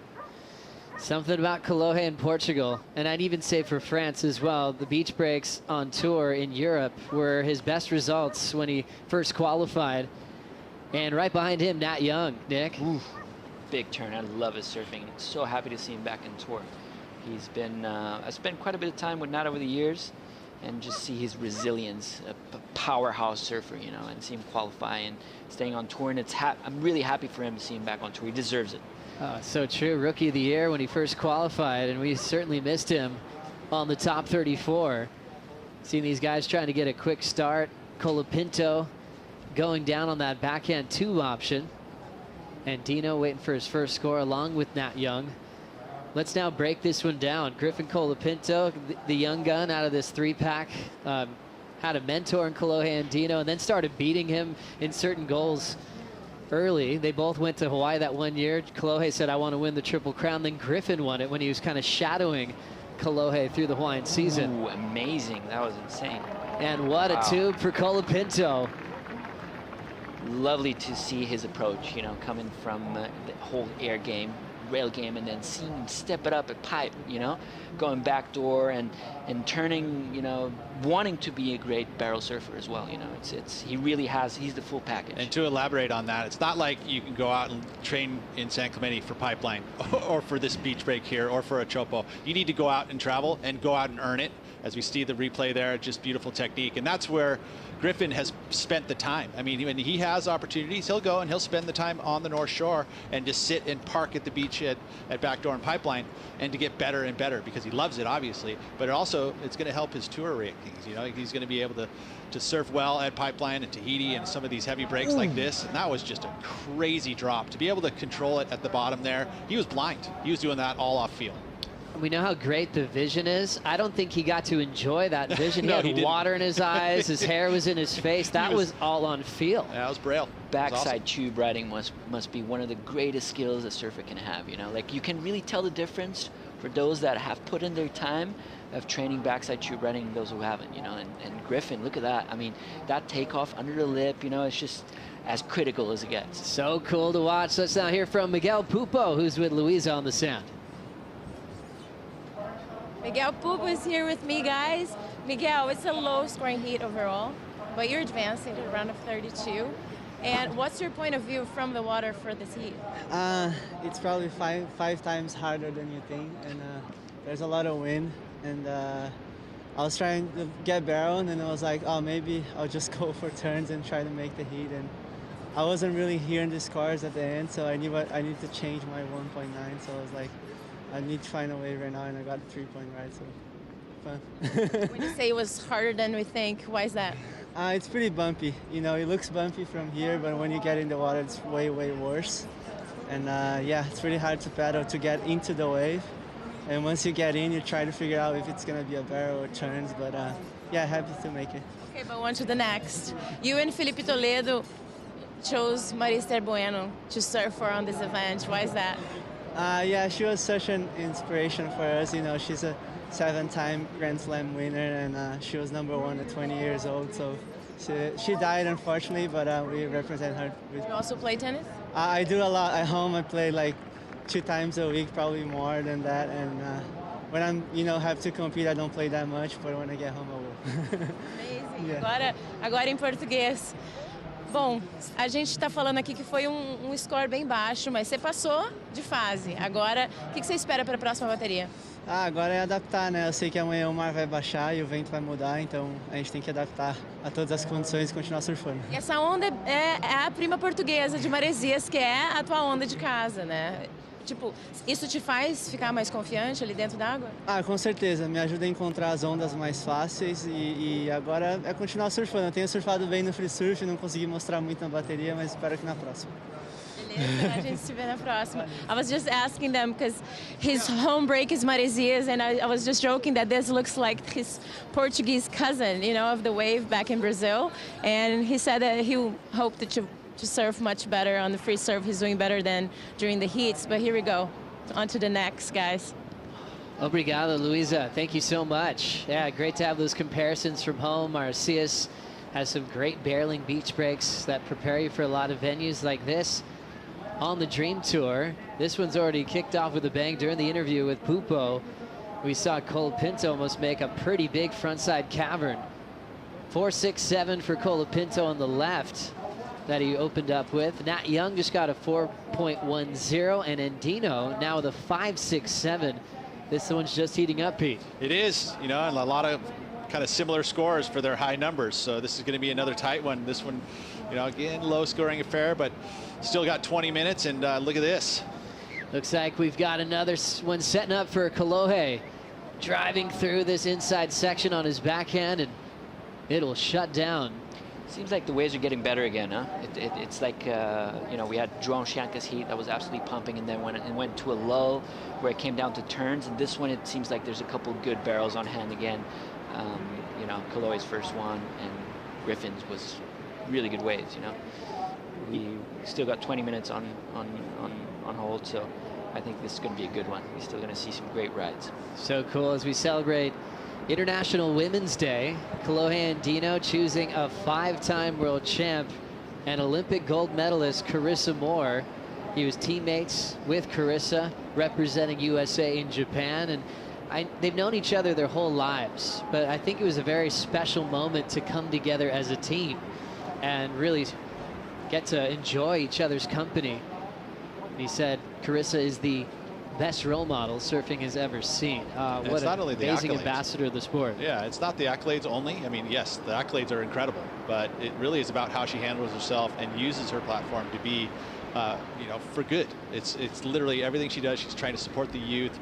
She's done that. As a matter of fact, Betty Lou Sakura is an example of that. It literally has been a role model for Betty Lou. There's a photo of them when she was just a little, you know, 10-year-old and looking up to Carissa, and she's already won world titles, and now she's competing with her on the world tour. It's just a crazy story, and that's because of the inspiration that Carissa has done. She's given all back to her kids in the hood. As we see Nat Young. Broken board. Yeah, without his board, so maybe it's a change of equipment here. Now on the beach. Looked like another broken cord because the boards are there, yeah. He had to swim in. And there's the board change. Getting his backup Channel Island surfboard. He's been with him for a very long time. And he'll be back to business. I saw him this morning and I was like, wow, it might be colder from where you and Pete come from. He's like, no way, no way. It's pretty similar. I mean, actually the water temp right now, it's about the same, 55 degrees, you know, Fahrenheit. The only thing is we haven't had, I mean, it's been all up until about this time here in Portugal, as well as back home in Santa Cruz or Northern California. The conditions have been impeccable. It's been so nice, little light offshores and warm, and all of a sudden now spring has hit. It's like the winds have come with in March, and it started with a gangbuster. So I think he missed all that because he was here training, and then now the winds kicked in over there in NorCal too. That's amazing. Nat Young, a father now, just like Kalohe. It's pretty cool. Two best friends going into fatherhood around the same time. Both have baby girls as well, which is cool to see them together and talk about changing diapers and everything that goes on with that, and being able to share this life of surfing with their little babies. It's really cool to see them go through that together. Griffin, you know, still a Grom on tour, and looking up to both these guys. I'm sure for Griffin, he's looking at Nat and Kalohe just going, how am I going to beat these guys, and giving it everything he's got. Well, psychologically, you know what's crazy is I think that as this group and as they've grown up together, they not only have been competing in the water, but they compete with cars. They compete with most everything. So it's funny. I think Griffin actually is pretty comfortable going, you know what, I'm going to smoke you guys this heat, you know, and rather than looking up to him going, gosh, I don't know how I'm going to beat him. No, Griffin's thinking a totally different thing. He's going, I'm going to smoke these guys. There is something about competitive surfing success where you're actually competitive with everything. I mean, people talk about that way with Kelly, you know, Rob Machado, and back in the day, they want to win at ping pong, whatever they're doing. Oh, yeah, no, and all these three guys right here in this water are some of the most competitive outside of the jersey as anyone. Remember, oh, here we go. Last wave here for Andino. What happened there, Nick? I mean, it's all about wave choice. You know, some waves look good out there and they just close out. You know, like it's a thin line between a good wave and a straight closeout. So you got to pick and choose. But going back to your conversation, I mean, competitiveness, obviously, it's engraved in our DNA. That's how we progress. But what is amazing to see about that whole South California crew, they're very supportive. They're like a big family, you know. Always seen Conor Coffin look out for Griffin Colapinto when they were kids, and you know, like Kalohe looking out for Griffin. You know, they grew up together, they surfed together, and they support each other. They're all huggers. It's like this classic, you know. Even as competitive as they are, you're right. It's absolutely correct. They're super supportive of each other. Looks like we've got an opportunity for Colapinto. Backhand tube riding at its finest. He got the vision that time, and he will drill that lip line with a solid effort, but that lip is still chasing you at Super Tubos. Probably thought he was riding away free, and it landed right on his head. This is it. That's what we came for to Portugal, right? Amazing barrels, these left hand, you know, they're there. The jewels are there. They come once in a while, and you know, when they come, it's just as good as it gets. What a great feeling for Griffin. Had a 193 to improve on. That's long gone, Pete. Yeah, look at the speed control. That's the training at the pipelines and all of the hollow breaks around the world. He has learned that backhand technique. He's taken those tools that he's learned from watching all of the best in the world. It's so true, you know, and nothing beats the actual experience of doing it and feeling it yourself. But that right there was you know, incredible tube riding skills, because he was able to slow himself down, and watch how he does it. He's dragging his bum and slowing himself down and then controlling the speed. See how he's moving his leg in and out It's also stable, but it also is the speed control. That's the most important part. And then just whips into the lip. Why not? Backside tube riding is such an art, isn't it? When it's done well, it almost feels like an advantage over the frontsiders. You think of Jeremy Flores, like you mentioned, AI, Andy and Bruce Irons. You know, there's some of the best in the world. It's like they're body surfing with the wave. They become one with it, and they can control their speed on a dime. It's like Griffin's got that natural gift of tube riding, where if you're going to break these down with skill sets, you might say Griffin is the most natural tube rider in this heat. Kolohe up and out. Another tricky wave, but as you said, I mean, I feel like growing up, I always thought riding frontside barrels is where you're the most stable. But if you dominate that backhand drag, you know, it's just you turn yourself into one. You know, the way you place your butt and your leg, you know, how you drag, how you let go, you know, it just unifies you. You know, it's just amazing to see, and I feel like Bruce Irons and Andy were really, you know, they showed the world how it's done, how to ride backside. How to have speed control. There was the technique that came from Marvin Foster in my eyes, right? It was the Marvin, or even Neil Purchase Jr., right? Right? I'm going way back. But those are the two backside tube riders that were doing stuff that no one else was doing. And then they've just taken it and refined. 14:15 on the clock here in the opening round, heat number 12.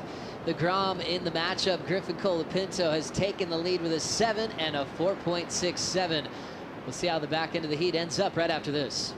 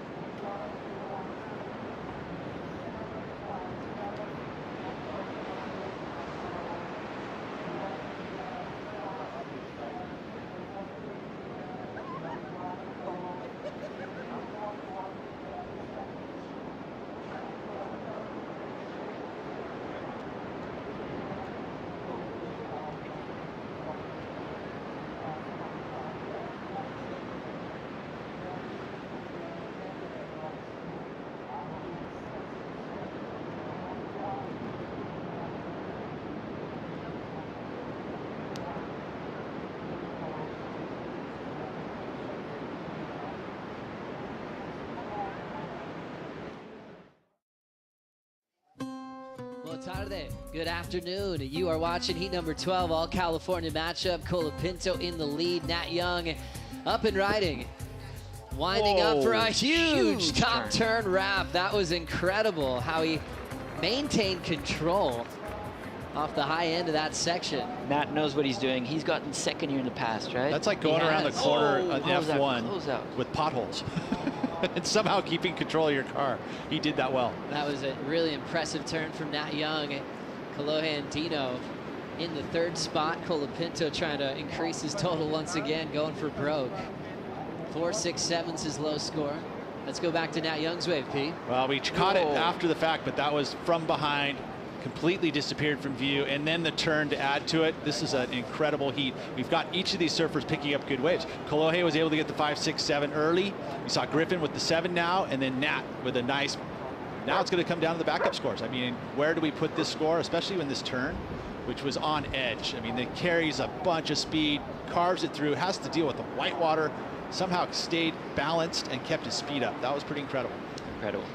Such a strong surfer. I mean, his legs, the way he holds on rail are just unique, and he deserves to be on tour. You know, it's so awesome to see him. It's crazy how famous his backhand became, and it almost shadows what he can do on lefts, because he's amazing, obviously going both directions, but maybe it's because his backhand's so unique, probably going further. It's probably how, you know, the traditional tour always began. Snapper, bells, you know, even Margaret River main break, you're going right all the time, and he was able to get a final at Bells, like you mentioned as well, Nick, a final in Portugal in that Rookie of the Year season, which was actually an all-goofy foot final with Nat Young and his barrel riding skills are second to none. I mean, that's the one thing that even coming from our region, we don't necessarily have huge barrels in our zone. I mean, yes, there's areas we can go and learn a little bit. quietly. I know.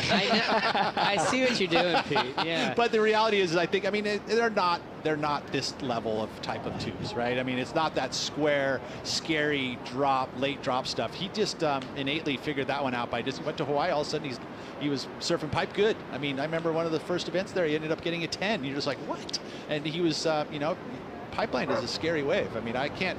Even the beach breaks we have that are similar to, they're not pipeline, right? They're not this type of really heavy, steep drops. And he's just a really good surfer and figured it out. I really feel like, you know, if you're a talented surfer, the way Nat is, or, you know, for example, the Brazilians, Adriano de Souza turned out to be an amazing tube rider. You know, Gabriel Medina is one of the best tube riders in the world. And they don't really come from like a big barrels background, you know? Kelly Slater, amazing, coming up.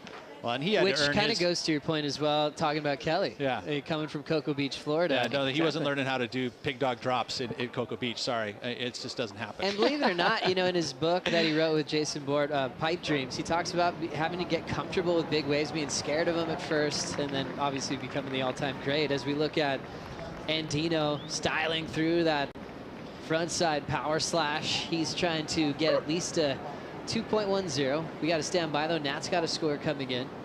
He's trying to avoid third place in this heat. He is competing. You know, that last 10 minutes, he saw a wave there that probably wasn't going to be the super barrel. It wasn't one of the major set waves, but he saw that it had a corner, and he was going to be able to get the maneuvers done, which he has done. So he's found his backup score. And when you look at these guys in the water together, it's more than the heat win. It's about bragging rights. I mean, for this pack to be together in the water in the opening round, this might as well be a final. How badly they want to beat each other here at Super Tubos. So getting the pit to start for Andino before we got to this stage, Nick. Yeah, Kaloa knows exactly what he's doing. He's been in Portugal a lot. He knows exactly these waves and what is needed to win. You know, he's a tour veteran these days, isn't he? Yeah, sure is. It's so funny, yeah, right? It's like he's still pretty much a Grom, but yeah. We were talking about before, you know, how, you know, Miguel Poop was getting to the age, to the 30. He's a tour veteran. But the truth is, I mean, looking at Kelly Slater, looking like a guy, like winning a contest at Pipeline when he's 50, you know, it's amazing. A guy like, you know, when it comes down to big wave surfing, sitting right here next to Pete Mel, you know, riding one of the best waves of his life in his what? 52. 52. I mean, it really gives, still happen for everyone. Yeah, it really gives hope. You know, for me, big wave surfing, look, a guy like, you got 25 more years, dude. Yeah, exactly. I'll be 20 years or so? Wow. I'll be peaking in 20 years, you know. 8 minutes ago, you just saw Kelly, who's 50 years old. She rode a squash yesterday, now a round pin with a quad, obviously bigger conditions from what we saw yesterday afternoon, where it was very challenging. It came down to an air show with the young surfers that he had in his heat. Now it's really hollow, and I'm sure Kelly's pretty excited to get this heat started. It is the elimination round, so there'll definitely be some pressure there, Nick. My question is, you know, when you get to 50, what's going on in this guy's mind, you know? Like, what's motivating you? Exactly.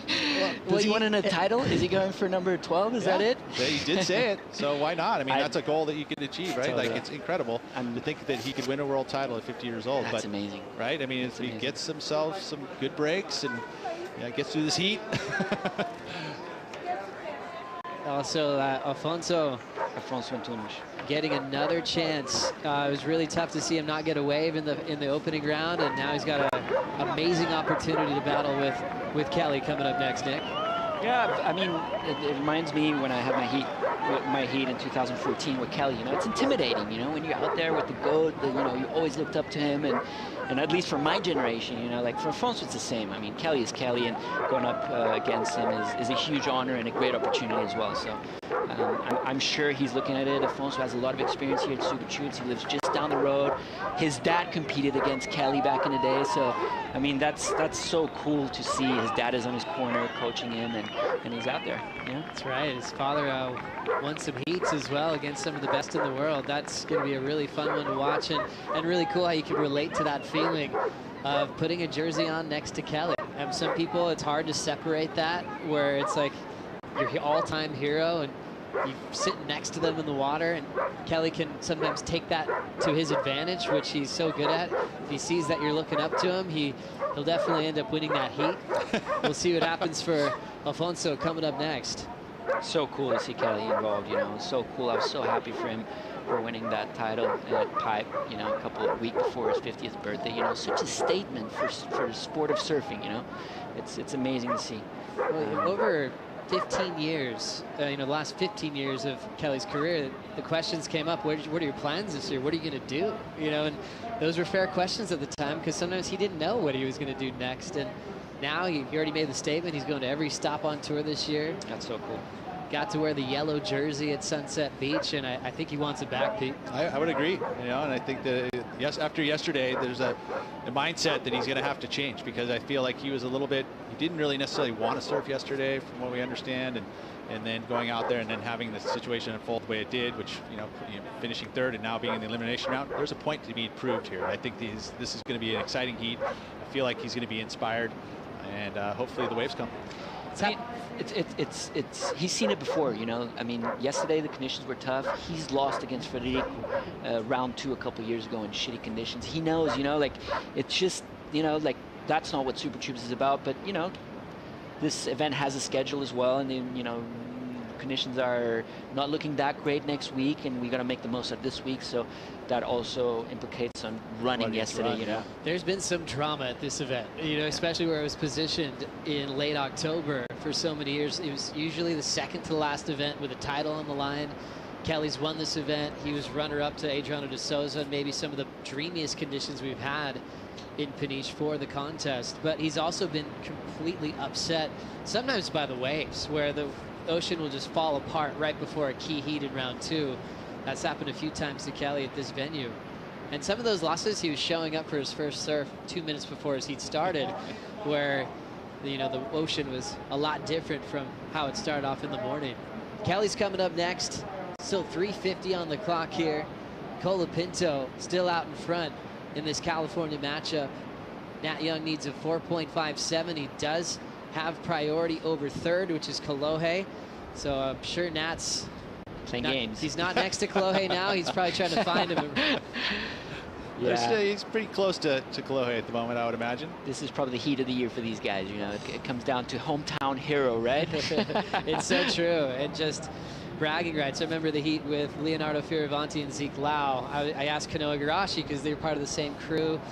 It's like, oh, what's on the line here? He's like everything, you know, for bragging rights with our who gets the big sparring bed crew. Oh, exactly. It meant so much. I mean, I win this heat. I get the big room with the big bed for the week.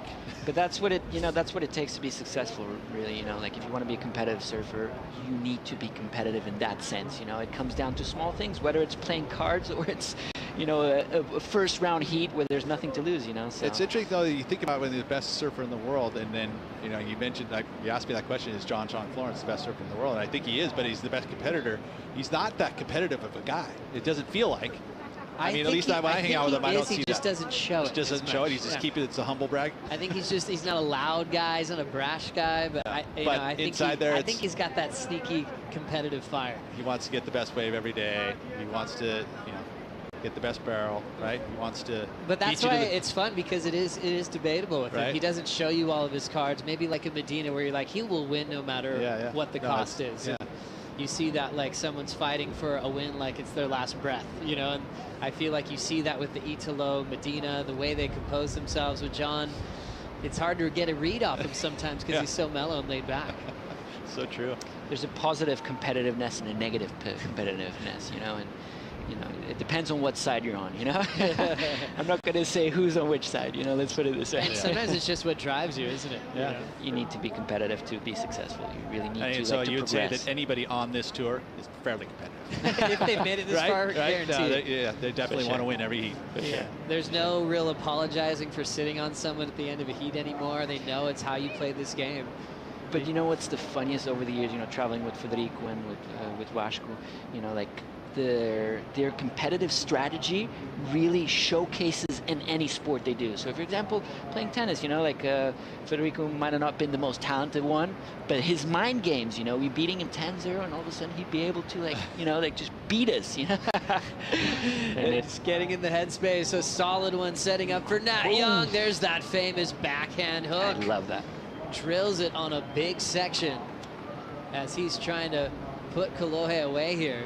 Big turns never get old, huh? No, and it could actually be a better number, better than the 4.10, which could extend the position. I mean, he utilized his priority over Kolohe in that situation.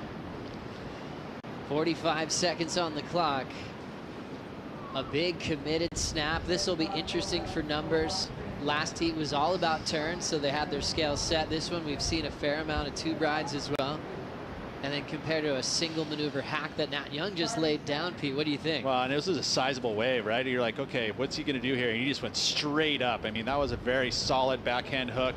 That's all he gets. He had to bail out after that. So it's all about, where this score comes in, and it could be a slight improvement. We'll see. 14 seconds remaining in the California matchup. And Nat Young with his 7.10 and Griffin Colapinto with his 7.0 will keep those top two spots into the round of 32.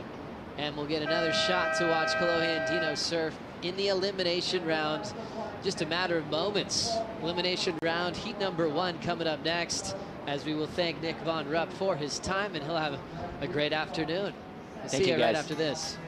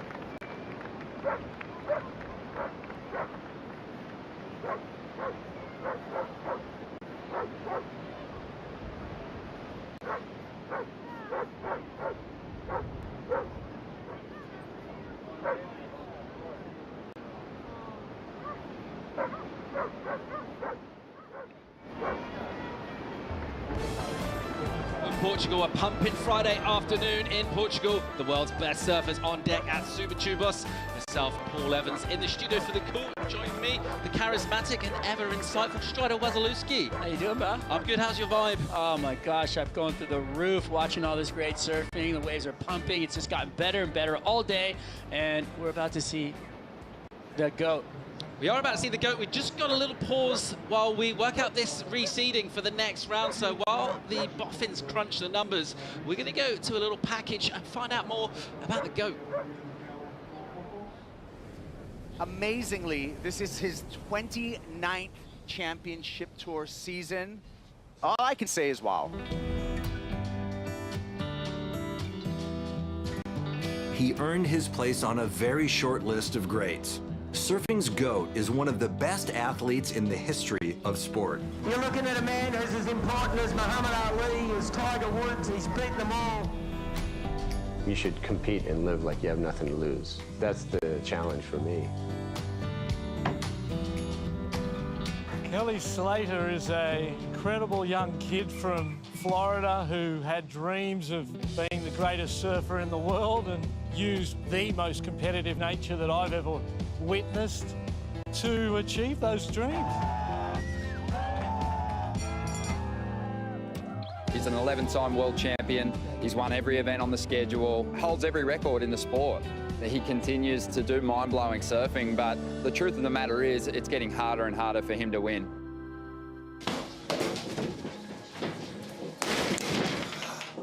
There's a lot of frustration coming out of Kelly Slater at the moment. A massive upset. Kelly Slater bundled out of the event. Yeah, stop the presses. I'd rather cry than laugh right now. Just, again, 3 years in a row, I can't put it together out here. Horrible performance this week. I got to figure out what's going on. I think all the pressure, the build-up and stuff has really kind of thrown me off. Chasing a 12th world title, it's going to be his most difficult challenge yet. From age 40 to 50, you know, it's been this big time block where, you know, he's been more or less getting beat up by the younger guys on tour the last 10 years. John Florence is putting on a show and putting a big challenge to Kelly Slater. You're just thinking about where his motivation will lie, what a bad result might feel like, or what a good result might feel like to him at this stage of his career. Slater has surfed professionally longer than many of his competitors have been alive. At some point, Slater will walk away, but only he knows when. I'm gonna just know. It'll just be clear. I either have nothing left to learn here, or nothing left to prove here, or nothing that's desired in this area. I want to do something else. Oh, I'm freaked out right now. I'm just freaked out. It's so good. I think I'm still doing it because I do know and believe that I can, on my day, I can beat anyone, anywhere. You know, you have to feel that. And if you don't feel that, you just shouldn't do it. All these guys go out in the water scared they're going to lose to me because I'm old. Maybe they should have passed me a long time ago. Kelly Slater up and running with 5, 4, 3, 2, 1.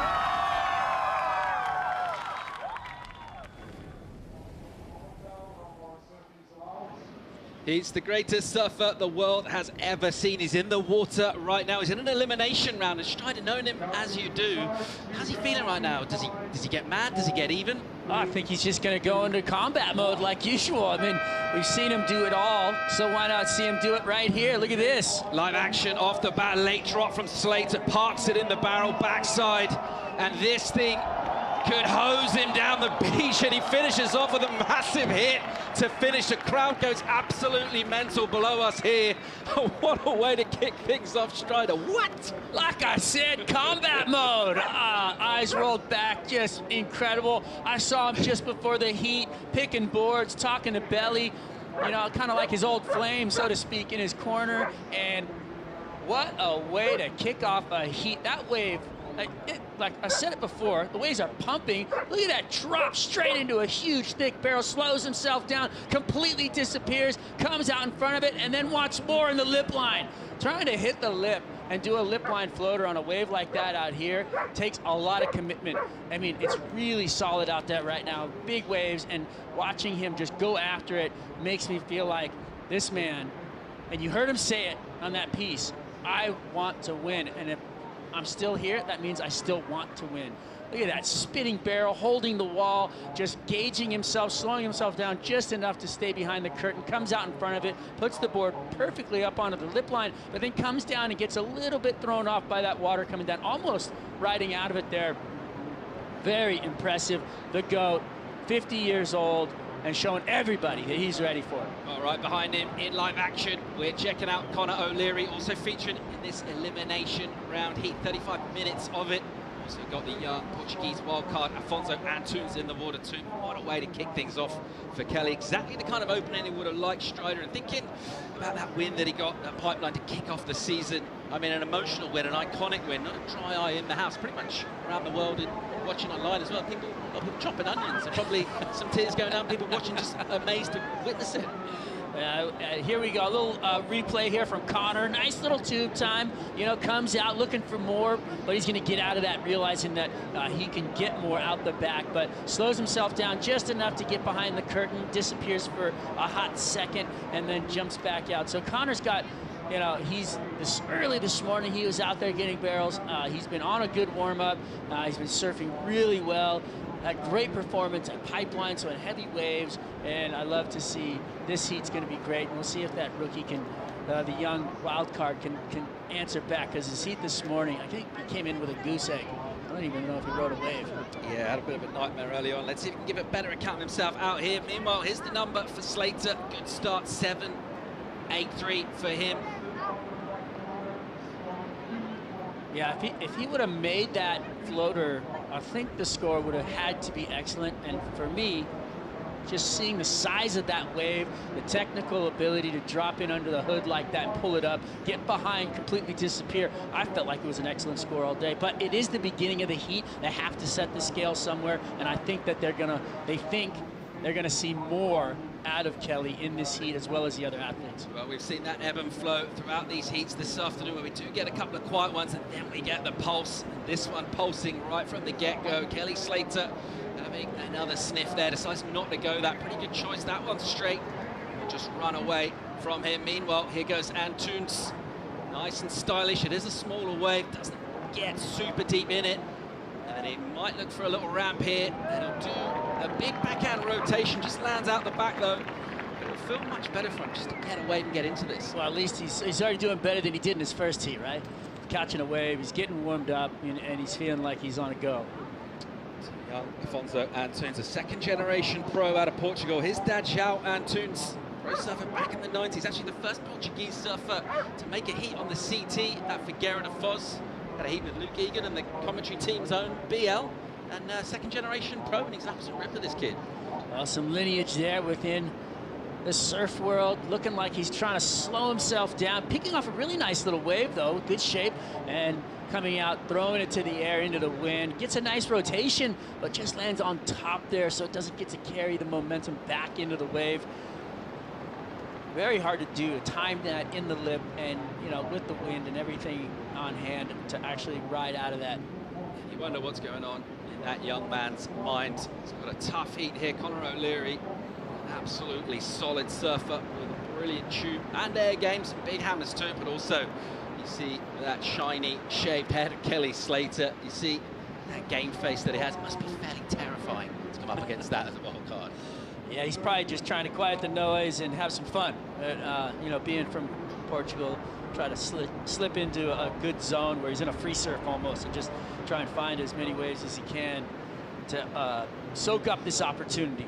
Condition-wise, Strider, throughout the afternoon, we've had moments with absolute bombs coming through. It does seem to be a question of those surfers able to find the rhythm. We talk about Kelly and what he can do, and before he even manages to get his feet on a wave, he's always had that rhythm with the ocean, right? And it looks like, he's in good rhythm already in this one. How do you think this is going to play out for him? Looking good so far. Almost always. Sometimes he picks he was trying to go left at sunset, but back to this heat, he's definitely started out this thing with a bang. All right, here goes Conor O'Leary. He'll go backhand on a meaty right-hander. We'll watch from above, and then we'll pick up the angle from the tower as he gets consumed in a bit of an explosion. Finding the exit crucial, of course, at Super Tubos. You've got to put yourself deep enough behind the section to really access the scores. And of course, the jeopardy involved there is trying to get the exit. He'll deal with a little bit of white water and take that on the head. But a confident customer, Conor O'Leary, able to get really low off that bottom turn. A beautiful start on the backhand. Yeah, he's got great technique. He can do it in all size waves. We've seen him in the air, we've seen him on the face, we've seen him in the barrel, big and small. So, obviously he can get it done. Here we go, dropping in, grabbing the rail, going fast off the corner there, but that thing just had a rib up the face, it looked like, and he kind of got stuck on it, and that thing took him down. So this one just settling down now after absolute scenes to open up, with Slater getting straight in the barrel for a good score. The 7.33 coming early on. Just got a small throwaway to go with. That's a real situation yet. Wait for everyone to get a couple of scores in. 35 minutes to get it done. And try the important thing here, just don't come third, right? 1 or 2 going through. Oh, yeah. Interesting. The scale's been set. So you look at that first wave of Kelly Slater, which was an all-out bomb. Really critical, heavy section, comes out, gets spit through the tube. You're gonna have to better that to get anything over, the 7.33 that Slater has there. So it's just an interesting look into the scale that's been set. All right, well, speaking of people finding rhythm, that's what Griffin Colapinto was able to do in the last heat, and he's standing by with Louisa.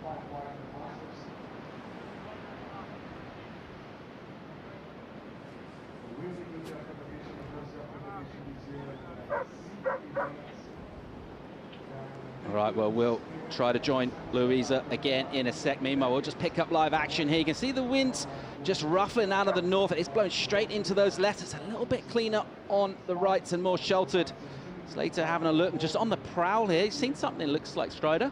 Well, he is always hunting and gathering and wanting more out of everything. It's just, I mean, just the energy you would feel starting out a heat like that, but the competitiveness and the knowledge, knowing he needs another wave. So he's probably in his mind frantically thinking about backing up the score that he has. And that would be his goal at the moment, to put himself in a more comfortable position in this heat. Well, been a little while since we've seen Kelly in action here in Portugal. It's a real treat to have him in town. Putting on a bit of a show already. An inauspicious first round heat for him. Conditions not really what you'd expect from Super Tubos yesterday. We had to really grind out some heats and get it done. And he was on the wrong end of a third place. That's why we find him in this elimination round, but already in a pretty good spot. And this one, he's got a good score in the back pocket already. No one else able to do much work as yet. And as ever, as Super Tubos, as that tide fills in, you do get to a point, Strider, where we start to think, sure, there's barrels out there, but there's also going to be some fatter ones and maybe some rips coming into play too. Yeah, I do believe that the waves are sizable enough to keep the two alive, so to speak. So I feel like we're going to still be seeing barrels through the afternoon. But I do, you know, the big airs into that on the lefts into the wind will be coming to play, and the big carves on the face will definitely start to happen more and more as that tide fills in. Or is it already high tide? Is it? I'm not even sure. Let's go and hear from Griffin Colapinto with Louisa. That was a really tough heat. So you got really pushed in there. How was it for you inside the water? It was really cool because I was out there with my good friend Kalohe and Nat. Nat's from Santa Cruz. Brother and I live in the same town in California. So, you know, we've been surfing together for a long time, and they've been my mentor since I was little. So it was kind of trippy to be in a heat together, but it was really cool to just take it all in. And the waves started firing right when we started our heat. So it was kind of as good as it gets. Amazing. And you, Owen Wright, Malia Manuel, and Conor Coffin, chose the same woman to surf for. Why is that for you?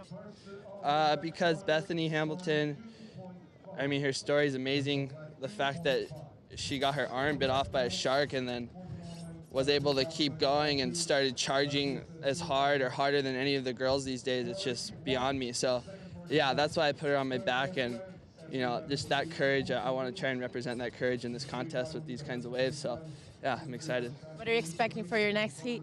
I'm expecting a hard heat. Every heat's really difficult, and you just got to be smart and patient and calm. And so I'm going to try and do that. Amazing. We'll see you next. Thank you. Thank you. Bethany Hamilton, the inspiration for Griff. And what a role model she is as we're checking out Conor O'Leary. And he gets himself behind a section, not super deep, but he's got to turn here and he'll get a little hammer on an oncoming whitewater section. So just trying to put some points on the board, build that house that we like to talk about, and that strategy of getting numbers on early in a heat, giving your adversary something to aim at. Just thinking, let's have another look at this here, Strider. Yeah, he does well. He drops in, he eyeballs the section, he's looking for the tube time, and he comes up high. So he starts high, and then he drives down low through the barrel as he comes out. So he's going to gain speed with that momentum from the high to low, and then sees a section off the end there. Could take to the air, but decides to just power through a turn and get himself something on the board that he knows he can sit on. You know, you go to the air there, you're going to come away with a, you don't make it, you're going to come away with a score that's not going to be as much as you could complete that last, turn. So I think he's just kind of played it safe a bit, just so that he can come away with something to put in the bag and kind of feel like he had some weight. Smart strategy from Conor O'Leary. It's himself a flat 5 for his efforts. And as you were saying, Strider, but maybe at some point not think too much about going these massive tubes and going excellent necessarily. Obviously, if they come, that's the strategy, but you also just got to get something, put some numbers on the scoreboard. It is 1 and 2 advancing from this elimination heat into the next round. At the moment, Afonso Antunes with his work yet ahead of him, just the one on the board. Coming in as the wild card here, our MEO wild card into the event. Just be savouring a historic moment to surf against the GOAT. Let's get another look at the backhand effort from Conor. Straight up into the lip. This guy is so reactive that, he's going to put together enough to put himself into an advancing position in this heat. To me, he's kind of like the solid, steady guy who, you know, you got to watch out for. Now look at him running around on the beach. You know, he looks like he's got a real comfortable board under his feet. He looks super solid, super fit, and he's going to do the run around. The reason why is that that current is going from north to south. And once you get down to that south and trying to paddle back out through the waves and paddle all the way back up to the takeoff spot, it will take a lot of time and a lot of energy. So almost coming in, running around, and then doing the shorter paddle back out makes you feel like you've gained some time. At least that's the goal. Seen that strategy used effectively throughout the day-to-day. Meanwhile, putting it in the tube behind a section goes the youngster. And unfortunately, after traveling quite some way in that one, unable to find an exit. And a sharp intake of breath from our crowd who love their local surfers here. Meanwhile, Slater, he's deep and he's traveling and he's coming out. Kelly Slater. Another barrel from him, this time on the right, and the crowd absolutely lapping this up, Strider, as are we. Oh, say hello to my little friend coming out of the barrel right there. I loved it. I was interested as to why he let Alfonso take that first wave, because Kelly Slater had priority. Well, that was why he identified something out the back bigger and better and found himself, because they were kind of shadowing each other there in the lineup. And here is Alfonso's replay. Holds the wall, but then just gets chucked off right at the end and sucked over the falls. Unfortunate, as he looked like he was coming through that. And then Slater finds himself a beautiful wall, just slides right underneath the hood. It's nice and deep, spits, he comes out, tries to go for the lip line again, but yeah, really hard to come out and negotiate that finishing term.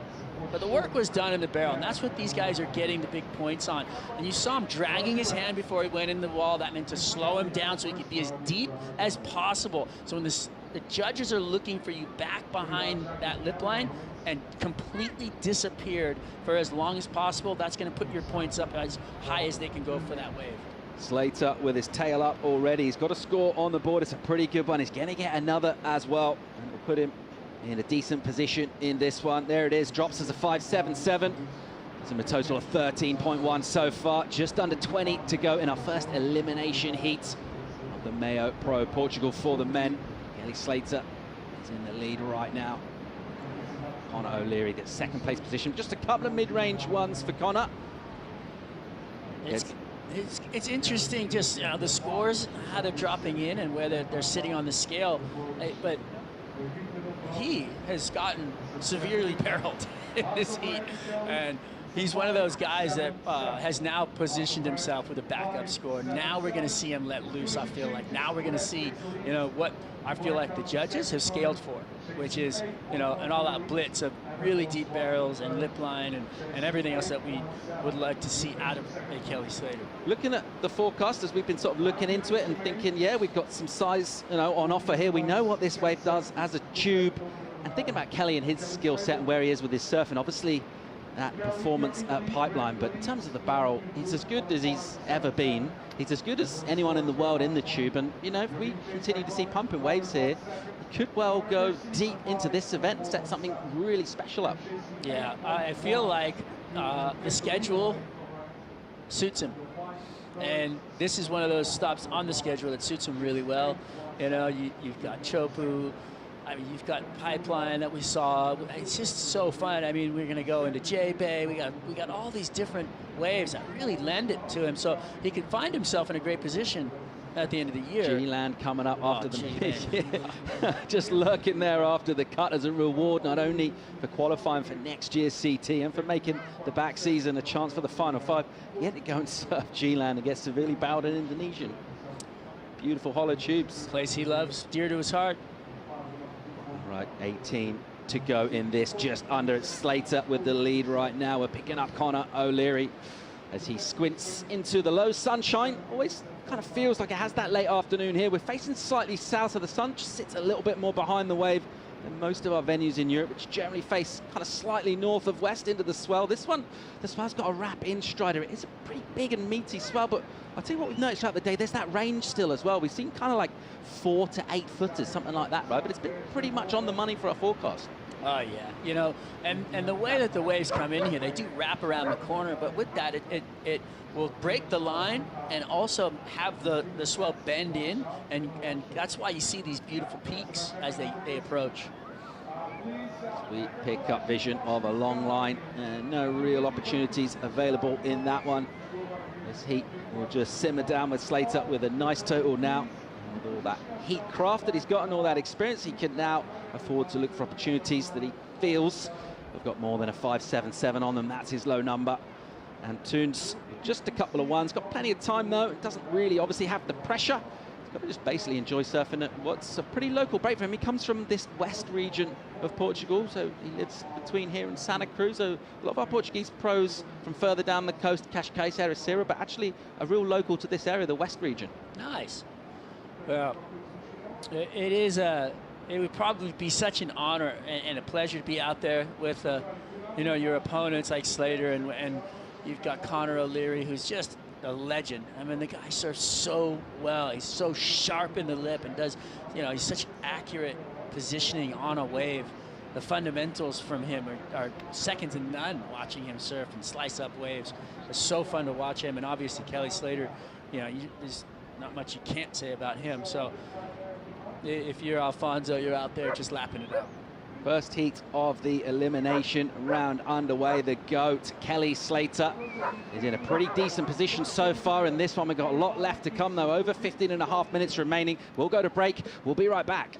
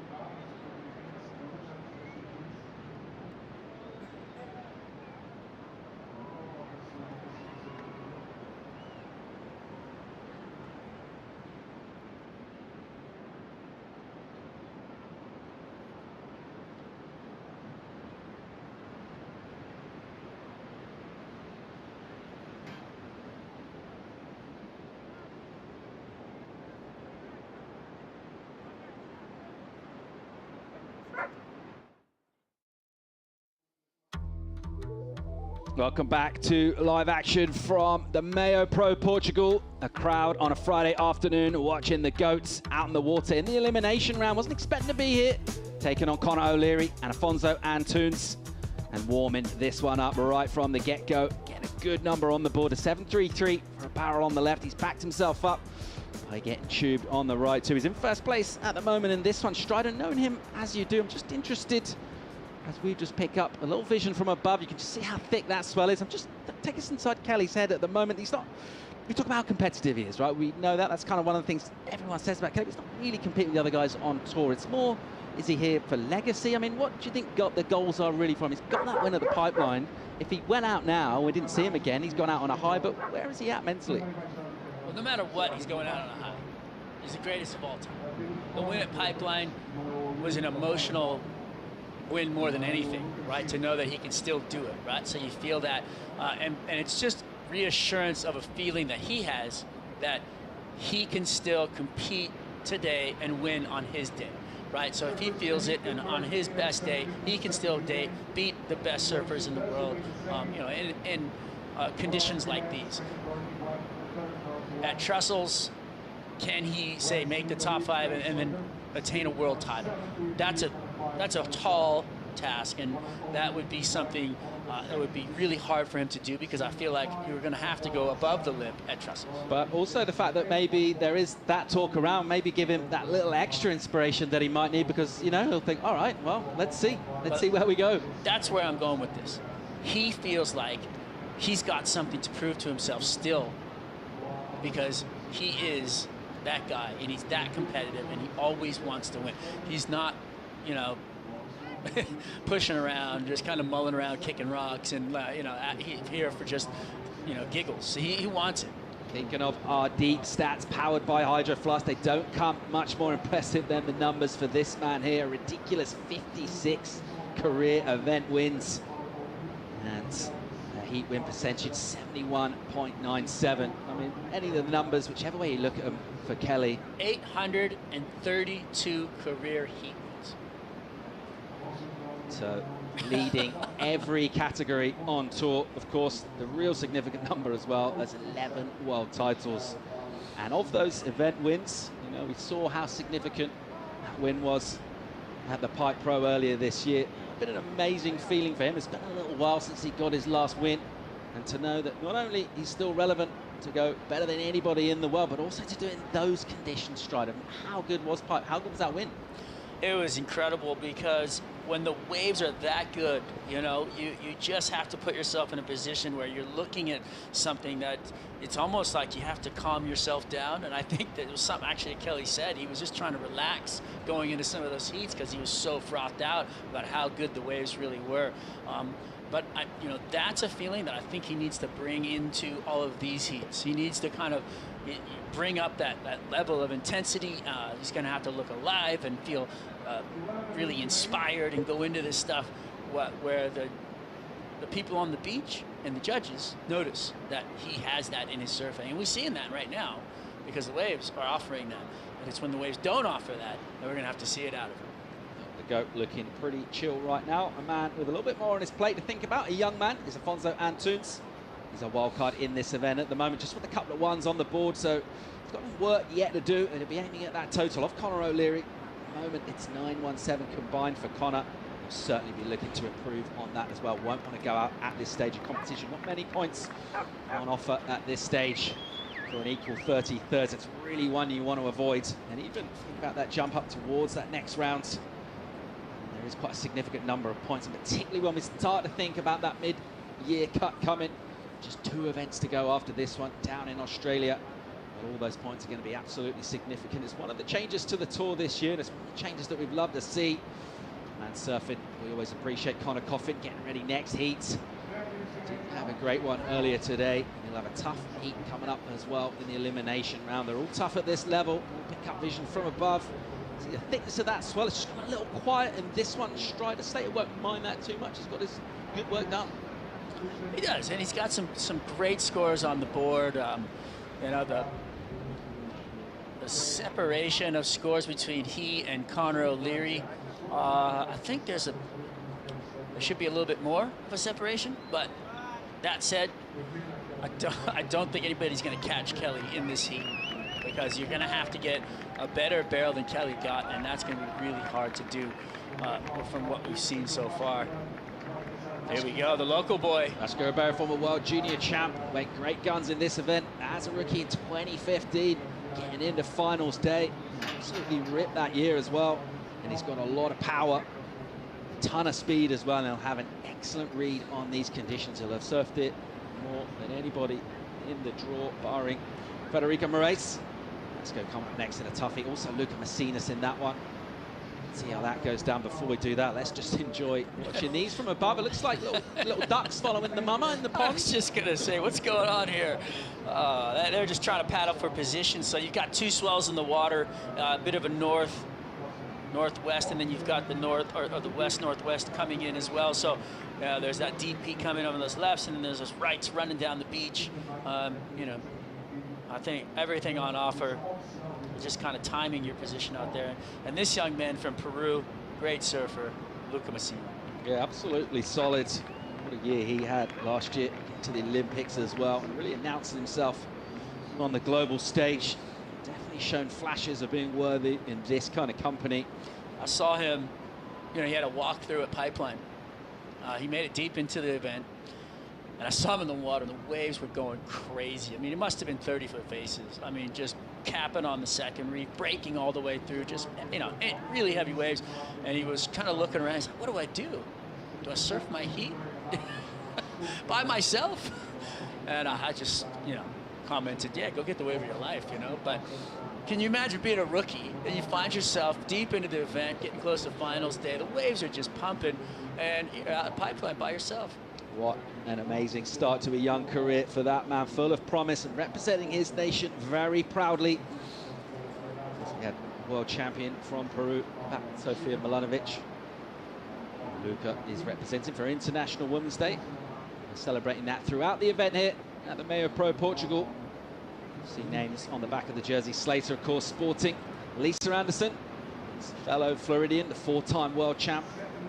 Unbelievably stylish performer, I guess. Maybe the one thing about her, we didn't really get to see it on webcast, right? She just came just in before that live broadcast era, so it's kind of magazines and VHS, and we didn't get to see her much as fans surfing live. Oh, she was unbelievable. She had a grace to her, but a power, and, you know, was just a great representative for women's surfing. And, you know, that's why Kelly Slater's representing her out there right now, just, you know, with her on his back and really flying that flag. All right, we lost a bit more time without really any additions to the scoreboard of note in this one. Just over 6 minutes and 15 seconds remaining. Let's check out the recap and see how this one's gone down. The go, Kelly Slater. Well, he started off all fireworks, guns blazing, Strider. Oh, falling out of the sky, the biggest wave we've seen in the heat. Gets in behind the curtain, disappears for a second there, and just really, just technically, you know, dividing himself from the rest of the field and making it look pretty easy, yet doing almost the impossible on that drop to barrel into the lip line. What a way to start a heat. This is Conor O'Leary getting a little tube time of his own, holding the wall, pushing forward, disappearing, coming out, and then hits the oncoming section as well. So, you know, technical surfing, finds himself going fast and comes out into splitting up the lip line and pushing water over the back. This is Kelly Slater on a 5.77. You know, pushing through, and just how deep he was right there. That was beautiful, coming out after the spit. Really great surfing from Kelly Slater out here. And this is the condition that lends to him, powerful hollow waves. Right, as we get down towards 4:15 local time here, we will bring you 3 more heats of the elimination round. This is the first of them. We're going to wrap up to our 4th heat of the elimination round. We had some holds this morning through the low tide. Always a factor here in Europe, particularly at this wave. Really does affect it. Waiting for conditions to come together. That's what we've done. It's been really enjoyable to see big scores go down, Strider, and also just really encouraging to see Super Tubos. I mean, the clue's in the name, right? We've seen big barrels, and that's why we're here, right? Yeah, 100%. This is there we go. There's his young lady, Kalani Miller, alongside Stephen Bell, who's been his, you know, caddy coach for the better part of 20 years on tour, I want to say, and it's just incredible teammate. If you want to get to Kelly, you've got to go through Belly. Yeah, 100%. And he'll be pretty happy with how his mate's getting on in this one. We see a wave stand up here. Not a load of action in the last 10 minutes or so in this. Just over 4 on the clock. Slater with the lead still. Also has that priority as well. He's a man who knows how to use it, although did end up on the wrong side of a call from a non-priority situation at sunset, and that would have kind of just taken a bit of wind out of his sails from that amazing start that he got to the year. It's been interesting to see him come over here and just kind of recover from that. Even a little bit of a setback in the first round. It's great to see him back in form in this one. Yeah, you know, Sunset, he doesn't have the greatest relationship with Sunset, so and he noted it. But for Kelly to find himself in a position where you have open face, beautiful barrels like this out here at Super Tubos, he could get the blood flowing. He's got that energy, and you can see how excited he is to surf. He's out there competing right now. You can see him kind of hovering around his opponents just to make sure that, you know, he doesn't give up any opportunities. He's such a great competitor that, you know, even now he knows he's got this thing wrapped up, but he's not going to let his competitors get away from him to even have a chance to get back into the heat and put him in a different position, because he knows that anything can change that fast. If he can get a wave that was that good in the first couple of seconds of this heat, then his opponents can get him in the last couple of seconds, and he doesn't want to give him that opportunity. Yeah, still everything on the line in this one, and of course surfer finishing in 3rd position, goes out of competition here. It's up you know, third place, it's not the best. 33rd, but you're still walking away with $9,750 for your efforts. Well, at the moment, that's the requirement for Afonso Antunes, coming in here as the MEO wild card, but really coming in here, making memories, surfing against the GOAT, Kelly Slater, surfing in his home country in front of a passionate and packed crowd who love their Portuguese surfers, and a bright career ahead of Afonso. Wherever this one goes for him today, he's been outstanding in the junior ranks the last few years and putting together a solid qualification campaign, trying to get through those Challenger Series, have a shot at this tour. As Slater will just kind of survey one from high, just kind of watch that one go, realised they had a little bit too much speed on it for him. And we'll see him redirect here from above. We're looking a little bit downwind from this angle, so it does look smoother as we go and watch Kelly stroke into one. Slater in action here, he's late. And he airdrops down. And by the time he gets to the bottom of the wave, he has a load of white water and soup to deal with. He's not going to add to his score there, just over 90 on the clock. Yeah, he's got that rightitis. Keeps looking at the right, just wants that right. He's a regular foot, but I'd say today those lefts are looking like the points. Although if he would have stuck this and got under the hood and it had a bigger barrel on it, see that white water coming up the face? That's why that wave kind of folded funny and didn't have that open face barrel on it. Holding on to the drop, won't go far up the scale with that. Holding on to the lead as well, getting into that final minute now. Backlit conditions in afternoon sunshine at Super Tubos. That wind still whipping out of the north, still cross offshore, still plenty of barrels at the wave. It's really become iconic in Europe for throwing out big tubes for the world's best surfers. And Conor's gonna just try to close this thing out, stick right to Afonso and make sure that he doesn't give him any room as well. He's, you know, it's a one-wave score. He knows that that's possible. He's just gonna, you know, he's got priority over the Portuguese surfer, so it's pretty much all she wrote. Town of Peniche in the background there. That view will look a little bit brighter and nicer for Kelly Slater now, as it looks like he's got the win in the elimination round. And a little bit of a hiccup, bit of banana skin from his first round heat, getting third in that one.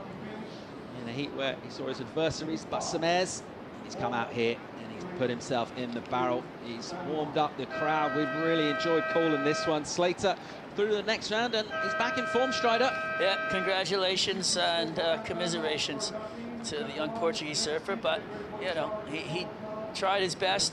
Conor O'Leary, Slater, really solid.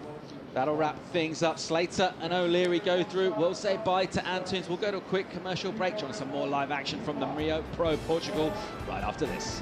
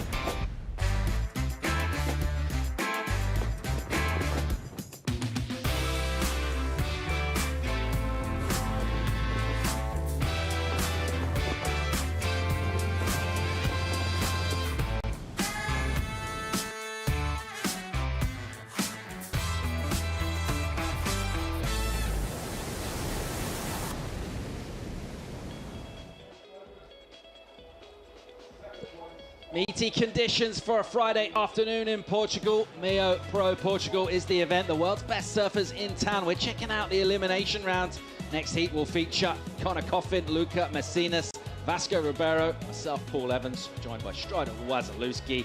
And Strider, well, you get to this stage and it's all about putting a performance out there. You do not want to go out this early. Oh, the dreaded round of a 33rd. But look at the waves. Look at how beautiful it is out there.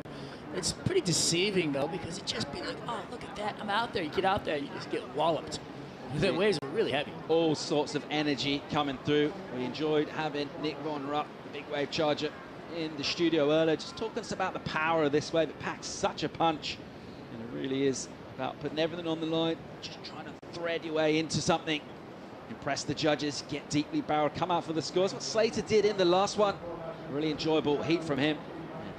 Go into that next round as we see a little scramble for position here. 35 minutes heat, we lost a couple of them.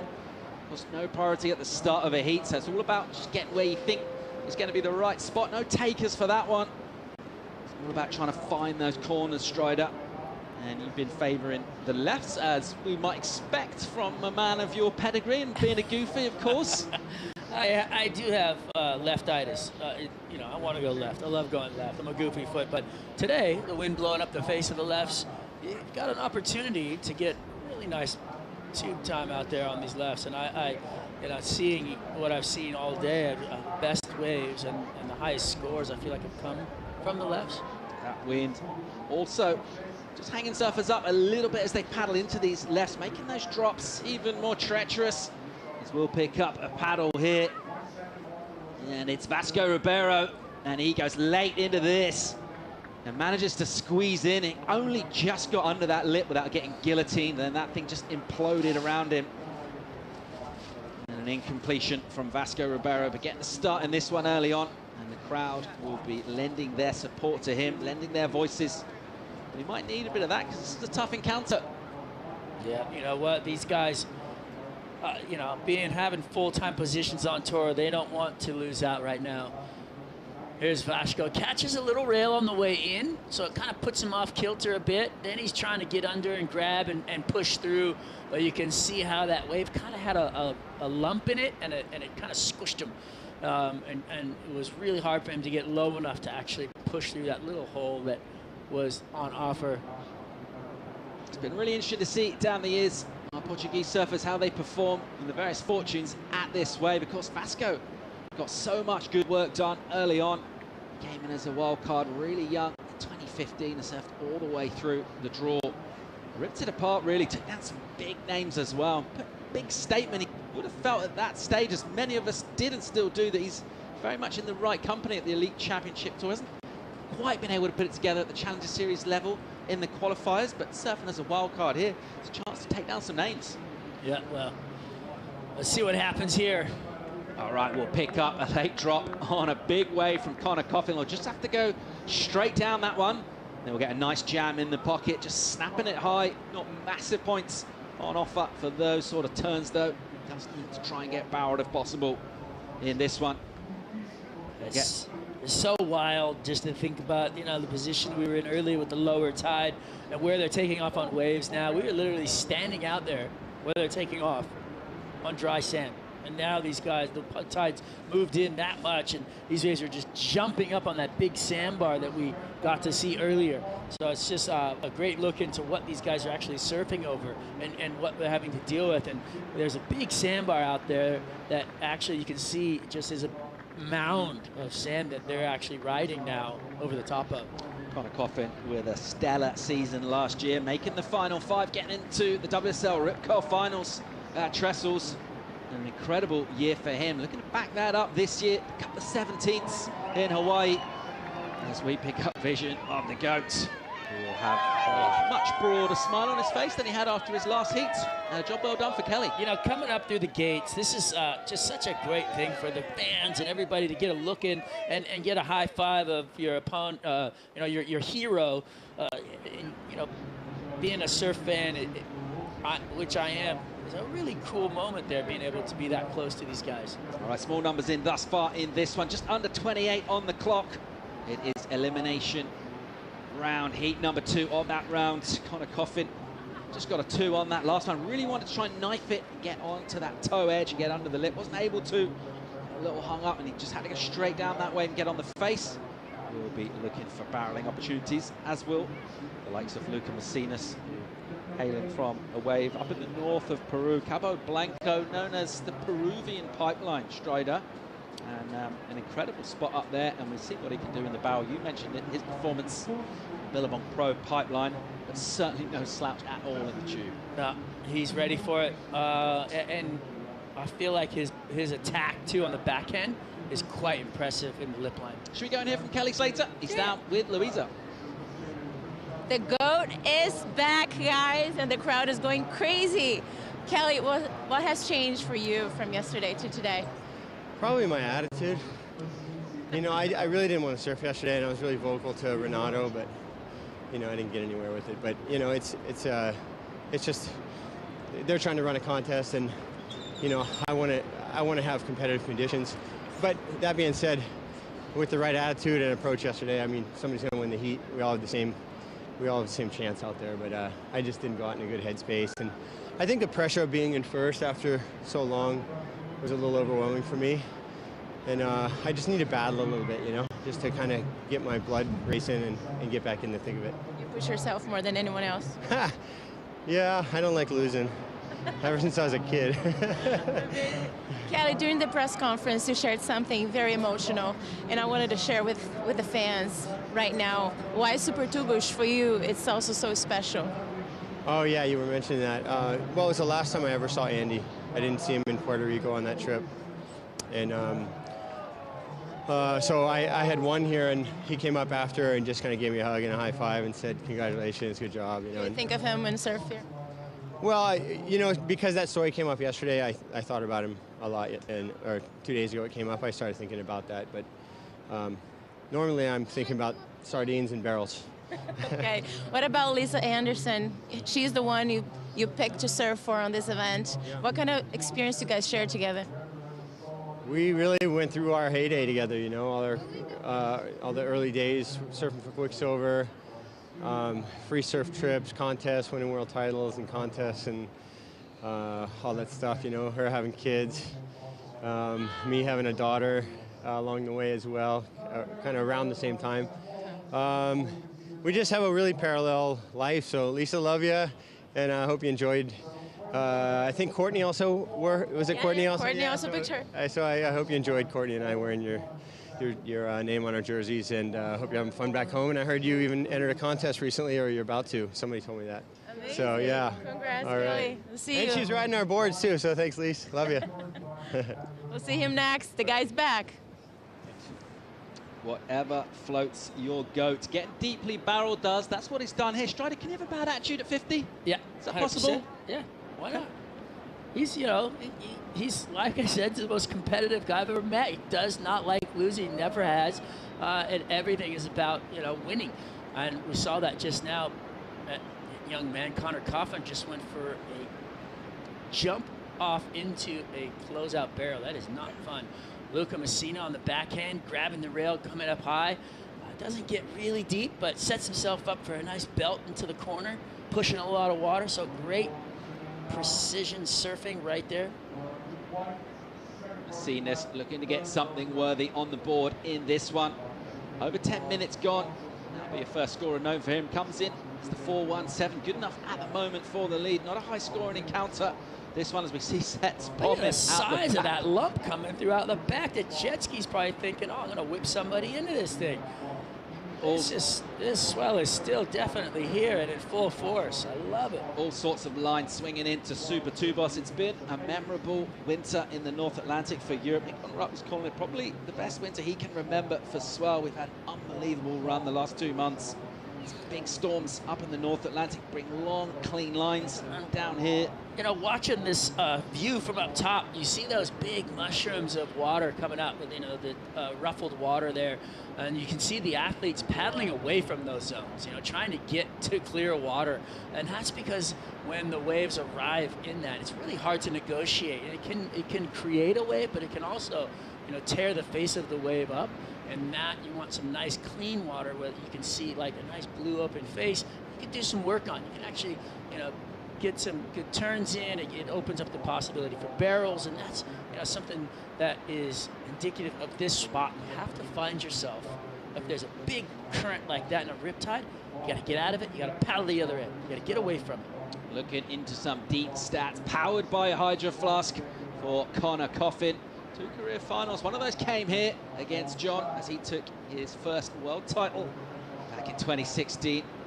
And of course, Narrabeen last year on an unbelievable run for Conor Coffin. Getting into that final 5, ended up with that 4th position. A brilliant year in 2021 for Conor Coffin. And he's looking to try and kind of create that mojo in events this year. Not really gone his way. That's a couple of 17ths in Hawaii and find himself in the elimination round here, Strider. And he's not really been able to get much on the board in this one so far. No, nobody really has. I mean, really slow heat so far. Macinas is the one sitting on a bigger score, but we'll see what he's got right here. Let's pick him up here. Deals with some warbles on the drop. He had to just watch that one down, and he hammers it backhand beyond vert for Conor Coffin. And he just hangs one up and attacks the lip. Just the one maneuver for him, but it was crisp and vicious. Will help his cause. He needs a 2.08. For first, a low scoring heat so far, but this was a nice effort. This thing's lethal, straight up, bang. I love it. Comes out of the sky, drops down, fins disengage, clicks back on, and then has to get out of it because it does close out. But a little warble on the face, but watch this turn in the lip line. He just goes straight for it, slams it down, drops back in. If that thing would have opened up for another turn, he would have had a really solid score right there. Plan A, get coned. Plan B, just smash any lips that present themselves. That's what Conor Coffin did there. Gets himself a 3.17, and in a low-scoring heat thus far, it's good enough to put him into first place. Quiet from Vasco Ribeiro, picking him up on vision from the drone. He will be looking to find nuggets in this lineup, one that he knows very, very well. Talks about his early success in his career at this venue. Love to get a bit of that going as well this year.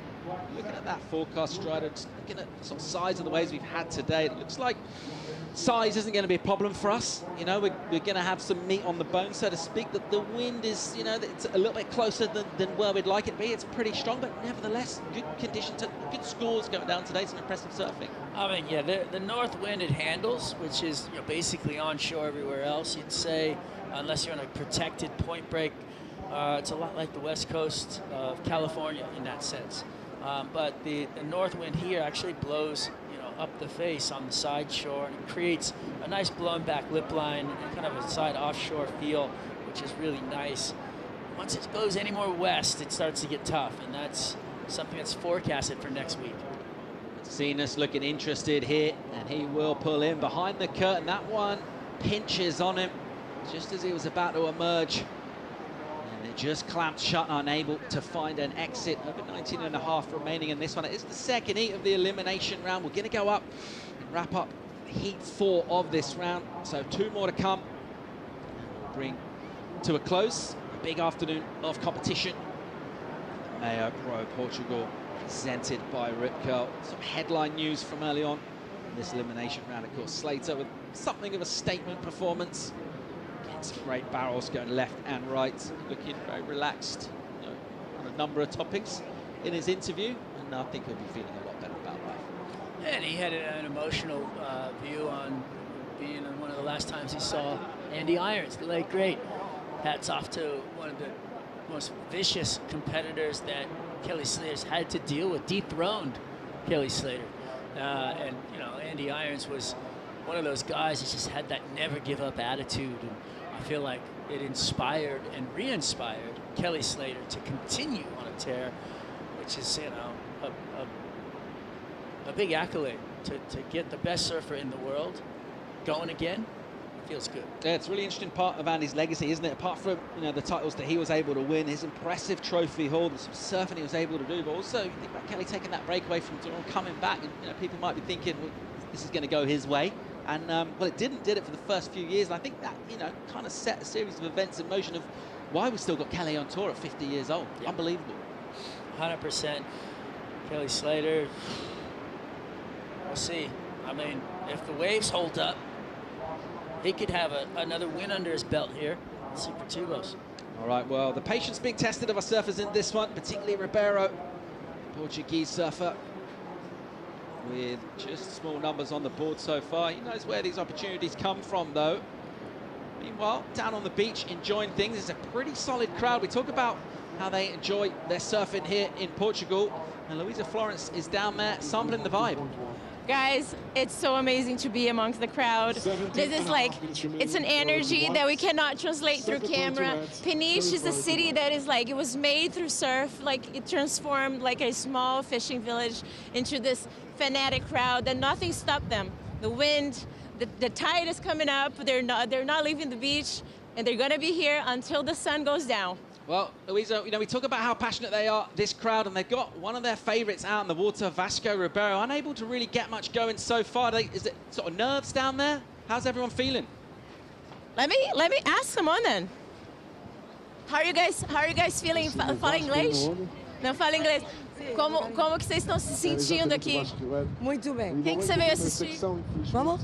Quem que você veio assistir? Sim. Quem que você veio ver? A ganhar? Quem que você veio assistir? Kanoa Igarashi.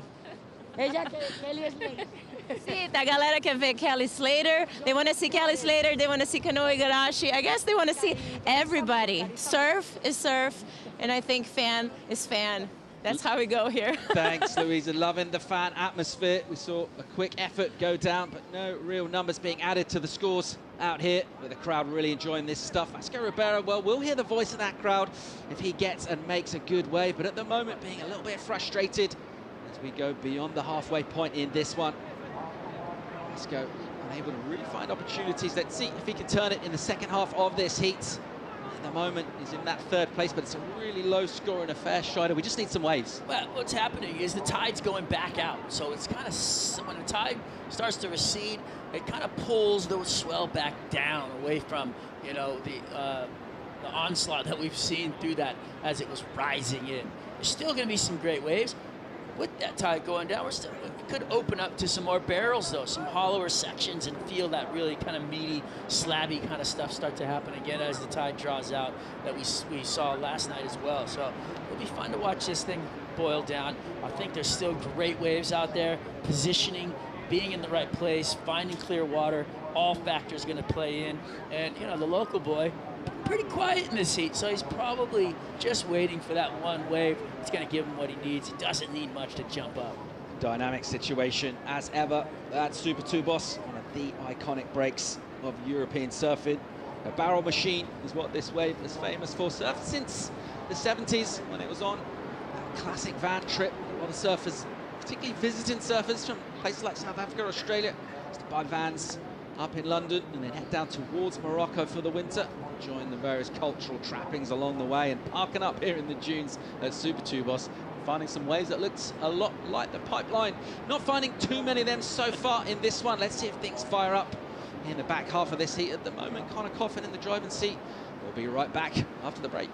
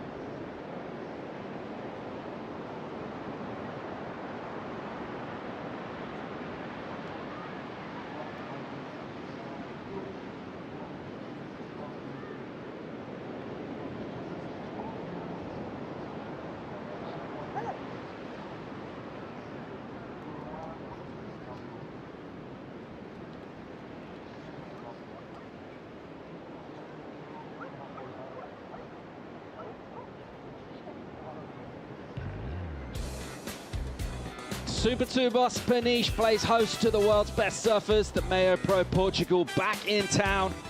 And we've enjoyed a fantastic afternoon of competition. Seen some big barrels go down, some massive scores too. And right now we're dealing with elimination round heat number 2. Plenty of jeopardy in the water.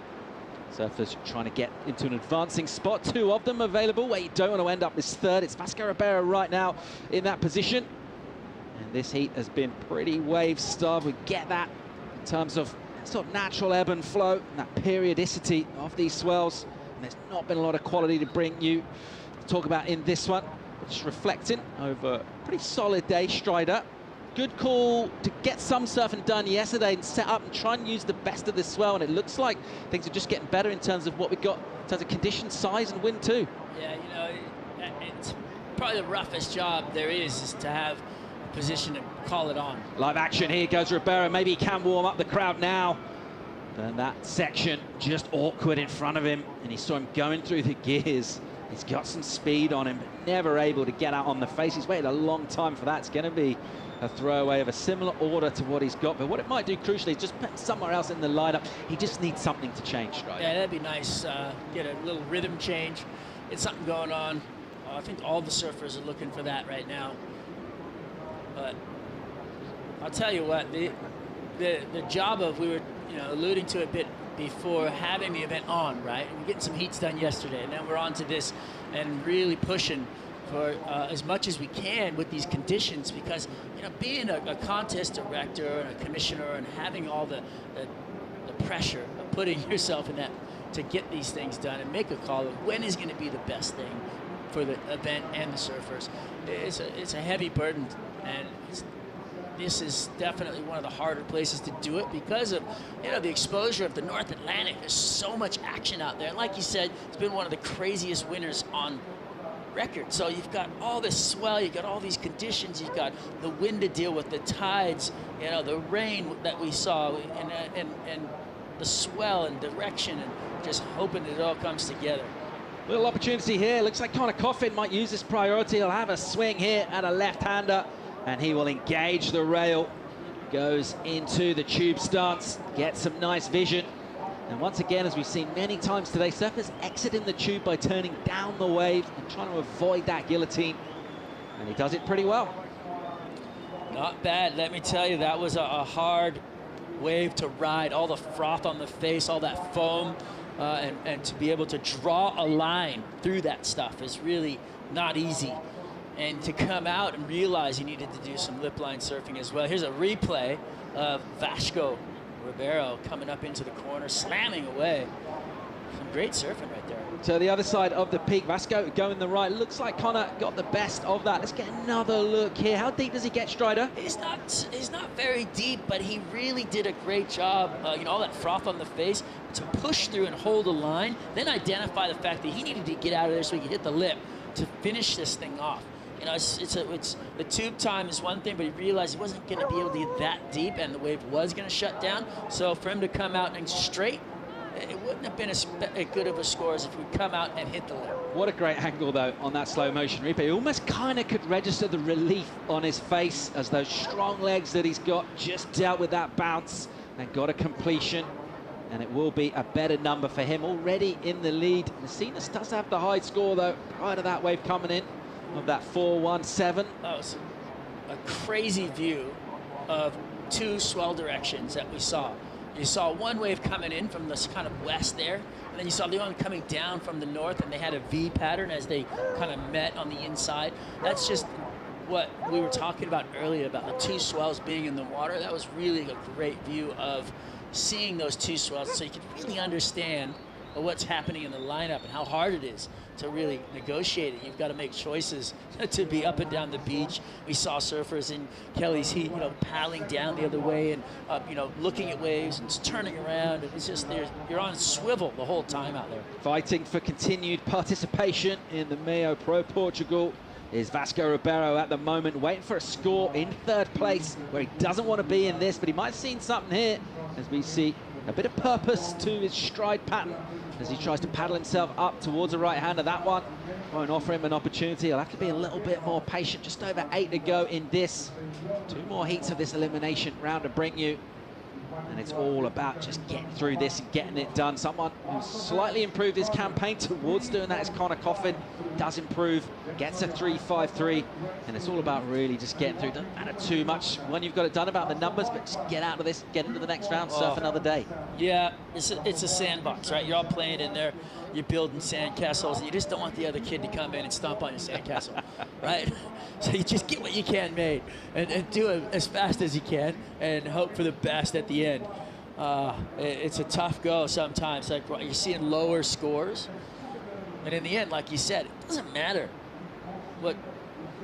how low the scores are, as long as yours are just incrementally better than the other. Messinas with that higher number so far in this one. He's also got the priority now too, and he looks interested here, looking at a left-hand option. The man who hails from a spot known as the Peruvian pipe, tripod stance. And the lip tries to slap him upside the head. He does well to hang on. He's a strong lad, gets a nice carve in as well. And good stuff there from Messinas, and he'll definitely improve. A really good chance to go into first now. Yeah, he's gonna reposition himself as he those big walls of water are coming in. He's gonna have to duck dive and get through all that. It's, you know, violent. Literally, look at him. You see him bobbing around in there? It is just radical how much water moves around and how shallow it is, and the force. A lot of power in this wave. Messinas batting himself back into the lineup where he might learn shortly of the good news. He has improved his position in this, just a low number of the 2.53, the requirement for him.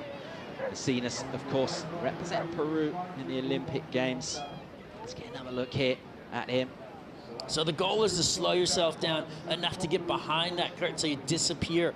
And then when the wave didn't offer up a barrel anymore, he came out and went to work on the lip. So he's dropping in, grabs the rail, drags his body, tries to slow himself down as much as possible to get that lip to come over the top of his head. Once he's done that, then he's going to try and see down the line. He realizes it's going to open up, and he goes to the lip line work. Big gouge in the face there, redirecting the board, gets that backhand to work that he has, and puts up the number that he needs to take the first place in this heat. Gets a score just a 2.6, good enough for first though in this one. And that'll put him in first place, the Peruvian. And we've been talking about International Women's Day and the inspirational women who have provided so much for our surfers to look up to and aim for. And in the case of Luka Messinas, well, it's a former world champion, Sofia Milanovic, who surfed well in the first edition of this event when it was a search event, 2009. Sofia was ripping throughout that. And she's also played a big part in his story, setting up the Proyecto Milanovic down there in Peru as a youth talent development program. And Luka Messinas has been very much a beneficiary of that. And results don't come much better than getting himself on the championship tour strider. What a story. Yeah, pretty insane. All right, under 5 to go in this, as we picked up vision of the next heat. Get ready and paddle out. 2 more to bring you. We'll wrap up after heat 4 of this elimination round. And it's not been a classic, this one. It's been really low numbers, and it's all about rolling up those sleeves and getting it done. Here goes Vasco Ribeiro, a big away from him. He's behind a meaty section. Can he come out? The whitewater explodes around him, and it'll be continued frustration for Vasco Ribeiro. Yeah, that's tough. Meanwhile, right behind him with a pump, Coffin, and he's deep on that, and that'll run away. So really looking for big efforts, trying to find a tube that opens up. Doesn't happen for either of our surfers there. Won't be adding numbers with that last exchange, but we're getting down now to crunch time in this one. And it's all going to come down to pretty marginal numbers. There's not a lot in this strider. No, and with that said, all these surfers are going to get back to the lineup with enough time to catch one wave that can switch this heat completely upside down. Vasco can go from 3rd to 1st very quickly. I mean, doesn't need much just to get to 2nd. So it's really just tiny. I mean, anything. A 5 is going to take him to a place to where he's going to be in 1st place.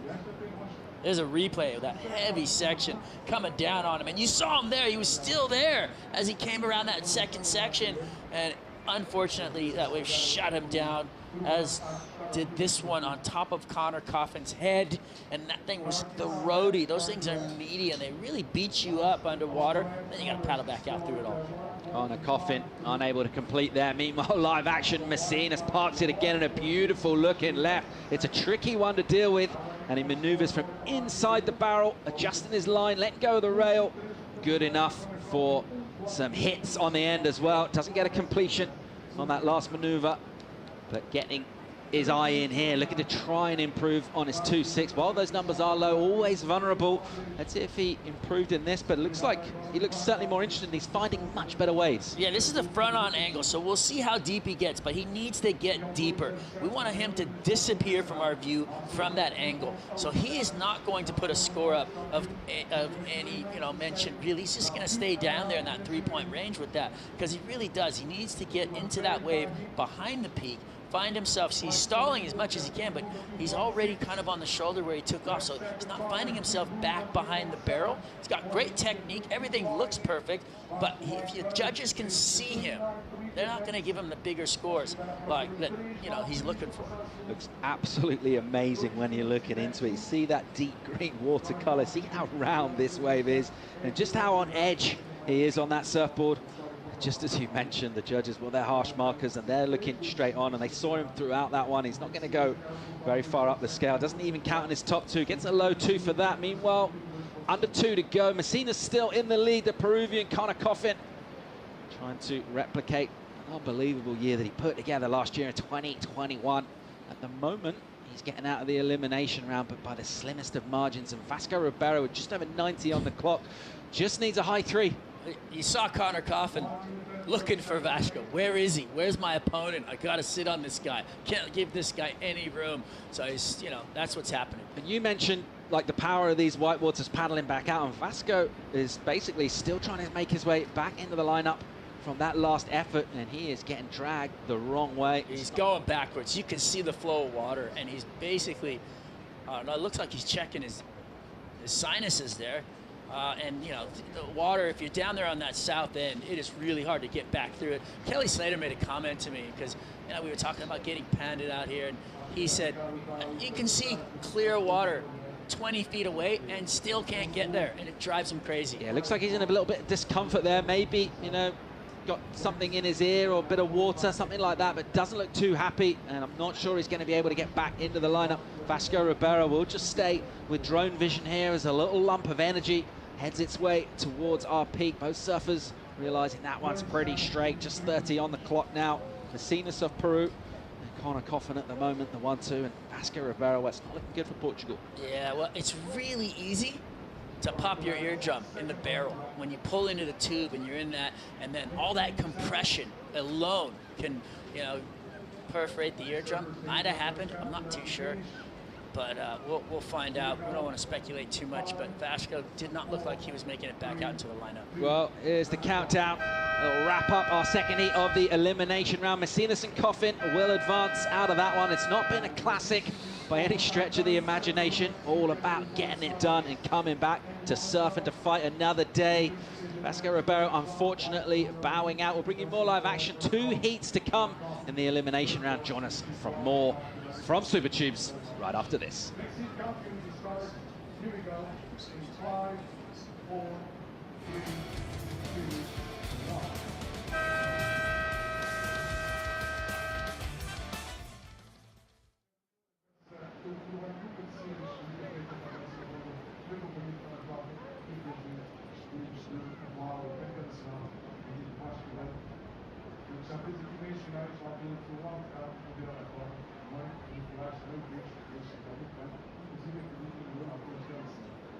Para comentar essa uma das baterias, eu vou muito obrigado a todos. É um prazer comentar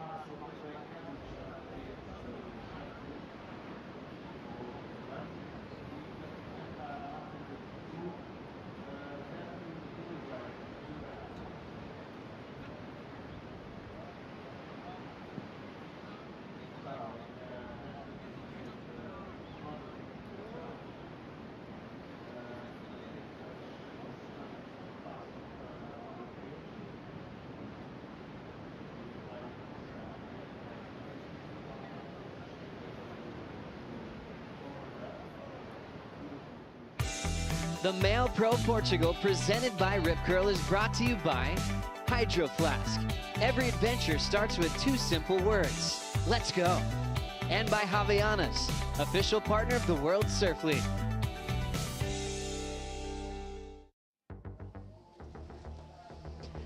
And welcome back to the action. We are straight into it with Kalohe Andino, our surfer in red, just with a big high line to finish things off. And kick off this elimination round, heat number 3 in the lineup. We've got Kalohe Andino, Jake Marshall, and Matthew McGillivray fighting for a chance to stay in here for the MEO Pro Portugal at the end of what has been a very big day. As we take a look at this one, Pete Mel. Nice big wave for Kalohe Andino, disappears from view and muscles his way out. That's exactly how you want to start an elimination round heat. It's exactly how he started his heat, unfortunately finishing in 3rd earlier today. So he needs to find a good solid backup now, but he's got 32 minutes to do it. Yeah, there's plenty of time on the clock. They've got that extra 5 minutes in the elimination round, which is always a gift until you maybe come down to the final 5 minutes. And you're the surfer that just needs things to hold on to where they are. As we take a look at that lineup, the 2 Americans, both from Southern California, in Kalohe Andino coming out of San Clemente, Jake Marshall out of Encinitas, and Matthew McGillivray all the way from Jeffreys Bay, South Africa, with that injury replacement call-up for Iago Dora, getting himself another spot during the run here in Portugal, which is a great thing to see. Pete, Shannon Hughes here, Pete Mel, and it's been an exciting day of competition so far. Conditions kind of shaping up throughout the afternoon as well. It has, luckily for us, the tide's filled in, and now we're going to see it go the other direction, which I think will help the situation because it felt like it got a little bit too full. The barrels weren't there as much on offer. We'll see that kind of change here for these last 2 heats. But this is important heats for guys like Kalohe, Jake, and Matthew. No one wants to lose out in this round. You do not want to be that 3rd place surfer, especially if you're trying to keep a place on tour. Wild cards could probably swallow it a little easier, which we saw from Vasco and Alfonso. But yeah, as a tour surfer, this right here, 33rd, you might as well have not shown up. Exactly, and at the moment, each of these surfers are sitting just above that cut line. Both Matt McGillivray and Kalohe Andino sitting at that equal number 16th place, which is still just above it before heading down to 25th, which is below that cut.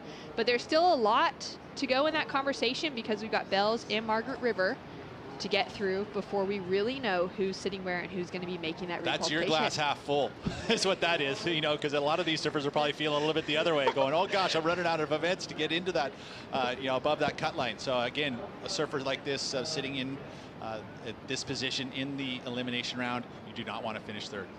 And Jake Marshall, he's done well so far in his rookie season. He's sitting at number 10 on the rankings. As you can see, that escalator of water that Kalohe Andino's paddling through at the moment. Yeah, and what happens is you get this funneling of water because it is a flat beach. There's not this distinct channel. So as the water floods in, it has to go somewhere, and it'll create these rips. And they move up and down the beach. I mean, they'll find the deeper water wherever that is, but ultimately here it's pretty flat. So it just finds where a wave was breaking. It'll push and move to the south, and then all of a sudden a set will come from the south, pushing it to the north, and you'll move the rip, will move everywhere.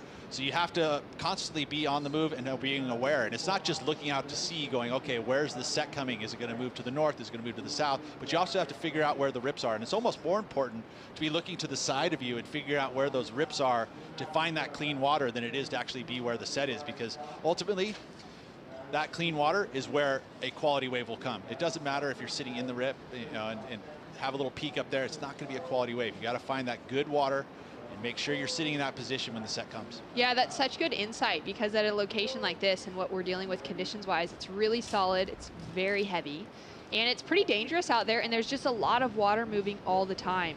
And so these guys really just finding their place in the lineup and taking a lot of beatings on the head and proving to us that they are the mighty men that they are out in the lineup in conditions like these, able to handle what's being thrown at them. So true, and we're sitting here in the comfort of a seat, looking at out to sea and realizing that it looks smoother, it looks more doable. You see corners everywhere, but when you're in the lineup, and Miguel Pupo had mentioned it early. He's like, hey, I was looking at it, and as soon as I got out there, it's way worse as far as like condition-wise, and being able to see and being able to line up and being able to move around. You've got the sun now kind of at a lower level, just piercing your eyes on top of the sizzling wind with the, the water coming in your eyes. So there's a lot of elements that are happening here besides just the wave itself. I mean, even that with the wind factor, any surfer paddling in the direction of the wind, obviously if they're paddling downwind to catch a wave, maybe they're okay, but paddling into that wind, the water flicking back in their face, they're literally just paddling blind, and even those blind takeoffs. Oh, no, and they're steep as can be, right? So it's it is so steep out there. So you want to be, you want to be underneath it, and that's a lot of that comes with feel and experience. We saw a couple waves earlier in a heat that I was calling where it literally looked like to me that, when they were dropping in, it was completely blind. You're just going off of feel and experience that you've done before in your life. You've got that hand planted on the rail and the backside, face down, going through it. You just got to push through it, and all of a sudden you'll get that view, and hopefully you're at the bottom with the rails clean. Well, waiting for the rest of our opening exchange, Kalohe Andino at the moment with an opening ride of a 6.67 to get himself off to a solid start. And we saw Luca Macinas, the machine, take it through with a solid win, advancing through the elimination round. He's down there with our sideline reporter. Take it away. Amazing, guys. Luca's here with me, and I guess you're happy. Well, yeah, I'm a little stressed because the waves were really hard. Like, I was trying to get a good wave, but it was really hard to find the open ones.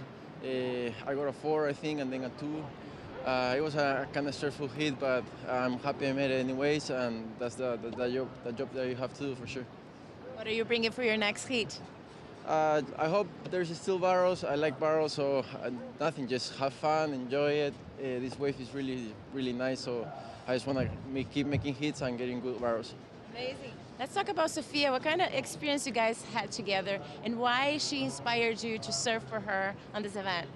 Well, I've been knowing Sophia for a really long time. She inspired me since I was like 10 years old, when the first CT of women's came to my hometown in Mancora.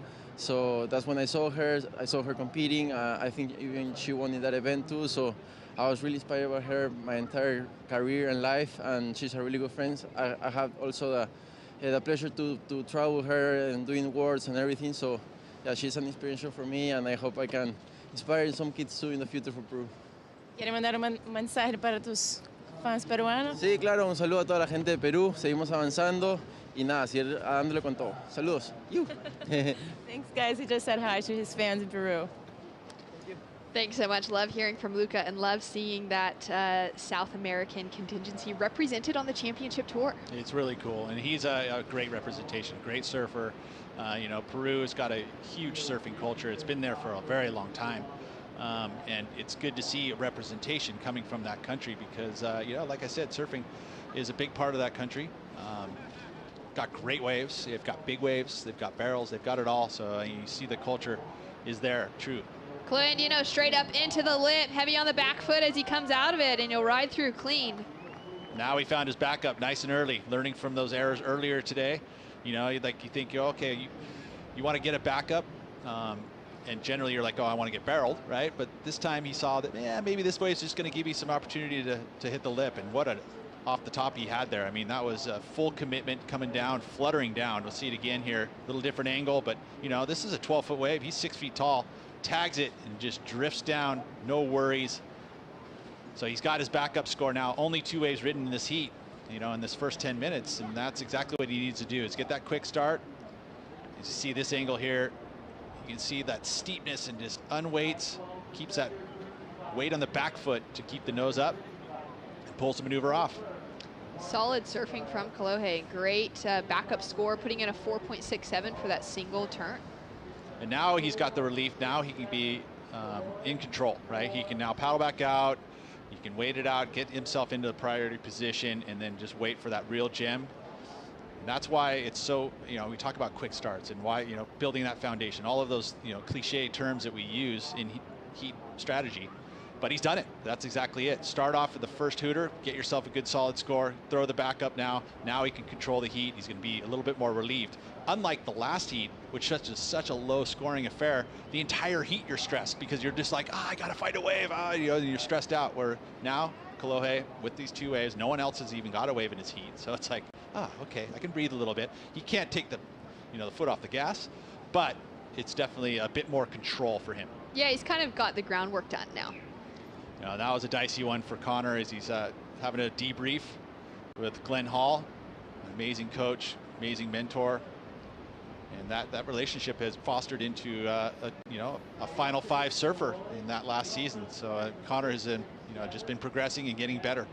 Yeah, it's been amazing to see that, and so exciting to see Conor make it into that world title conversation last year. And now for him to have kind of that new expectation on himself that he knows he can get that far. And how in the good draw. did he look at Trestles? I mean, at some point you're like, okay, he came in there as the last seed, and which means he would have had to surf a lot of heats to get himself into that world title talk. But you know what? His surfing was so good that I was like, oh my gosh, he could do this. It would be incredible. So that feeling, especially when he was lead up to the event, there was a bunch of footage of him surfing at Trestles. Incredible. So, and obviously had great success here before making the finals. So he's got good memories here. As we see in the Red Bull Athlete Zone, Ryan Callanan getting ready to paddle out in our final heat of the day. That'll be elimination round heat number 4. David Silva next to him on the bike, getting the warm-up in. Yeah, it's good to get that blood flowing, but actually with the chill that we have here, just get a full minimal sweat going, a nice little glaze, all the body warmed up completely, and you're going to go out there and give your all for 40 minutes, or 35 minutes, sorry. 35 stressful minutes with elimination on the line. And especially, I mean, obviously from here on out, it's every heat is elimination. Whoever, takes it through in those top two, of the singles out of those 2-man heats will be advancing through the rounds. But now there's points on the line in every heat that you make it through. You're getting more points to your campaign, more points towards that mid-season cut. And that's actually why we saw Ryan Callanan return to competition at Sunset after, breaking his wrist, because he knew that just paddling out there, if he could make it through a round, he's getting more points on the board, and that hopeful conversation towards 17th is way better than the 33rd. A 9th is way better than the 17th. I mean, 9th is keeping yourself above the cup line. 17th, they say top 22, but you finish 17th. There's 16 surfers that are getting that 17th position as well as you. So you want to get that 9th. And that 9th will basically eliminate all of those people below the cut line. So those 9ths are basically your goal to make the cut. Obviously, there's a lot of surfers that all want the world title, right? But the only way you're going to get to the world title is you got to make the cut line first. So, it's simply setting those goals and achieving those goals is very important. Yeah, that's actually a really good point to it. And speaking of those 17ths in the lineup right now between Matt, Jake, and Kolohe, each of them have had a 17th place finish at Pipe, so they're going to want to get rid of that as that's a throwaway result. Their is what it throwaway is. result out of the 5 events, the 4 that count. They're going to want to throw away Pipe for each of these 3 surfers. And then Matt McGillivray and Kolohe Andino both had 9th place finishes at Sunset, and then Jake Marshall had a really good turn up, walked away with a quarterfinal finish. Had some outstanding surfing there, as we see Matt strong on his backhand into his second turn, really just extending out of it, going in for that 3rd and trying to find that finishing connection with that wedge coming towards him, and puts together a good start with 20 minutes on the clock. Great flow, great speed through the maneuvers too. You didn't see him herky-jerky style with the flow. It was literally the speed was up the entire wave. That's good surfing. When you can go through maneuvers and never feel like you're losing speed. He was flowing nicely there. Not going to be a gigantic number, but hey, it's a number. It's a completed ride. He was able to get a bunch of turns executed. We saw Kolohe Andino get the 4.67 for one big turn. This is a smaller wave, but beautiful surfing, snaps, throwing water off the rail. You see just rhythmic. Bottom turn to top turn. Judges love that kind of flow. Not going to be a gigantic number. I feel like it'll be below Kolohe Andino's 4.67, even though he had way more turns. But you think about the size of the wave, where he committed to those maneuvers. It wasn't in the lip as much as there was great flow just kind of out on the shoulder. See where this is placed. I mean, there it is. A 3.33 for Matt McGillivray, as we see Jake Marshall with priority opening up on a big overhead set straight up into the lip for that first big turn. Goes in for the finishing maneuver. Is he going to find one more? And he'll kick out. I mean, it's a prime example. Much bigger wave, 2 committed turns. This is going to be rivaling, Kolohe Andino's scores. So that's exactly what these 2 surfers had to do, was get the ball rolling. We're at 19 minutes now. We're almost seeing the halfway through the heat. So they had to find some waves. And look at Kolohe now. Solid size wave. He ducks up under the cover and he spits out. Okay, choreographed heat. Absolutely, exactly what he wanted to do. He was controlling it, got himself priority, and sure enough, the gem showed up right there for him, and now he's going to get back outside and get priority again. This is amazing. I love that. It was just such a perfect exit that it just pushed him straight around that next set coming through. And he's already taking a look at what else is coming through the lineup. Oh, now he's feeling so good. I mean, that's going to be a much bigger number than the 667. From behind it, major set wave. Loved how he went through the barrel too on the low road. He stayed really low in the barrel. That kept his speed up. Better angle here as you look in. He's pumping, gets a ton of speed, then stays low in the barrel. And as right at the exit's coming out with the spitting out, that is the best feeling in surfing ever. Oh, that's so good. I love that drone angle as well. And just that, I mean, just perfectly positioned the entire way through. When he saw this wave, he saw that this one had the crease in it. He saw that it was going to be an opportunity. He dug super deep into that to get down the face to make sure that the drop was nice and easy. Good work there from Kolohe. He has an amazing ability here at this place. Also, looks like this is the Jake Marshall wave from a different angle. Beautiful first snap. Attacking the next one with speed. Going to get better number than Matthew McGillray with the 4.67. So nice work there from Jake. Such a savvy competitor. You know, he, even from a very young age, he was always brilliant in heat strategy. You know, he just didn't go out there and catch every single wave. He always caught the best waves, and he surfed them impeccable. He tried to surf to the criteria. He always surfs to the criteria.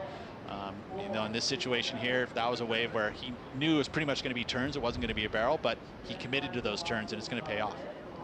Well, scores to come through for Kolohe and Dino.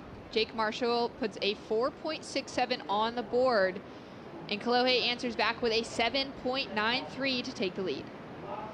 Now he's looking at a two-wave total of 14.60. Feels pretty safe, although a lot can happen in competitive surfing.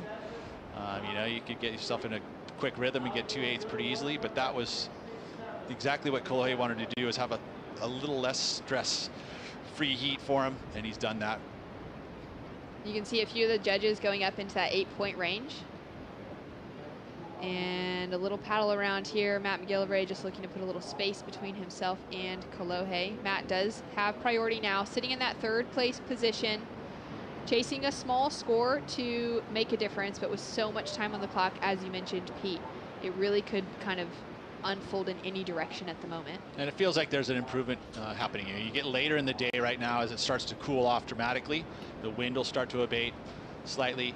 You know, it's felt like about that last hour it almost increased a bit, but now it feels like it's kind of going the other direction. It's definitely chilling. You know, in here in the on site, you can feel that the temperature has dropped, and also the tide is moving the other direction now. So we'll see that those waves will get a little bit hollower because it's going to be a bit more shallow.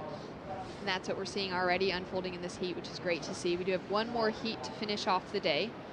So still over 45 minutes of surfing left, about 50 maybe with that 35 minutes in the mix as well. Leonardo Fioravanti getting a little push up in, getting ready, keeping those arms warm. That's exactly it. It's just about just being limber, flexible, moving around a ton. Leo's very serious about his heat strategy. He wants this tour. He wants to be a world champion. That's what his goal is. Matty McGillivray up and riding, ducking under, and he'll make the exit. Not the cleanest barrel, not the biggest. But it's a second wave, so it's all those points are going to add into his total. He's going to move into second position. Being that he's in that third now with the 3.33, this will help. But again, not going to be a gigantic number for Matthew. It feels like, you know, yeah, it's great that you've gotten yourself into the position, but into second position. But you know, carrying a 3.33 and probably whatever this score is at the end of this heat is going to be very dicey. You need to probably get yourself, a goal would be around 10 points. You know, obviously you want to see 14, 15 points or even 18 points, but you got to work towards it. So here he sees an opportunity quickly in. The intensity of that barrel, not very big, so it's going to be, you know, mid-range 2 probably. Like I said, it's going to factor in at the moment, but probably not at the end of the heat. So scores come through for that last of Matt, down to 14 minutes on the clock. And things are getting interesting and really good out in the lineup. That tide change is definitely working in everyone's favor as we come into the late afternoon. Wind is still howling, cold temperatures, and a score in just a 2.57 for Matt McGillivray. does jump him up into that second position. Jake Marshall now chasing a 1.23. So again, anybody's game at this stage. Well, you can see Kaloe now just sitting with priority. That's a very good position for himself. And you can see he's paddling somewhere. He sees something going on. And putting himself straight in position. No, not going to take off on that one. That was a solid size set. But see all those little decisions being made right there. You're looking at a wave and it's moving, you know, and so 1 second he's paddling to the right, next thing he's to the left. It's like that decision, all those decision making is so important, you know, because it puts you in the perfect spot to catch the wave. So, you know, those are all innate, just kind of decisions being in your head, just quickly happening, you know, on the fly. And there's some surfers who just innately know exactly where to go, and there's others that have to kind of figure it out. I know that, you know, and you're reading the water, and you know, sometimes it's easy, sometimes it's hard. Down to 13 minutes on the clock. Kalohe Andino in a solid lead with a 14.60 heat total. More to come after this for elimination round, heat number 3.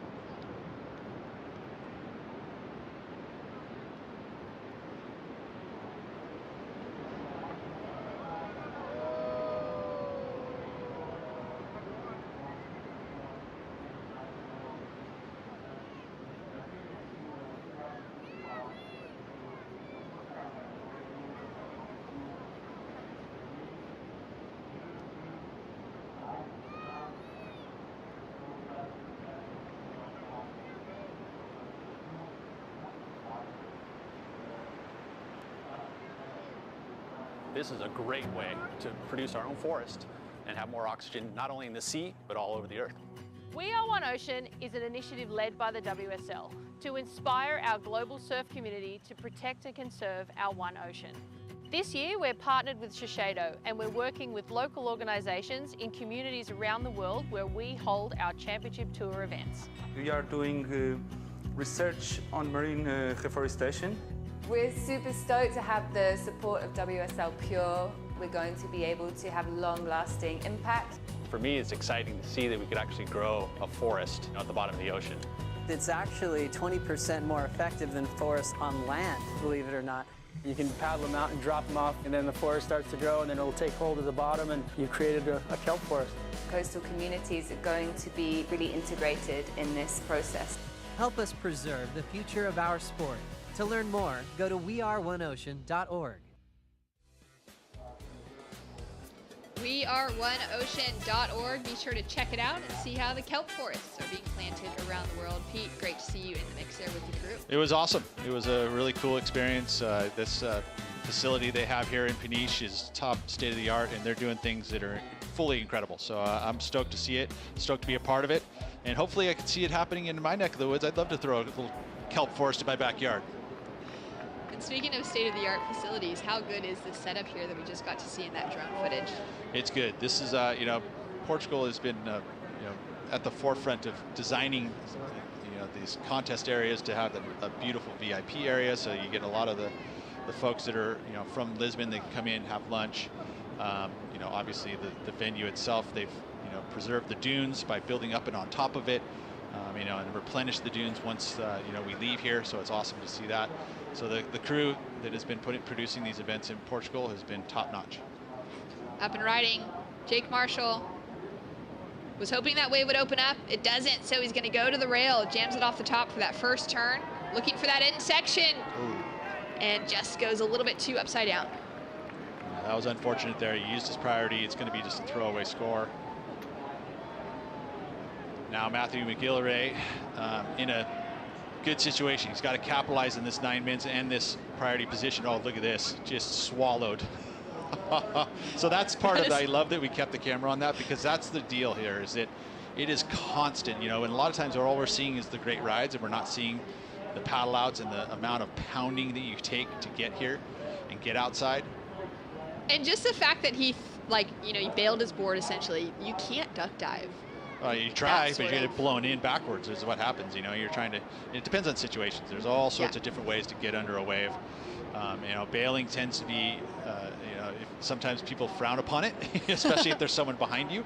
Yes, but that is always something to be aware of. Right, you always got to keep it but aware, but it's also very functional, right? I mean, what it's going to do is it's going to anchor your board. The only risk you take there is that at some point you may break a board, you know, because it's pounding. I'm surprised that we haven't had more broken boards today. It's so true. It is surprising that everyone's kind of seemed to keep things intact for the most part, as we see Leo just running up the beach there, getting ready to go. Down to 8 minutes on the clock for this elimination round, heat number 3. We saw Vasco Ribeiro out of the draw alongside Alfonso Otunes already in the elimination rounds, 2 of the local wildcards. And big one from Jake Marshall. Well, he got out there pretty beating. Yeah, he got out there pretty quick though to get away, you know. So he found a shoulder. We'll kind of have to see the replay to see if there was any points on offer for it though. But yeah, you get your head filled here. Your sinuses go, you know, all get filled with salt water. I don't know if if you're a surfer, you know that feeling of, you know, get home at night and you put your head down to go tie your shoes, and next thing you know, you're draining water out of your head. That's exactly it. Yeah, nothing going there for Jake. Just a throwaway score there once again. Definitely some saltwater drip at the end of a surf. Oh, no, these guys are all, every single one of them today. If you've been out there, you're going to have some salt water encrusted in your head, and it'll come out this evening. You just hope it doesn't come out at dinner. Kalohe Andino drawing the high line. Thought he was going to try and go to the air, maybe. Straight into the wind. As we see Jake Marshall with another one. So staying super active, trying to put some pressure and just increase on that 167 that he's got.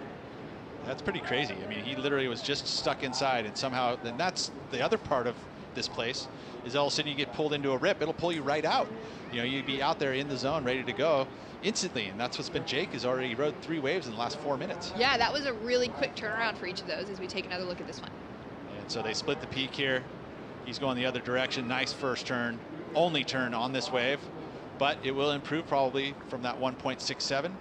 As we watch Kalohe here, just rides this one and realizes not much going, so he kicks out. You know, already carrying the 667 and a 793. So, I mean, he probably would have taken that wave, looking at it going, ooh, a left to see if I could put my board up into the wind and go for a full 360 air, 720 air, 900. Are we going to start seeing that soon in competition? There's a chance. Kelly did one here pretty much. I mean, at one point, that was what, 5 years ago. So it's. Yeah, I did. I saw that clip the other day, actually. Yeah. Popped up with all the different, you know, clips and highlights of the years past here in Portugal. And I've yet to see, I mean, I've seen, you know, a couple of the boys at Matt Miola, and they're all trying to go the double rotations, and it's coming. It's going to be, there's going to be a huge one pulled at some point. It's definitely on its way as surfing continues to progress. Jake Marshall with the big runaround. So 3 waves caught in about 4 minutes. And now he's adding to a little light jog, a triathlon. Yeah, he's ready. He's ready to go. He's keeping himself fit. Wave riding, paddling, and running. Riding the 77 from Marcio Zubi with the swallowtail version of it. Great to see a San Diegan back on tour. It's the first time since 1993, I believe, to qualify between Rob Machado and Taylor Knox. For Jake Marshall out of Encinitas. Another wave-rich region of the coastline. It's kind of crazy to think about that because San Clemente is like the hotbed, and it's just divided by Camp Pendleton there and San Onofre and that whole area. And to think of the amount of competitive talent that has come out of San Clemente versus that has had success, you know, at this highest level compared to just south into the San Diego border. It's great to see Jake Marshall knocking it down again. And he's been at it. That's the goal he's been wanting to achieve, and he's here finally. And he doesn't want to squander it, so this is an important heat for him. Did get the 2.9 there on that last wave, so that's going to help, especially with less than 5 minutes to go. And Matt McGill right now chasing a 4.25. Sitting with priority. He's got plenty of time on the clock. And we know that there are big scores available because Kalohe Andino opened with that 6.67, backed it up pretty quickly with that 7.93. Again, that was a great shot, kind of showing how the conditions have changed slightly. Even during the beginning of this heat, the wind is abated a bit more, cleaning up. So that's good news for Matthew McGilvray sitting with priority. He needs a set to come and hopefully a tapered corner. Matt had a tough run on his first year, his rookie year on the championship tour last year. Well, he had a great finish, making it into the semifinals at Margaret River, which was just an outstanding performance from him. But other than that, he wasn't able to get himself into that requalification position. And it was kind of a shame because I feel like the tour that he qualified for in 2019 was a tour that was really well suited to Matt surfing. And then COVID hit and the tour changed, and coming back into 2021, the stops and the venues just looked so different that it wasn't the sort of power surfing that we know of Matt growing up in J-Bay and the flow and what he's able to kind of unleash with the tour that he would have expected to surf out of qualification. And so he kind of struggled with that adjustment, aside from that big performance out at Margaret River, which is a stop that we would have expected him to really perform well on. Yeah, the big water events he definitely has affinity with. You know, beach breaks probably not as much, being that you grow up at a place like J-Bay. Not that he can't do it, because I've seen him win, you know, in beach breaks. I mean, he won in Israel. So, yeah, exactly. So I mean, that says very something, well rounded, right? And, you know, so that was his first win. That's actually when he came on my radar. I was like, "Who's Matt McGillivray? Oh, he won in Israel. Okay, cool." You know, and then he ended up qualifying on tour, and here he is, and you know, he's been very impressive, especially in that bigger water type of events. Yeah, so it's been great to see him get that WSL replacement, that injury replacement now for Iago Dora, and to have, you know, his third event now for the 2022 championship tour, and keep himself in a position where maybe he makes that cut line and he's back on tour after not qualifying out of the Challenger Series. That's also interesting. I mean, with Iago, how does that work at the cut line? Does, you know, at that point with that injury? Interesting point, Pete Mel, Professor Pete. I don't know. I don't know the answer, so I guess I'm just We throwing won't give it an out answer. We'll just putting an interesting, put it in the interesting box. Yeah. Then we'll figure that one out. So interesting. 2 minutes on the clock, and Matt McGillivray right now using priority, grabbing the rail, and just tucking into a difficult little corner. Gives that wrap, and he's looking for a 4.25 to take the advancing position, Pete. Yeah, smaller wave. He used the priority here, did finish it. Just in comparison to what we've seen so far, I would say no, it's probably not going to be enough. I mean, a good score to look at is Jake Marshall's 4.67, where he had that one big move. And the 2.9 even for Jake Marshall. You see again, the Sparrow really not a lot of points on offer there. Just a quick little tuck in. Although I say that maybe, I mean, then we get the turn here. Sections of little flat. Feels like to me that it's going to come up short. And scores in a 2.43, so doesn't factor into Matt's top two scores, and that's unfortunate that he just hasn't been able to find that rhythm out here today. And now with a minute to go, and see where he is at the bottom of your screen. At the bottom of priority as well. Yeah, tough go for Matt McGillivray, and he's going to have a good run in Oz. Hopefully he remembers how beautiful the magic was at Margaret River, and hopefully he gets a start.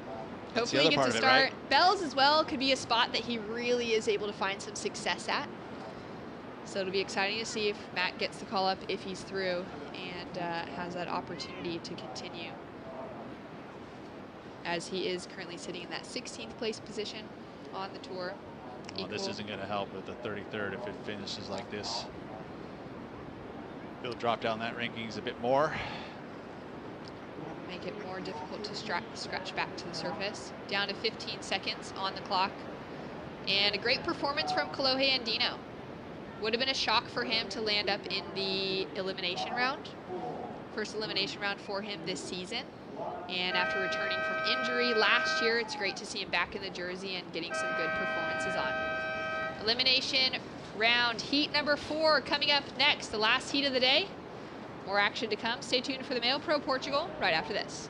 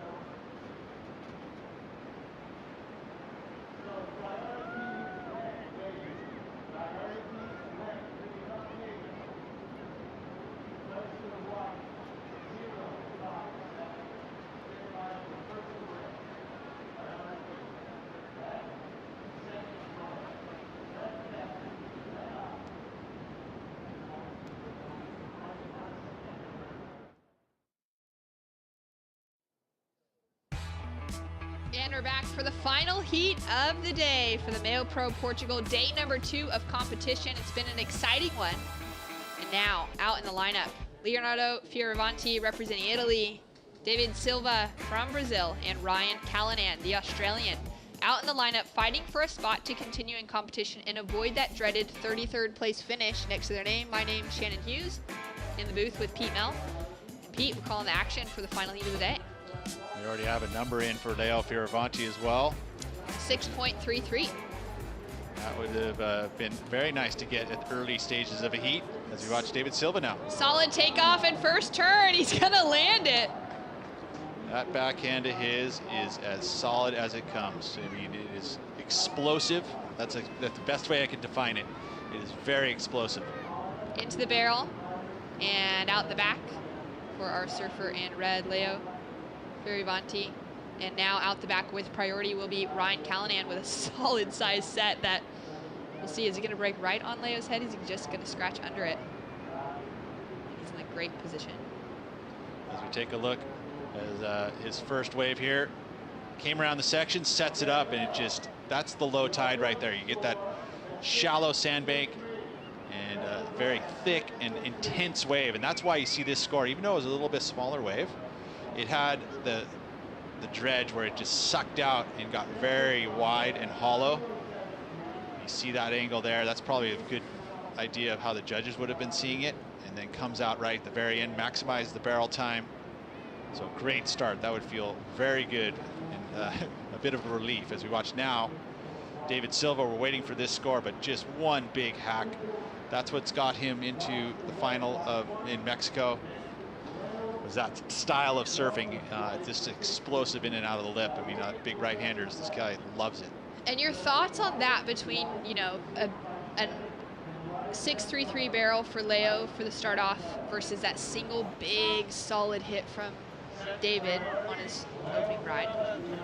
Scores, could they be kind of equal in that picture? I would say that, I mean, we look at the criteria, and specifically the criteria regarding this spot here. It's about finding the barrel. So you'd say that that's going to be more prevalent. You know, at different venues, it might be different, but for here, it's about the barrel. So I say that that's going to be a higher score. You know, one big, and that's where the scale was set, right? And in this single maneuver we've seen come around, you know, from the 4s to the 5s, and this is probably where it's going to come in at. So scores come through for David Silva, a 4.33, and gets the campaign off to a quick start with 30 minutes on the clock, 35 minutes for this final heat of the day. Looks like Callanan might have a little peek headed his way. And a paddle. No, it's not Callanan. And he's gonna duck in. Will he come out of the barrel? Like the red jersey, Leo, on the regular foot. Unable to make it out, but staying active, looking to get a backup score on the board. Well, and that was definitely one that was going to give him a good score. Another barrel, and just it just squashed up ever so slightly and knocked him off. Unable to come through. Well, one surfer that was able to come through with some solid scores. Kalohe Andino is down there with Liza. Hey guys, I have Kalohe here with me. Kalohe, first elimination round for you on this season, and you just made it to the other side. How does it feel, and how's the lineup? Yeah, I was pretty lucky in that heat. It seemed like everything I did was the right decision. The heat I had earlier, I had a good start, but then made one bad decision, and those guys both got the best wave of the heat. So, yeah, it's really tricky out there, but I love these conditions, beach breaks, and, you know, trying to find a tube, it's always fun. When you're in there and you see the conditions changing so much, how do you pick the best wave and the best move and the best strategy? I don't know. I feel like everyone out there probably just tries to read the ocean the best they can and look for the double ups and get behind them. I don't know. I think if you overthink it, it can work against you. Amazing. And you chose Carissa Moore to surf for on our honoring event here for Women's Day. Why is that? I think, honestly, I mean, I don't know if anyone's listening or if they care what I think, but I think she's the best role model the sport's ever had. I've told her that before, and yeah, she's my hero. She's the best. Amazing. Is there something she does that really impacts you? I just feel like she's just a class act always, and then obviously her titles and Olympic gold speak for themselves, but she's just a class act, and yeah, like she's definitely one of my heroes for sure. Amazing. I hope to see you back here on the glass. Thank you so much. Bye, guys. Great to hear from Kalohe, doing the right thing, getting the scores, and also just celebrating the class act of Carissa Moore. I think a big part of that is the fact that when things aren't going Carissa Moore's way, she still is very classy, right? It's hard to do. You're upset, you're steaming, next thing you know, you say things and do things you regret, and I don't think Carissa could say that there's any regrets in her life. She's handled herself as a top-notch athlete across the board, and there's been a lot of magnifying glasses on her for many years, and she's always held herself in high regard, and I think all of us do as well. Yeah, it's been amazing to hear, from each of these surfers in honor of International Women's Day coming up on March 8th, the women that inspire them in and out of the water, different female athletes from different sports. And cool to hear those insights from, men like Kalohe that are inspired from Carissa, from his own sport, someone that he knows so well. And to see Carissa go on to win gold, and then in that heat, and unfortunately knocked out, we saw Matt McGillivray in the water as well, and he had been wearing earlier on the jersey of Bianca Baitendog, and both of those women, between Carissa Moore representing for Kalohe and Bianca representing for Matthew, took away the gold and the silver medal at the Olympics.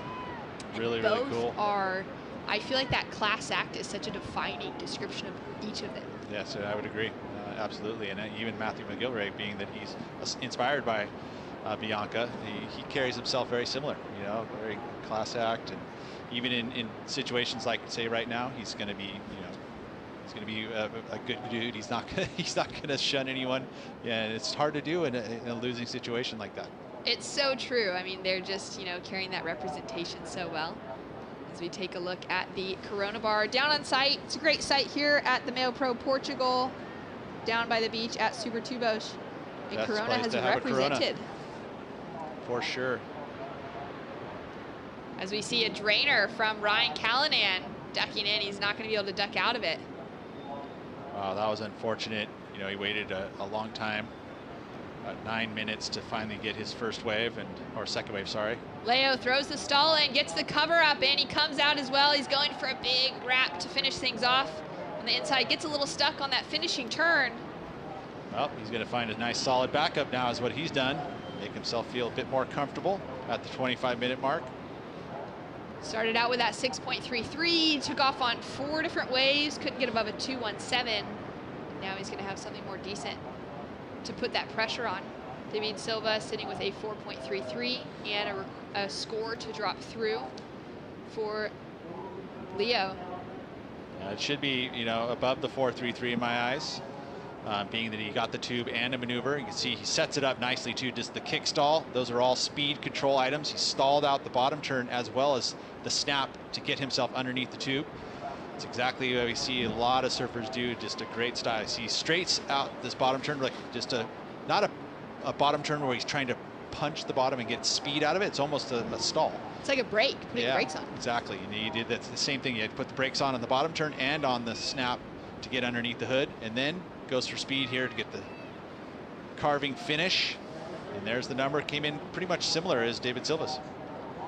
And this one was unfortunate, as this is going to be a nice long barrel, but you can see as it moved out to sea, it didn't turn at itself. If it turns at itself, it ends up turning into a bigger barrel, but the way that it moves away from him, did nicely to get in there with a bunch of speed. You can see pumps for more speed in the barrel, but it just got smaller and smaller and smaller until it was non-existent. Talk to us about the difficulty of pumping inside the barrel.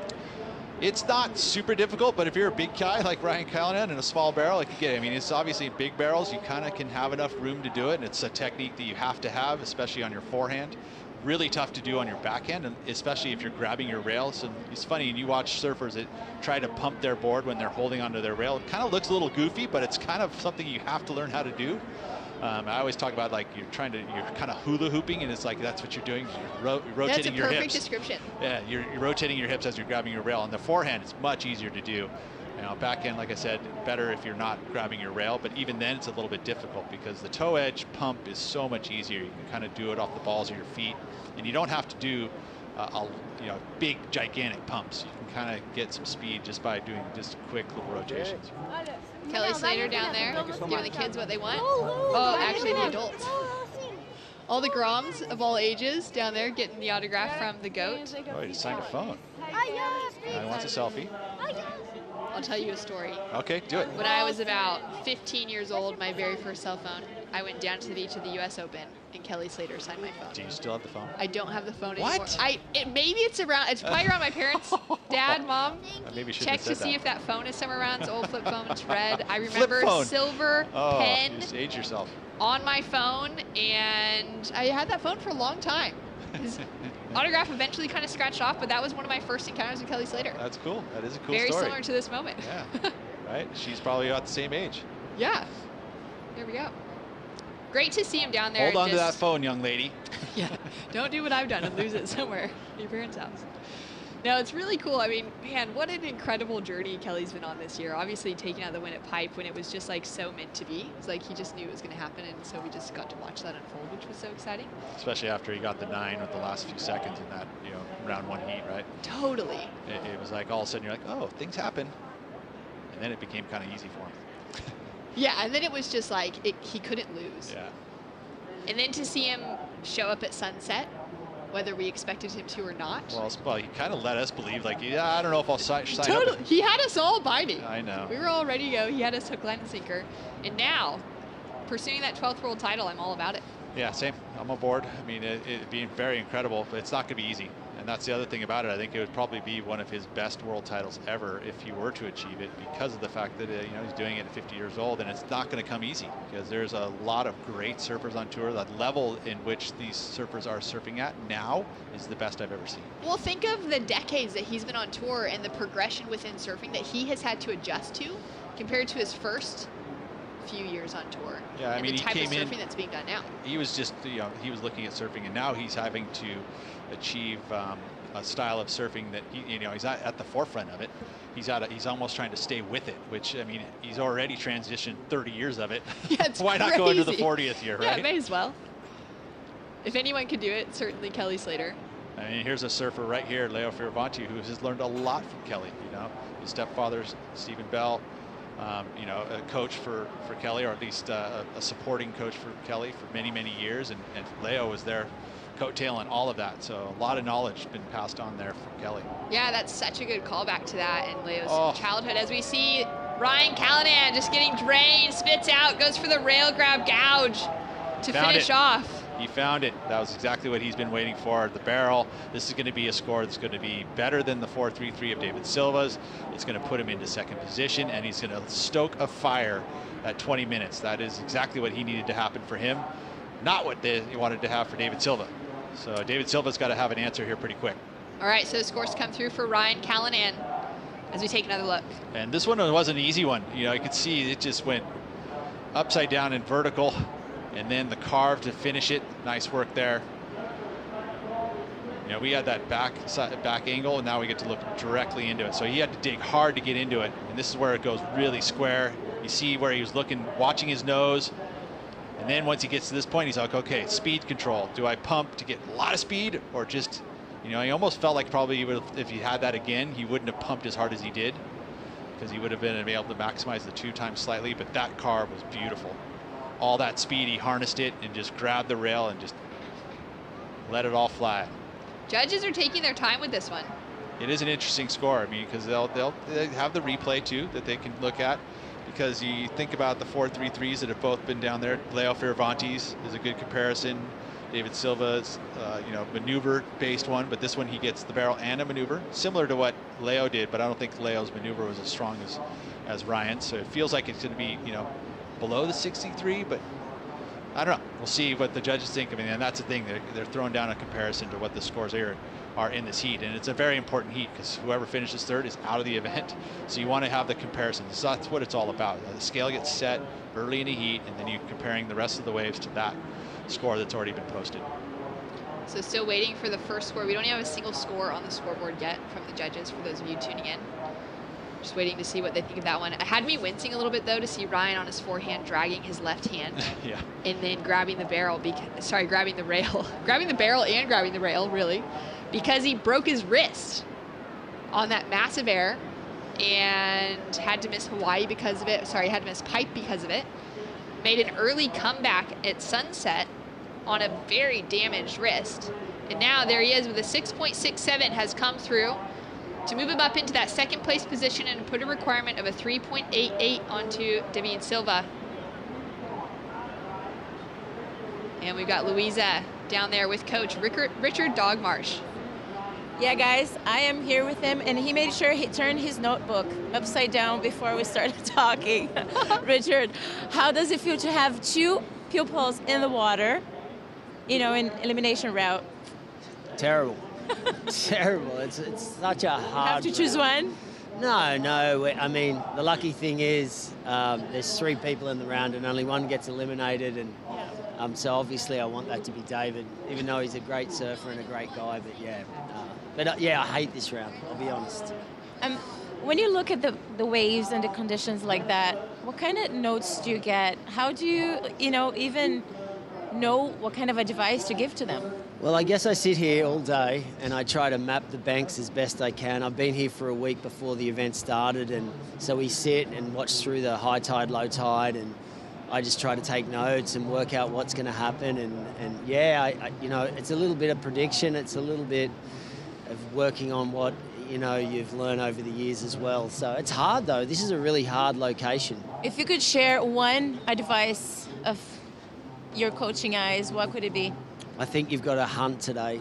You've got to be a little bit further on the inside and really hunt for the smaller ones that double up that you won't see if you're too far out the back. Okay, guys, we're seeing his guys, going for it. So back to you. Well, that certainly has been the approach from both of his surfers, in Leo and in Ryan. They've caught way more waves than David has, and they've been on the hunt, and they've found the waves that have paid off. As we see live action now on his forehand. Ooh. David sneaks out the door. Found a barrel. It's his first barrel, so he's added to the 4.33. So now Ryan's going to need a backup. There's flip-flopping happening here. But, in that chat with Ryan, the one thing that I think it's full dedication as we watch this replay here. See, again, stalling techniques. The bottom turn, he's dragging his arm, not pumping the board, just kind of time it as he's watching when to pump in. Look at that, arm drag, and then pump. That's when he's actually going to go, okay, now I want to commit to the barrel, get in and out very, very quickly. So nice work there to get a backup number to back up the 4.33. And a paddle. Leonardo has a look at that one, decides not to go. And just to get back to that story about Richard Marsh, in the regards to that, he spends so much time down here he came in a week beforehand, so that means that he's sitting there on the beach, mapping it out from each and every tide. When you've got 9 to 10 foot tide differences, certain zones of the beach are going to come to life. And so understanding that and being able to articulate that to your athlete and go, okay, hey, tide's on the way up, because it'll happen within a heat, because these heats are long, they're 30 minutes, that it's going to adjust in the lineup, and so, and he also made mention, a lot of prediction and whatever, but the more time you spend looking at this lineup, the better off you're going to be. More time surfers are staying in the lineup, because you don't want to have your surfers sitting down on the beach all day long either, because that's not good for them either. It's just, it's too much time. It's so draining. Tiring. Yeah, it's draining. It absolutely is. You got to keep your hydration up and your health up, and rest. So all of those things. So why not put the dog at the beach and make him analyze it? And he loves it. And that's the thing, is he gets to have a great success in his own personal life when he watches his surfers succeed. Yeah, and I think that was so evident in that interview. He clearly is focused. He doesn't want to give away too much, but he'll give away a little bit. But he's also really enjoying it, and he knows the reward that pays off in spending that many hours sitting on the beach in, it was slightly better conditions before the contest waiting period opened up, before the storms hit, as it is pretty standard for any contest around the world. But bringing great knowledge, I would imagine, that extra week down here is going to be helpful. And he does live close by. He lives in France, so he gets down here, and he's been a coach for a very long time. So he's a lot of experience at venues like this, especially a place like this. But again, where he just said, this is not an easy venue to be a coach at. So you probably would focus more on attitude, I think, more than anything, is trying to keep the surfers that you're working with in a positive mindset, focusing on goals, next best right thing to do, and all of those things, how you do it. Like every venue is going to have little different parts of it that you got to focus on. And I imagine with a venue like this, there could be a lot of frustration that athletes are dealing with, being that it changes so drastically. Down to 13 minutes, 30 seconds on the clock. Leo in the lead, Ryan in second, David Silva chasing a score to see if he can get into that advancing position. More to come right after this.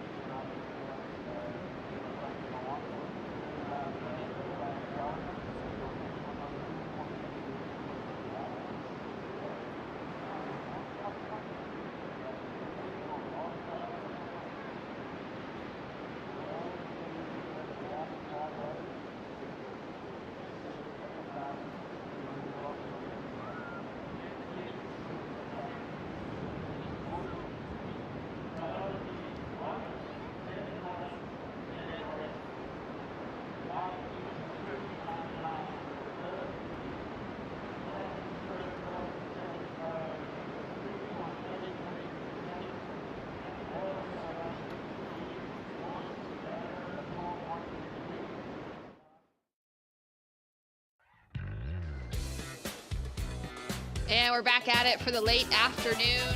Not a glass off today. A little bit of wind out there. 12 minutes on the clock for our final heat of the day, the elimination round, heat number 4. Leo Fioravanti sitting in the lead. Ryan Callanan in that advancing position as well. David Silva at the risk of elimination. Be sure to stay tuned at the finish for the Corona post show with Joe Turpel, Strider Wazalewski, and Kaipo Guerrero, who will be sitting in the booth to take you through all the action today. And they're so excited about it. Corona. So you should be too. Yeah, the Corona post show, and these kids are on fire, so it'll be a fun one to watch. It has been an exciting day of surfing. Started out early on, ran those first 2 heats, and then the tide just killed it. Had to go on hold for a few hours. Came back to a great show this afternoon. Yeah, we did, and we expected that to happen. I mean, this low tide can be very, very hard out here.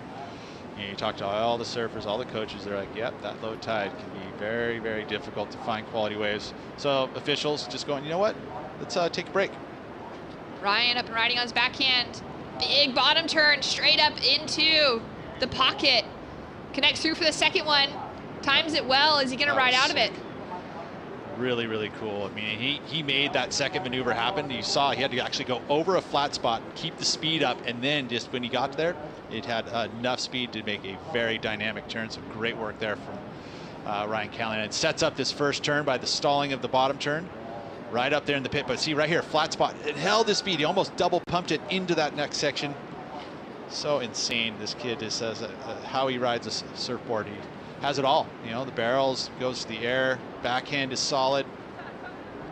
You know, look, much better angle here because you can see just right up into the pocket. And then he jumps over that flat spot, double pumps that, woof. And that was incredible. Yeah, that was great negotiation of that second section because it really did. It was like 2 different waves almost, that little, you know, not little, massive ripple in the middle. Huge, like double overhead. So scores come through now for Ryan. He's looking to replace just a 1.53, and he's done it with a 6.20.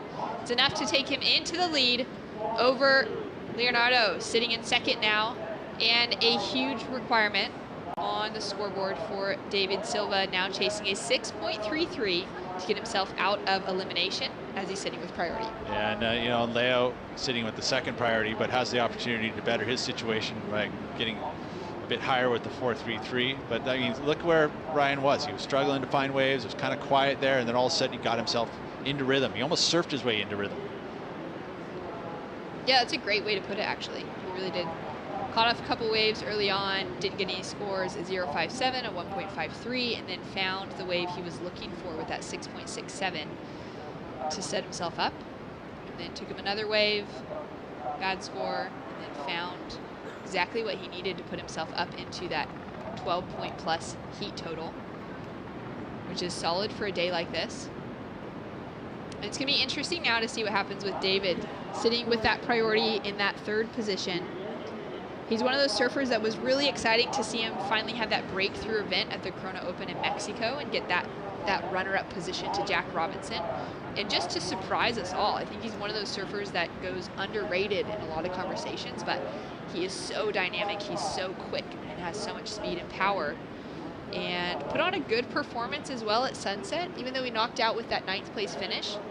He had a really good performance in his round 32 heat where he took out Ryan Callanan there. So it'll be interesting to see if he is able to pull it back together in the final 8 minutes as we see Leo up and riding, drags in, gets covered, and comes out clean, goes for a big finish. Maybe one more turn to throw in, and he's looking to get himself straight back out to the lineup, and you can see that hunger even as he kicks out of a great wave to improve on that 4.33 to still be hungry enough to get him straight back in. One of the facets of Fioravanti, he's an Italian. He loves this and loves competing, and he found himself a good wave that's going to up the ante here for David Silva. He's going to better the 4.33. And he's determined, you know, and I think that's, again, that's one of the things that, you know, is very similar to his coach, Richard Marsh. He's a very determined competitor. I remember when watching Doug Marsh, he was feisty, and so is Leo, and they've gelled great together. And then, of course, not letting this wave go without a few beltings of the lip. Leo understanding now that maneuvers are coming, you know, kind of coming into play, especially when they're combined with a barrel. Especially when they're on offer, right? Yeah, There's more wave to go, you got to go for it. Yeah, unless you get really, really barreled, you know, you may not have to do that carving cutback and just kick out, but, you know, it may be more important to get yourself outside rather than riding all the way inside and risk the paddle out. He saw how determined he was, Leo, even getting the maneuvers. He's like, oh gosh, I got an opportunity, and he just put his head down, he started paddling out, and he's right back out in the lineup. Yeah, he just kicked straight into that little rip. Scores through a 6.40. It puts a big requirement now on David Silva, chasing an 8.40 to get himself out of elimination. That's going to be a tough ask at this stage of the game. Ryan Callanan, though, holds on to the lead. Mel, do you think that there could be a bit of rivalry between the pupils here, between Leo and Ryan? I mean, you're going to have that with every competitor. I mean, these guys both knowing their demeanor, it's a friendly thing. And of course, it's because they're doing training. You know, they're going to go to the beach and they're going to go out and train.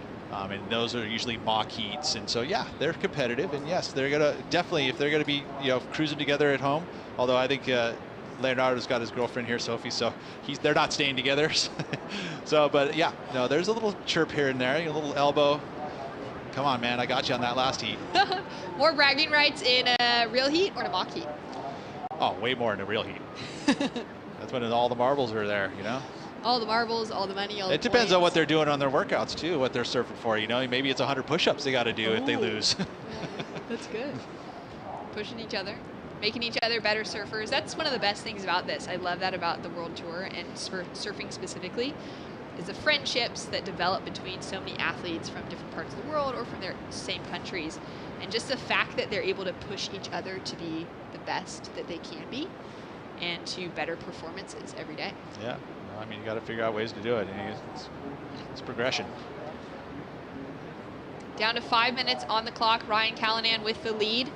Very similar heat totals between him and Leonardo Fioravanti. A 12.87 for Ryan, a 12.73 for Leo. And just a 7.3 for David Silva. As we wait for the next line to roll through and take a look at the recap with Leo getting pitted. Oh, look at that. That section there was very thick and throaty.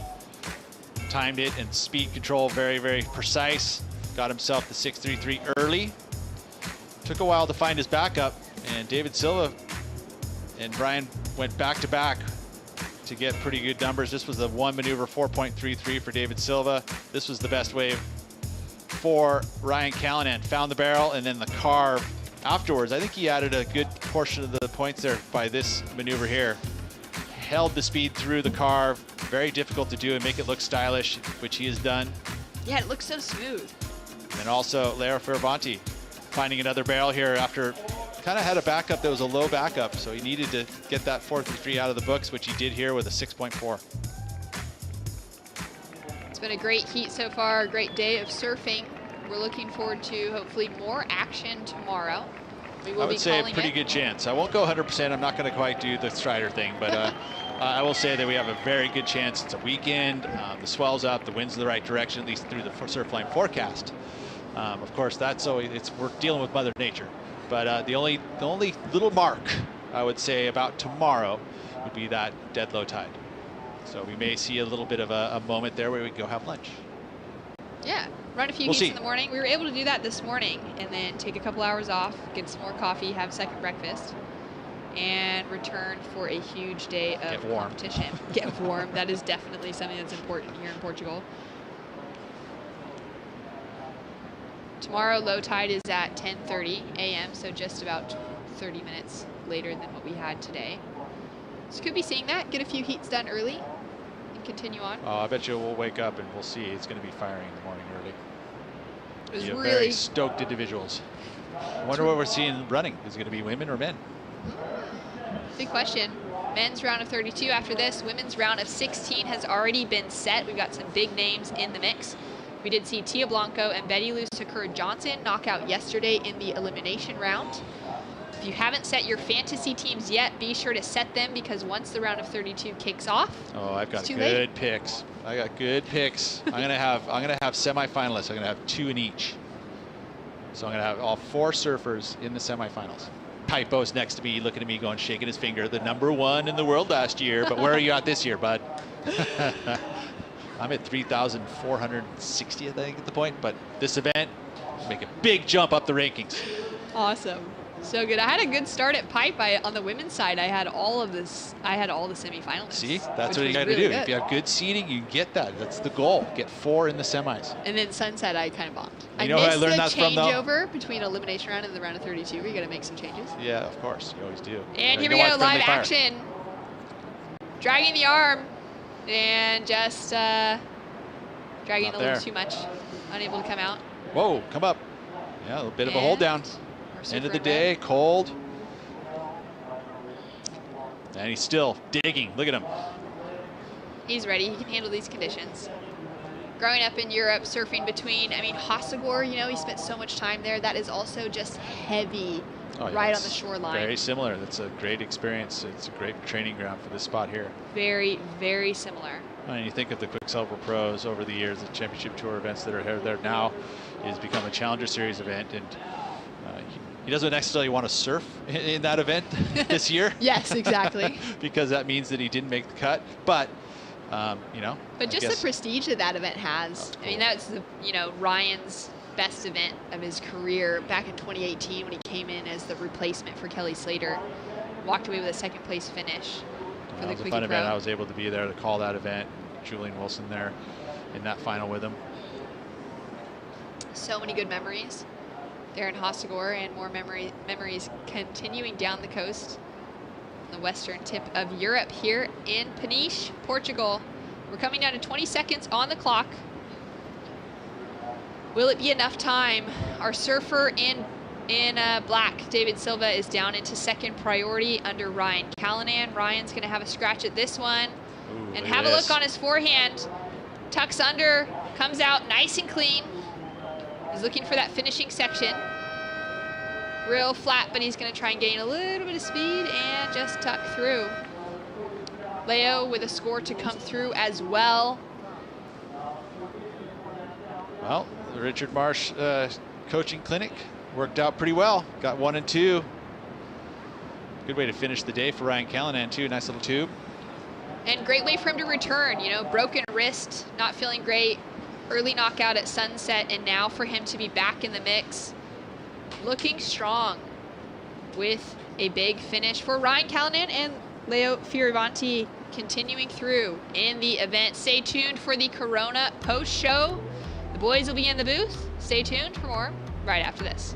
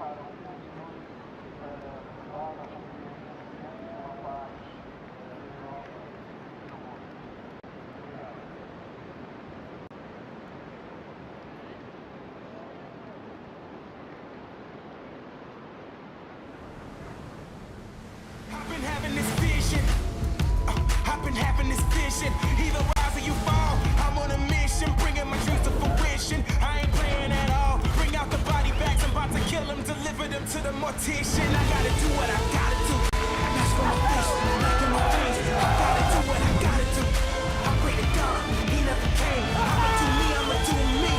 That's in my blood, I never change. That's in my blood, I never change. That's in my blood, I never change.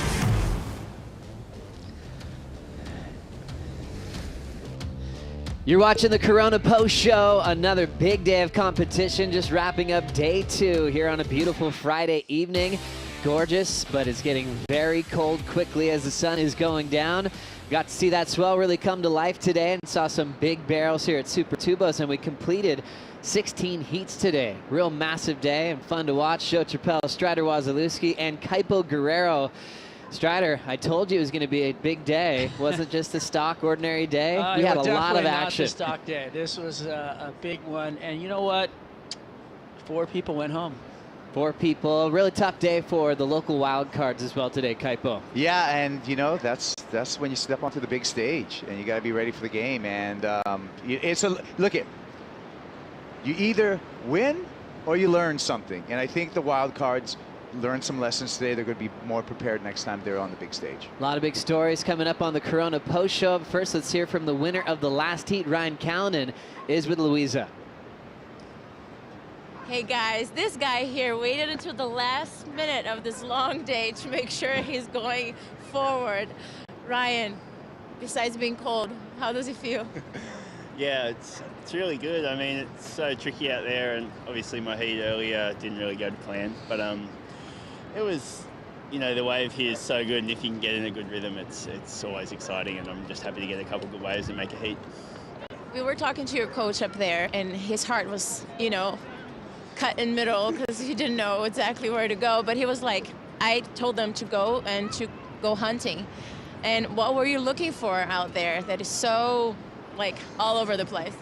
I mean, it changes so much here, so you kind of got to be onto it with what you're looking for, but there was definitely a few lefts that I had my eye on, and the barrels were kind of clampy, but there was the odd nugget, so definitely looking for that, and just something that had opportunity, just to give myself an opportunity to perform, and it felt good when I got a couple.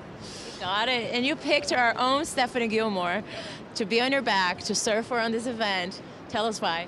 Yeah, I picked Steph Gilmore.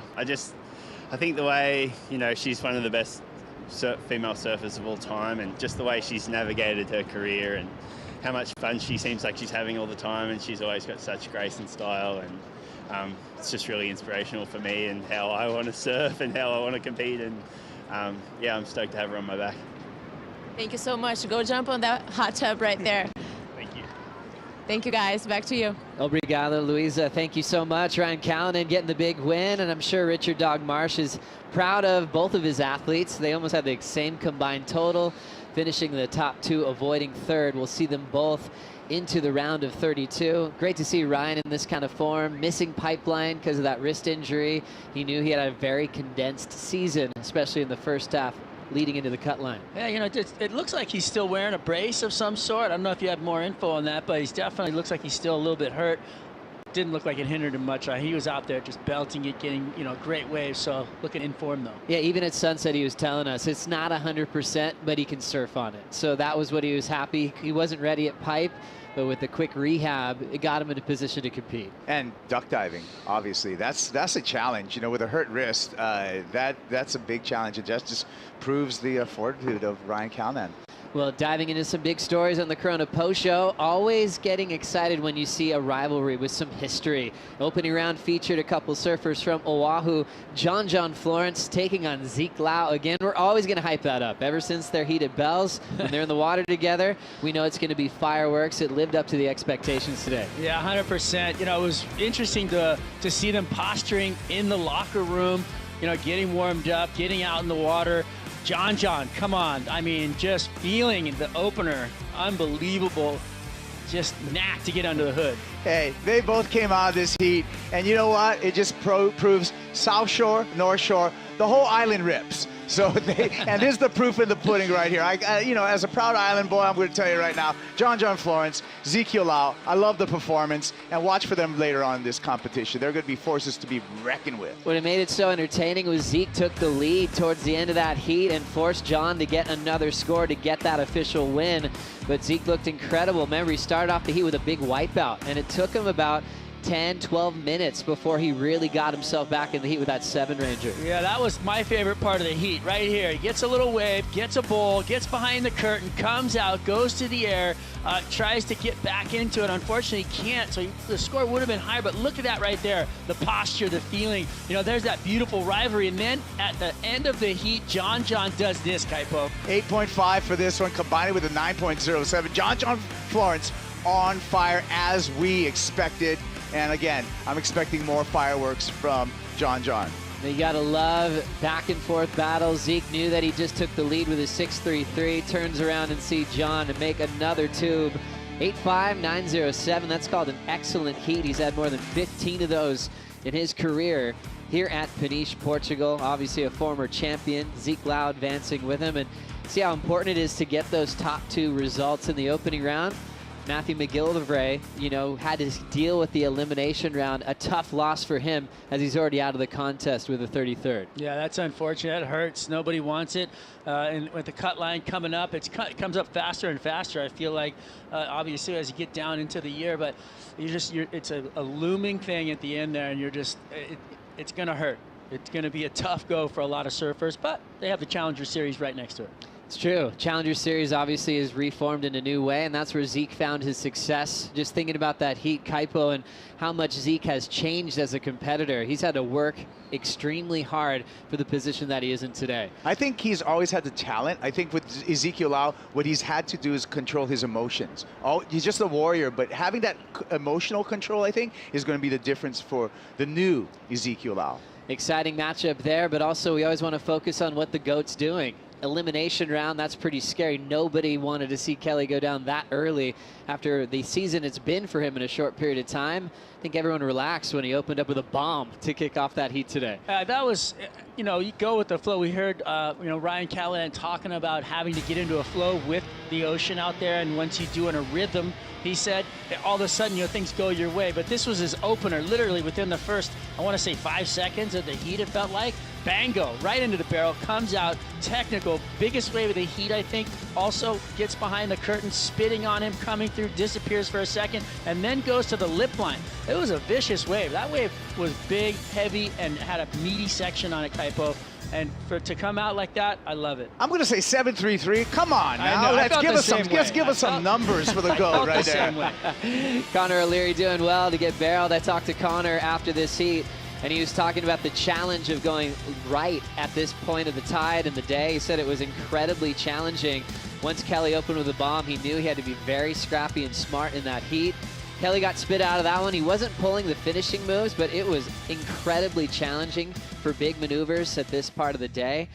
Kelly afterwards talked about a wave that came before they started his heat. He said it was like a 10, but he couldn't go because his heat hadn't begun yet. He was like, okay, this has got to be it. Thankfully, he had the 7.33 that he locked in, but he really wanted that first bomb. He was in the right spot at the right time, and he was really prepared to compete. Yeah, well, just the you know, thought that he had to sit there and not take a perfect wave when he wants to. He's a surfer, right? All of us. But he knows in his mind, okay, if I take this wave, I'm going to be out of position for the start of my heat. And he's here to compete. He's here to win, and that just shows you.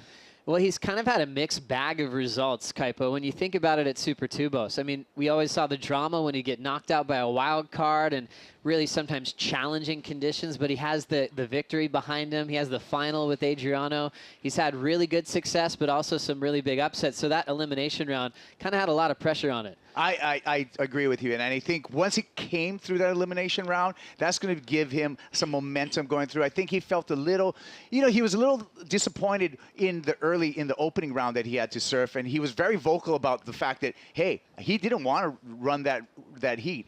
He ran the heat. He didn't make it that heat. He got to go to the elimination round. And right now, I feel like Kelly Slater's been vindicated with that victory in the elimination round. And he just gets more and more dangerous the better the ocean gets. The bigger it gets, the more barrels. Kelly's always going to be a threat to win at any stage, at any event. Always coming with big barrels. Here at Super Tubos comes the other side, the big wipeouts. And there certainly were some crazy wipeouts today.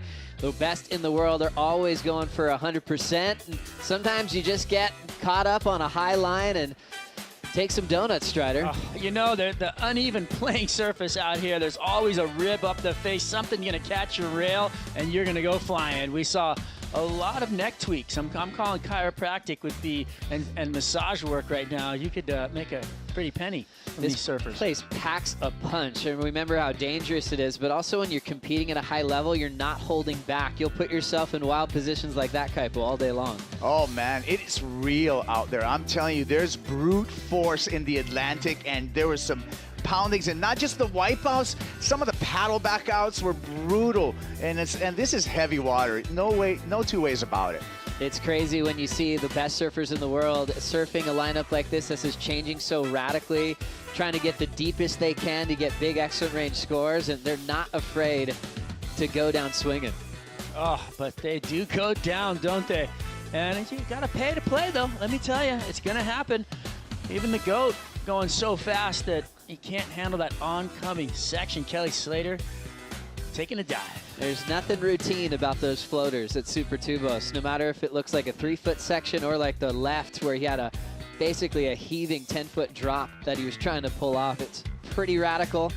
You got to know how to wipe out as well. There's been some serious injuries here in the past. These guys dealing with that under pressure to perform as well, Kaipo. Insane to watch. It's good to see everyone push the boundaries, and the level of athleticism that these men display today is so impressive because there wasn't any jet ski assist. It's just you and the ocean, and I'm impressed by the entire field today. Think about the waves we've kicked off the tour with.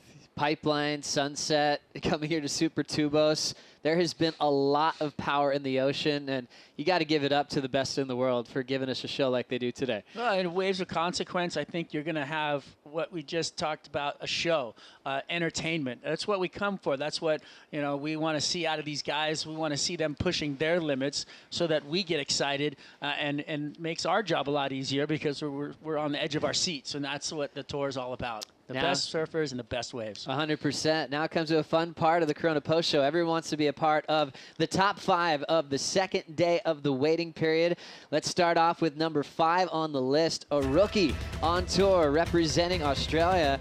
Callum Robson has been so impressive in this rookie class. We know that he likes big barrels. He absolutely charges. We saw that at Pipe and Sunset already this year, and he's keeping that theme as a fearless charger and a great tube rider. This is a 6.67 Strider. I mean, he went out there and absolutely picked it apart. He didn't make every wave, but gosh, he looked so technically kind of perfect. He was making late drops. He was pulling up under the hood, making it look like it should. John saying, wow, this guy's got it. Number 4 on the top 5, Ethan Ewing, smooth operator, Kipes. Oh, talk about technique, talk about style, and talk about composure. Remember, in this heat, Baron Mamiya had an early start, but Ethan Ewing, he came back and he just showed flawless technique out here at Super Tubos. Check this out. Amazing work for Ewing. He was able to slide past Baron Mamiya for the win. Baron obviously still world number 1. Kelly Slater gets number 3 on the top 5. First wave of the elimination round. Drops out of the sky, technical under the lip grab rail, stalls it down. He's got his hand on the face, just absolute perfect technique. He's done it for, what, 43 years? I think he started surfing when he was like 7 or maybe even longer, 44. Hey, that guy's amazing. 50 years of age. Number 2 on the top 5. San Clemente's Kalohe Andino in the elimination round. 7.93 for this frontside tube. You know what? He said, it's a beach break conditions. I'm really comfortable at that, and Kalohe Andino showing it, threading it through some difficult water right there, coming out with the spit. Rascally performance by Kalohe Andino. Great to see that. Number 1, it goes to John, a former champ out here, always providing magic when the bottom's dropping out. I love it, the magic, man. You see how quickly he gets to his rail and kicks it under the hood like that? He does that at Pipeline, he does that at Backdoor, he does that out here at Super Tubos. I can't wait to see him do it at Chopu and G-Land and everywhere else. This guy is amazing when it comes to last-second heroics under the lip into the tube. Seems like he has so many places where he can practice that technique on the North Shore of Oahu, where he's ready to free fall at a moment's notice. It makes him so deadly at waves like this at Super Tubos. You can compare it to France and his win up there at Hossegger. When it gets very challenging and thick, that's when John shines. Yeah, sure does. And you know what? The maturity that John has, the calmness that he's exuding, he's 100% healed.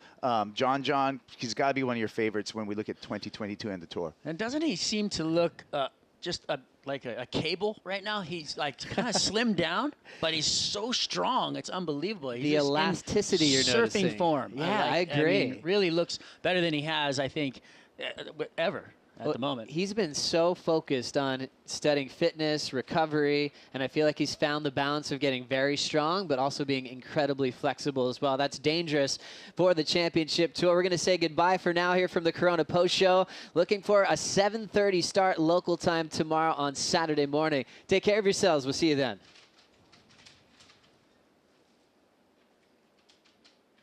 Day number 2 of the MEO Pro Portugal presented by Rip Curl. I'm excited to see what's going to happen today. Buckle your seatbelts. It's on. The bigger the boom, the bigger the bang, the bigger the boom, the bigger the bang, the bigger the boom, the bigger the dropping.